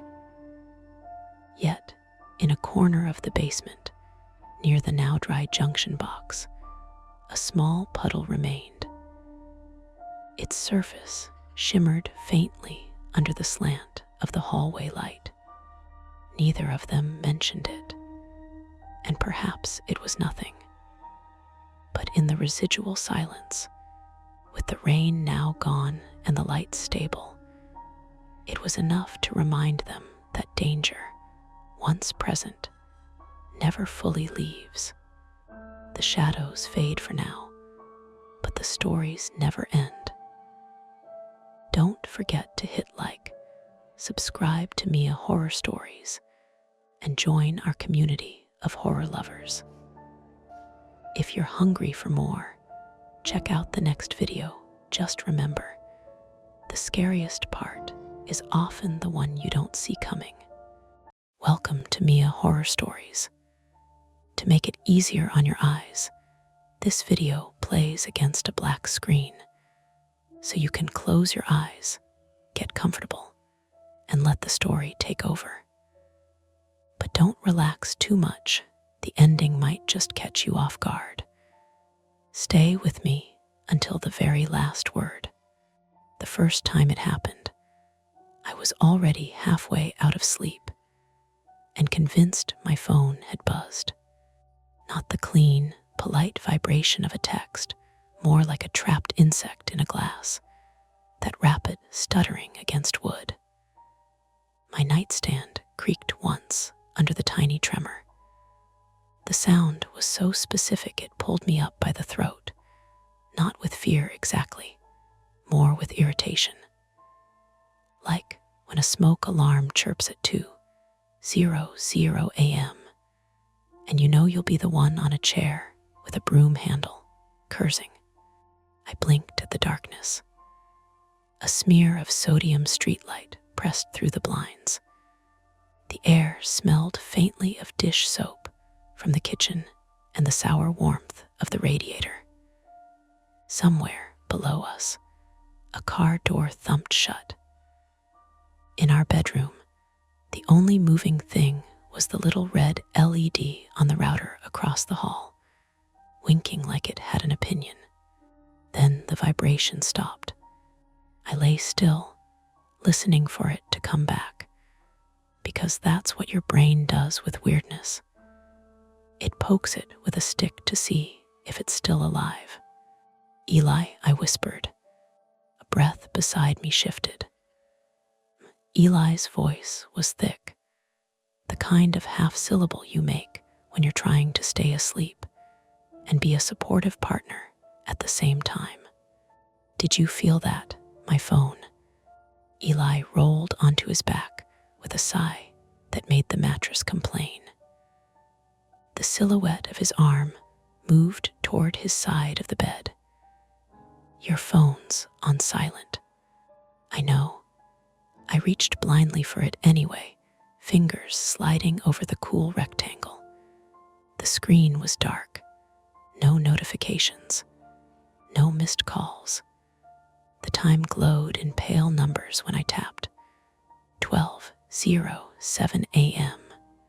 Maybe the building did its usual settling. Maybe the radiator kicked. Maybe I dreamed it. That was the comfort of things being explainable. You could fold them away. I set the phone back, careful, as if it might buzz again out of spite. My gaze drifted to the window without me deciding to. It was a habit, like checking a rearview mirror even when you're not changing lanes. The blinds were down, slats tilted closed, but not perfectly. They never were. There was always that narrow gap near the pull cord where the streetlight could sneak in and paint a thin line across the wall. In that line, dust floated. Tiny, lazy spirals. Everything looked normal enough that my chest loosened a fraction. Then I heard it. Not a bang, not footsteps. A soft, brief sound that could have been a glove brushing fabric. A fingertip on painted wood. Something sliding, stopping, sliding again. Outside the window, Eli's breathing steadied beside me, already drifting. I held my own breath and listened harder, which is another thing the brain does. It thinks concentration is control. Nothing. I was about to let it go when the sound came again, a little higher this time, like it had moved. A tiny scrape, a pause, and then, unmistakably, a faint click that made my stomach go tight. The pull cord for the blinds, its plastic toggle, tapped the window glass. It wasn't dramatic. It was stupidly small. It was the kind of noise you'd ignore if you were standing at the sink and the TV was on.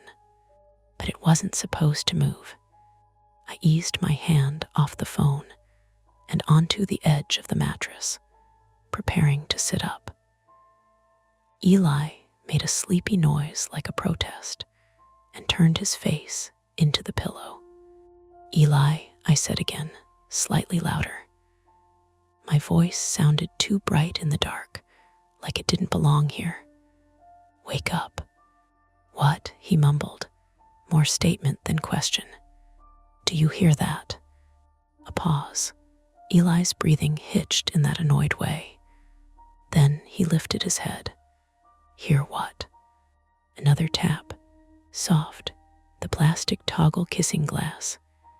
Eli went still. Not scared, not yet. Just attentive. Okay, he said, voice clear now, the sleep falling away. That's weird. I'm not imagining it. I didn't say you were. He pushed himself up on one elbow. His hair was crushed in a direction that made him look like a kid. The faint glow of the digital clock on the dresser outlined his cheekbone. We listened. There was a drafty hush in the room, the kind that comes from old window frames and winter being ambitious. The radiator hissed once, settling. Somewhere down the hall, one of our neighbors' pipes knocked. Then scrape, tap. Eli slid out of bed, in one smooth motion that told me he'd done this before. In other apartments, other nights, responding to a mysterious sound with the stubborn confidence of someone who believes problems are mostly physical. Probably the chords hitting because of a draft, he whispered, as if sound carried farther at night. I nodded even though he couldn't see it. That explanation fit neatly. Draft equals movement. Movement equals tap. The universe still made sense. Eli padded across the hardwood, bare feet silent, except for a faint squeak near the doorway where a board always complained. He stopped at the window. I stayed in bed, sitting up, sheet pulled to my chest, because that was my private flaw. I hated being the first one to check. I'd always been that way. Even as a kid, I'd send my brother to see what the noise downstairs was, then pretend I didn't care. Eli reached toward the blinds. Don't, I said too quickly. He paused, hand hovering. Why? I don't know, just wait. Another tap, more insistent, like the plastic toggle had found a rhythm. Eli leaned in, peering at the slats, looking for gaps. If it's a draft, we can fix it. It's annoying. It's after midnight, I said, and immediately hated how that sounded, like I was quoting a superstition I didn't believe in. Eli turned his head slightly, enough that I could see the faintest glint of his eye in the streetlight seep. Are you doing that thing where your brain decides the time makes it scarier? I swallowed. The thing was, yes, time did that to me. Midnight was when normal sounds turned into messages. I'm just tired, I said, and it's weird. Eli's phone buzzed once on the windowsill where he'd left it earlier, charging. It was a bright, sudden sound in the quiet. Eli glanced at it automatically. His screen lit up, throwing a quick wash of white across the blinds. The notification banner was too small for me to read from the bed, but Eli's posture changed in a subtle way. Not alarmed, more like focused. What is it? I asked. Neighbor group chat, he said, voice careful. From Sonia. The name made my stomach dip, because Sonia didn't text late. Sonia upstairs was a good morning person and a sorry to bother you person, and a I left muffins outside your door person. Sonia late night texting meant something had broken. Eli's thumb moved. The screen brightness flared again, briefly illuminating his hand. Sonia says, he squinted. She says, is anyone else hearing something outside? Like someone messing with the windows. My mouth went dry. A draft didn't message the neighbor group chat. Eli looked back at the blinds. The cord tapped again, almost politely, as if acknowledging it had been discussed. I'm going to take a quick look, Eli said, and there it was, his default setting. Inspect, solve, move on. Eli, I whispered, maybe we just don't. He turned toward me fully now, and I could see his face in the thin light. Calm, slightly amused, a little irritated at being awake. We're on the second floor, and the street's right there. If someone's messing around, we should know. I wanted to tell him about my private fear, the one I never framed as fear because it sounded childish. That attention invites escalation. That if you acknowledge the wrong person at the wrong moment, you become a story they keep telling. But I didn't want to be the person who made Eli roll his eyes.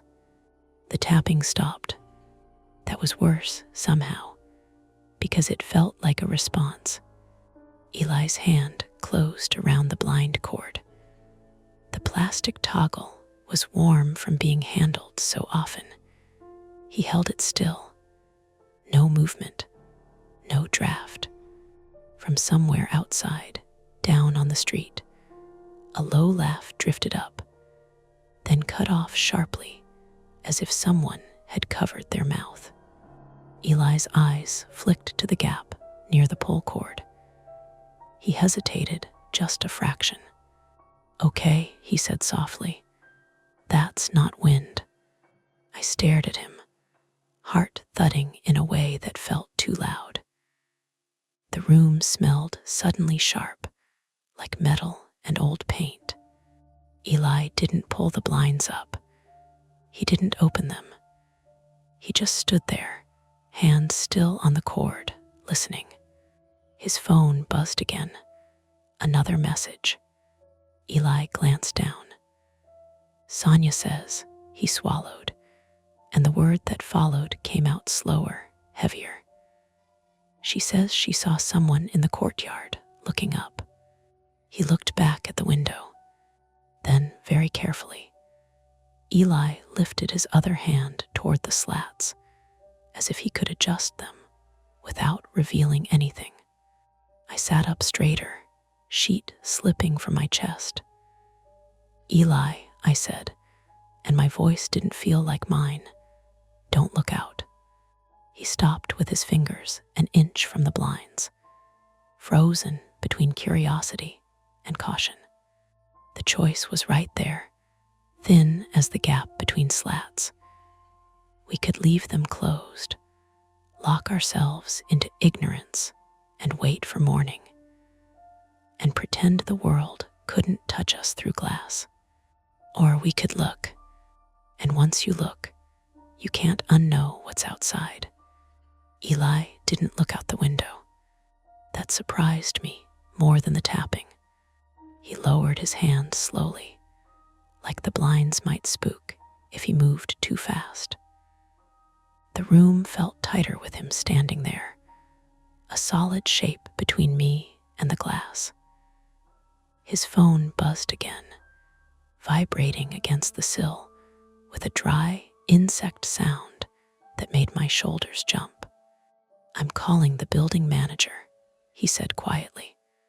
"At midnight," I whispered. "She told us to call if anything weird happens. Remember, after the bike thefts." He already had the phone to his ear. It rang once, twice, then flipped to voicemail. Eli didn't bother leaving a message. He hung up and exhaled through his nose. Outside, something shifted. Not a footstep exactly, more like weight being redistributed. The courtyard had that echoing quality old apartment buildings get, where sounds bounce off brick and come back slightly warped. You can tell yourself it's nothing and still feel watched. Another message chimed. Eli glanced down. "Sonia again." I slid out of bed and crossed the room, stopping a few feet behind him. The floor was cold enough to bite. "What does she say?" "She says the guy moved closer to the building, that she thinks he's checking doors." My throat tightened. Doors. Ground floor, probably. Eli rubbed his forehead with his free hand. "She's freaking out." A scrape came from the window frame, longer this time, deliberate. Something dragged lightly along the painted wood, then stopped. "That's not the wind," I said, unnecessarily. Eli nodded once. "Okay, new plan." He turned to face me, voice low and steady in that way he used when he was trying to be reassuring. "We call the police. Non-emergency." "Is this non-emergency?" I asked, hatting the way my voice wobbled. "It's someone lurking, not breaking in." He emphasized the last word like a promise he intended to keep. He dialed. The phone rang longer this time. While we waited, I found myself staring at the tiny gap in the blinds again. My chest tightened with the urge to look, just to know. Not knowing felt like hovering over a drop without seeing how far down it went. The operator answered. Eli explained location, noises, neighbor reports. He kept it factual, stripped of panic. I admired that about him, even as a part of me resented it. Calm made things feel manageable. Panic made them honest. Yes, Eli said into the phone. Second floor. No, we haven't seen him directly. We hear, he paused, listening. The scraping stopped.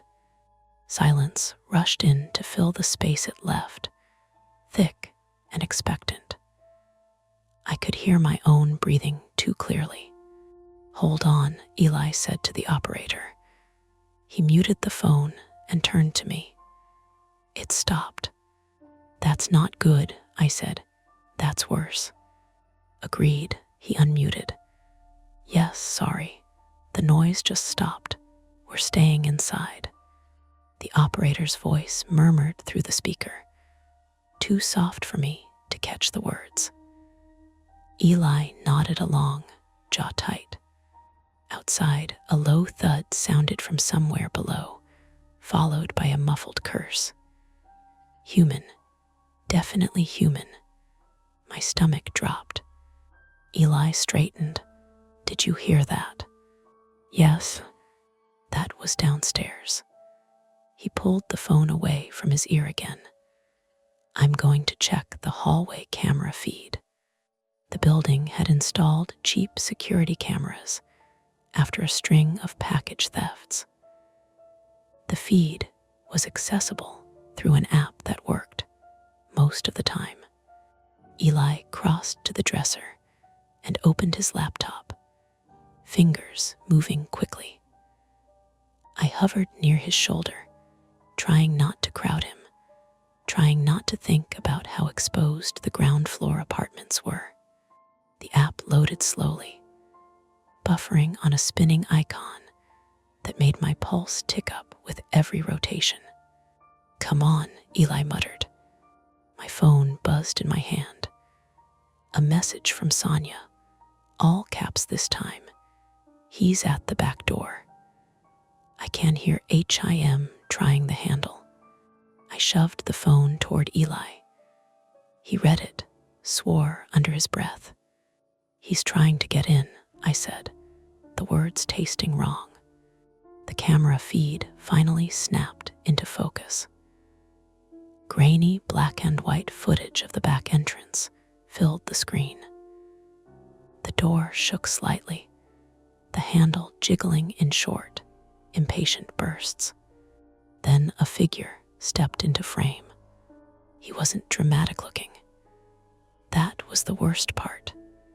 No mask, no weapon visible, just a man in a dark hoodie, hood down, hair cropped short.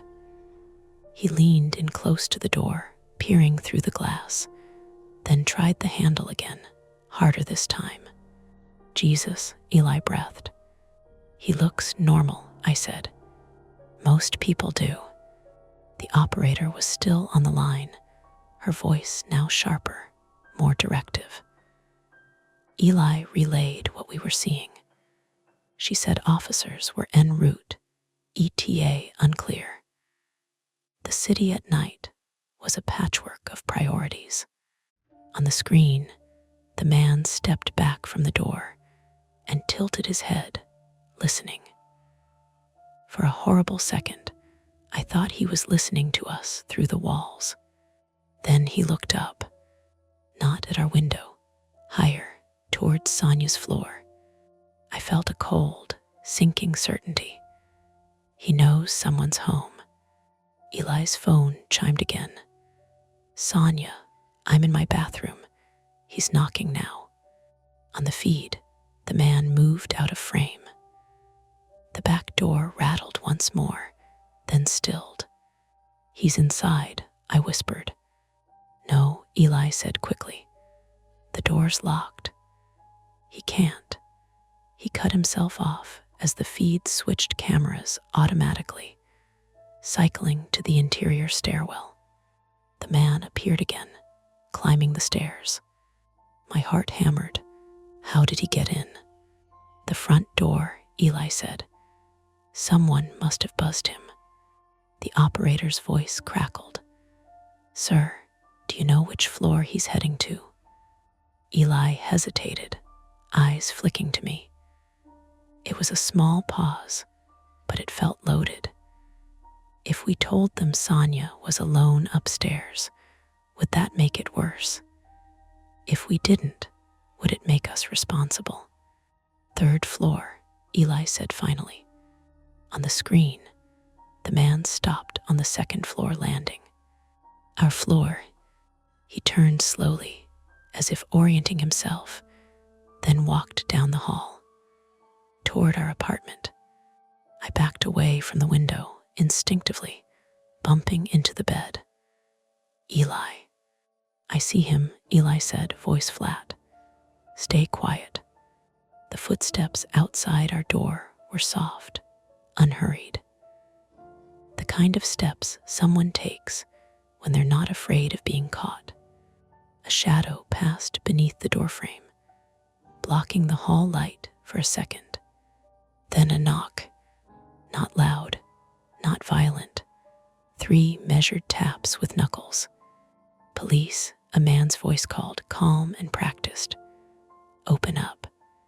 Every nerve in my body screamed no. I grabbed Eli's arm, fingers digging in. "That's not the police," I whispered. Eli swallowed. His private flaw, his need to verify, to see, to confirm, was written all over his face. He moved toward the door anyway, slow, deliberate. "I'm not opening it," he said, more to himself than to me. "I'm checking the peephole." My chest tightened. Attention invites escalation. I'd known it. I'd always known it. Eli leaned in, eye to the peephole. Outside, the man's shadow shifted closer to the door. "Sir," the voice said again, closer now. "We just need to talk." Eli stiffened. "There's something wrong," he whispered. "He's smiling." Before I could pull him back, the door handle rattled violently, metal clanging against metal. "Open the door," the man said. No pretense left in his voice now. From upstairs, Sonia screamed, and somewhere below us, a siren wailed, too far away to matter yet. Eli stumbled back from the door, like he'd touched something hot.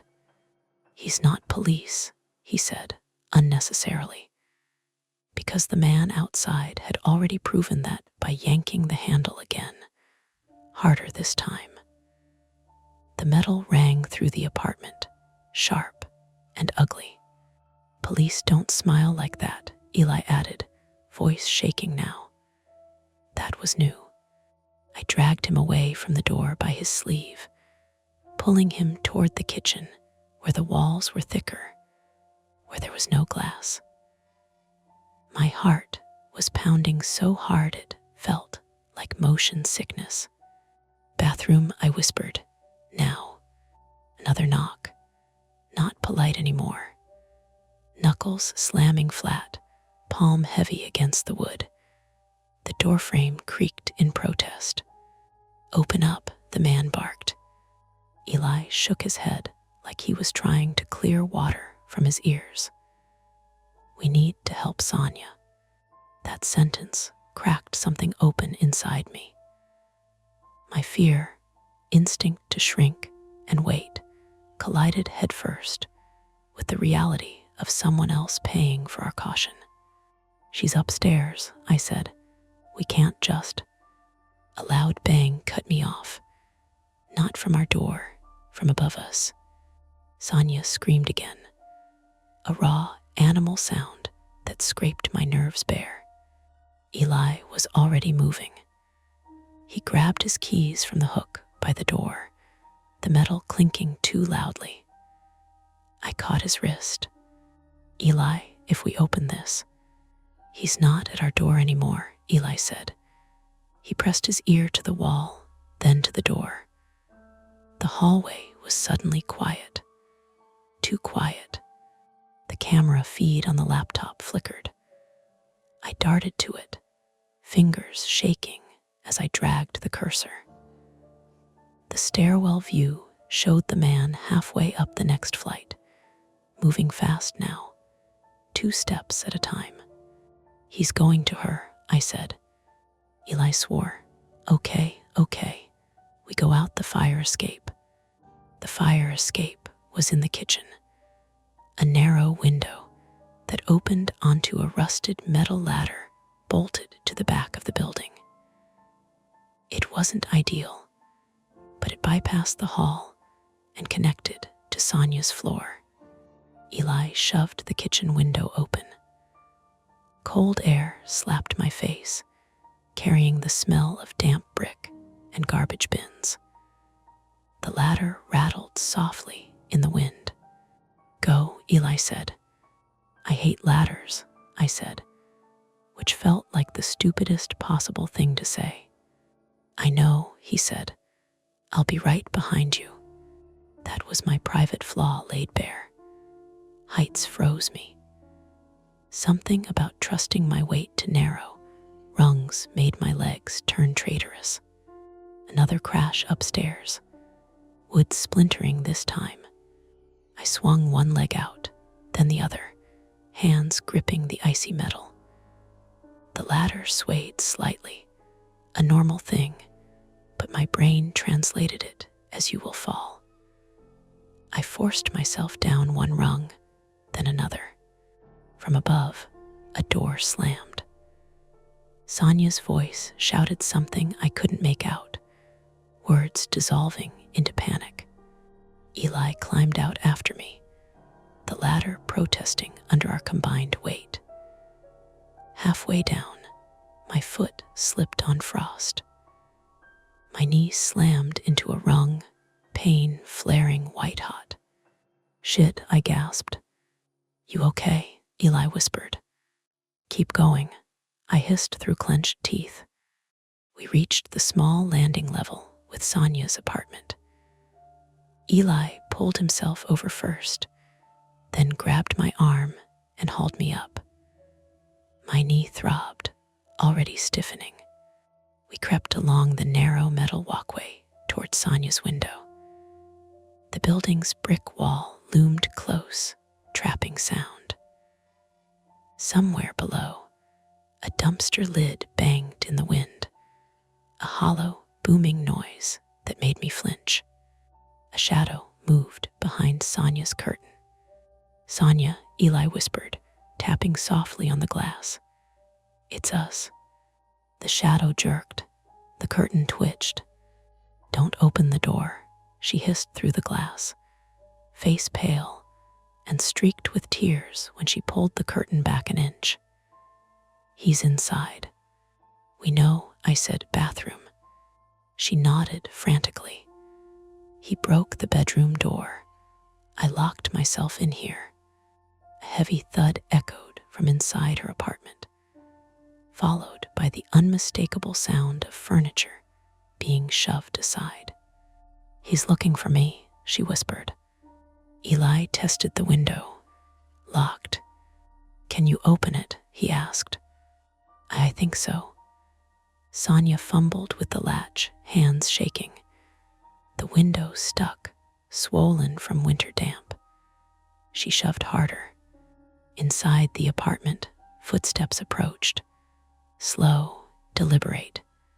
"I can't," Sonia whispered, panic tipping her voice toward hysteria. Eli wedged his fingers under the frame and pulled. The wood groaned. The window budged an inch. Footsteps closer now.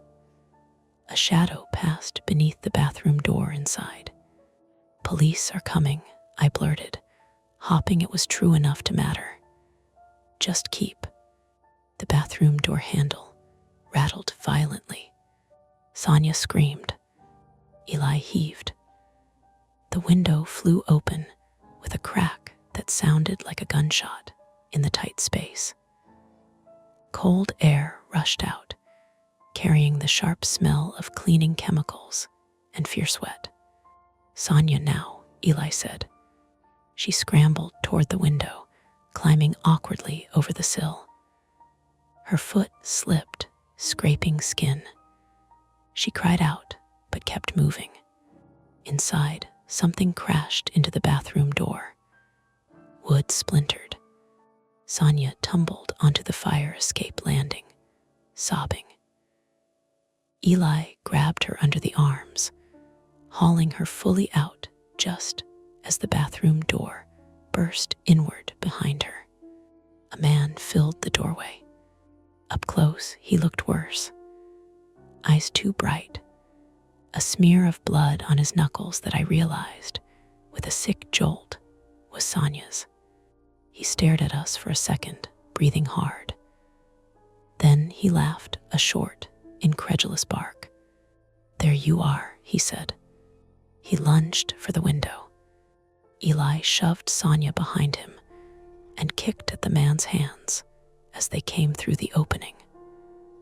Fingers scraped metal, skin tearing. The man howled, more angry than hurt. I grabbed the window frame and slammed it down as hard as I could.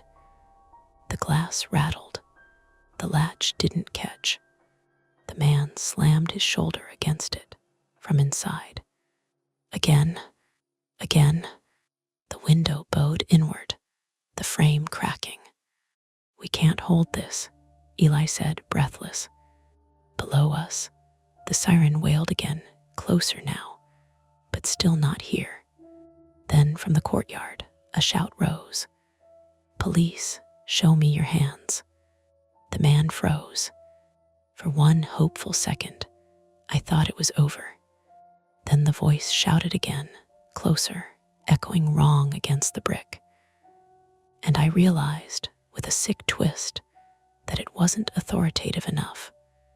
Too loud, too eager. The man's mouth curled into a grin. Nice try, he said. A door somewhere below slammed. Footsteps pounded on the stairs, real ones this time. Heavier, multiple. The man yanked back from the window and ran. Where he going? Sonia sobbed. Eli leaned over the railing, peering down despite himself. Down, toward the front. We heard shouting now, real panic in it. A crash, glass breaking.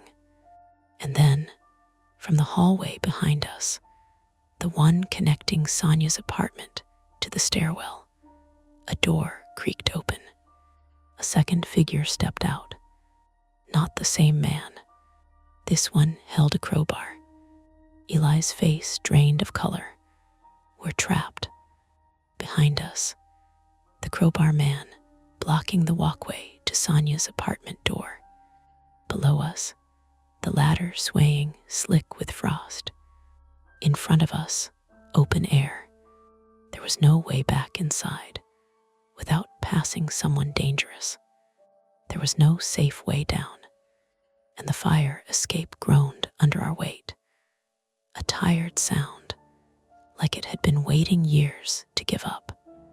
The fire escape shrieked, not loud, metal on metal. A long, complaining whine that traveled through my teeth and into my skull. The sound came when the second man took a step forward, crowbar dangling loose in his hand, like he wasn't even worried about dropping it. Easy, Eli said, palms up. His voice had gone calm in a way that scared me more than shouting. We don't want trouble. The crowbar man laughed under his breath. He was older than the first 40s, maybe. Balding. A work jacket with a logo stitched over the chest I couldn't quite read in the dark. Someone who blended. Someone you'd hold a door for. Behind the cracked bathroom window, glass crunched. The first man reappeared, blood on his knuckles darker now, slick. He leaned out just far enough to see us pinned between metal and air. "Don't let them drop," he said casually, like we were furniture. Sonia whimpered and grabbed my sleeve. Her hand was shaking so badly it rattled my bones. The ladder swayed again. Frost glittered on the rungs, 20 feet down to concrete. Eli's eyes flicked to it anyway. I knew what he was thinking. Calculating weight, angles, odds. His flaw, the need to verify, to solve, was still there, even now. "Phones," the crowbar man said. "Slide him over." "No," Eli said, immediate, sharp. The crowbar rose an inch. "Okay," I said too fast. "Okay, just don't push anyone." I reached for my pocket. Eli shot me a look, but he didn't stop me. I slid my phone across the metal grate with my foot. It clattered, skidded, stopped near the crowbar man's boot. Sonia did the same. Her phone bounced once and fell through the gap between bars. We all watched it drop. The little sound it made when it hit plastic against concrete felt final. The crowbar man scowled. "You stupid." A siren wailed again. This one different. Doppler shifted, closer, real. The first man swore. "They're actually coming." "Then move," the crowbar man snapped. He lunged not at us, but at Eli. The fire escape jerked violently as Eli twisted away. The crowbar slammed down where his hand had been, sparks flying. Eli grunted, staggered, and his foot slipped on the frost. I grabbed him without thinking. My bad knee screamed as it took his weight. We both went down hard, metal biting into skin. The crowbar came up again. I reached for the first thing my hand closed around, the loose end of the blind pull cord I'd stuffed in my pocket without realizing it. Habit more than logic. Plastic toggle. Thin nylon line. I wrapped it around the crowbar man's wrist and yanked. It wasn't strong. It wasn't heroic, but it surprised him. The crowbar clanged against the railing and slipped free, skittering toward the edge. The first man shouted something from the window and lunged out, half climbing, half falling onto the escape. The added weight made the whole structure dip. A bolt gave way with a sound like a gunshot. The ladder tore, loose from the wall at the bottom. Metal screamed. Sonia shrieked. The fire escape tilted outward, slow at first, then faster. Gravity finally winning an argument it had been having all night. "Hold on," Eli shouted, grabbing the railing with both hands. The crowbar man lost his footing and slammed into me. The air punched out of my lungs. We hit the bars together. My knee buckled with a wet, nauseating pop. I screamed. I couldn't stop myself. The first man grabbed for the window frame as the escape dropped. His fingers slipped on blood. He fell backward, hitting the railing hard enough to knock the breath from him. For one suspended second, we were all balanced on a slanted cage of rust and bad decisions. Then the remaining bolts tore free. The fire escape went. We slid, not a clean fall.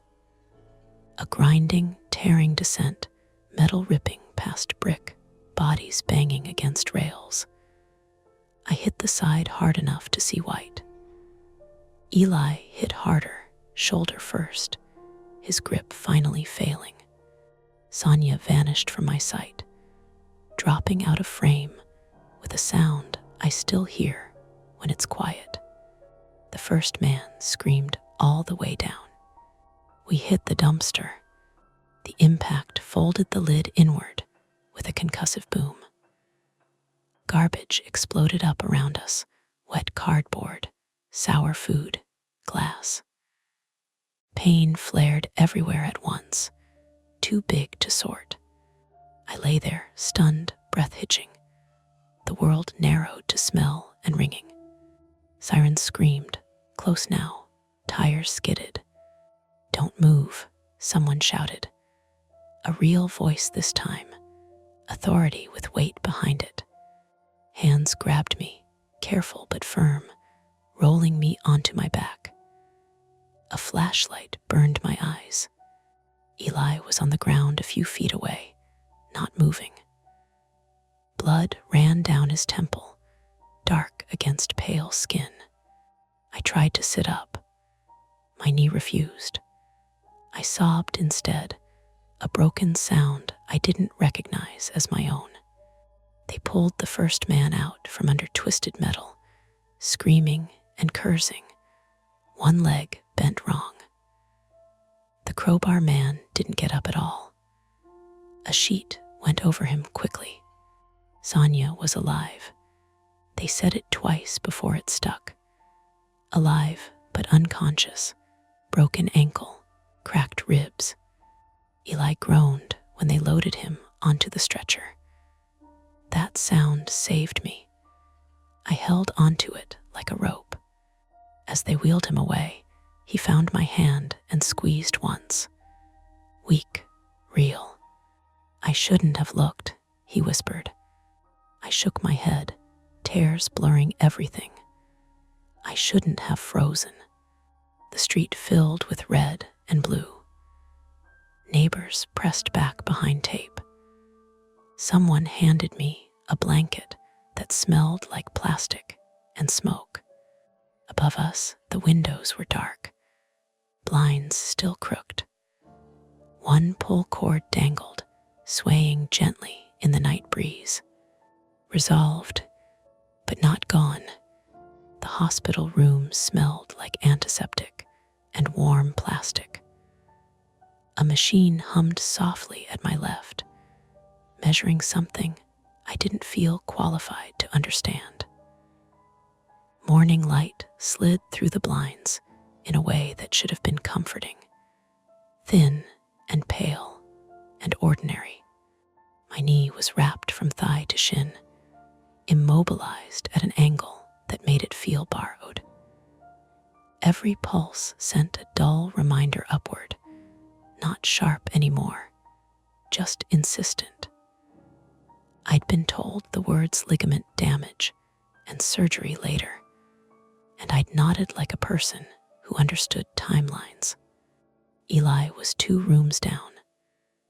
That was the first thing I asked when I woke up, my throat dry, my voice raspy like I'd been shouting. The nurse, Janice, mid-50s, brisk but kind, told me he had a concussion, a fractured collarbone, and a deep cut that would leave a scar shaped like a crooked parenthesis near his hairline. "He keeps asking for you," she said, adjusting the IV. "So you're doing something right." Sonia was on another floor. Broken ankle, ribs bruised enough to make breathing painful, but no internal bleeding.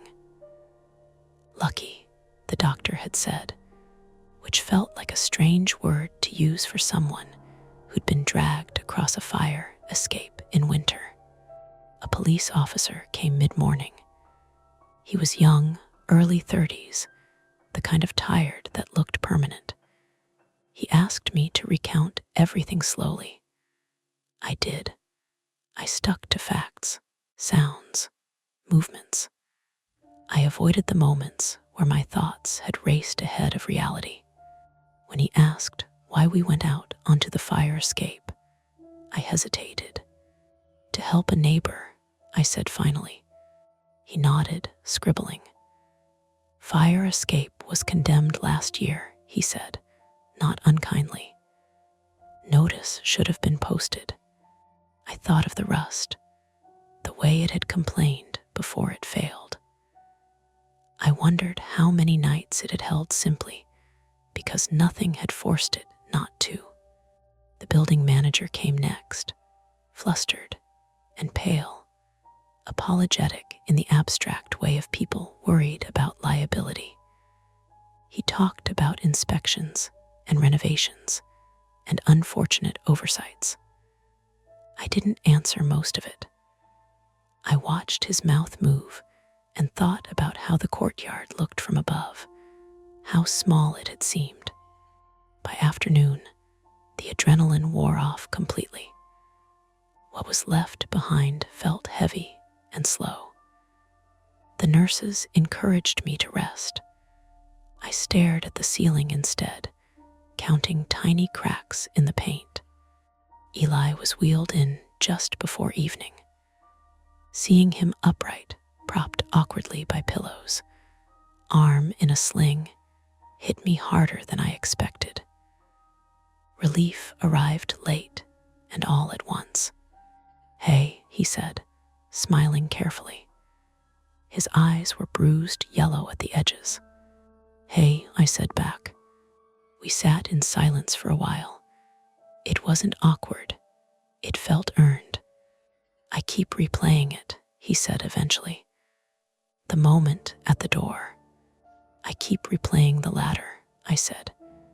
I knew it was a bad idea. He huffed out a breath that might have been a laugh. I knew looking through the peephole was. We didn't argue about it. There was no point. The choices were already sealed into bone and memory. Sonia visited the next day in a wheelchair, foot elevated, eyes ringed with exhaustion. She hugged me carefully, then Eli, her hands trembling despite herself. "They arrested the one who survived," she said quietly. "Turns out they'd been doing this for weeks. Buildings with bad locks, waiting for someone to buzz them in." "Someone did," Eli said. She nodded. "Package delivery earlier that night. Wrong unit, I didn't think." None of us said anything after that. Blame didn't fit neatly anywhere. It just leaked. We were discharged in pieces. Sonia went to her sister's place. Eli and I stayed with a friend until our apartment was cleared, structural damage, ongoing investigation, temporarily uninhabitable. All reasonable phrases that didn't quite cover the feeling of being unmoored. Weeks passed. My knee healed slowly, stubbornly. Physical therapy was a small, humiliating grind of exercises that made me sweat and curse under fluorescent lights. Eli went back to work before I did, his sling disappearing, his scar settling into his face like it had always belonged there. At night, we slept with lights on for a while, then lamps, then just the hallway bulb. We found a new place, 3rd floor, solid building. No fire escape outside the bedroom window. The first night there, I lay awake listening to the ordinary sounds of other people living. Footsteps overhead, a muffled TV laugh through the wall, pipes knocking themselves into place. Eli slept quickly, exhaustion finally catching up. I stared at the window across the room. The blinds were brand new, the pull cord straight and still. A car passed outside. Somewhere, a bottle rolled in the gutter and came to rest. I waited for the irrational spike of fear, the sharp intake of breath. It came but smaller, manageable. I turned onto my side and closed my eyes. Later, maybe minutes, maybe hours, I woke to a sound. A soft click, plastic on glass. I sat up, heart racing, scanning the room. The pull cord swayed gently. The vent beneath the window exhaled warm air, pushing it just enough to tap once more before settling. I exhaled slowly. I lay back down. I did not get up to check. In the morning, sunlight filled the room. Eli made coffee that tasted faintly burned. My knee ached in a way that promised rain later. We talked about groceries, about schedules, about nothing. Outside, the world kept its distance. Mostly. And that's the end of today's chilling tale. If you enjoyed this story and want more nights full of suspense, don't forget to hit that like button, subscribe to Mia Horror Stories, and turn on the bell so you never miss a scare. I've got plenty more stories waiting for you, so stick around and check out the other videos on the channel. Thanks for watching, and until next time, stay safe and don't look behind you. Welcome back to Mia Horror Stories. Tonight's tale, Don't Open the Door When It Knocks Thrice, is best experienced in the dark, which is why the screen will stay black. No distractions, no flashing images, just you, your imagination, and the story. So sit back, relax, and listen all the way to the end, if you dare. Rain slid down the narrow street in thin sheets, pooling along the uneven cobblestones. The kind of drizzle that made the night smell of wet asphalt and wet dog. Marissa pulled her hood tighter, muttering under her breath as she balanced the grocery bags, each one threatening to split. She was 12 minutes late, thanks to the bus that had vanished somewhere between Maple and Chestnut, and now her shoes squelched with every step. Her apartment building was the sort that tried to pass as quaint. Narrow brick, peeling paint, a tiny courtyard with a lone lamppost that flickered like it was unsure it even wanted to be there. The buzzer by the door made a hollow clang when pressed. Marissa hit it twice out of habit, waiting for the click that signaled the door unlocking. The apartment was on the 3rd floor, and she was thinking, not for the first time, that the stairs were steeper than she remembered. The first thing she noticed when she reached her floor was that the hall smelled like burned toast.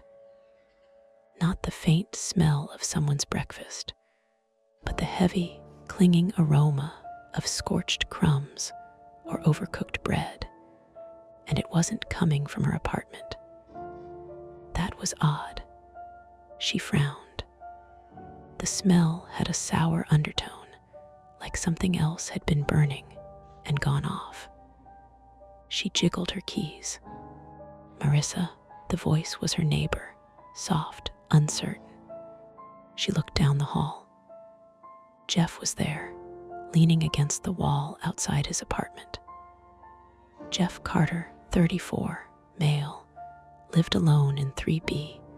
He had a habit of checking on neighbors when he heard something off, which was every Tuesday and Thursday, because he worked nights and apparently listened to floors creak like it was Morse code. Tonight, he wore an olive jacket soaked at the elbows and a frown that made him look older than 34. "Hey," she called. "Smells weird, huh? You smell that too?" He nodded, eyes scanning the hallway like someone might be hiding behind the cracked corners of the ceiling. "Yeah, I thought it was my toaster at first. Haven't used it tonight, though. Maybe someone burned something in the laundry room. The notion should have been reassuring. Instead, her stomach turned over a little. Small things were happening, unlinked, and her brain refused to stop noticing them. The flickering overhead light, the hum of the heating vent that seemed louder than usual, a dripping somewhere that didn't match the pattern of the rain outside. "Want me to check the laundry room?" she asked, setting the groceries down. "Not tonight," he said immediately, and the sudden sharpness made her glance at him. Jeff wasn't abrupt. Usually, she could almost hear the tension coiled in his voice, the muscles in his neck taut as he crossed his arms. "You okay, Marissa? You look pale." "I'm fine." She really was. Her stomach churned with an unease she couldn't place. She felt it in her teeth, the tension in her jaw. She reached for her apartment key, hands shaking just a fraction more than she liked to admit. She hated that the irrational side of her had started whispering over the last few months about being careful about people, about the world being stranger than it seemed. The key turned in the lock. The door swung open. Inside, the apartment smelled normal laundry detergent, the faint hint of yesterday's dinner, but the lights overhead flickered once. That split-second dip made the shadows in the corners seem heavier, closer. Marissa shivered. She was fully aware of how absurd that was. A flicker of the fluorescent light, a storm outside, and her imagination spinning the rest. Then she heard it, knocks. 3 short, deliberate raps. She froze, one hand still on the doorknob. Her pulse jumped. They weren't light knocks. Hard, hollow, methodical. The kind that made her stomach curl up. She strained her ears, expecting another. Nothing. Her apartment had only one door. No one else should have been up here. Jeff had his door closed, the faint light underneath suggesting he was home. Yet there it was, or had been a physical thud, not a trick of her imagination. Her phone vibrated in her pocket. A message from her sister. "Don't stay out too late. Be careful." Marissa cursed under her breath. She wasn't scared of the street, not really. But something about the combination, the smell, the knocks, the faint hum of the hallway vent, Jeff's tense presence, made her wish she could vanish into the walls. "Hey," she called out, though she wasn't sure who she expected to hear her. "Anyone there?" Silence. She glanced at Jeff's door. He hadn't moved. He couldn't have heard her over his TV, that much she knew. And yet, her body refused to relax. She set the grocery bags on the counter, sliding a knife out of habit. Nothing premeditated, just safety in motion. Her mind raced through the options. She could step into the hallway to see if anyone was there, lock the door and pretend she didn't hear it, call the building superintendent. Marissa hated confrontation, hated it in a way that made her sometimes freeze when she shouldn't. She also hated leaving problems unaddressed.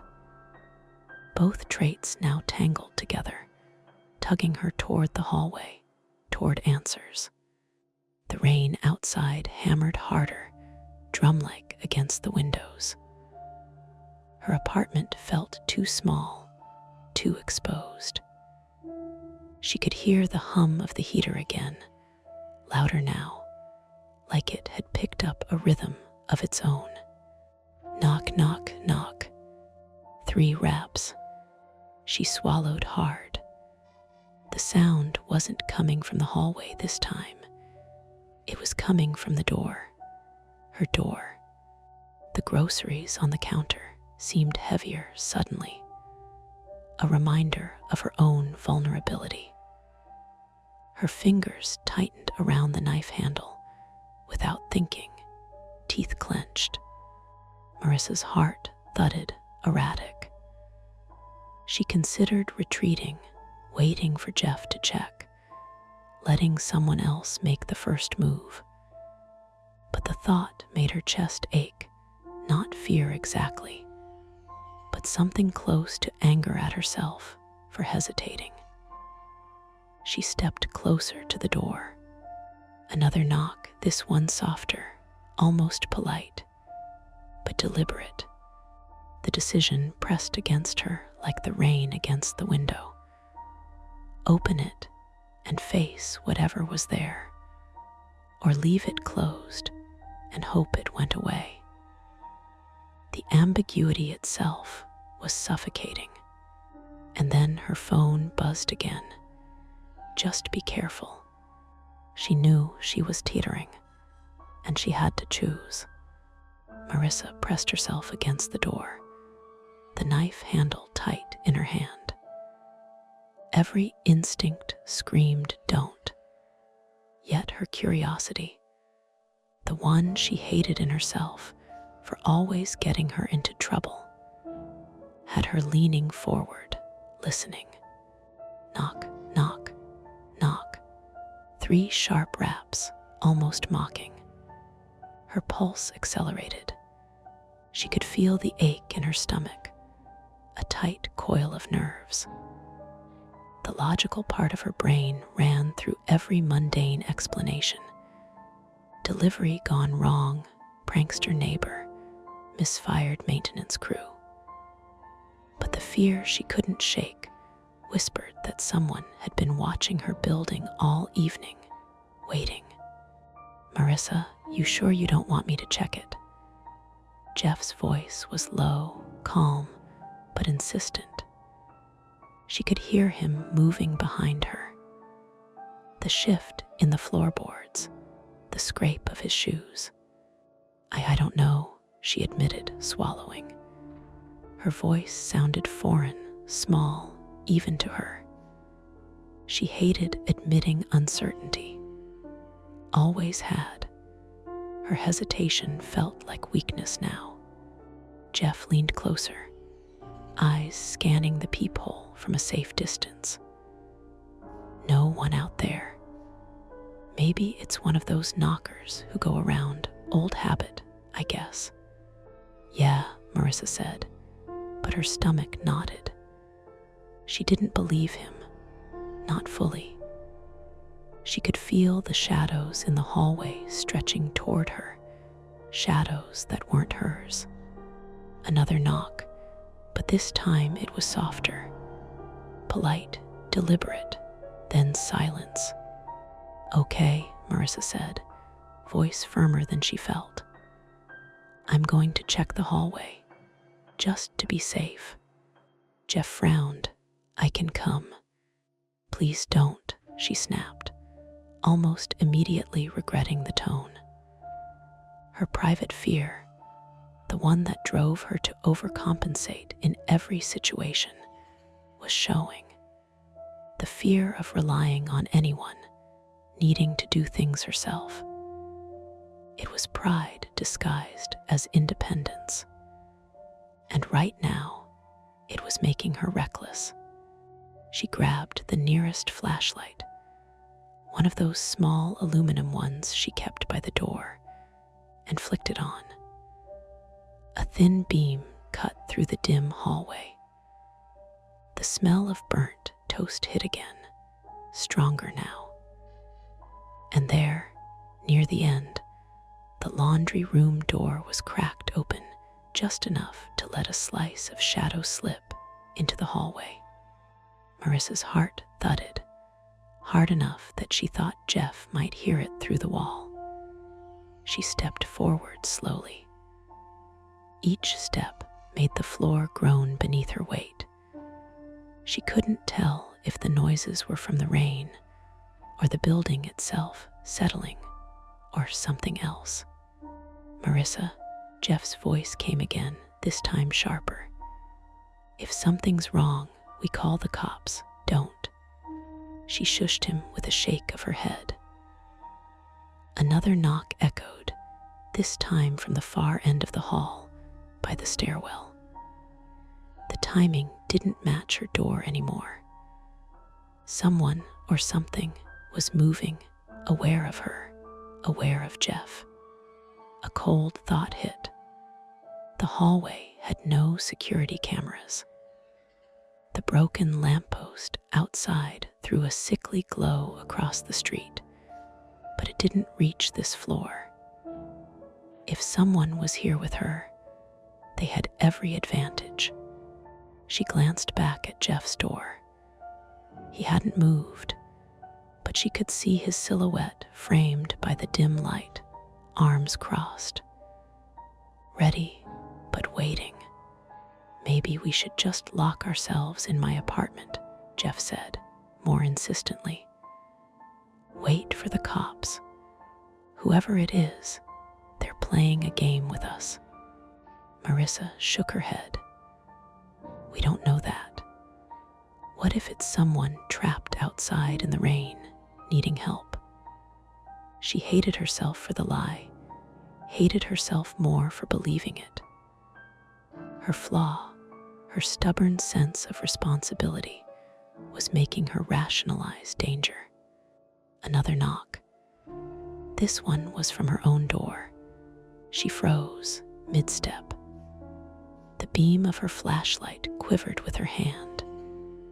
Whoever was out there knew she'd left the door open just a crack.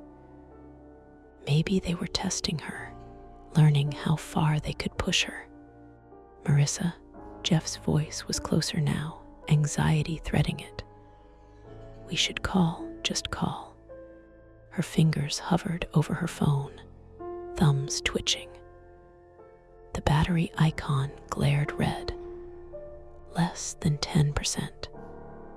She hadn't charged it properly, too busy with errands and work. A minor oversight that suddenly felt catastrophic. The hallway seemed to shrink around her. The burnt smell stronger, sharper now, like it had been concentrated by someone's presence. She could hear the faint drip of water somewhere in the corner, mismatched to the rain outside. Every instinct screamed, but she hated running, hated surrendering. The knock came again. This time rapid, not 3-5 sharp raps, each one echoing with precision. It was unnerving, rhythmical. Her stomach twisted. This wasn't random. Someone was playing her, testing her limits. Marissa stepped back. Now, Jeff's voice had authority this time. She had ignored it too long.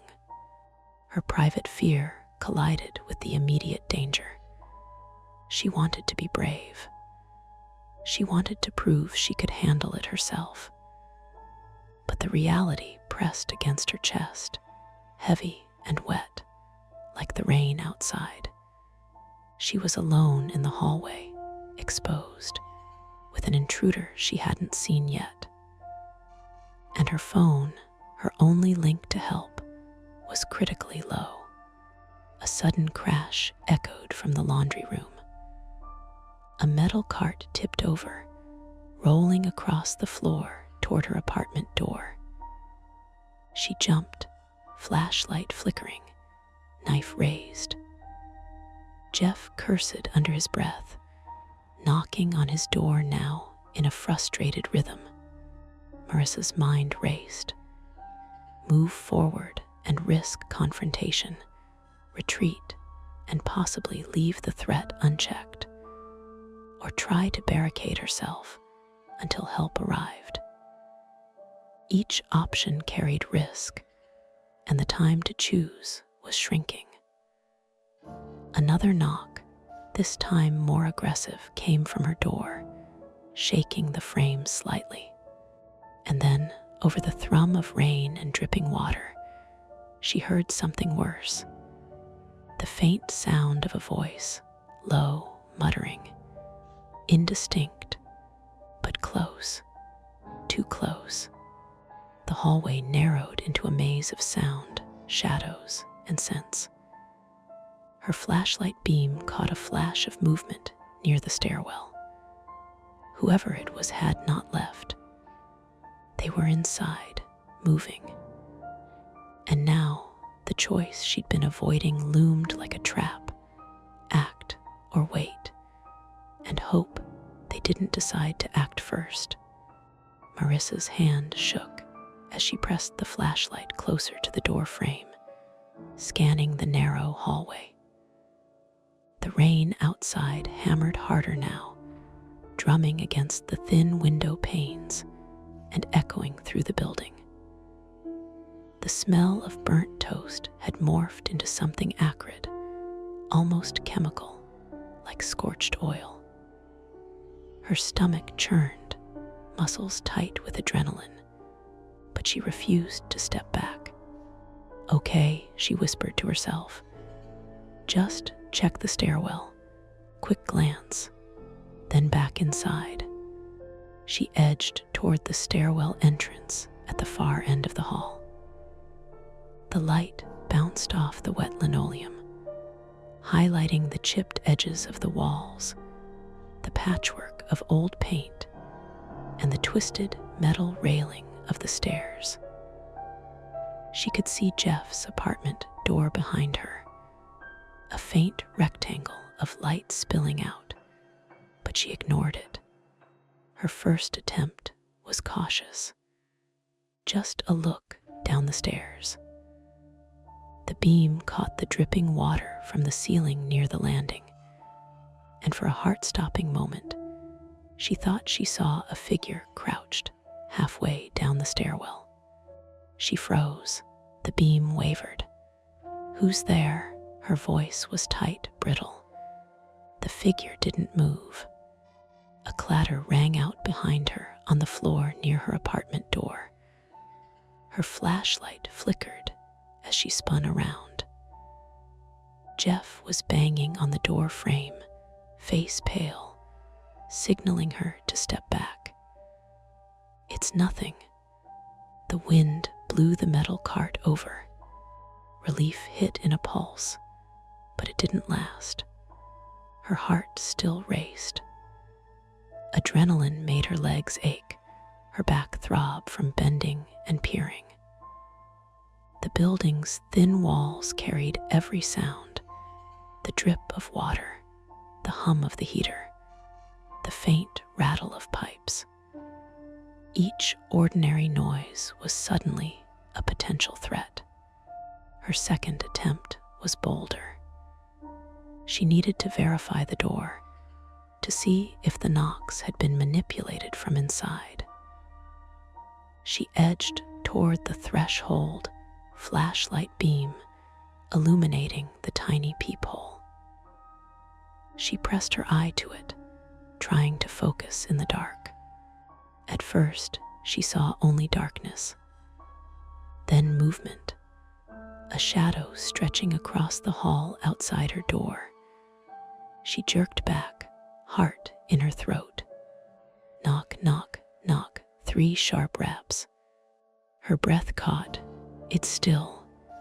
"Probably just someone passing," Jeff said, voice tight. He had come halfway down the hall this time, hands up in a defensive gesture. Maybe a neighbor, or... The third knock came, louder, more forceful. This time, she realized, the sound wasn't on the door. It was on the wall beside it, the old intercom panel rattling with each rap. Whoever had been trying to get her attention wasn't outside. They were inside the building all along. Her mind spun. Jeff's warnings, the smell, the shifted pattern of the knocks, it all pointed to someone moving deliberately through the hall. Panic pressed at her ribs, making it hard to breathe. Back inside, Jeff ordered, "Now." She obeyed, moving toward the apartment door as quickly as her frayed nerves allowed. But as she closed it, the flashlight beam caught a shimmer in the mirror near the hallway entrance. Another figure. She spun, knife raised, but it was only the reflection of a wet jacket hung on a hook. A misdirection that twisted her stomach into knots. Once inside, they locked the door and leaned against it, breathing heavily. Marissa's hand throbbed where she had held the flashlight too tight. Her ears rang with the echoes of the previous knocks. "Do we have a plan?" Jeff asked, his voice low. "Calling the cops, right?" Marissa pulled her phone from her pocket. 10%. Not enough to stream or stay on the line indefinitely. She scrolled to the building's superintendent's number. No answer. Then the police non-emergency line, only to get a long, recorded message about high call volumes. "Damn it," she muttered, dropping the phone on the counter. The red battery icon mocked her, a cruel reminder of her lack of preparation. They tried another strategy, checking the hallway from inside through the peephole. The stairwell landing was empty. The metal cart lay askew. Shadows shifted, but no one emerged. Every sound, drip, hum, creak, seemed amplified. Marissa's muscles ached. Her back protested, and her hands shook so badly that the flashlight's beam jumped like a jittering insect. They thought they had a momentary reprieve. Then came a new clue. Scratches on the hallway floor near the laundry room door, faint but deliberate, as though someone had dragged something heavy across it. Not random, not coincidental. Someone had been moving inside the building, avoiding detection, manipulating sound and shadows. "We can't wait this out," Jeff said, frustration mounting. "They're already in here, Marissa. We have to do something." Marissa's chest tightened. She hated admitting it, but he was right. Her stubborn independence had brought her to a dangerous impasse. Retreat wasn't an option anymore, not with an intruder capable of moving unseen through the building. Another knock, this time at the stairwell, loud enough to rattle the railing.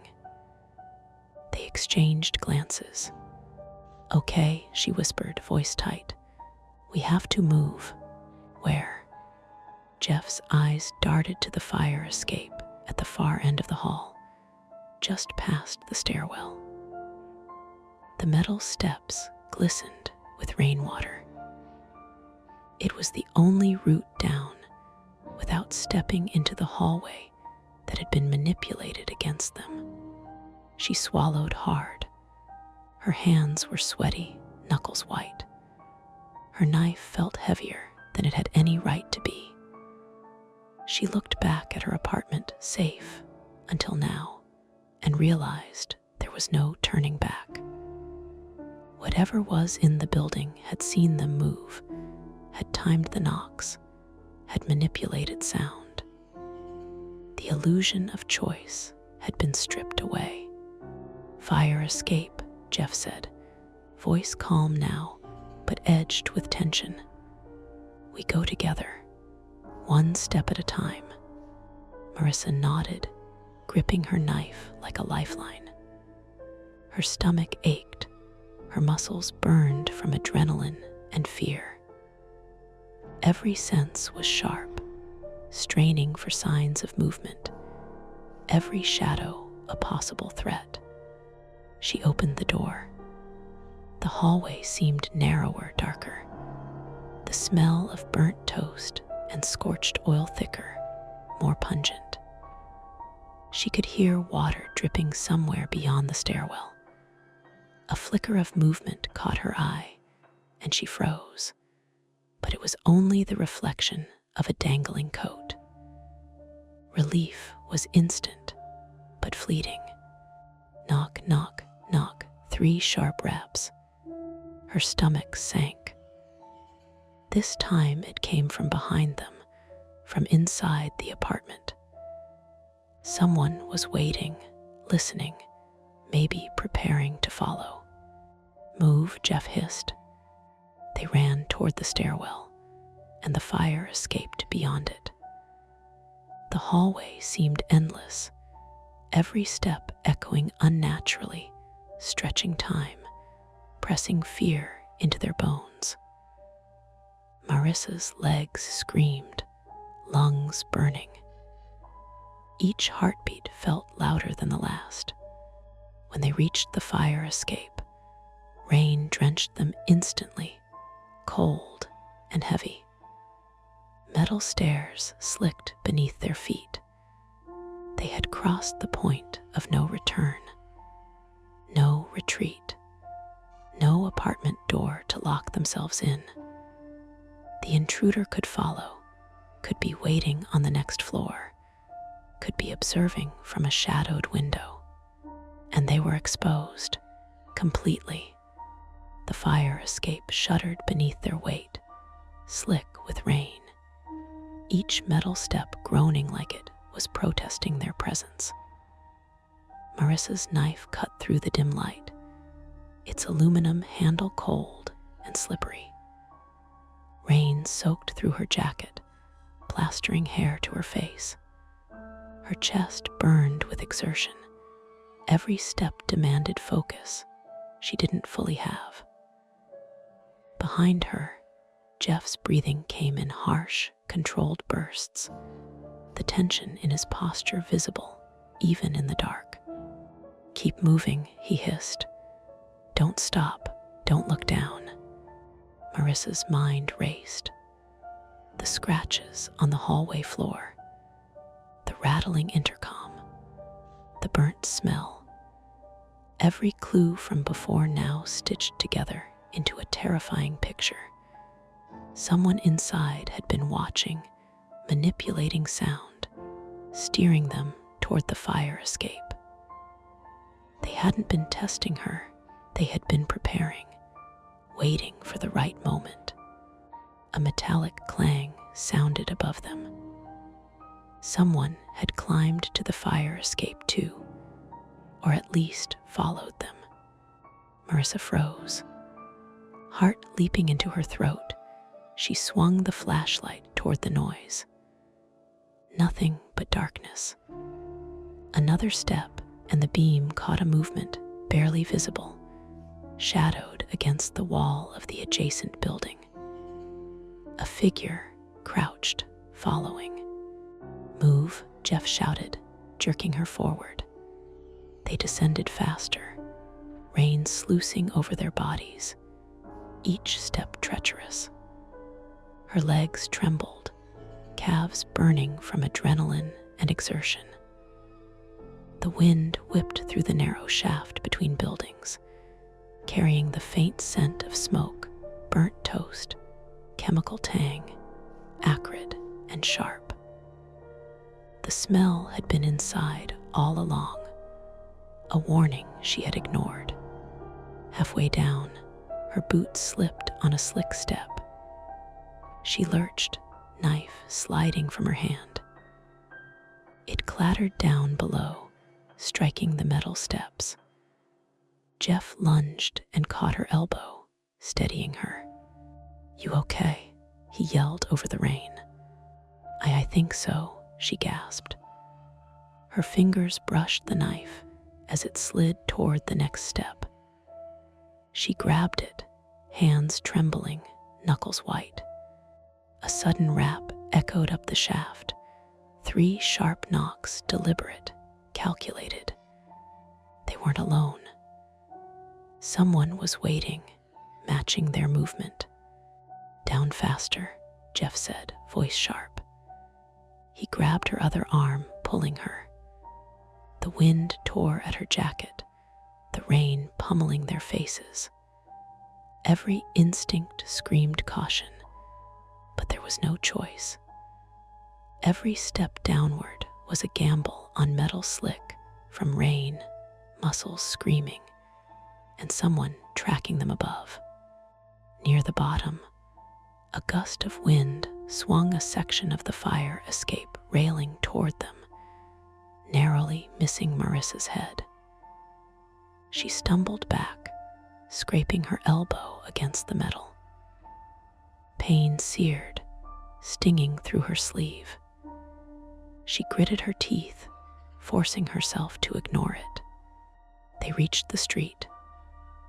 Wet asphalt pooled beneath their feet, and the streetlight overhead buzzed, flickering. Their breaths rose in clouds, visible in the misty rain. They were exposed, vulnerable, every shadow a potential threat. Then movement, the figure above the stairwell, silhouetted against the upper floor landing. Male, tall, wet jacket clinging, carrying something in his hand, probably nothing lethal, but enough to terrify. Marissa froze, muscles locked. Jeff grabbed her arm, pulling her behind the low concrete wall bordering the building. Plan, he said, low and clipped. We can't outrun him in the rain, not on these slick streets. We have to. A horn blared from the street down below. A delivery truck, lights cutting through the rain. The figure hesitated, gave a short glance downward, and that was all Marissa needed. Run, she breathed. They sprinted into the open, rain blinding, muscles aching. The intruder hesitated on the stairs, uncertain, and then vanished back into shadow. They didn't stop until they reached the relative safety of a well-lit corner store, dripping and trembling. Jeff pressed his phone to his ear. The battery icon blinked red, but held long enough to reach 911. Marissa leaned against the wall, knife clutched in her hand, feeling the pain in her elbow and the chill through her jacket. Minutes later, police arrived, flashing lights painting the wet street in red and blue. Officers swept the building, calling out, checking the stairwells, knocking on doors. The intruder had vanished. Whoever had been orchestrating the knocks, and the smells had disappeared before help arrived. Marissa's relief was tempered by exhaustion.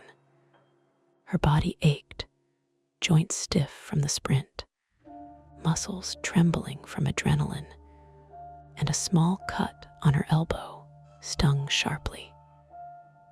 She felt the tension leaving in waves, but the mental residue lingered. Every shadow, every sound, every faint smell of burnt toast would haunt her for nights to come. Jeff put a hand on her shoulder. You did good, he said, voice low. You stayed calm when you needed to, but next time, he shook his head. We don't do it alone. Marissa nodded, still breathing hard. She wanted to protest, to claim she could handle herself. But the reality pressed against her chest. even the best instincts couldn't guarantee safety. She had survived, yes, but at the cost of raw nerves, physical strain, and the lingering knowledge that someone had been inside her building, inside her space, watching. The police took statements, checked her apartment, and the staircase, noting the water, the scratches, and the upended metal cart. Marissa recounted the knocks, the smells, the reflections, the fear. Jeff added corroboration.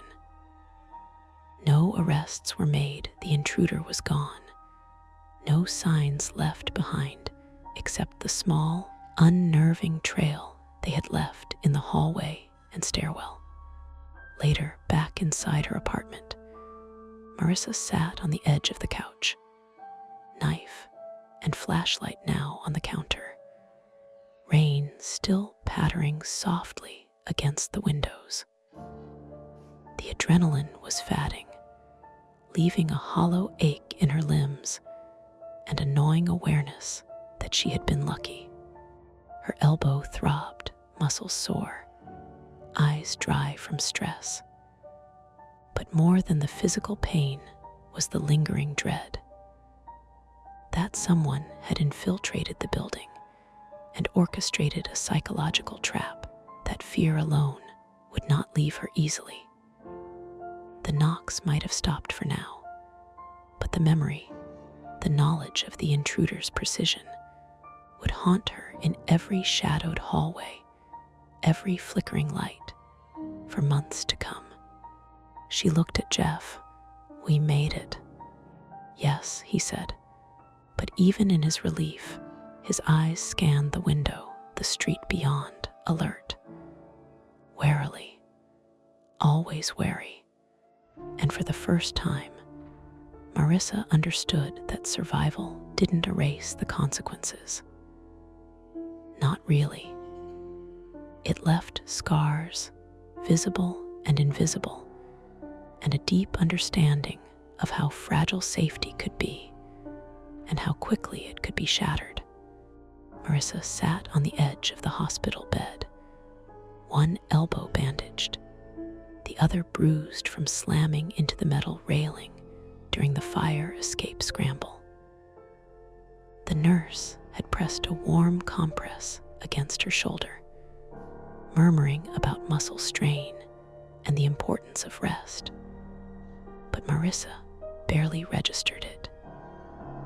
She kept her eyes on the rain outside, tracing the rivulets on the window, letting them carry her thoughts. Jeff sat in the chair beside her, phone in hand, scrolling through messages from the police and building management. His jacket was still damp, his face tired but alert. He glanced at her periodically, eyes searching for signs she was cracking under the adrenaline's fade. "You okay?" he asked finally, voice low, careful. Marissa exhaled, slow, deliberate. "I think so. Physically." Her hands flexed and unclenched, testing the ache in her fingers. Mentally, she trailed off, shaking her head. The hospital's antiseptic smell mingled with the faint scent of rain drifting through the open window. She'd never thought of her apartment as a haven. Now it felt like a stage for something she couldn't control. The police report had been filed earlier that evening. The officers had noted the damaged hallway, the metal cart, the scratch marks, and the intercom tampering. They took photographs, recorded statements, and promised to check nearby surveillance footage. Marissa listened, but couldn't quite absorb it. The intruder was still out there, a human, calculable, capable of strategy, and still unseen. Jeff rubbed his temples. "They say someone been breaking into apartments along this block over the last month. Nothing major, mostly petty theft, but he let it hang. The implication was clear. The intruder hadn't been random. They had observed, planned, and executed with subtlety. Marissa's chest tightened at the thought. She had survived, but survival didn't erase the sense of exposure, of having been mapped and anticipated. Even as she spoke to the officers, even while leaving the hospital, she felt the faint echo of the knocks lingering in her mind. 3, deliberate, precise. Back at her apartment, the building smelled of damp carpet and old paint. She moved slowly, inspecting corners, touching the walls, remembering every sound, every smell from that night. The hallway was empty, quiet, but Marissa's eyes lingered on the intercom panel. Her hand hovered over it, then dropped. Nothing, but her imagination, trained now by fear, spun possibilities in the shadows.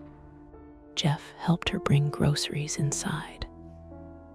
The simplest act of normalcy felt like a small victory. They unpacked bags in silence, punctuated only by the occasional creak of the floorboards. "You know," he said finally, "I thought I'd be able to just go back to normal tonight. But this building, it's not the same." "I know," Marissa said, pulling a sweatshirt tighter. She glanced at the fire escape outside her window. Water streamed down the metal stairs, reflecting the streetlight in scattered diamonds. "And neither am I." Days passed. Marissa returned to work, her movements careful, deliberate. Every knock at her apartment door, every metallic clang from the hallway, made her flinch. She bought new locks, installed a small security camera outside her door, and refused to let herself carry groceries alone in the dark. Small victories, small habits to reclaim control, yet she felt the cracks in her ordinary life. Jeff checked in often. Sometimes they walked together to the corner store, talking about trivial things, the rain, the new cafe down the block, a neighbor's dog barking at nothing. But the tension never fully left. It threaded through conversations, in gestures, in shared silences. And then there were nights when Marissa lay awake, the memory of the 3 knocks circling her consciousness.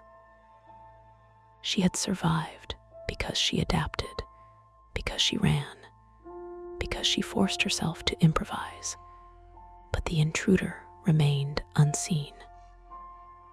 And unseen threats were always more terrifying. One evening, a week after the incident, she noticed a small mark near the bottom of her doorframe. Faint scratches, almost imperceptible. She bent to examine them, heart thudding, and then realized they were new. Not deep, not dangerous, but deliberate.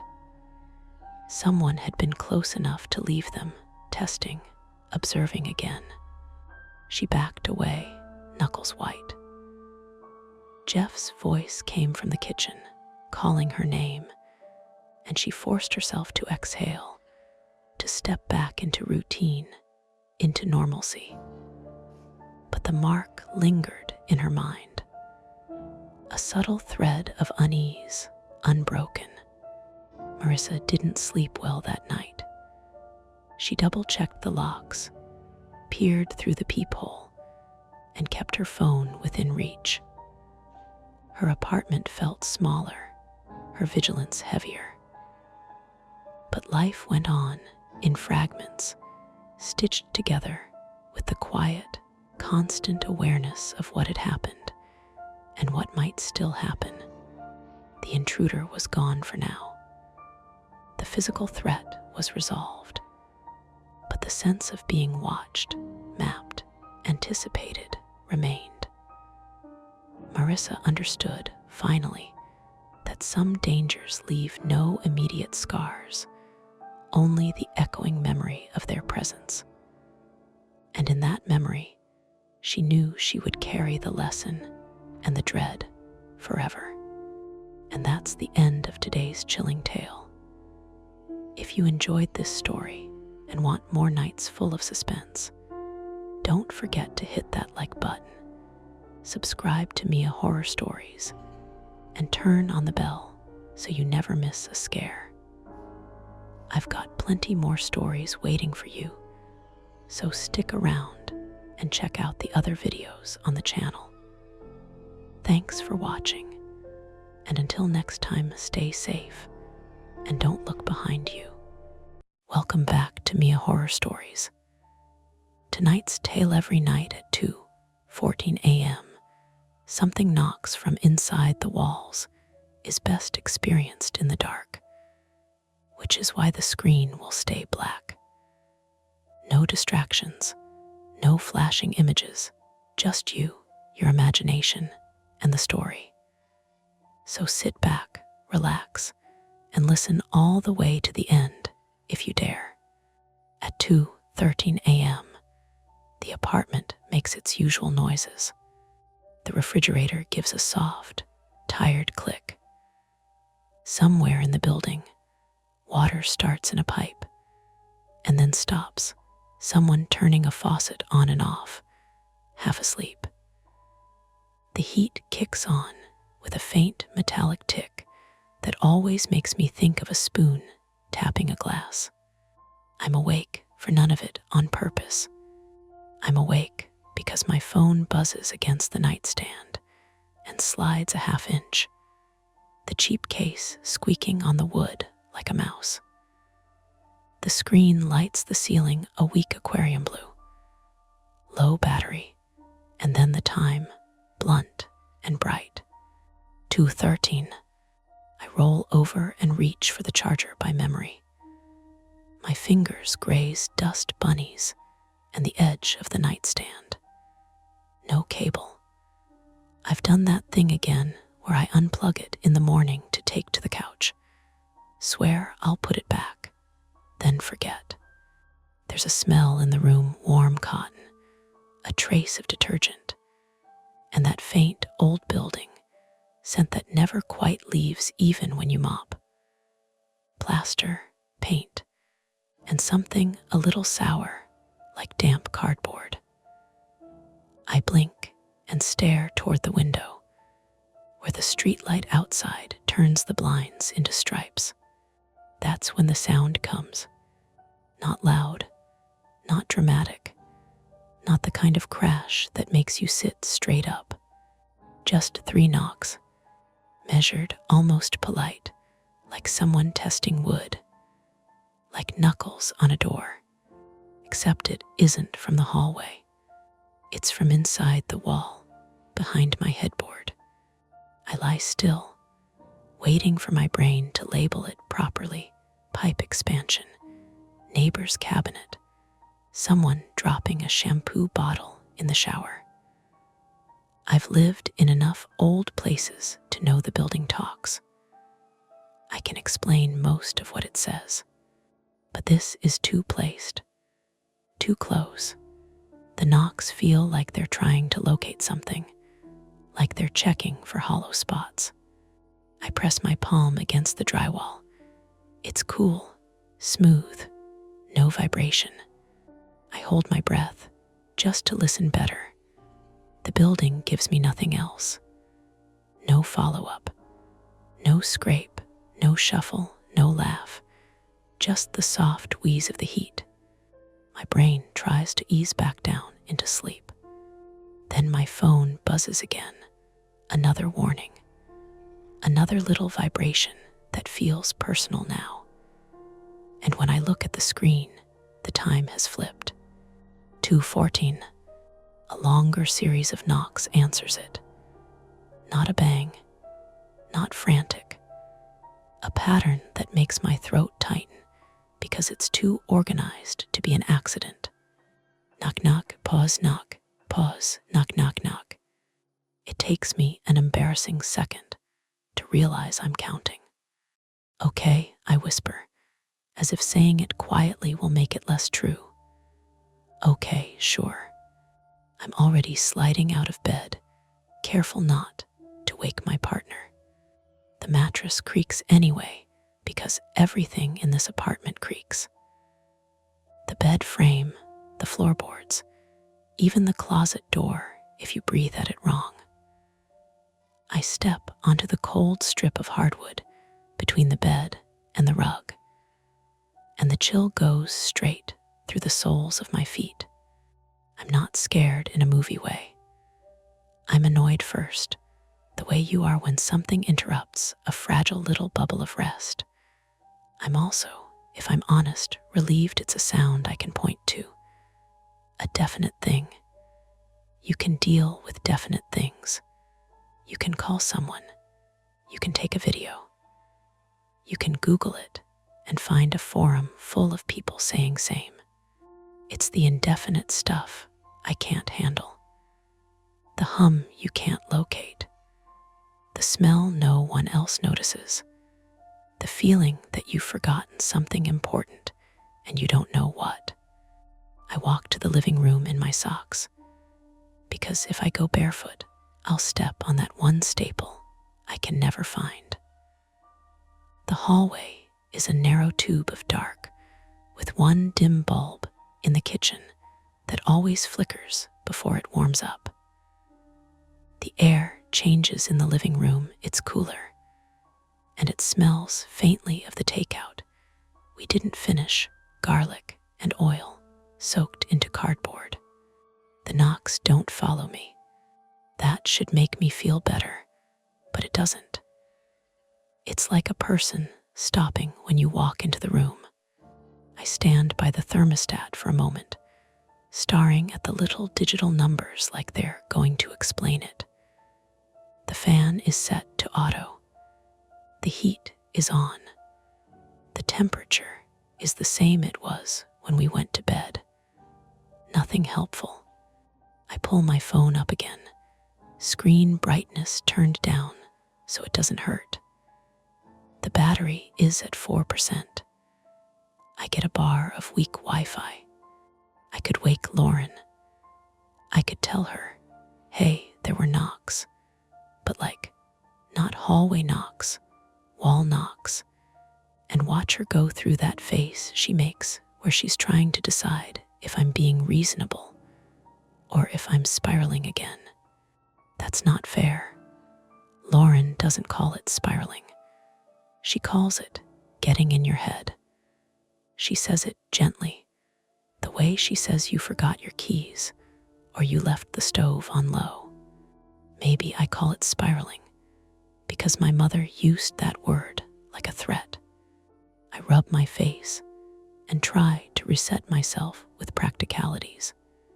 Old building, Boston, February, heat cycling, pipes, neighbors.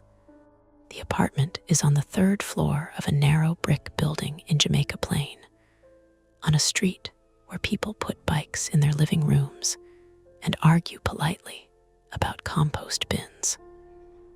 We moved in 4 months ago, and it's been mostly fine. Thin walls, a radiator that hisses like a cat, a landlord who texts in emojis. The only real thing that's been off is how much the place holds sound. Not loud sound, just sound that feels too intimate. You hear your upstairs neighbors laugh, not the words, just the laugh. You hear someone's alarm through the floor like an insect trapped under glass. You hear the guy next door's blender at 7 in the morning and know, without wanting to, that he's a smoothie person. I'm standing in the living room when the bedroom door opens behind me. Evan, Lauren's voice is thick with sleep, not alarmed. She's the kind of person who wakes like a human being, not like a prey animal. I turn. Lauren Finch, 31, female, steps into the hall in one of my old t-shirts and pajama shorts. Hair pulled into a messy knot that makes her look younger, until you see the tired lines at the corners of her eyes. She rubs her forehead with the heel of her hand and squints at the kitchen clock like it's personally offended her. "What are you doing?" she asks. "Is it morning?" No, I keep my voice low. "Sorry, my phone buzzed, low battery." "And you couldn't just ignore it." I half smile because she's right. I was trying to find the charger. She comes closer, and I can feel her mind catching on the part I didn't say. "You're awake." I hesitate, and in that hesitation is my flaw, plain as a stain. I don't like to tell people when something bothers me until it's already gotten big enough to embarrass me. I'll swallow a pebble and then act surprised when it becomes a boulder. "There was a sound," I say finally. Lauren's face changes, not to fear, but to attention. She's a clinician. She hears things for a living. Not sounds, but details in people's voices. "What kind of sound?"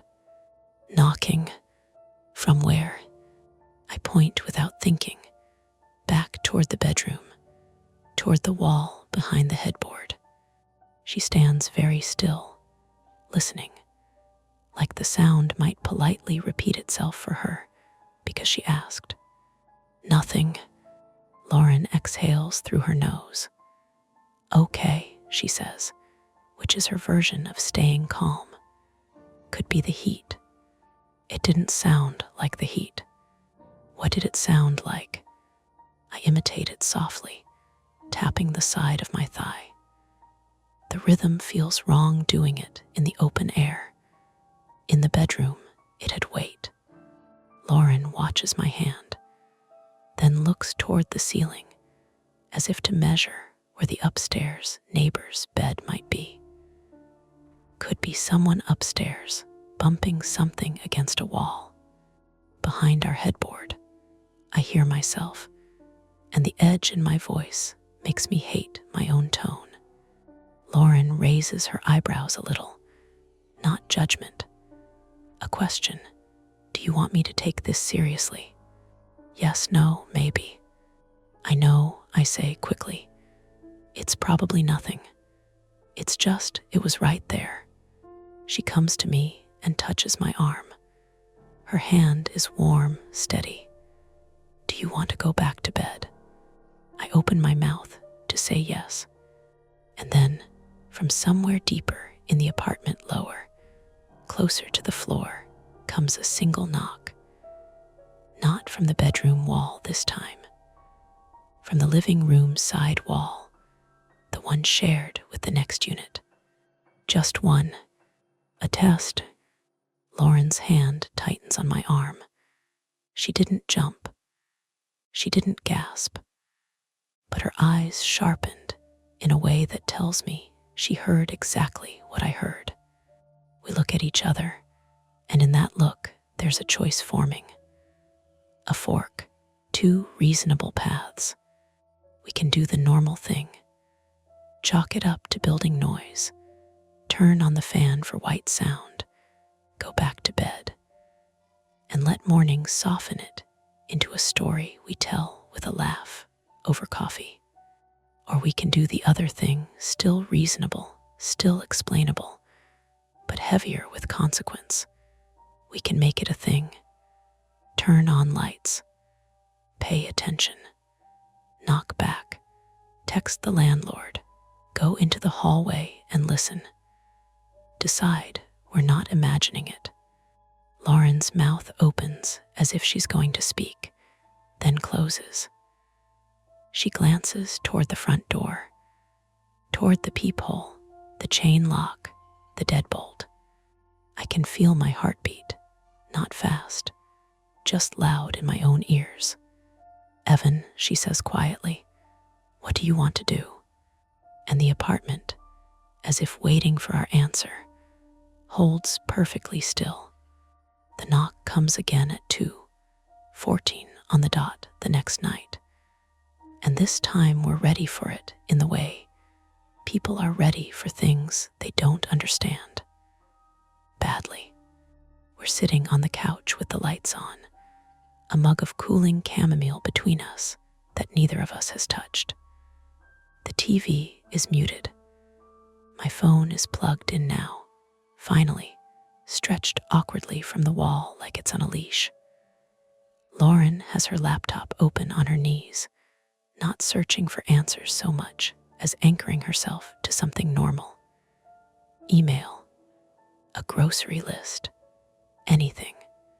The apartment smells faintly of lemon cleaner because we scrubbed the kitchen after dinner, as if cleanliness might count as control. The first knock lands low and close from the wall behind the TV. A single, careful tap. Lauren looks at me, then at the clock on the stove. 2:14 glows green. "Okay," she says. "Okay, that's consistent."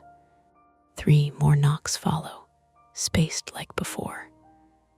Not loud enough to carry to the neighbors, probably. Loud enough to make the picture frames buzz slightly, just enough that I notice, because I'm already watching them. I start recording on my phone. My hand shakes more than I want it to. "Could be pipes," I say, because saying it out loud feels like keeping a promise to yesterday's version of myself. Lauren doesn't answer. She leans forward and presses her ear to the wall, palm flat against the paint. She closes her eyes, listening not just to the sound, but to the space around it, the absence that follows. When she straightens, there's a crease between her eyebrows I've only seen a handful of times. Usually at work stories she can't talk about in detail. "That's not heat," she says. "That's contact." My stomach drops in a slow, unhelpful way. Another knock, closer to the floor this time. I crouch and put my ear near the baseboard. The wall smells like dust and old wood. I can hear something else now under the knock. A faint scrape, like fabric brushing against something rough. "Someone in the wall," I say, before I can stop myself. Lauren's jaw tightens. "Evan." I know how that sounds. She holds up a hand, not to stop me, but to pause the spiral. If someone were in the wall, we'd hear more movement, breathing, as if on cue, there's a soft exhale, so faint it could be air shifting, or me wanting it to be. Lauren swallows. "Okay," she says again, less steady this time. "So we need to figure out what this is, now." The clock ticks to 2:15. The knocking stops. The silence afterward isn't dramatic. It's just empty. The normal apartment sounds seep back in like water. The refrigerator, a distant car, someone laughing on the street. Life continuing with rude confidence. "That's it?" I ask. "For now," Lauren says. She closes her laptop. "We can't ignore this." My phone buzzes in my hand. A text from an unknown number. "Property manager. Hi Evan, sorry to text so late. Any chance you're awake?" Lauren sees my face change. "Who is that?" "Mark, the landlord." Another message pops up before I can answer. "Property manager. Got a weird alert from the building system. Moisture sensor tripped in the south wall of your unit. Have you noticed anything? Lauren exhales sharply. Moisture. I type back with my thumb, suddenly clumsy. We're awake. There's knocking in the walls. 3 dots appear, disappear, appear again. Property manager, knocking. The south wall. That's the living room wall. The one we're sitting against. Okay, Lauren says, already standing. If there's moisture, that's a problem. Water doesn't wait. This is where my flaw gets teeth. Because the truth is, I hate maintenance issues. I hate being the person who complains, who escalates, who makes a fuss. I've lived in enough places where being easy felt like survival. Don't be the tenant they remember. But the image in my head now isn't about being liked. It's about water traveling invisibly, soaking insulation, rotting studs, turning walls into traps. It's about the news stories where ceilings give way without warning. What if it's a pipe, I say? What if it bursts? Lauren nods. Exactly. We grab shoes, jackets. Lauren snaps on the flashlight on her phone. I text, mark our unit number again, more firmly this time. Evan, there's a repeated knocking sound at 2:14 a.m. coming from the wall. And now a scrape. Please advise. We step into the hallway. The air is cooler out here, and it smells faintly of paint and old carpet. The lights hum overhead. It's quiet in the way apartment buildings are quiet at night, not silent, but private. Lauren knocks on the neighbor's door, the one we share the wall with. Nothing. She knocks again, harder. Hi, sorry, it's your neighbor. We're having a building issue. A light flicks on behind the peephole. After a moment, the door opens a cautious inch. Miguel Alvarez, 27, male, peers out, hair sticking up, eyes bloodshot with sleep. He's wearing gym shorts and a hoodie that says something about a marathon. What's up? He asks, not unfriendly, just exhausted. Sorry, Lauren says. Have you heard any knocking or had any leaks? Miguel frowns.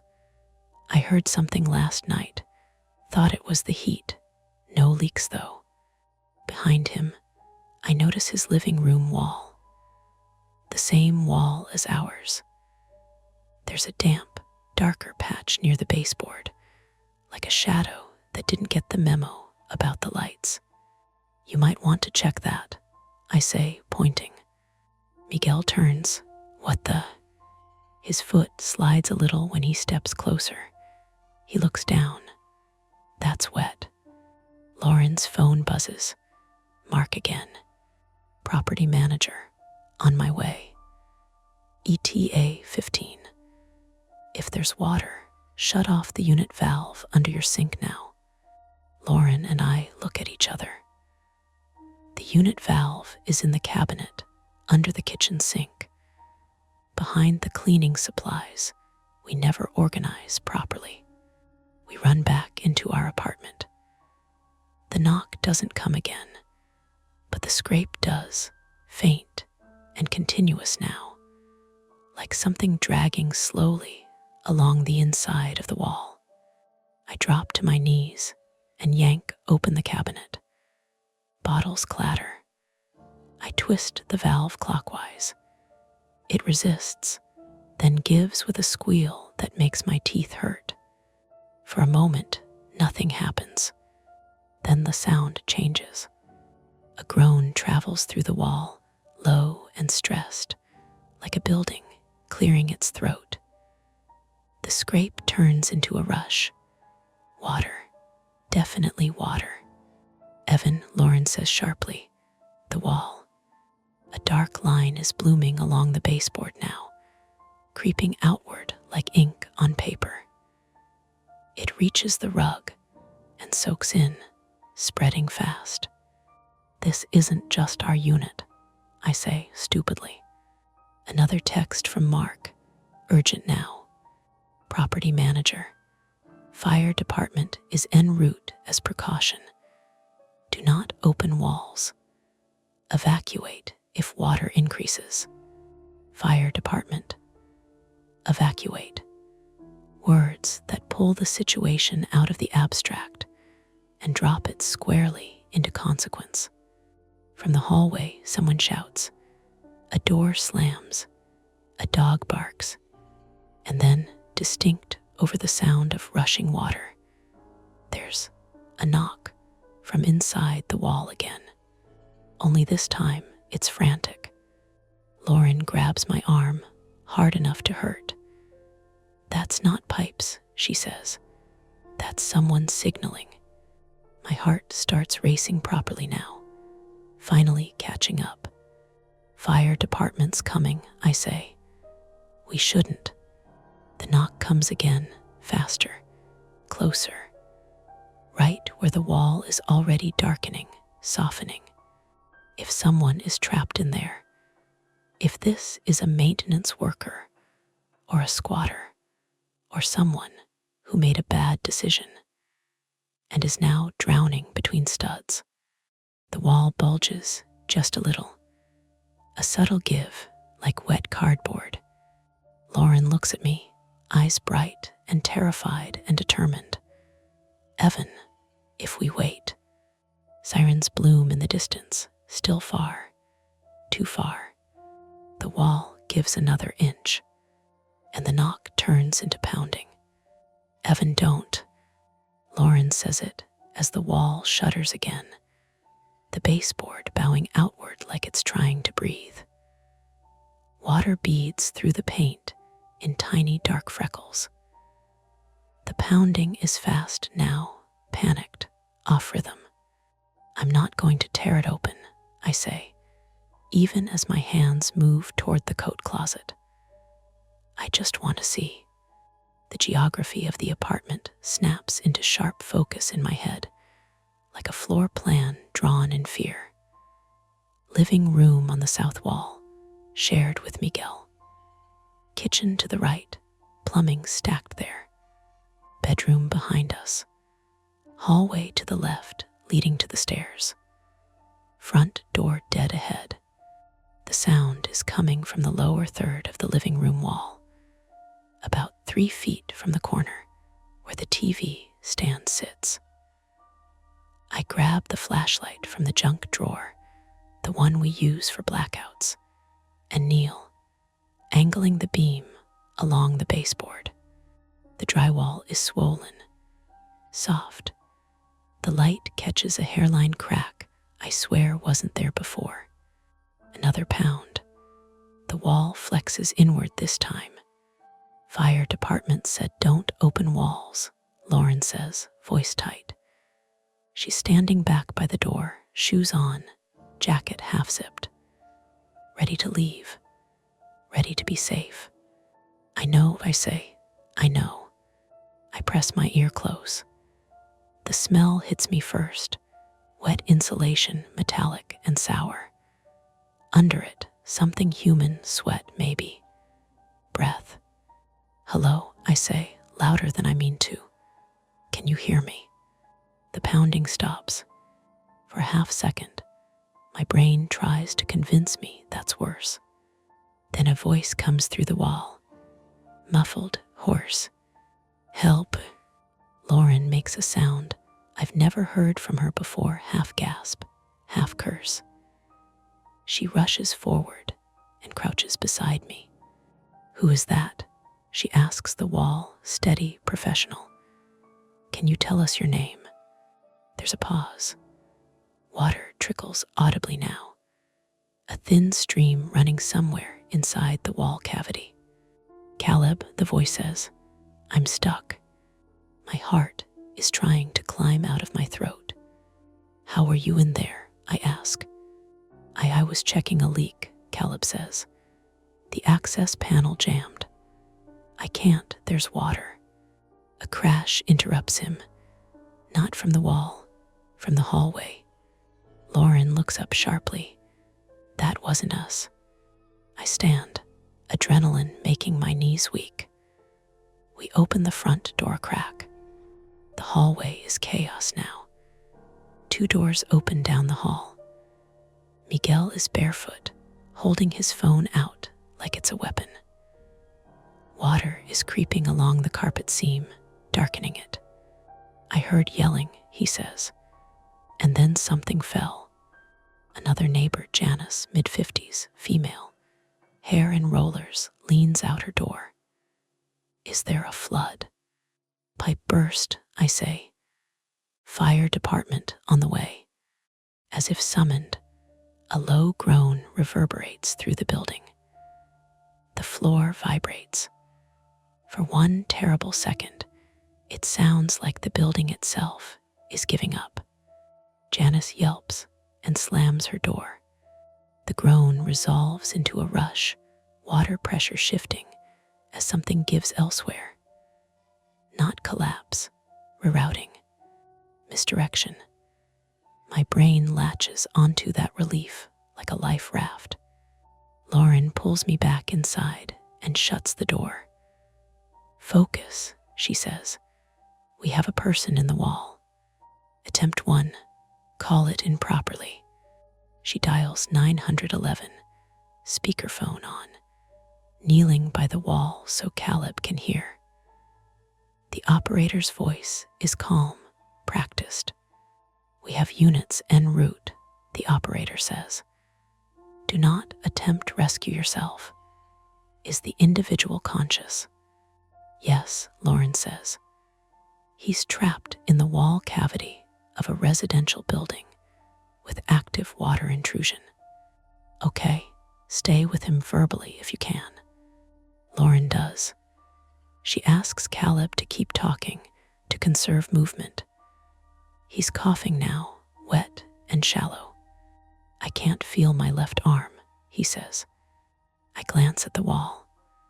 The bulge is worse. The baseboard has pulled away entirely in one spot, nails exposed like teeth.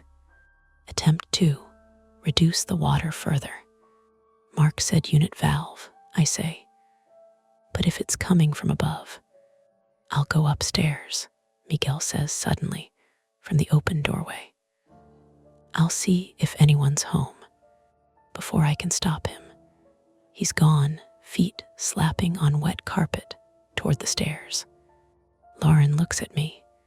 If this wall fails, I know. I grab towels, shove them against the baseboard, useless but instinctive. The water soaks through immediately. Caleb screams.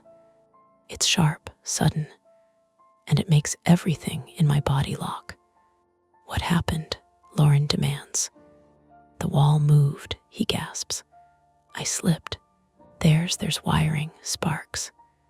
A flash lights the crack in the wall, bright and violent. Lauren yells and scrambles back. The smell of burning plastic fills the room. Okay, I say too loud. Okay, that's electrical, that's. The lights flicker, once, twice. Then they go out.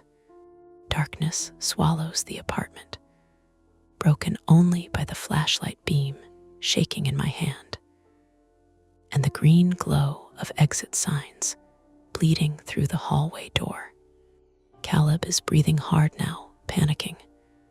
It's dark in here, it's dark. I know, Lauren says, voice fierce. Listen to me. Stay still. Don't touch anything.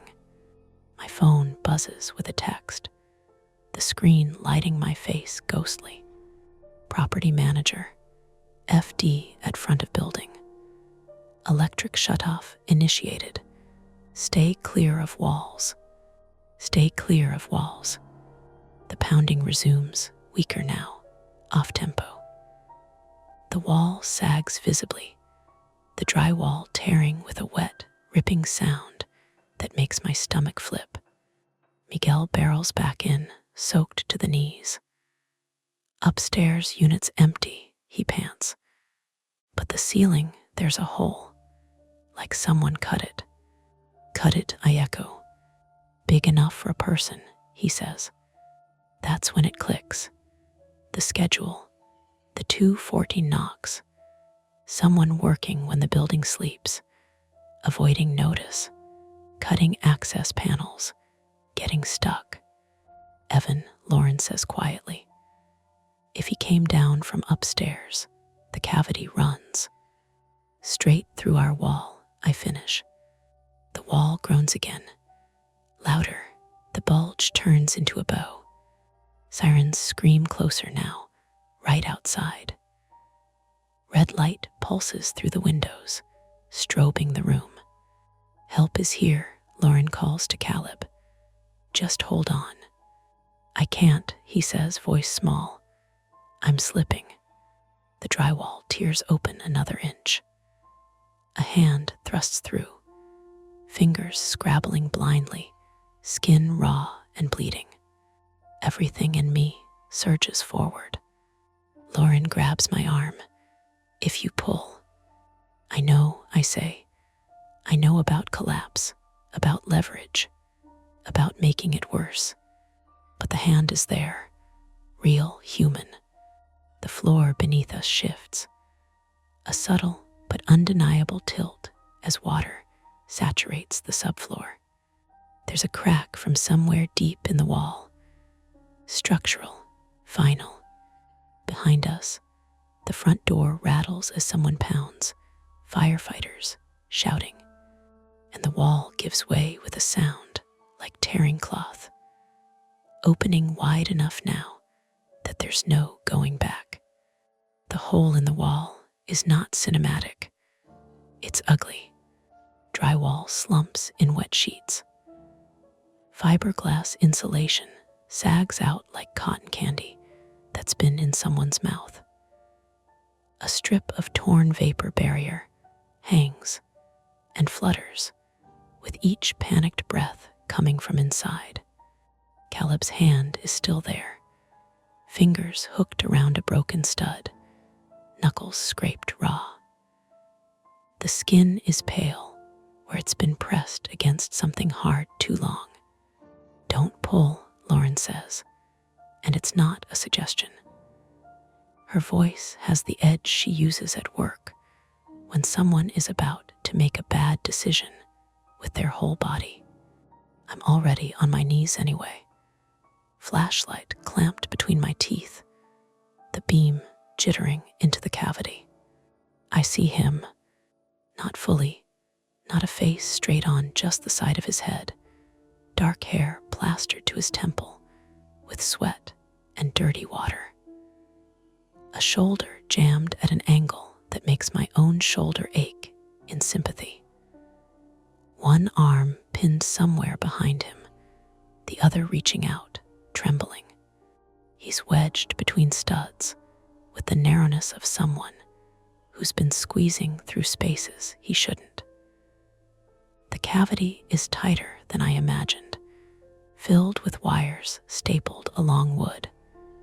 A copper pipe sweating in the beam. The pipe isn't burst, not in a clean way. It's cracked at a joint, water spraying in a thin fan that hits the insulation and turns it into a heavy sponge. Every splash is a timer. Caleb, Lauren says, leaning into the opening, but careful not to put weight on the wall. Look at me if you can. Blink twice if you understand me.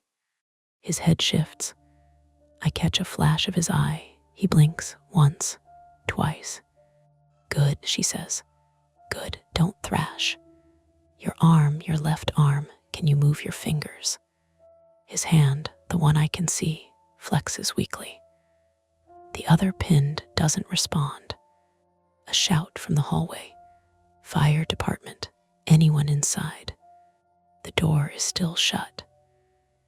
The chain is still on because Lauren snapped it out of reflex when the power went and the door rattled. That's on us. That's on me too, I watched her do it and didn't stop her. Lauren, I say around the flashlight. It comes out muffled. She doesn't look at me, but she reaches back and yanks the chain free one-handed. The door swings open into flashing red light and wet carpet and boots. 2 firefighters surge in, helmets bright in my flashlight beam.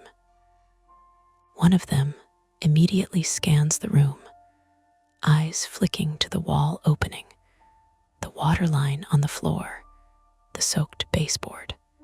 Back up, the taller one commands. Everyone back. Move away from that wall. We have a person trapped, Lauren says fast. He's inside the cavity. He's conscious, but losing strength. There's water spraying from a cracked joint. Electrical sparks happened before the power went out. The firefighter's gaze sharpens. Name. Caleb, I say. Caleb, can you hear me? The other firefighter calls into the wall, voice loud and anchored. My name's Rios. We're here. Don't move. Caleb makes a sound, half sob, half cough. Where's the source shutoff? Rios asks. Under the sink, I say. I closed the unit valve. That may not be enough. The taller firefighter, his name Tape, reads KELLER, keys his radio. Command. We've got a victim trapped in wall cavity. Water intrusion ongoing. Possible compromised structure. Need building main shutoff and ladder company for breach. No sudden saviors. Just procedure fast, practiced, still too slow compared to panic. Keller crouches and shines a stronger light inside. We need room to work, he says. You 2 out of the unit, now. Lauren's jaw clenches. He's slipping. I understand, Keller says, and his tone is not unkind. It's the tone of someone who has decided what has to happen. But if this wall collapses on all of you, we have more patience and less access. Out. I hesitate, stupidly, like leaving means abandoning. Rios catches my eye. We've got him, he says. Help us by giving us space. Lauren backs toward the doorway, hands shaking now that she has permission to be human again. I follow, feet sliding on the wet floor. My socks are soaked. Cold has crept up into my calves. In the hallway, Miguel is pressed against the opposite wall, phone in his hand, face drained. Janice's door is cracked open. Her eyes are huge. What is it? She whispers. Flood, Miguel says, voice thin. A guy in the wall. Janice makes a sound like a laugh that doesn't know how to be a laugh. Inside the apartment, the firefighters work in tight, efficient bursts. Keller brings in a small pry bar and starts removing drywall in controlled strips, not ripping, not yanking, cutting with a knife, pulling away wet material, exposing studs, wires, the copper pipe with its hissing spray. Each cut reveals more of the cavity, more mess, more danger. Caleb's breathing turns ragged. It's tight, he gasps. Stay with me, Rio says. You're doing good, don't push. Keller's gloved hands move to Caleb's shoulder, testing how he's wedged. He stops immediately when Caleb cries out. Pinned, Keller mutters. He looks at the studs. He's stuck on a nail plate or a staple line. We need to widen and relieve pressure. Another firefighter arrives. She, shorter, stocky, carrying a roll of plastic sheeting and a small saw. She lays plastic down like they're in surgery. It's a weird, grounding detail. Someone's still caring about floors while a man is stuck in a wall. The water keeps spraying. A radio squawks. Main shutoff located. 2 minutes. 2 minutes is an eternity when you can hear someone drowning in shallow air. Caleb starts to cough harder. Wet coughs, like he's aspirated something. His head lolls. Lauren steps forward involuntarily, and I grab her elbow, not hard, just enough to remind her she can't jump into that. "This is what you do," I whisper. "You handle emergencies. You don't." She snaps her gaze to me. Her eyes are glossy. "I'm not handling it," she whispers back. "I'm standing here while he..." A sharp crack interrupts us, not the earlier groan. This is wood, a stud shifting under pressure. Keller freezes. Everyone freezes. For half a second, everything is still except the spray of water and Caleb's wheezing. Keller exhales. "Okay," he says. "Okay, we're committed now." Point of no return. The walls already opened. The structure's already compromised. There is no wait for morning anymore. She wedges a temporary brace, 2x4 jammed between floor and ceiling, tensioned. Rios keeps one hand on Caleb's chest through the opening, monitoring his breath like it's a dial he can adjust with willpower. Keller makes another careful cut. Drywall peels away, revealing the pin. A long metal strap screwed across the studs, probably there to protect wiring. Caleb's jacket is snagged on it. More than that, his shoulder is wedged just below it, the strap biting into him like a clamp. "Caleb," Keller says, voice close and calm.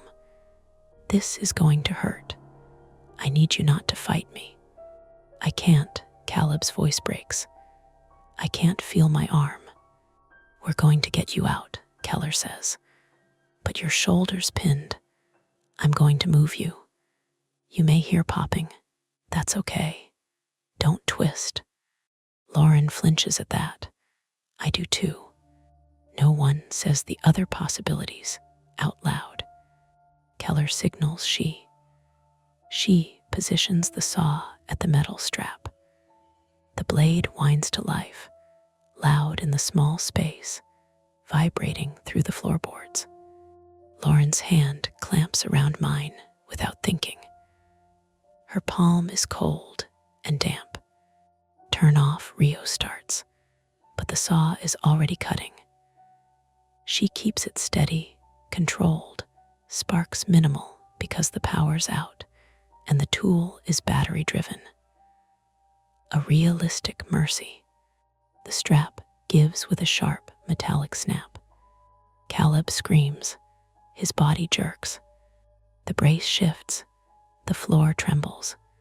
Keller shouts, "Hold him, hold him." Rios braces Caleb's torso with both arms. Keller reaches in, hands under Caleb's armpits, and pulls not hard, not fast, just firm, incremental, like easing a couch through a doorway. Caleb's pinned arm drags. His face finally turns toward the opening, and I see him fully. Late 20s or early 30s, skin gray with shock, lips cracked, eyes wide and unfocused. There's blood at his shoulder where the strap bit. His left arm hangs wrong, the shoulder line uneven. A wet, ripping sound. Insulation tearing away. Another foot of him slides free. Then the pipe joint fails completely. A sudden, violent surge of water blasts into the cavity, hammering the remaining drywall. The spray becomes a stream. The wall shudders. The brace bows. Keller swears, "Now, now." They pull together, Rios and Keller. One coordinated heave. Caleb's body pops free into the room and collapses onto the plastic sheeting in a heap of limbs and wet clothes. His left arm is limp. His breathing is a harsh rattle, and the wall, relieved of his weight, gives up anyway. It caves inward with a wet crash, drywall and insulation, and splintered wood falling into the cavity like a mouth closing. Water pours through the new gap, flooding the plastic, spilling onto the hardwood. For a second, I can't move. I can only stare at the place where a person had been, now just debris and rushing water. Move, she barks, and I stumble backward with Lauren, barely missing a chunk of soggy drywall that slaps the floor where we were. Rios is already on Caleb, checking airway, shouting for a backboard. Keller radios again, voice clipped, urgent. Victim extricated, wall collapse, continuing water flow. Need shut off now. From downstairs, a dull thunk reverberates like a valve closing with force. The water stream falters. It coughs. It slows to a heavy drip. Silence returns in uneven pieces. Caleb lies on the plastic, shaking, eyes fluttering. His lips move. Lauren drops to her knees beside him before anyone can stop her, hands hovering, not touching without permission. "Caleb," she says softly. "Hey, you're out, you're out." His eyes find hers. Tears track clean lines through grime on his face. "I didn't," he whispers. "I didn't mean." His voice breaks into a cough that turns into a sob. The firefighters load him onto the board, strap him down. As they lift, his left shoulder shifts and he cries out again, pain cutting through the adrenaline haze like a blade. Cost, no neat rescue, no clean ending, just the ugly math of tissue and bone. As they carry him out, Keller glances at us. "You did the right thing by calling," he says, and it sounds like something he tells people to keep them from unraveling later. Lauren doesn't answer. She's staring at the torn wall, at the cavity that runs dark and narrow between studs, at the place where the knocks came from. In the wreckage, my phone, still recording, sits on the floor, screen spattered with water. The timestamp glows on the video, 2:14 a.m., and in the drip of the dying leak, I can still hear the echo of that first measured pattern. Like a metronome, I'll never stop anticipating. The apartment smells like a wet hardware store. That's the first thing that hits me when we're allowed back in hours later, after the water's off, after the firefighters have gone, after a city inspector with tired eyes, and a clipboard has taped a red notice to our door that says unsafe to occupy, temporarily in block letters that don't feel temporary at all. Wet wood, dust, burnt plastic, lemon cleaner still trying. It's nearly morning. The sky outside the blinds has gone that washed out gray that makes everything look unfinished. Our living room is unrecognizable. Plastic sheeting wrinkled and torn, insulation clumped like seaweed, the wall a ragged mouth opening into darkness. You can see straight through to the studs now, to the copper pipe that drips at a careful, guilty pace into a bucket. Someone set there without asking us. Lauren stands in the doorway with her arms folded tight across her chest, like she's holding herself together. She hasn't said much since the paramedics loaded Caleb into the ambulance. She rode with him to the hospital while I gave statements, short ones, factual ones, the kind that feel safer because they don't ask you to describe how your hands shook. Caleb survived the night. That's the headline. Dislocated shoulder, nerve damage they're not ready to predict yet, a mild case of aspiration pneumonia. He'll be in the hospital for a few days, maybe longer. I know this because Lauren told me in the car, voice flat, eyes on the road. He kept apologizing, she said, like that explained anything. The inspector clears his throat. You folks can grab essentials, he says, gesturing vaguely. But you're not staying here tonight or tomorrow. Landlords arranging alternative housing. Alternative housing. It sounds like a euphemism for somewhere you don't want to be. I walk carefully across the warped hardwood to the bedroom. The headboard wall is intact, but I can't look at it the same way. It feels thinner now, like a suggestion instead of a boundary. I grab clothes without much thought. My hands keep expecting resistance, something pulling back from the wall, some last-minute knock. But there's only silence and the drip in the living room. On the nightstand, my phone sits where I dropped it. The battery is full. I don't remember plugging it in. I open the video I recorded. I don't know why. Maybe to make it real again, to prove to myself that I didn't invent it. The audio is a mess of rushing water and muffled voices, but at the start, clear as anything, I hear the knocks. Measured, intentional. Lauren watches from the doorway. You don't have to listen to that, she says. I know. I stop the video anyway. Downstairs, Miguel is sitting on the stoop in a blanket someone gave him, shoes dangling from one hand. He looks up when we come out. They say my place is a mess, he says, a weak attempt at humor. Like yours. Janice stands a few feet away, talking animatedly to a friend on her phone. Yes, inside the wall, she's saying. I told you this building was strange. Miguel lowers his voice. They took him away fast, he says. You think he was, you know. I know what he means. Unauthorized trespassing. Worse. I don't know, I say, and it's the truth. We load our bags into the back of a rideshare because our car is blocked in by emergency vehicles. The driver doesn't ask questions.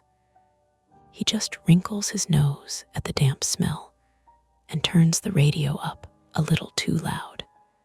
The hotel the landlord books us into is aggressively normal. Beige walls, overly clean carpet, a lobby that smells like coffee and disinfectant. The clerk smiles like nothing in the world has ever gone wrong at 2:14 a.m. In the room, Lauren sits on the edge of the bed and takes off her shoes. Her hands are still shaking. She presses them together, palms flat, like she's trying to warm them. I keep thinking about his arm, she says suddenly. The way it moved. I sit beside her. The mattress sinks too much in the middle. You didn't cause that. I know, she says, then quieter. I know that. But knowing it doesn't stop the image. Neither does sleep. When it finally comes, it's shallow and full of interruptions, sirens outside, doors slamming in the hallway, the ice machine roaring to life at the worst possible moment. I wake up convinced I've heard it again, heart racing, only to realize it's just the elevator dinging. Morning brings logistics, insurance calls, emails from Mark the landlord, full of apologies and exclamation points, and phrases like working closely with the city. A voicemail from a detective who wants to clarify a few details about access points and timelines.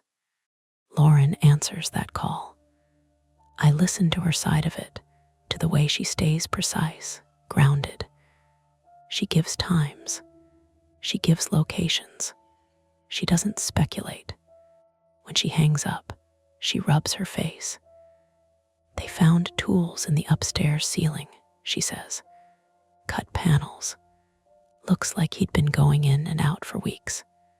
Why'd I ask? She shrugs. They're still figuring that out. That's the thing that sticks with me. The weeks.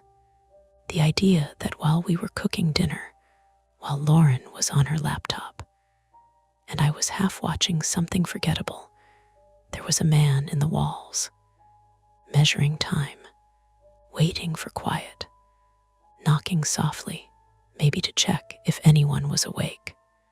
The official story comes together over the next few days. Caleb wasn't a maintenance worker. He wasn't authorized. He'd done some contracting work in the past, enough to know where to cut, where to move. He claimed he was trying to fix a leak he'd noticed earlier, trying to prevent damage. The building's insurer disputes that. The landlord's lawyer phrases everything carefully. Caleb doesn't press charges. Neither do we. It all slides into a gray zone of liability and intent that no one seems eager to stare at too long. We don't move back into the apartment. Mark offers a different unit in the building once repairs are done. Lauren shakes her head without hesitation. I back her up before my instinct to be agreeable can kick in. We find a new place a month later, newer construction, thicker walls. The first night there, I lie awake cataloging sounds like a hobby. The hum of the fridge, the distant traffic, the building settling. When 2:14 comes and goes without incident, I don't feel relief so much as suspicion. Lauren starts sleeping through the night again before I do. Sometimes, when she's brushing her teeth, she catches me standing too close to the wall, listening. She doesn't comment. She just reaches out and rests her hand on my back, grounding me. We don't talk about Caleb much. When we do, it's in the past tense with facts. He's in physical therapy.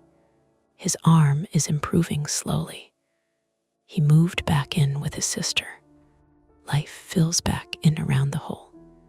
But every so often, when a hotel room is too quiet, when a new apartment creaks in an unfamiliar way, I think about the timing, about how precise it was, how human. And once, months later, when we're visiting a friend in another old building, I hear a knock from inside a wall, just one, probably a pipe, definitely explainable. My body reacts before my brain can catch up. I check the time on my phone. It isn't 2:14. I still don't relax. That's tonight's story. If it gives you chills, make sure to like, subscribe to Mia Horror Stories, and tap the bell so you never miss what's coming next. And if you're still brave enough, there are more dark tailies waiting for you right here on the channel. Go watch another if you dare.